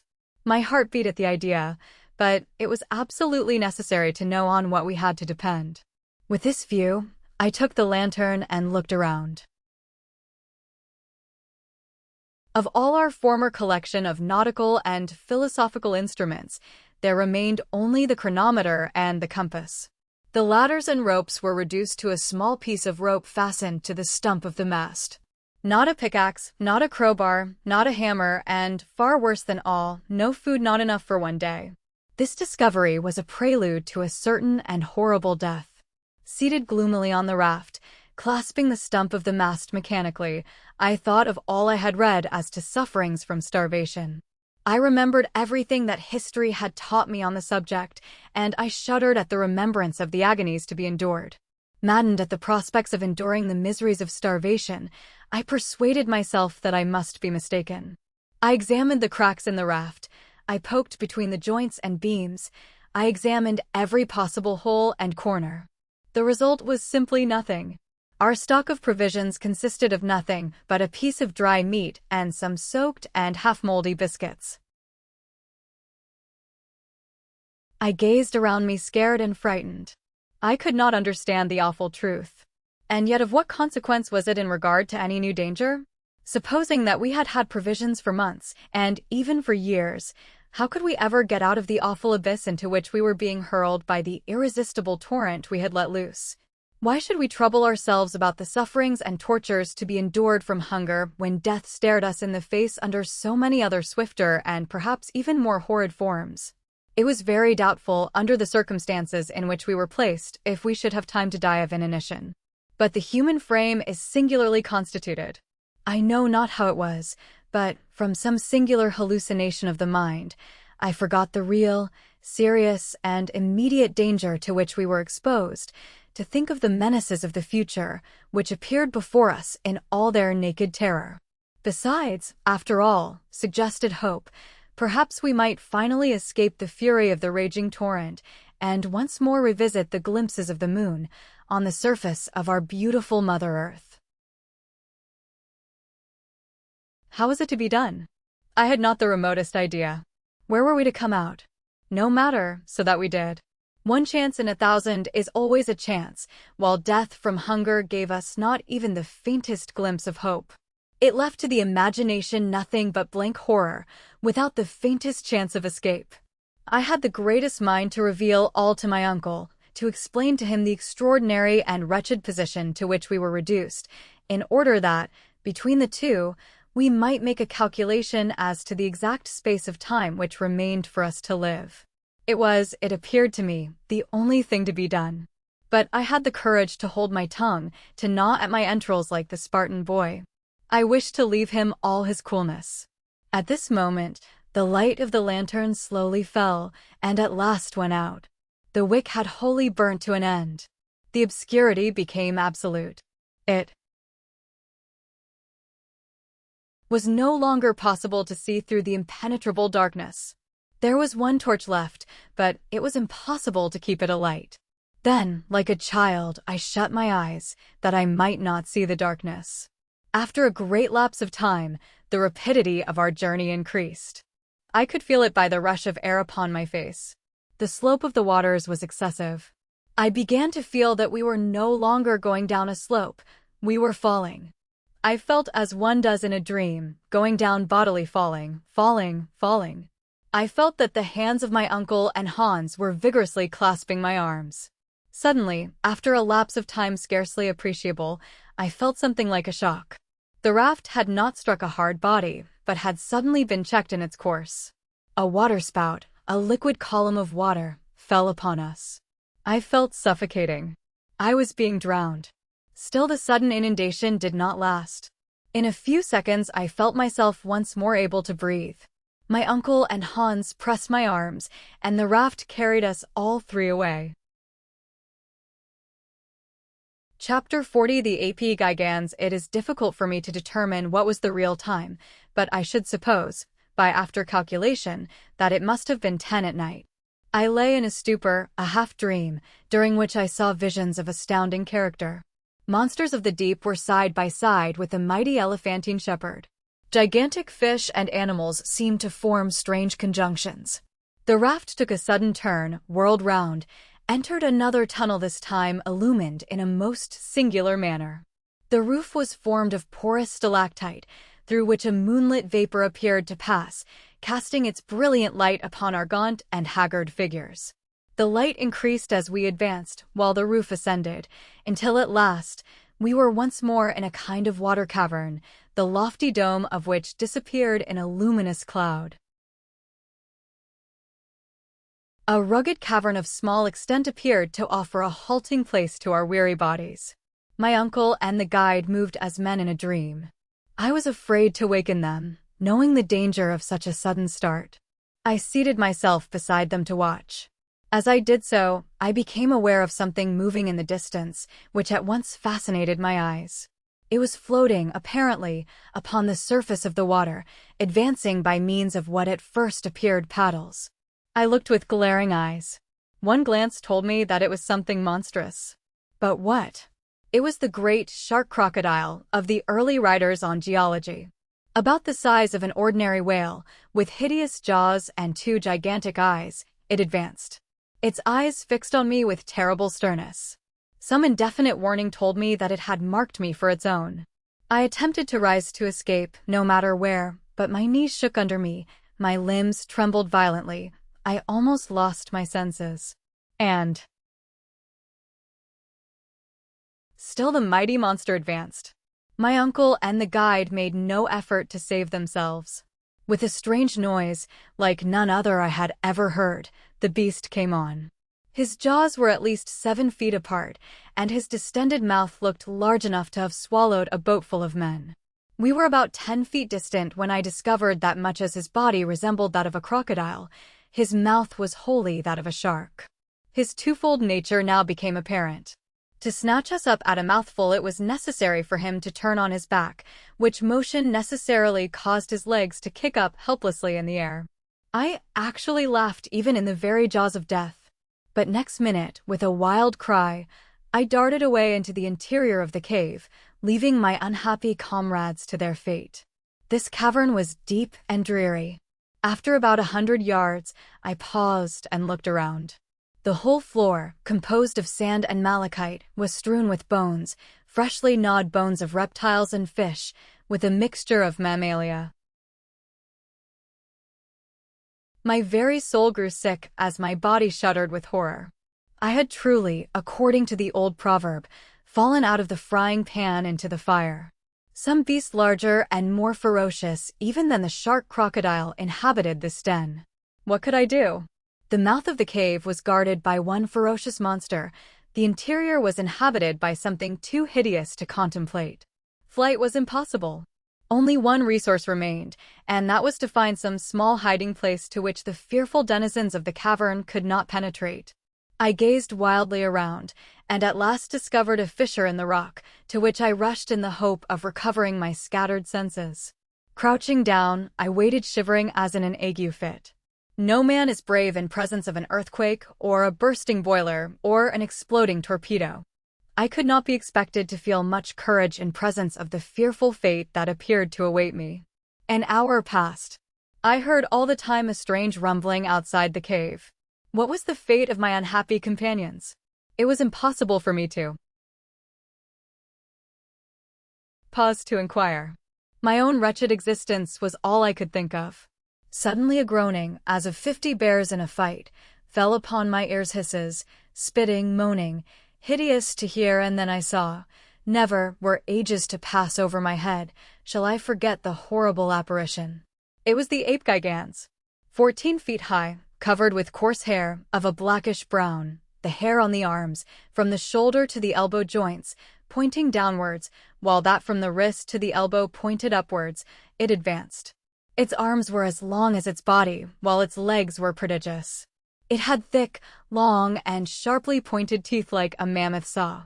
It struck its breast as it came on, smelling and sniffing, reminding me of the stories we read in our early childhood of giants who ate the flesh of men and little boys. Suddenly it stopped. My heart beat wildly, for I was conscious that somehow or other, the fearful monster had smelled me out and was peering about with his hideous eyes to try and discover my whereabouts. My reading, which as a rule is a blessing, but which on this occasion seemed momentarily to prove a curse, told me the real truth. It was the ape gigans, the antediluvian gorilla. Yes, this awful monster, confined by good fortune to the interior of the earth, was the progenitor of the hideous monster of Africa. He glared wildly about, seeking something, doubtless myself. I gave myself up for lost. No hope of safety or escape seemed to remain. At this moment, just as my eyes appeared to close in death, there came a strange noise from the entrance of the cave, and turning, the gorilla evidently recognized some enemy more worthy his prodigious size and strength. It was the huge shark crocodile, which, perhaps having disposed of my friends, was coming in search of further prey. The gorilla placed himself on the defensive, and clutching a bone some 7 or 8 feet in length, a perfect club, aimed a deadly blow at the hideous beast, which reared upwards and fell with all its weight upon its adversary. A terrible combat, the details of which it is impossible to give, now ensued. The struggle was awful and ferocious. I, however, did not wait to witness the result. Regarding myself as the object of contention, I determined to remove from the presence of the victor. I slid down from my hiding place, reached the ground, and gliding against the wall, strove to gain the open mouth of the cavern. But I had not taken many steps when the fearful clamor ceased, to be followed by a mumbling and groaning which appeared to be indicative of victory. I looked back and saw the huge ape, gory with blood, coming after me with glaring eyes, with dilated nostrils that gave forth 2 columns of heated vapor. I could feel his hot and fetid breath on my neck, and with a horrid jump awoke from my nightmare sleep. Yes, it was all a dream. I was still on the raft with my uncle and the guide. The relief was not instantaneous, for under the influence of the hideous nightmare my senses had become numbed. After a while, however, my feelings were tranquilized. The first of my perceptions which returned in full force was that of hearing. I listened with acute and attentive ears. All was still as death. All I comprehended was silence. To the roaring of the waters, which had filled the gallery with awful reverberations, succeeded perfect peace. After some little time my uncle spoke, in a low and scarcely audible tone. "Harry, boy, where are you?" "I am here," was my faint rejoinder. "Well, don't you see what has happened? We are going upwards." "My dear uncle, what can you mean?" was my half-delirious reply. "Yes, I tell you we are ascending rapidly. Our downward journey is quite checked." I held out my hand and, after some little difficulty, succeeded in touching the wall. My hand was in an instant covered with blood. The skin was torn from the flesh. We were ascending with extraordinary rapidity. The torch, cried the professor wildly. It must be lighted. Hans, the guide, after many vain efforts, at last succeeded in lighting it, and the flame, having now nothing to prevent its burning, shed a tolerably clear light. We were enabled to form an approximate idea of the truth. "It is just as I thought," said my uncle after a moment or 2 of silent attention. "We are in a narrow well about 4 fathoms square. The waters of the great inland sea, having reached the bottom of the gulf, are now forcing themselves up the mighty shaft. As a natural consequence, we are being cast upon the summit of the waters." "That I can see," was my lugubrious reply, "but where will this shaft end, and to what fall are we likely to be exposed?" "Of that I am as ignorant as yourself. All I know is that we should be prepared for the worst. We are going up at a fearfully rapid rate. As far as I can judge, we are ascending at the rate of 2 fathoms a second, of 120 fathoms a minute, or rather more than 3.5 leagues an hour. At this rate, our fate will soon be a matter of certainty. No doubt of it, was my reply. The great concern I have now, however, is to know whether the shaft has any issue. It may end in a granite roof, in which case we shall be suffocated by compressed air, or dashed to atoms against the top. I fancy already that the air is beginning to be close and condensed. I have a difficulty in breathing. This might be fancy, or it might be the effect of our rapid motion, but I certainly felt a great oppression of the chest. Henry, said the professor, I do believe that the situation is to a certain extent desperate. There remain, however, many chances of ultimate safety, and I have, in my own mind, been revolving them over during your heavy but agitated sleep. I have come to this logical conclusion: whereas we may at any moment perish, so at any moment we may be saved. We need, therefore, prepare ourselves for whatever may turn up in the great chapter of accidents. But what would you have us do? I cried. Are we not utterly helpless? No. While there is life, there is hope. At all events, there is one thing we can do: eat, and thus obtain strength to face victory or death. As he spoke, I looked at my uncle with a haggard glance. I had put off the fatal communication as long as possible. It was now forced upon me, and I must tell him the truth. Still I hesitated. Eat, I said, in a deprecating tone, as if there were no hurry. Yes, and at once. I feel like a starving prisoner, he said, rubbing his yellow and shivering hands together. And, turning round to the guide, he spoke some hearty, cheering words, as I judged from his tone, in Danish. Hans shook his head in a terribly significant manner. I tried to look unconcerned. What? Cried the professor, you do not mean to say that all our provisions are lost? Yes, was my lowly spoken reply, as I held out something in my hand. This morsel of dried meat is all that remains for us three. My uncle gazed at me as if he could not fully appreciate the meaning of my words. The blow seemed to stun him by its severity. I allowed him to reflect for some moments.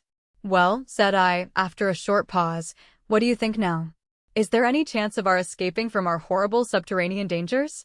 Are we not doomed to perish in the great hollows of the center of the earth? But my pertinent questions brought no answer. My uncle either heard me not or appeared not to do so. And in this way a whole hour passed. Neither of us cared to speak. For myself, I began to feel the most fearful and devouring hunger. My companions, doubtless, felt the same horrible tortures, but neither of them would touch the wretched morsel of meat that remained. It lay there, a last remnant of all our great preparations for the mad and senseless journey. I looked back with wonderment to my own folly. Fully was I aware that, despite his enthusiasm and the ever-to-be-hated scroll of Saknussemm, my uncle should never have started on his perilous voyage. What memories of the happy past, what previsions of the horrible future, now filled my brain. Chapter 41. Hunger, prolonged, is temporary madness. The brain is at work without its required food, and the most fantastic notions fill the mind. Hitherto, I had never known what hunger really meant. I was likely to understand it now. And yet, 3 months before I could tell my terrible story of starvation as I thought it. As a boy, I used to make frequent excursions in the neighborhood of the professor's house. My uncle always acted on system, and he believed that, in addition to the day of rest and worship, there should be a day of recreation. In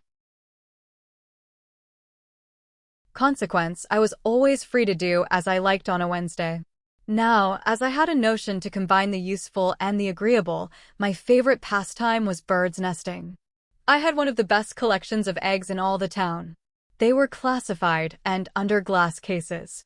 There was a certain wood, which, by rising at early morn and taking the cheap train, I could reach at 11 in the morning. Here I would botanize or geologize at my will. My uncle was always glad of specimens for his herbarium and stones to examine. When I had filled my wallet, I proceeded to search for nests. After about 2 hours of hard work, I, one day, sat down by a stream to eat my humble but copious lunch. How the remembrance of the spiced sausage, the wheaten loaf, and the beer made my mouth water now. I would have given every prospect of worldly wealth for such a meal. But to my story. While seated thus at my leisure, I looked up at the ruins of an old castle at no great distance. It was the remains of an historical dwelling, ivy-clad, and now falling to pieces. While looking, I saw 2 eagles circling about the summit of a lofty tower. I soon became satisfied that there was a nest. Now, in all my collection, I lacked eggs of the native eagle and the large owl. My mind was made up. I would reach the summit of that tower or perish in the attempt. I went nearer and surveyed the ruins. The old staircase, years before, had fallen in. The outer walls were, however, intact. There was no chance that way unless I looked to the ivy solely for support. This was, as I soon found out, futile. There remained the chimney, which still went up to the top and had once served to carry off the smoke from every story of the tower. Up this I determined to venture. It was narrow, rough, and therefore the more easily climbed. I took off my coat and crept into the chimney. Looking up, I saw a small, light opening, proclaiming the summit of the chimney. Up I went, for some time using my hands and knees, after the fashion of a chimney sweep. It was slow work, but there being continual projections, the task was comparatively easy. In this way, I reached halfway. The chimney now became narrower. The atmosphere was close, and at last, to end the matter, I stuck fast. I could ascend no higher. There could be no doubt of this, and there remained no resource but to descend, and give up my glorious prey in despair. I yielded to fate and endeavored to descend. But I could not move. Some unseen and mysterious obstacle intervened and stopped me. In an instant, the full horror of my situation seized me. I was unable to move either way, and was doomed to a terrible and horrible death, that of starvation. In a boy's mind, however, there is an extraordinary amount of elasticity and hope, and I began to think of all sorts of plans to escape my gloomy fate. In the first place, I required no food just at present, having had an excellent meal, and was therefore allowed time for reflection. My first thought was to try and move the mortar with my hand. Had I possessed a knife, something might have been done, but that useful instrument I had left in my coat pocket. I soon found that all efforts of this kind were vain and useless, and that all I could hope to do was to wriggle downwards. But though I jerked and struggled and strove to turn, it was all in vain. I could not move an inch, one way or the other. And time flew rapidly. My early rising probably contributed to the fact that I felt sleepy and gradually gave way to the sensation of drowsiness. I slept and awoke in darkness, ravenously hungry. Night had come, and still I could not move. I was tight-bound and did not succeed in changing my position an inch. I groaned aloud. Never since the days of my happy childhood, when it was a hardship to go from meal to meal without eating, had I really experienced hunger. The sensation was as novel as it was painful. I began now to lose my head and to scream and cry out in my agony. Something appeared, startled by my noise. It was a harmless lizard, but it appeared to me a loathsome reptile. Again I made the old ruins resound with my cries, and finally so exhausted myself that I fainted. How long I lay in a kind of trance or sleep I cannot say, but when again I recovered consciousness it was day. How ill I felt, how hunger still gnawed at me, it would be hard to say. I was too weak to scream now, far too weak to struggle. Suddenly I was startled by a roar. "Are you there, Henry?" said the voice of my uncle. "Are you there, my boy?" I could only faintly respond, but I also made a desperate effort to turn. Some mortar fell. To this I owed my being discovered. When the search took place, it was easily seen that mortar and small pieces of stone had recently fallen from above. Hence my uncle's cry. "Be calm," he cried. "If we pull down the whole ruin, you shall be saved." They were delicious words, but I had little hope.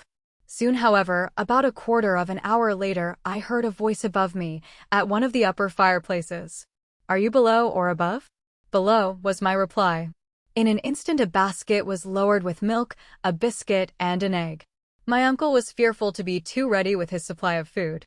I drank the milk first, for thirst had nearly deadened hunger. I then, much refreshed, ate my bread and hard egg. They were now at work at the wall. I could hear a pickaxe. Wishing to escape all danger from this terrible weapon, I made a desperate struggle, and the belt, which surrounded my waist and which had been hitched on a stone, gave way. I was free and only escaped falling down by a rapid motion of my hands and knees. In 10 minutes more I was in my uncle's arms, after being 2 days and nights in that horrible prison. My occasional delirium prevented me from counting time. I was weeks recovering from that awful starvation adventure, and yet what was that to the hideous sufferings I now endured? After dreaming for some time, and thinking of this and other matters, I once more looked around me. We were still ascending with fearful rapidity. Every now and then the air appeared to check our respiration as it does that of aeronauts when the ascension of the balloon is too rapid. But if they feel a degree of cold in proportion to the elevation they attain in the atmosphere, we experienced quite a contrary effect. The heat began to increase in a most threatening and exceptional manner. I cannot tell exactly the mean, but I think it must have reached 122 degrees Fahrenheit. What was the meaning of this extraordinary change in the temperature? As far as we had hitherto gone, facts had proved the theories of Davy and of Leidenbrock to be correct. Until now, all the peculiar conditions of refractory rocks, of electricity, of magnetism, had modified the general laws of nature and had created for us a moderate temperature, for the theory of the central fire remained, in my eyes, the only explainable one. Were we, then, going to reach a position in which these phenomena were to be carried out in all their rigor, and in which the heat would reduce the rocks to a state of fusion? Such was my not unnatural fear, and I did not conceal the fact from my uncle. My way of doing so might be cold and heartless, but I could not help it. If we are not drowned, or smashed into pancakes, and if we do not die of starvation, we have the satisfaction of knowing that we must be burned alive. My uncle, in presence of this brusque attack, simply shrugged his shoulders and resumed his reflections whatever they might be. An hour passed away, and except that there was a slight increase in the temperature, no incident modified the situation. My uncle at last, of his own accord, broke silence. "Well, Henry, my boy," he said, in a cheerful way, "we must make up our minds." "Make up our minds to what?" I asked, in considerable surprise. "Well, to something. We must at whatever risk recruit our physical strength. If we make the fatal mistake of husbanding our little remnant of food, we may probably prolong our wretched existence a few hours, but we shall remain weak to the end." "Yes," I growled, "to the end. That, however, will not keep us long waiting." "Well, only let a chance of safety present itself only allow that, eh? Moment of action be necessary, where shall we find the means of action if we allow ourselves to be reduced to physical weakness by inanition? When this piece of meat is devoured, uncle, what hope will there remain unto us?" "None, my dear Henry, none. But will it do any good to devour it with your eyes? You appear to me to reason like one without will or decision, like a being without energy." "Then," cried I, exasperated to a degree which is scarcely to be explained, "you do not mean to tell me that you have not lost all hope?" "Certainly not," replied the professor with consummate coolness. "You mean to tell me, uncle, that we shall get out of this monstrous subterranean shaft? While there is life there is hope. I beg to assert, Henry, that as long as a man's heart beats, as long as a man's flesh quivers, I do not allow that a being gifted with thought and will can allow himself to despair." What a nerve! The man placed in a position like that we occupied must have been very brave to speak like this. "Well," I cried, "what do you mean to do?" "Eat what remains of the food we have in our hands. Let us swallow the last crumb. It will be, heaven willing, our last repast. Well, never mind, instead of being exhausted skeletons, we shall be men." "True," muttered I in a despairing tone, "let us take our fill." "We must," replied my uncle, with a deep sigh, "call it what you will." My uncle took a piece of the meat that remained, and some crusts of biscuit which had escaped the wreck. He divided the whole into 3 parts. Each had 1 pound of food to last him as long as he remained in the interior of the earth. Each now acted in accordance with his own private character. My uncle, the professor, ate greedily, but evidently without appetite, eating simply from some mechanical motion. I put the food inside my lips and, hungry as I was, chewed my morsel without pleasure and without satisfaction.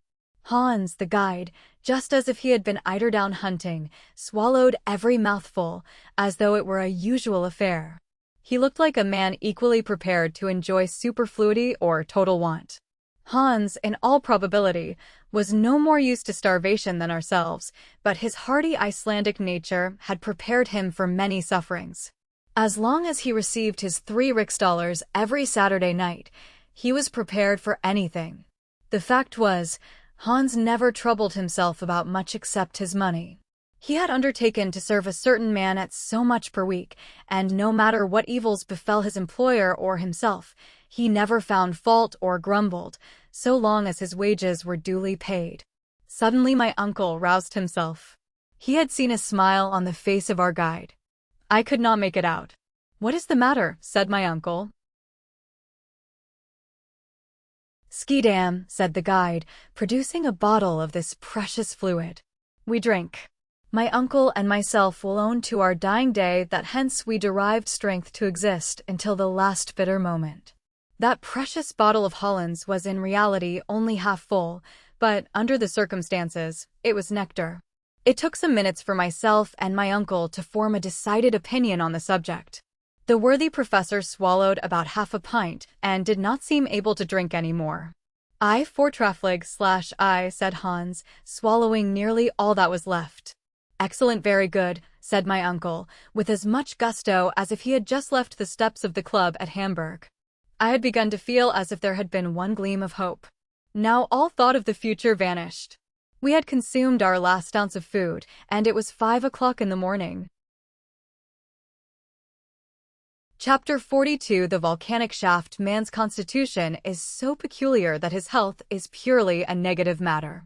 No sooner is the rage of hunger appeased than it becomes difficult to comprehend the meaning of starvation. It is only when you suffer that you really understand. As to anyone who has not endured privation having any notion of the matter, it is simply absurd. With us, after a long fast, some mouthfuls of bread and meat, a little moldy biscuit and salt beef triumphed over all our previous gloomy and saturnine thoughts. Nevertheless, after this repast each gave way to his own reflections. I wondered what were those of Hans, the man of the extreme north, who was yet gifted with the fatalistic resignation of Oriental character. But the utmost stretch of the imagination would not allow me to realize the truth. As for my individual self, my thoughts had ceased to be anything but memories of the past, and were all connected with that upper world which I never should have left. I saw it all now, the beautiful house in the Königstrasse, my poor Gretchen, the good Martha, they all passed before my mind like visions of the past. Every time any of the lugubrious groanings which were to be distinguished in the hollows around fell upon my ears, I fancied I heard the distant murmur of the great cities above my head. As for my uncle, always thinking of his science, he examined the nature of the shaft by means of a torch. He closely examined the different strata one above the other, in order to recognize his situation by geological theory. This calculation, or rather this estimation, could by no means be anything but approximate. But a learned man, a philosopher, is nothing if not a philosopher when he keeps his ideas calm and collected, and certainly the professor possessed this quality to perfection. I heard him, as I sat in silence, murmuring words of geological science. As I understood his object and his meaning, I could not but interest myself despite my preoccupation in that terrible hour. "Eruptive granite," he said to himself, "we are still in the primitive epoch. But we are going up, still going up. But who knows? Who knows?" Then he still hoped. He felt along the vertical sides of the shaft with his hand, and some few minutes later, he would go on again in the following style. "This is nice. This is mica schist silicious mineral. Good again. This is the epoch of transition at all events. We are close to them and then, what could the professor mean? Could he, by any conceivable means, measure the thickness of the crust of the earth suspended above our heads? Did he possess any possible means of making any approximation to this calculation? No. The manometer was wanting, and no summary estimation could take the place of it. And yet, as we progressed, the temperature increased in the most extraordinary degree, and I began to feel as if I were bathed in a hot and burning atmosphere. Never before had I felt anything like it. I could only compare it to the hot vapor from an iron foundry, when the liquid iron is in a state of ebullition and runs over. By degrees, and one after the other, Hans, my uncle, and myself had taken off our coats and waistcoats. They were unbearable. Even the slightest garment was not only uncomfortable, but the cause of extreme suffering. "Are we ascending to a living fire?" I cried, when, to my horror and astonishment, the heat became greater than before. "No, no," said my uncle, "it is simply impossible, quite impossible." "And yet," said I, touching the side of the shaft with my naked hand, "this wall is literally burning." At this moment, feeling as I did that the sides of this extraordinary wall were red hot, I plunged my hands into the water to cool them. I drew them back with a cry of despair. "The water is boiling," I cried. My uncle, the professor, made no reply other than a gesture of rage and despair. Something very like the truth had probably struck his imagination. But I could take no share in either what was going on or in his speculations. An invincible dread had taken possession of my brain and soul. I could only look forward to an immediate catastrophe, such a catastrophe as not even the most vivid imagination could have thought of. An idea, at first vague and uncertain, was gradually being changed into certainty. I tremulously rejected it at first, but it forced itself upon me by degrees with extreme obstinacy. It was so terrible an idea that I scarcely dared to whisper it to myself. And yet all the while certain, and as it were, involuntary observations determined my convictions. By the doubtful glare of the torch, I could make out some singular changes in the granitic strata. A strange and terrible phenomenon was about to be produced, in which electricity played a part. Then this boiling water, this terrible and excessive heat? I determined, as a last resource, to examine the compass. The compass had gone mad. Yes, wholly stark staring mad. The needle jumped from pole to pole with sudden and surprising jerks, ran round, or as it is said, boxed the compass, and then ran suddenly back again as if it had the vertigo. I was aware that, according to the best acknowledged theories, it was a received notion that the mineral crust of the globe is never, and never has been, in a state of complete repose. It is perpetually undergoing the modifications caused by the decomposition of internal matter, the agitation consequent on the flowing of extensive liquid currents, the excessive action of magnetism, which tends to shake it incessantly. At a time when even the multitudinous beings on its surface do not suspect the seething process to be going on. Still, this phenomenon would not have alarmed me alone. It would not have aroused in my mind a terrible, an awful idea. But other facts could not allow my self-delusion to last. Terrible detonations, like heaven's artillery, began to multiply themselves with fearful intensity. I could only compare them with the noise made by hundreds of heavily laden chariots being madly driven over a stone pavement. It was a continuous roll of heavy thunder. And then the mad compass, shaken by the wild electric phenomena, confirmed me in my rapidly formed opinion.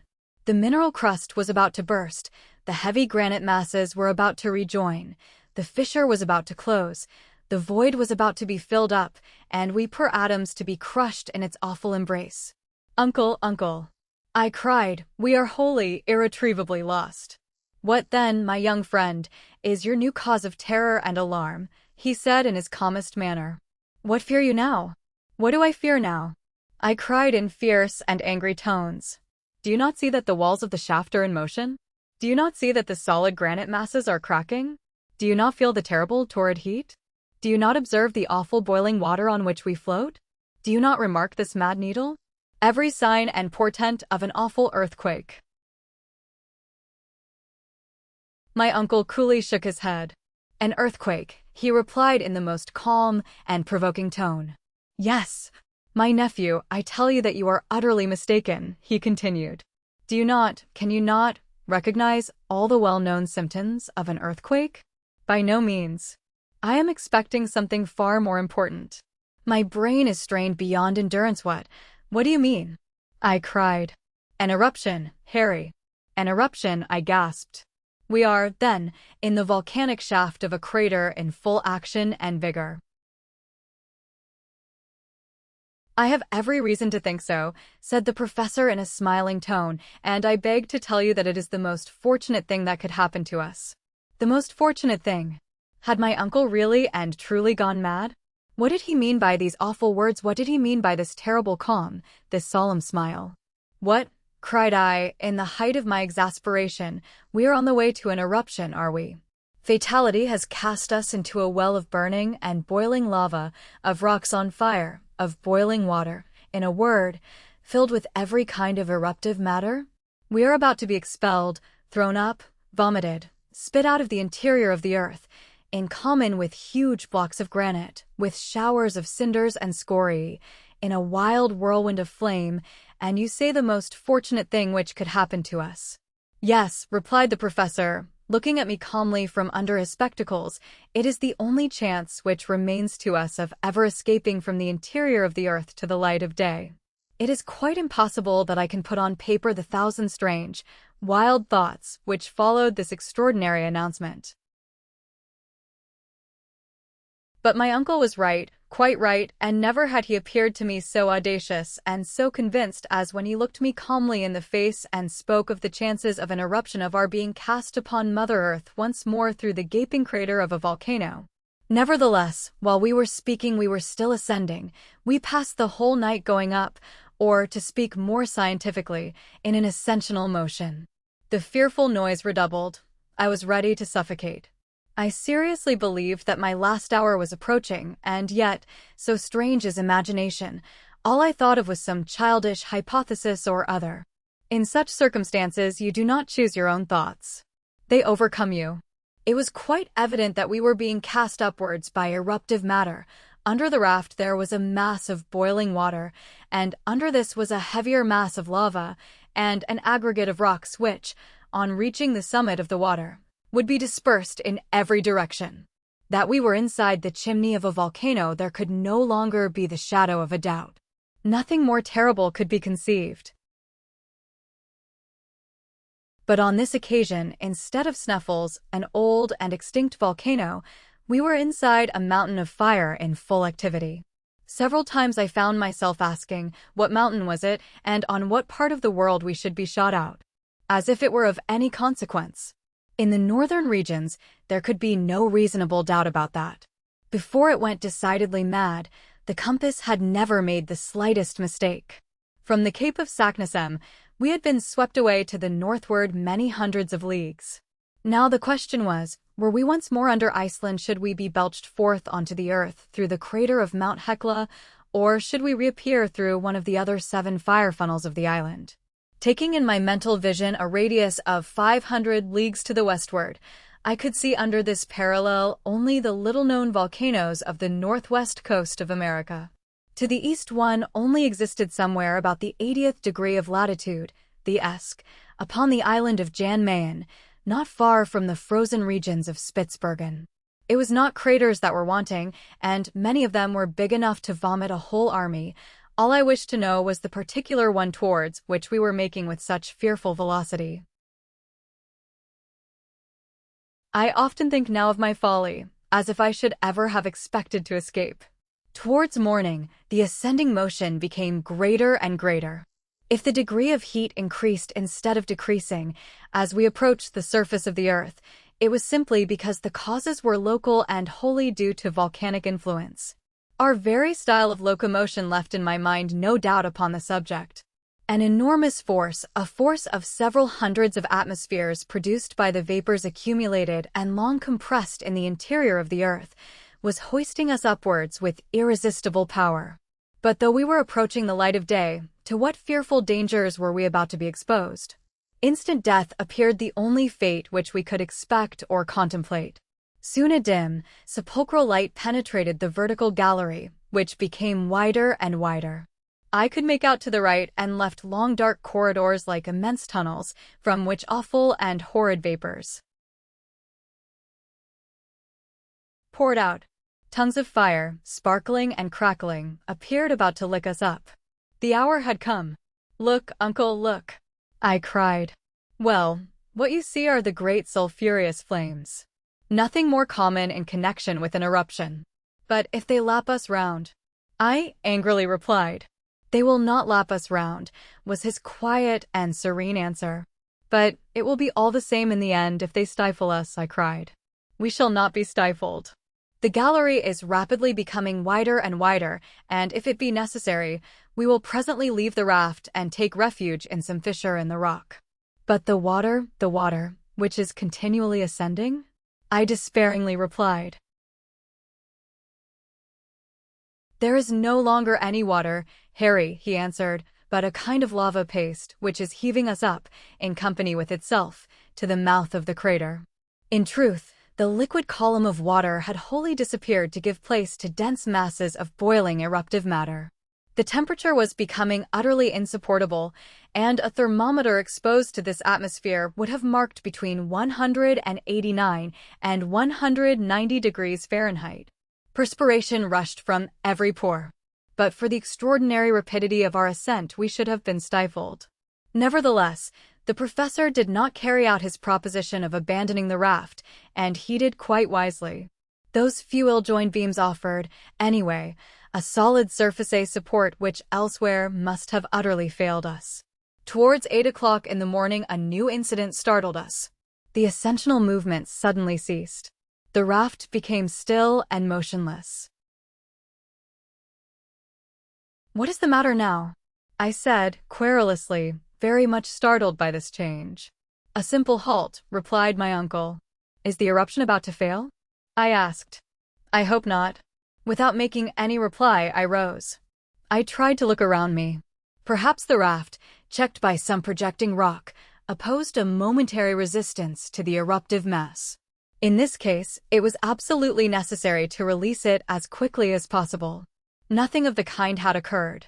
The column of cinders, of scoriae, of broken rocks and earth, had wholly ceased to ascend. "I tell you, uncle, that the eruption has stopped," was my oracular decision.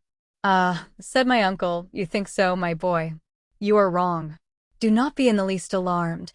This sudden moment of calm will not last long, be assured. It has already endured 5 minutes, and before we are many minutes older, we shall be continuing our journey to the mouth of the crater." All the time he was speaking, the professor continued to consult his chronometer, and he was probably right in his prognostics. Soon the raft resumed its motion, in a very rapid and disorderly way, which lasted 2 minutes or thereabout, and then again it stopped as suddenly as before. "Good," said my uncle, observing the hour. "In 10 we shall start again." "In 10 minutes?" "Yes, precisely. We have to do with a volcano, the eruption of which is intermittent. We are compelled to breathe just as it does." Nothing could be more true. At the exact minute he had indicated, we were again launched on high with extreme rapidity. Not to be cast off the raft, it was necessary to hold on to the beams. Then the hoist again ceased. Many times since have I thought of this singular phenomenon without being able to find for it any satisfactory explanation. Nevertheless, it appeared quite clear to me that we were not in the principal chimney of the volcano, but in an accessory conduit, where we felt the countershock of the great and principal tunnel filled by burning lava. It is impossible for me to say how many times this maneuver was repeated.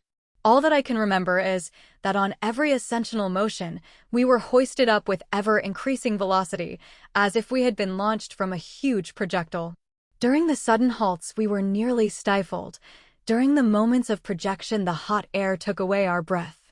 I thought for a moment of the voluptuous joy of suddenly finding myself in the Hyperborean regions with the cold 30 degrees below zero. My exalted imagination pictured to itself the vast snowy plains of the Arctic regions, and I was impatient to roll myself on the icy carpet of the North Pole. By degrees my head, utterly overcome by a series of violent emotions, began to give way to hallucination. I was delirious. Had it not been for the powerful arms of Hans, the guide, I should have broken my head against the granite masses of the shaft. I have, in consequence, kept no account of what followed for many hours. I have a vague and confused remembrance of continual detonations, of the shaking of the huge granitic mass, and of the raft going round like a spinning top. It floated on the stream of hot lava, amidst a falling cloud of cinders. The huge flames roaring wrapped us around. A storm of wind which appeared to be cast forth from an immense ventilator roused up the interior fires of the earth. It was a hot, incandescent blast. At last I saw the figure of Hans as if enveloped in the huge halo of burning blaze, and no other sense remained to me but that sinister dread which the condemned victim may be supposed to feel when led to the mouth of a cannon, at the supreme moment when the shot is fired and his limbs are dispersed into empty space. Chapter 43. Daylight at last. When I opened my eyes, I felt the hand of the guide clutching me firmly by the belt. With his other hand he supported my uncle. I was not grievously wounded, but bruised all over in the most remarkable manner. After a moment I looked around, and found that I was lying down on the slope of a mountain not 2 yards from a yawning gulf into which I should have fallen had I made the slightest false step. Hans had saved me from death, while I rolled insensible on the flanks of the crater. "Where are we?" dreamily asked my uncle, who literally appeared to be disgusted at having returned to earth. The eider-down hunter simply shrugged his shoulders as a mark of total ignorance. "In Iceland," said I, not positively but interrogatively. "Nay," said Hans. "How do you mean?" cried the professor. "No, what are your reasons?" "Hans is wrong," said I, rising. After all the innumerable surprises of this journey, a yet more singular one was reserved to us. I expected to see a cone covered by snow, by extensive and widespread glaciers, in the midst of the arid deserts of the extreme northern regions, beneath the full rays of a polar sky, beyond the highest latitudes. But contrary to all our expectations, I, my uncle, and the Icelander were cast upon the slope of a mountain calcined by the burning rays of a sun which was literally baking us with its fires. I could not believe my eyes, but the actual heat which affected my body allowed me no chance of doubting. We came out of the crater half naked, and the radiant star from which we had asked nothing for 2 months was good enough to be prodigal to us of light and warmth, a light and warmth we could easily have dispensed with. When our eyes were accustomed to the light we had lost sight of so long, I used them to rectify the errors of my imagination.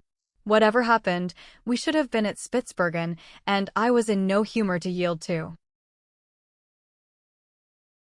anything but the most absolute proof. After some delay, the professor spoke. He said, in a hesitating kind of way, "it really does not look like Iceland. But supposing it were the island of Jan Mayen?" I ventured to observe. "Not in the least, my boy. This is not one of the volcanoes of the north, with its hills of granite and its crown of snow." "Nevertheless, look, my boy," said the professor as dogmatically as usual. Right above our heads, at a great height, opened the crater of a volcano from which escaped, from one quarter of an hour to the other, with a very loud explosion, a lofty jet of flame mingled with pumice stone, cinders, and lava. I could feel the convulsions of nature in the mountain, which breathed like a huge whale, throwing up from time to time fire and air through its enormous vents. Below, and floating along a slope of considerable angularity, the stream of eruptive matter spread away to a depth which did not give the volcano a height of 300 fathoms. Its base disappeared in a perfect forest of green trees, among which I perceived olives, fig trees, and vines loaded with rich grapes. Certainly, this was not the ordinary aspect of the Arctic regions. About that there could not be the slightest doubt. When the eye was satisfied at its glimpse of this verdant expanse, it fell upon the waters of a lovely sea or beautiful lake, which made of this enchanted land an island of not many leagues in extent. On the side of the rising sun was to be seen a little port, crowded with houses, and near which the boats and vessels of peculiar build were floating upon azure waves.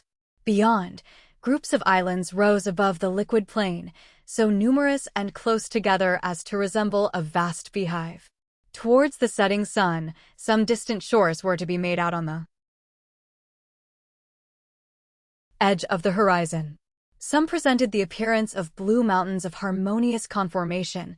Upon others, much more distant, there appeared a prodigiously lofty cone, above the summit of which hung dark and heavy clouds. Towards the north, an immense expanse of water sparkled beneath the solar rays, occasionally allowing the extremity of a mast or the convexity of a sail bellying to the wind to be seen. The unexpected character of such a scene added 100-fold to its marvelous beauties. "Where can we be?" I asked, speaking in a low and solemn voice.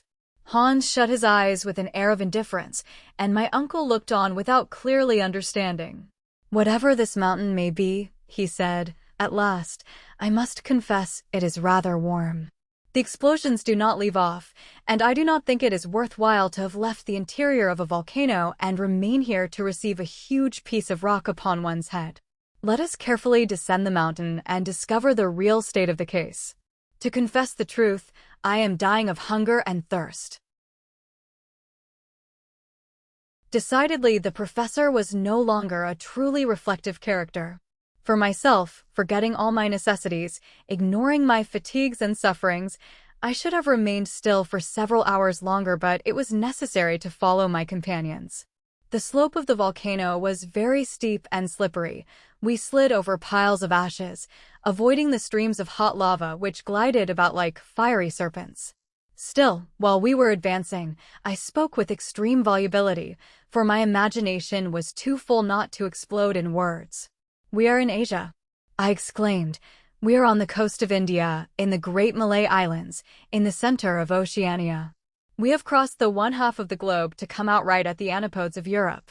"But the compass," exclaimed my uncle. "Explain that to me." "Yes, the compass," I said with considerable hesitation. "I grant that is a difficulty. According to it, we have always been going northward." Then it lied. To say it lied is rather a harsh word," was my answer. "Then we are at the North Pole."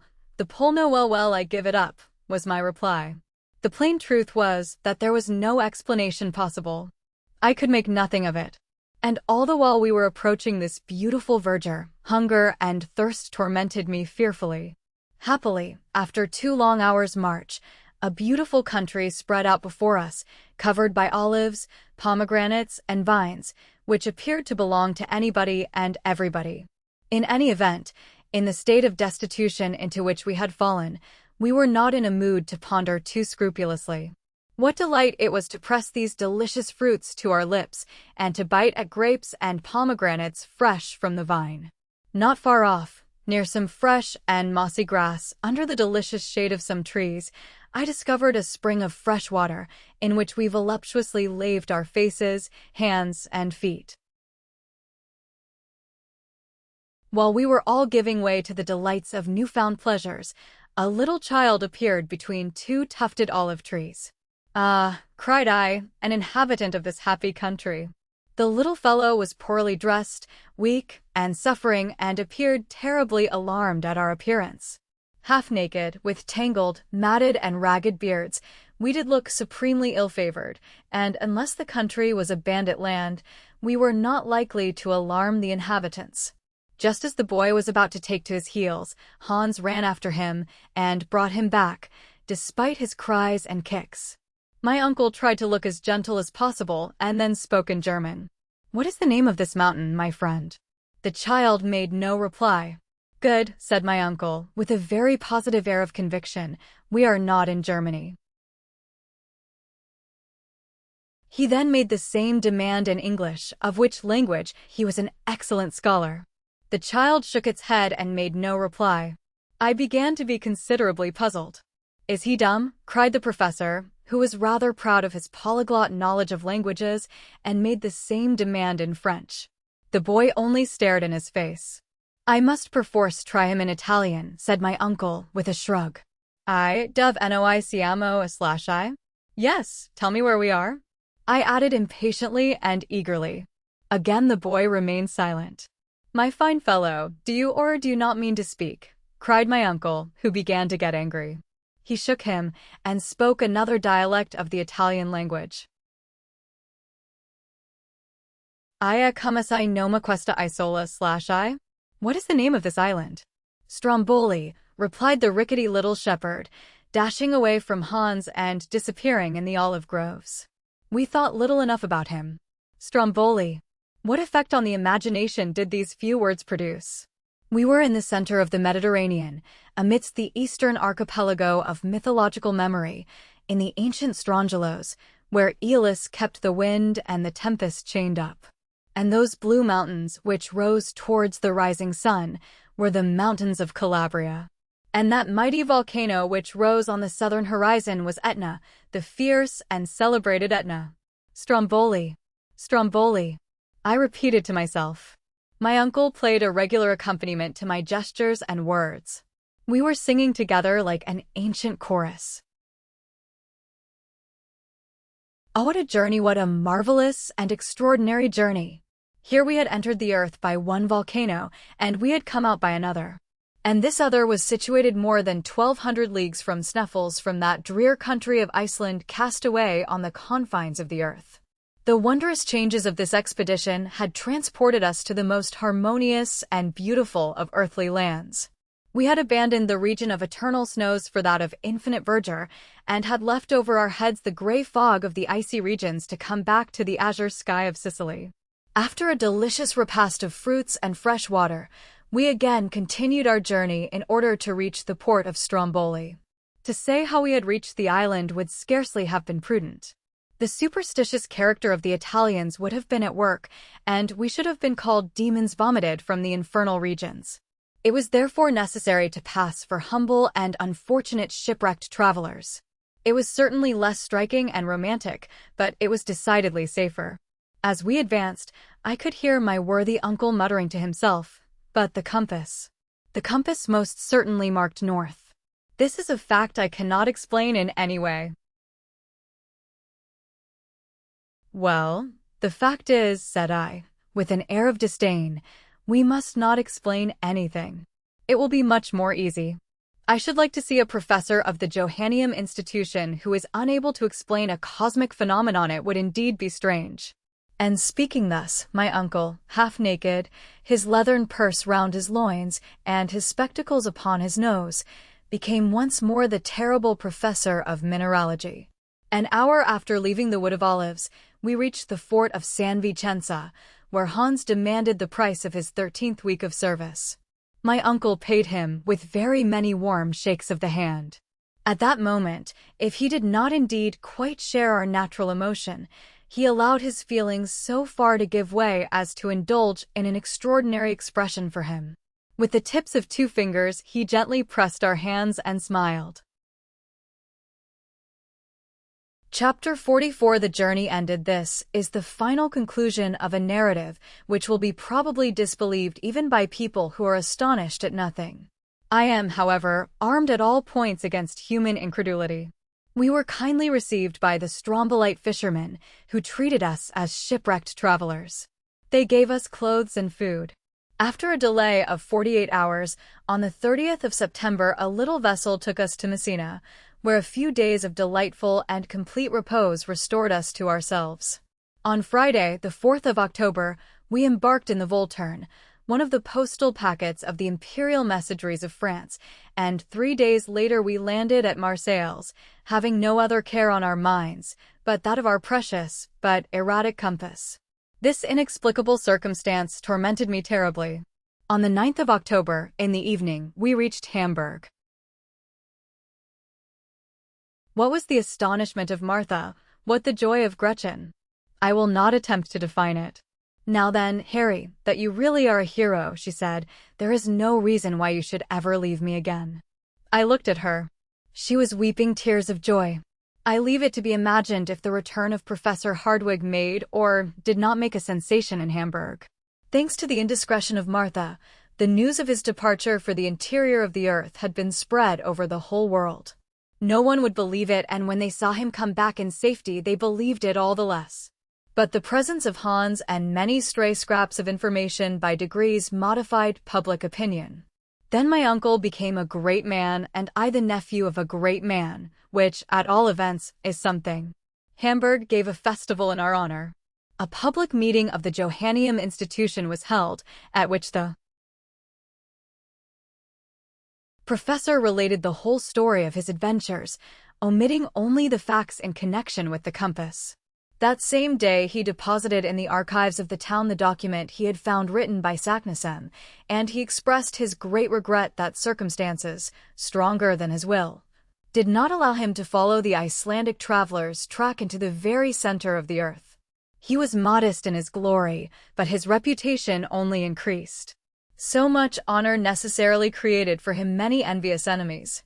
Of course they existed, and as his theories, supported by certain facts, contradicted the system of science upon the question of central heat, he maintained his own views both with pen and speech against the learned of every country. Although I still believe in the theory of central heat, I confess that certain circumstances, hitherto very ill-defined, may modify the laws of such natural phenomena. At the moment when these questions were being discussed with interest, my uncle received a rude shock, one that he felt very much. Hans, despite everything he could say to the contrary, quitted Hamburg.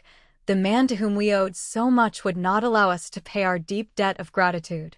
He was taken with nostalgia, a love for his Icelandic home.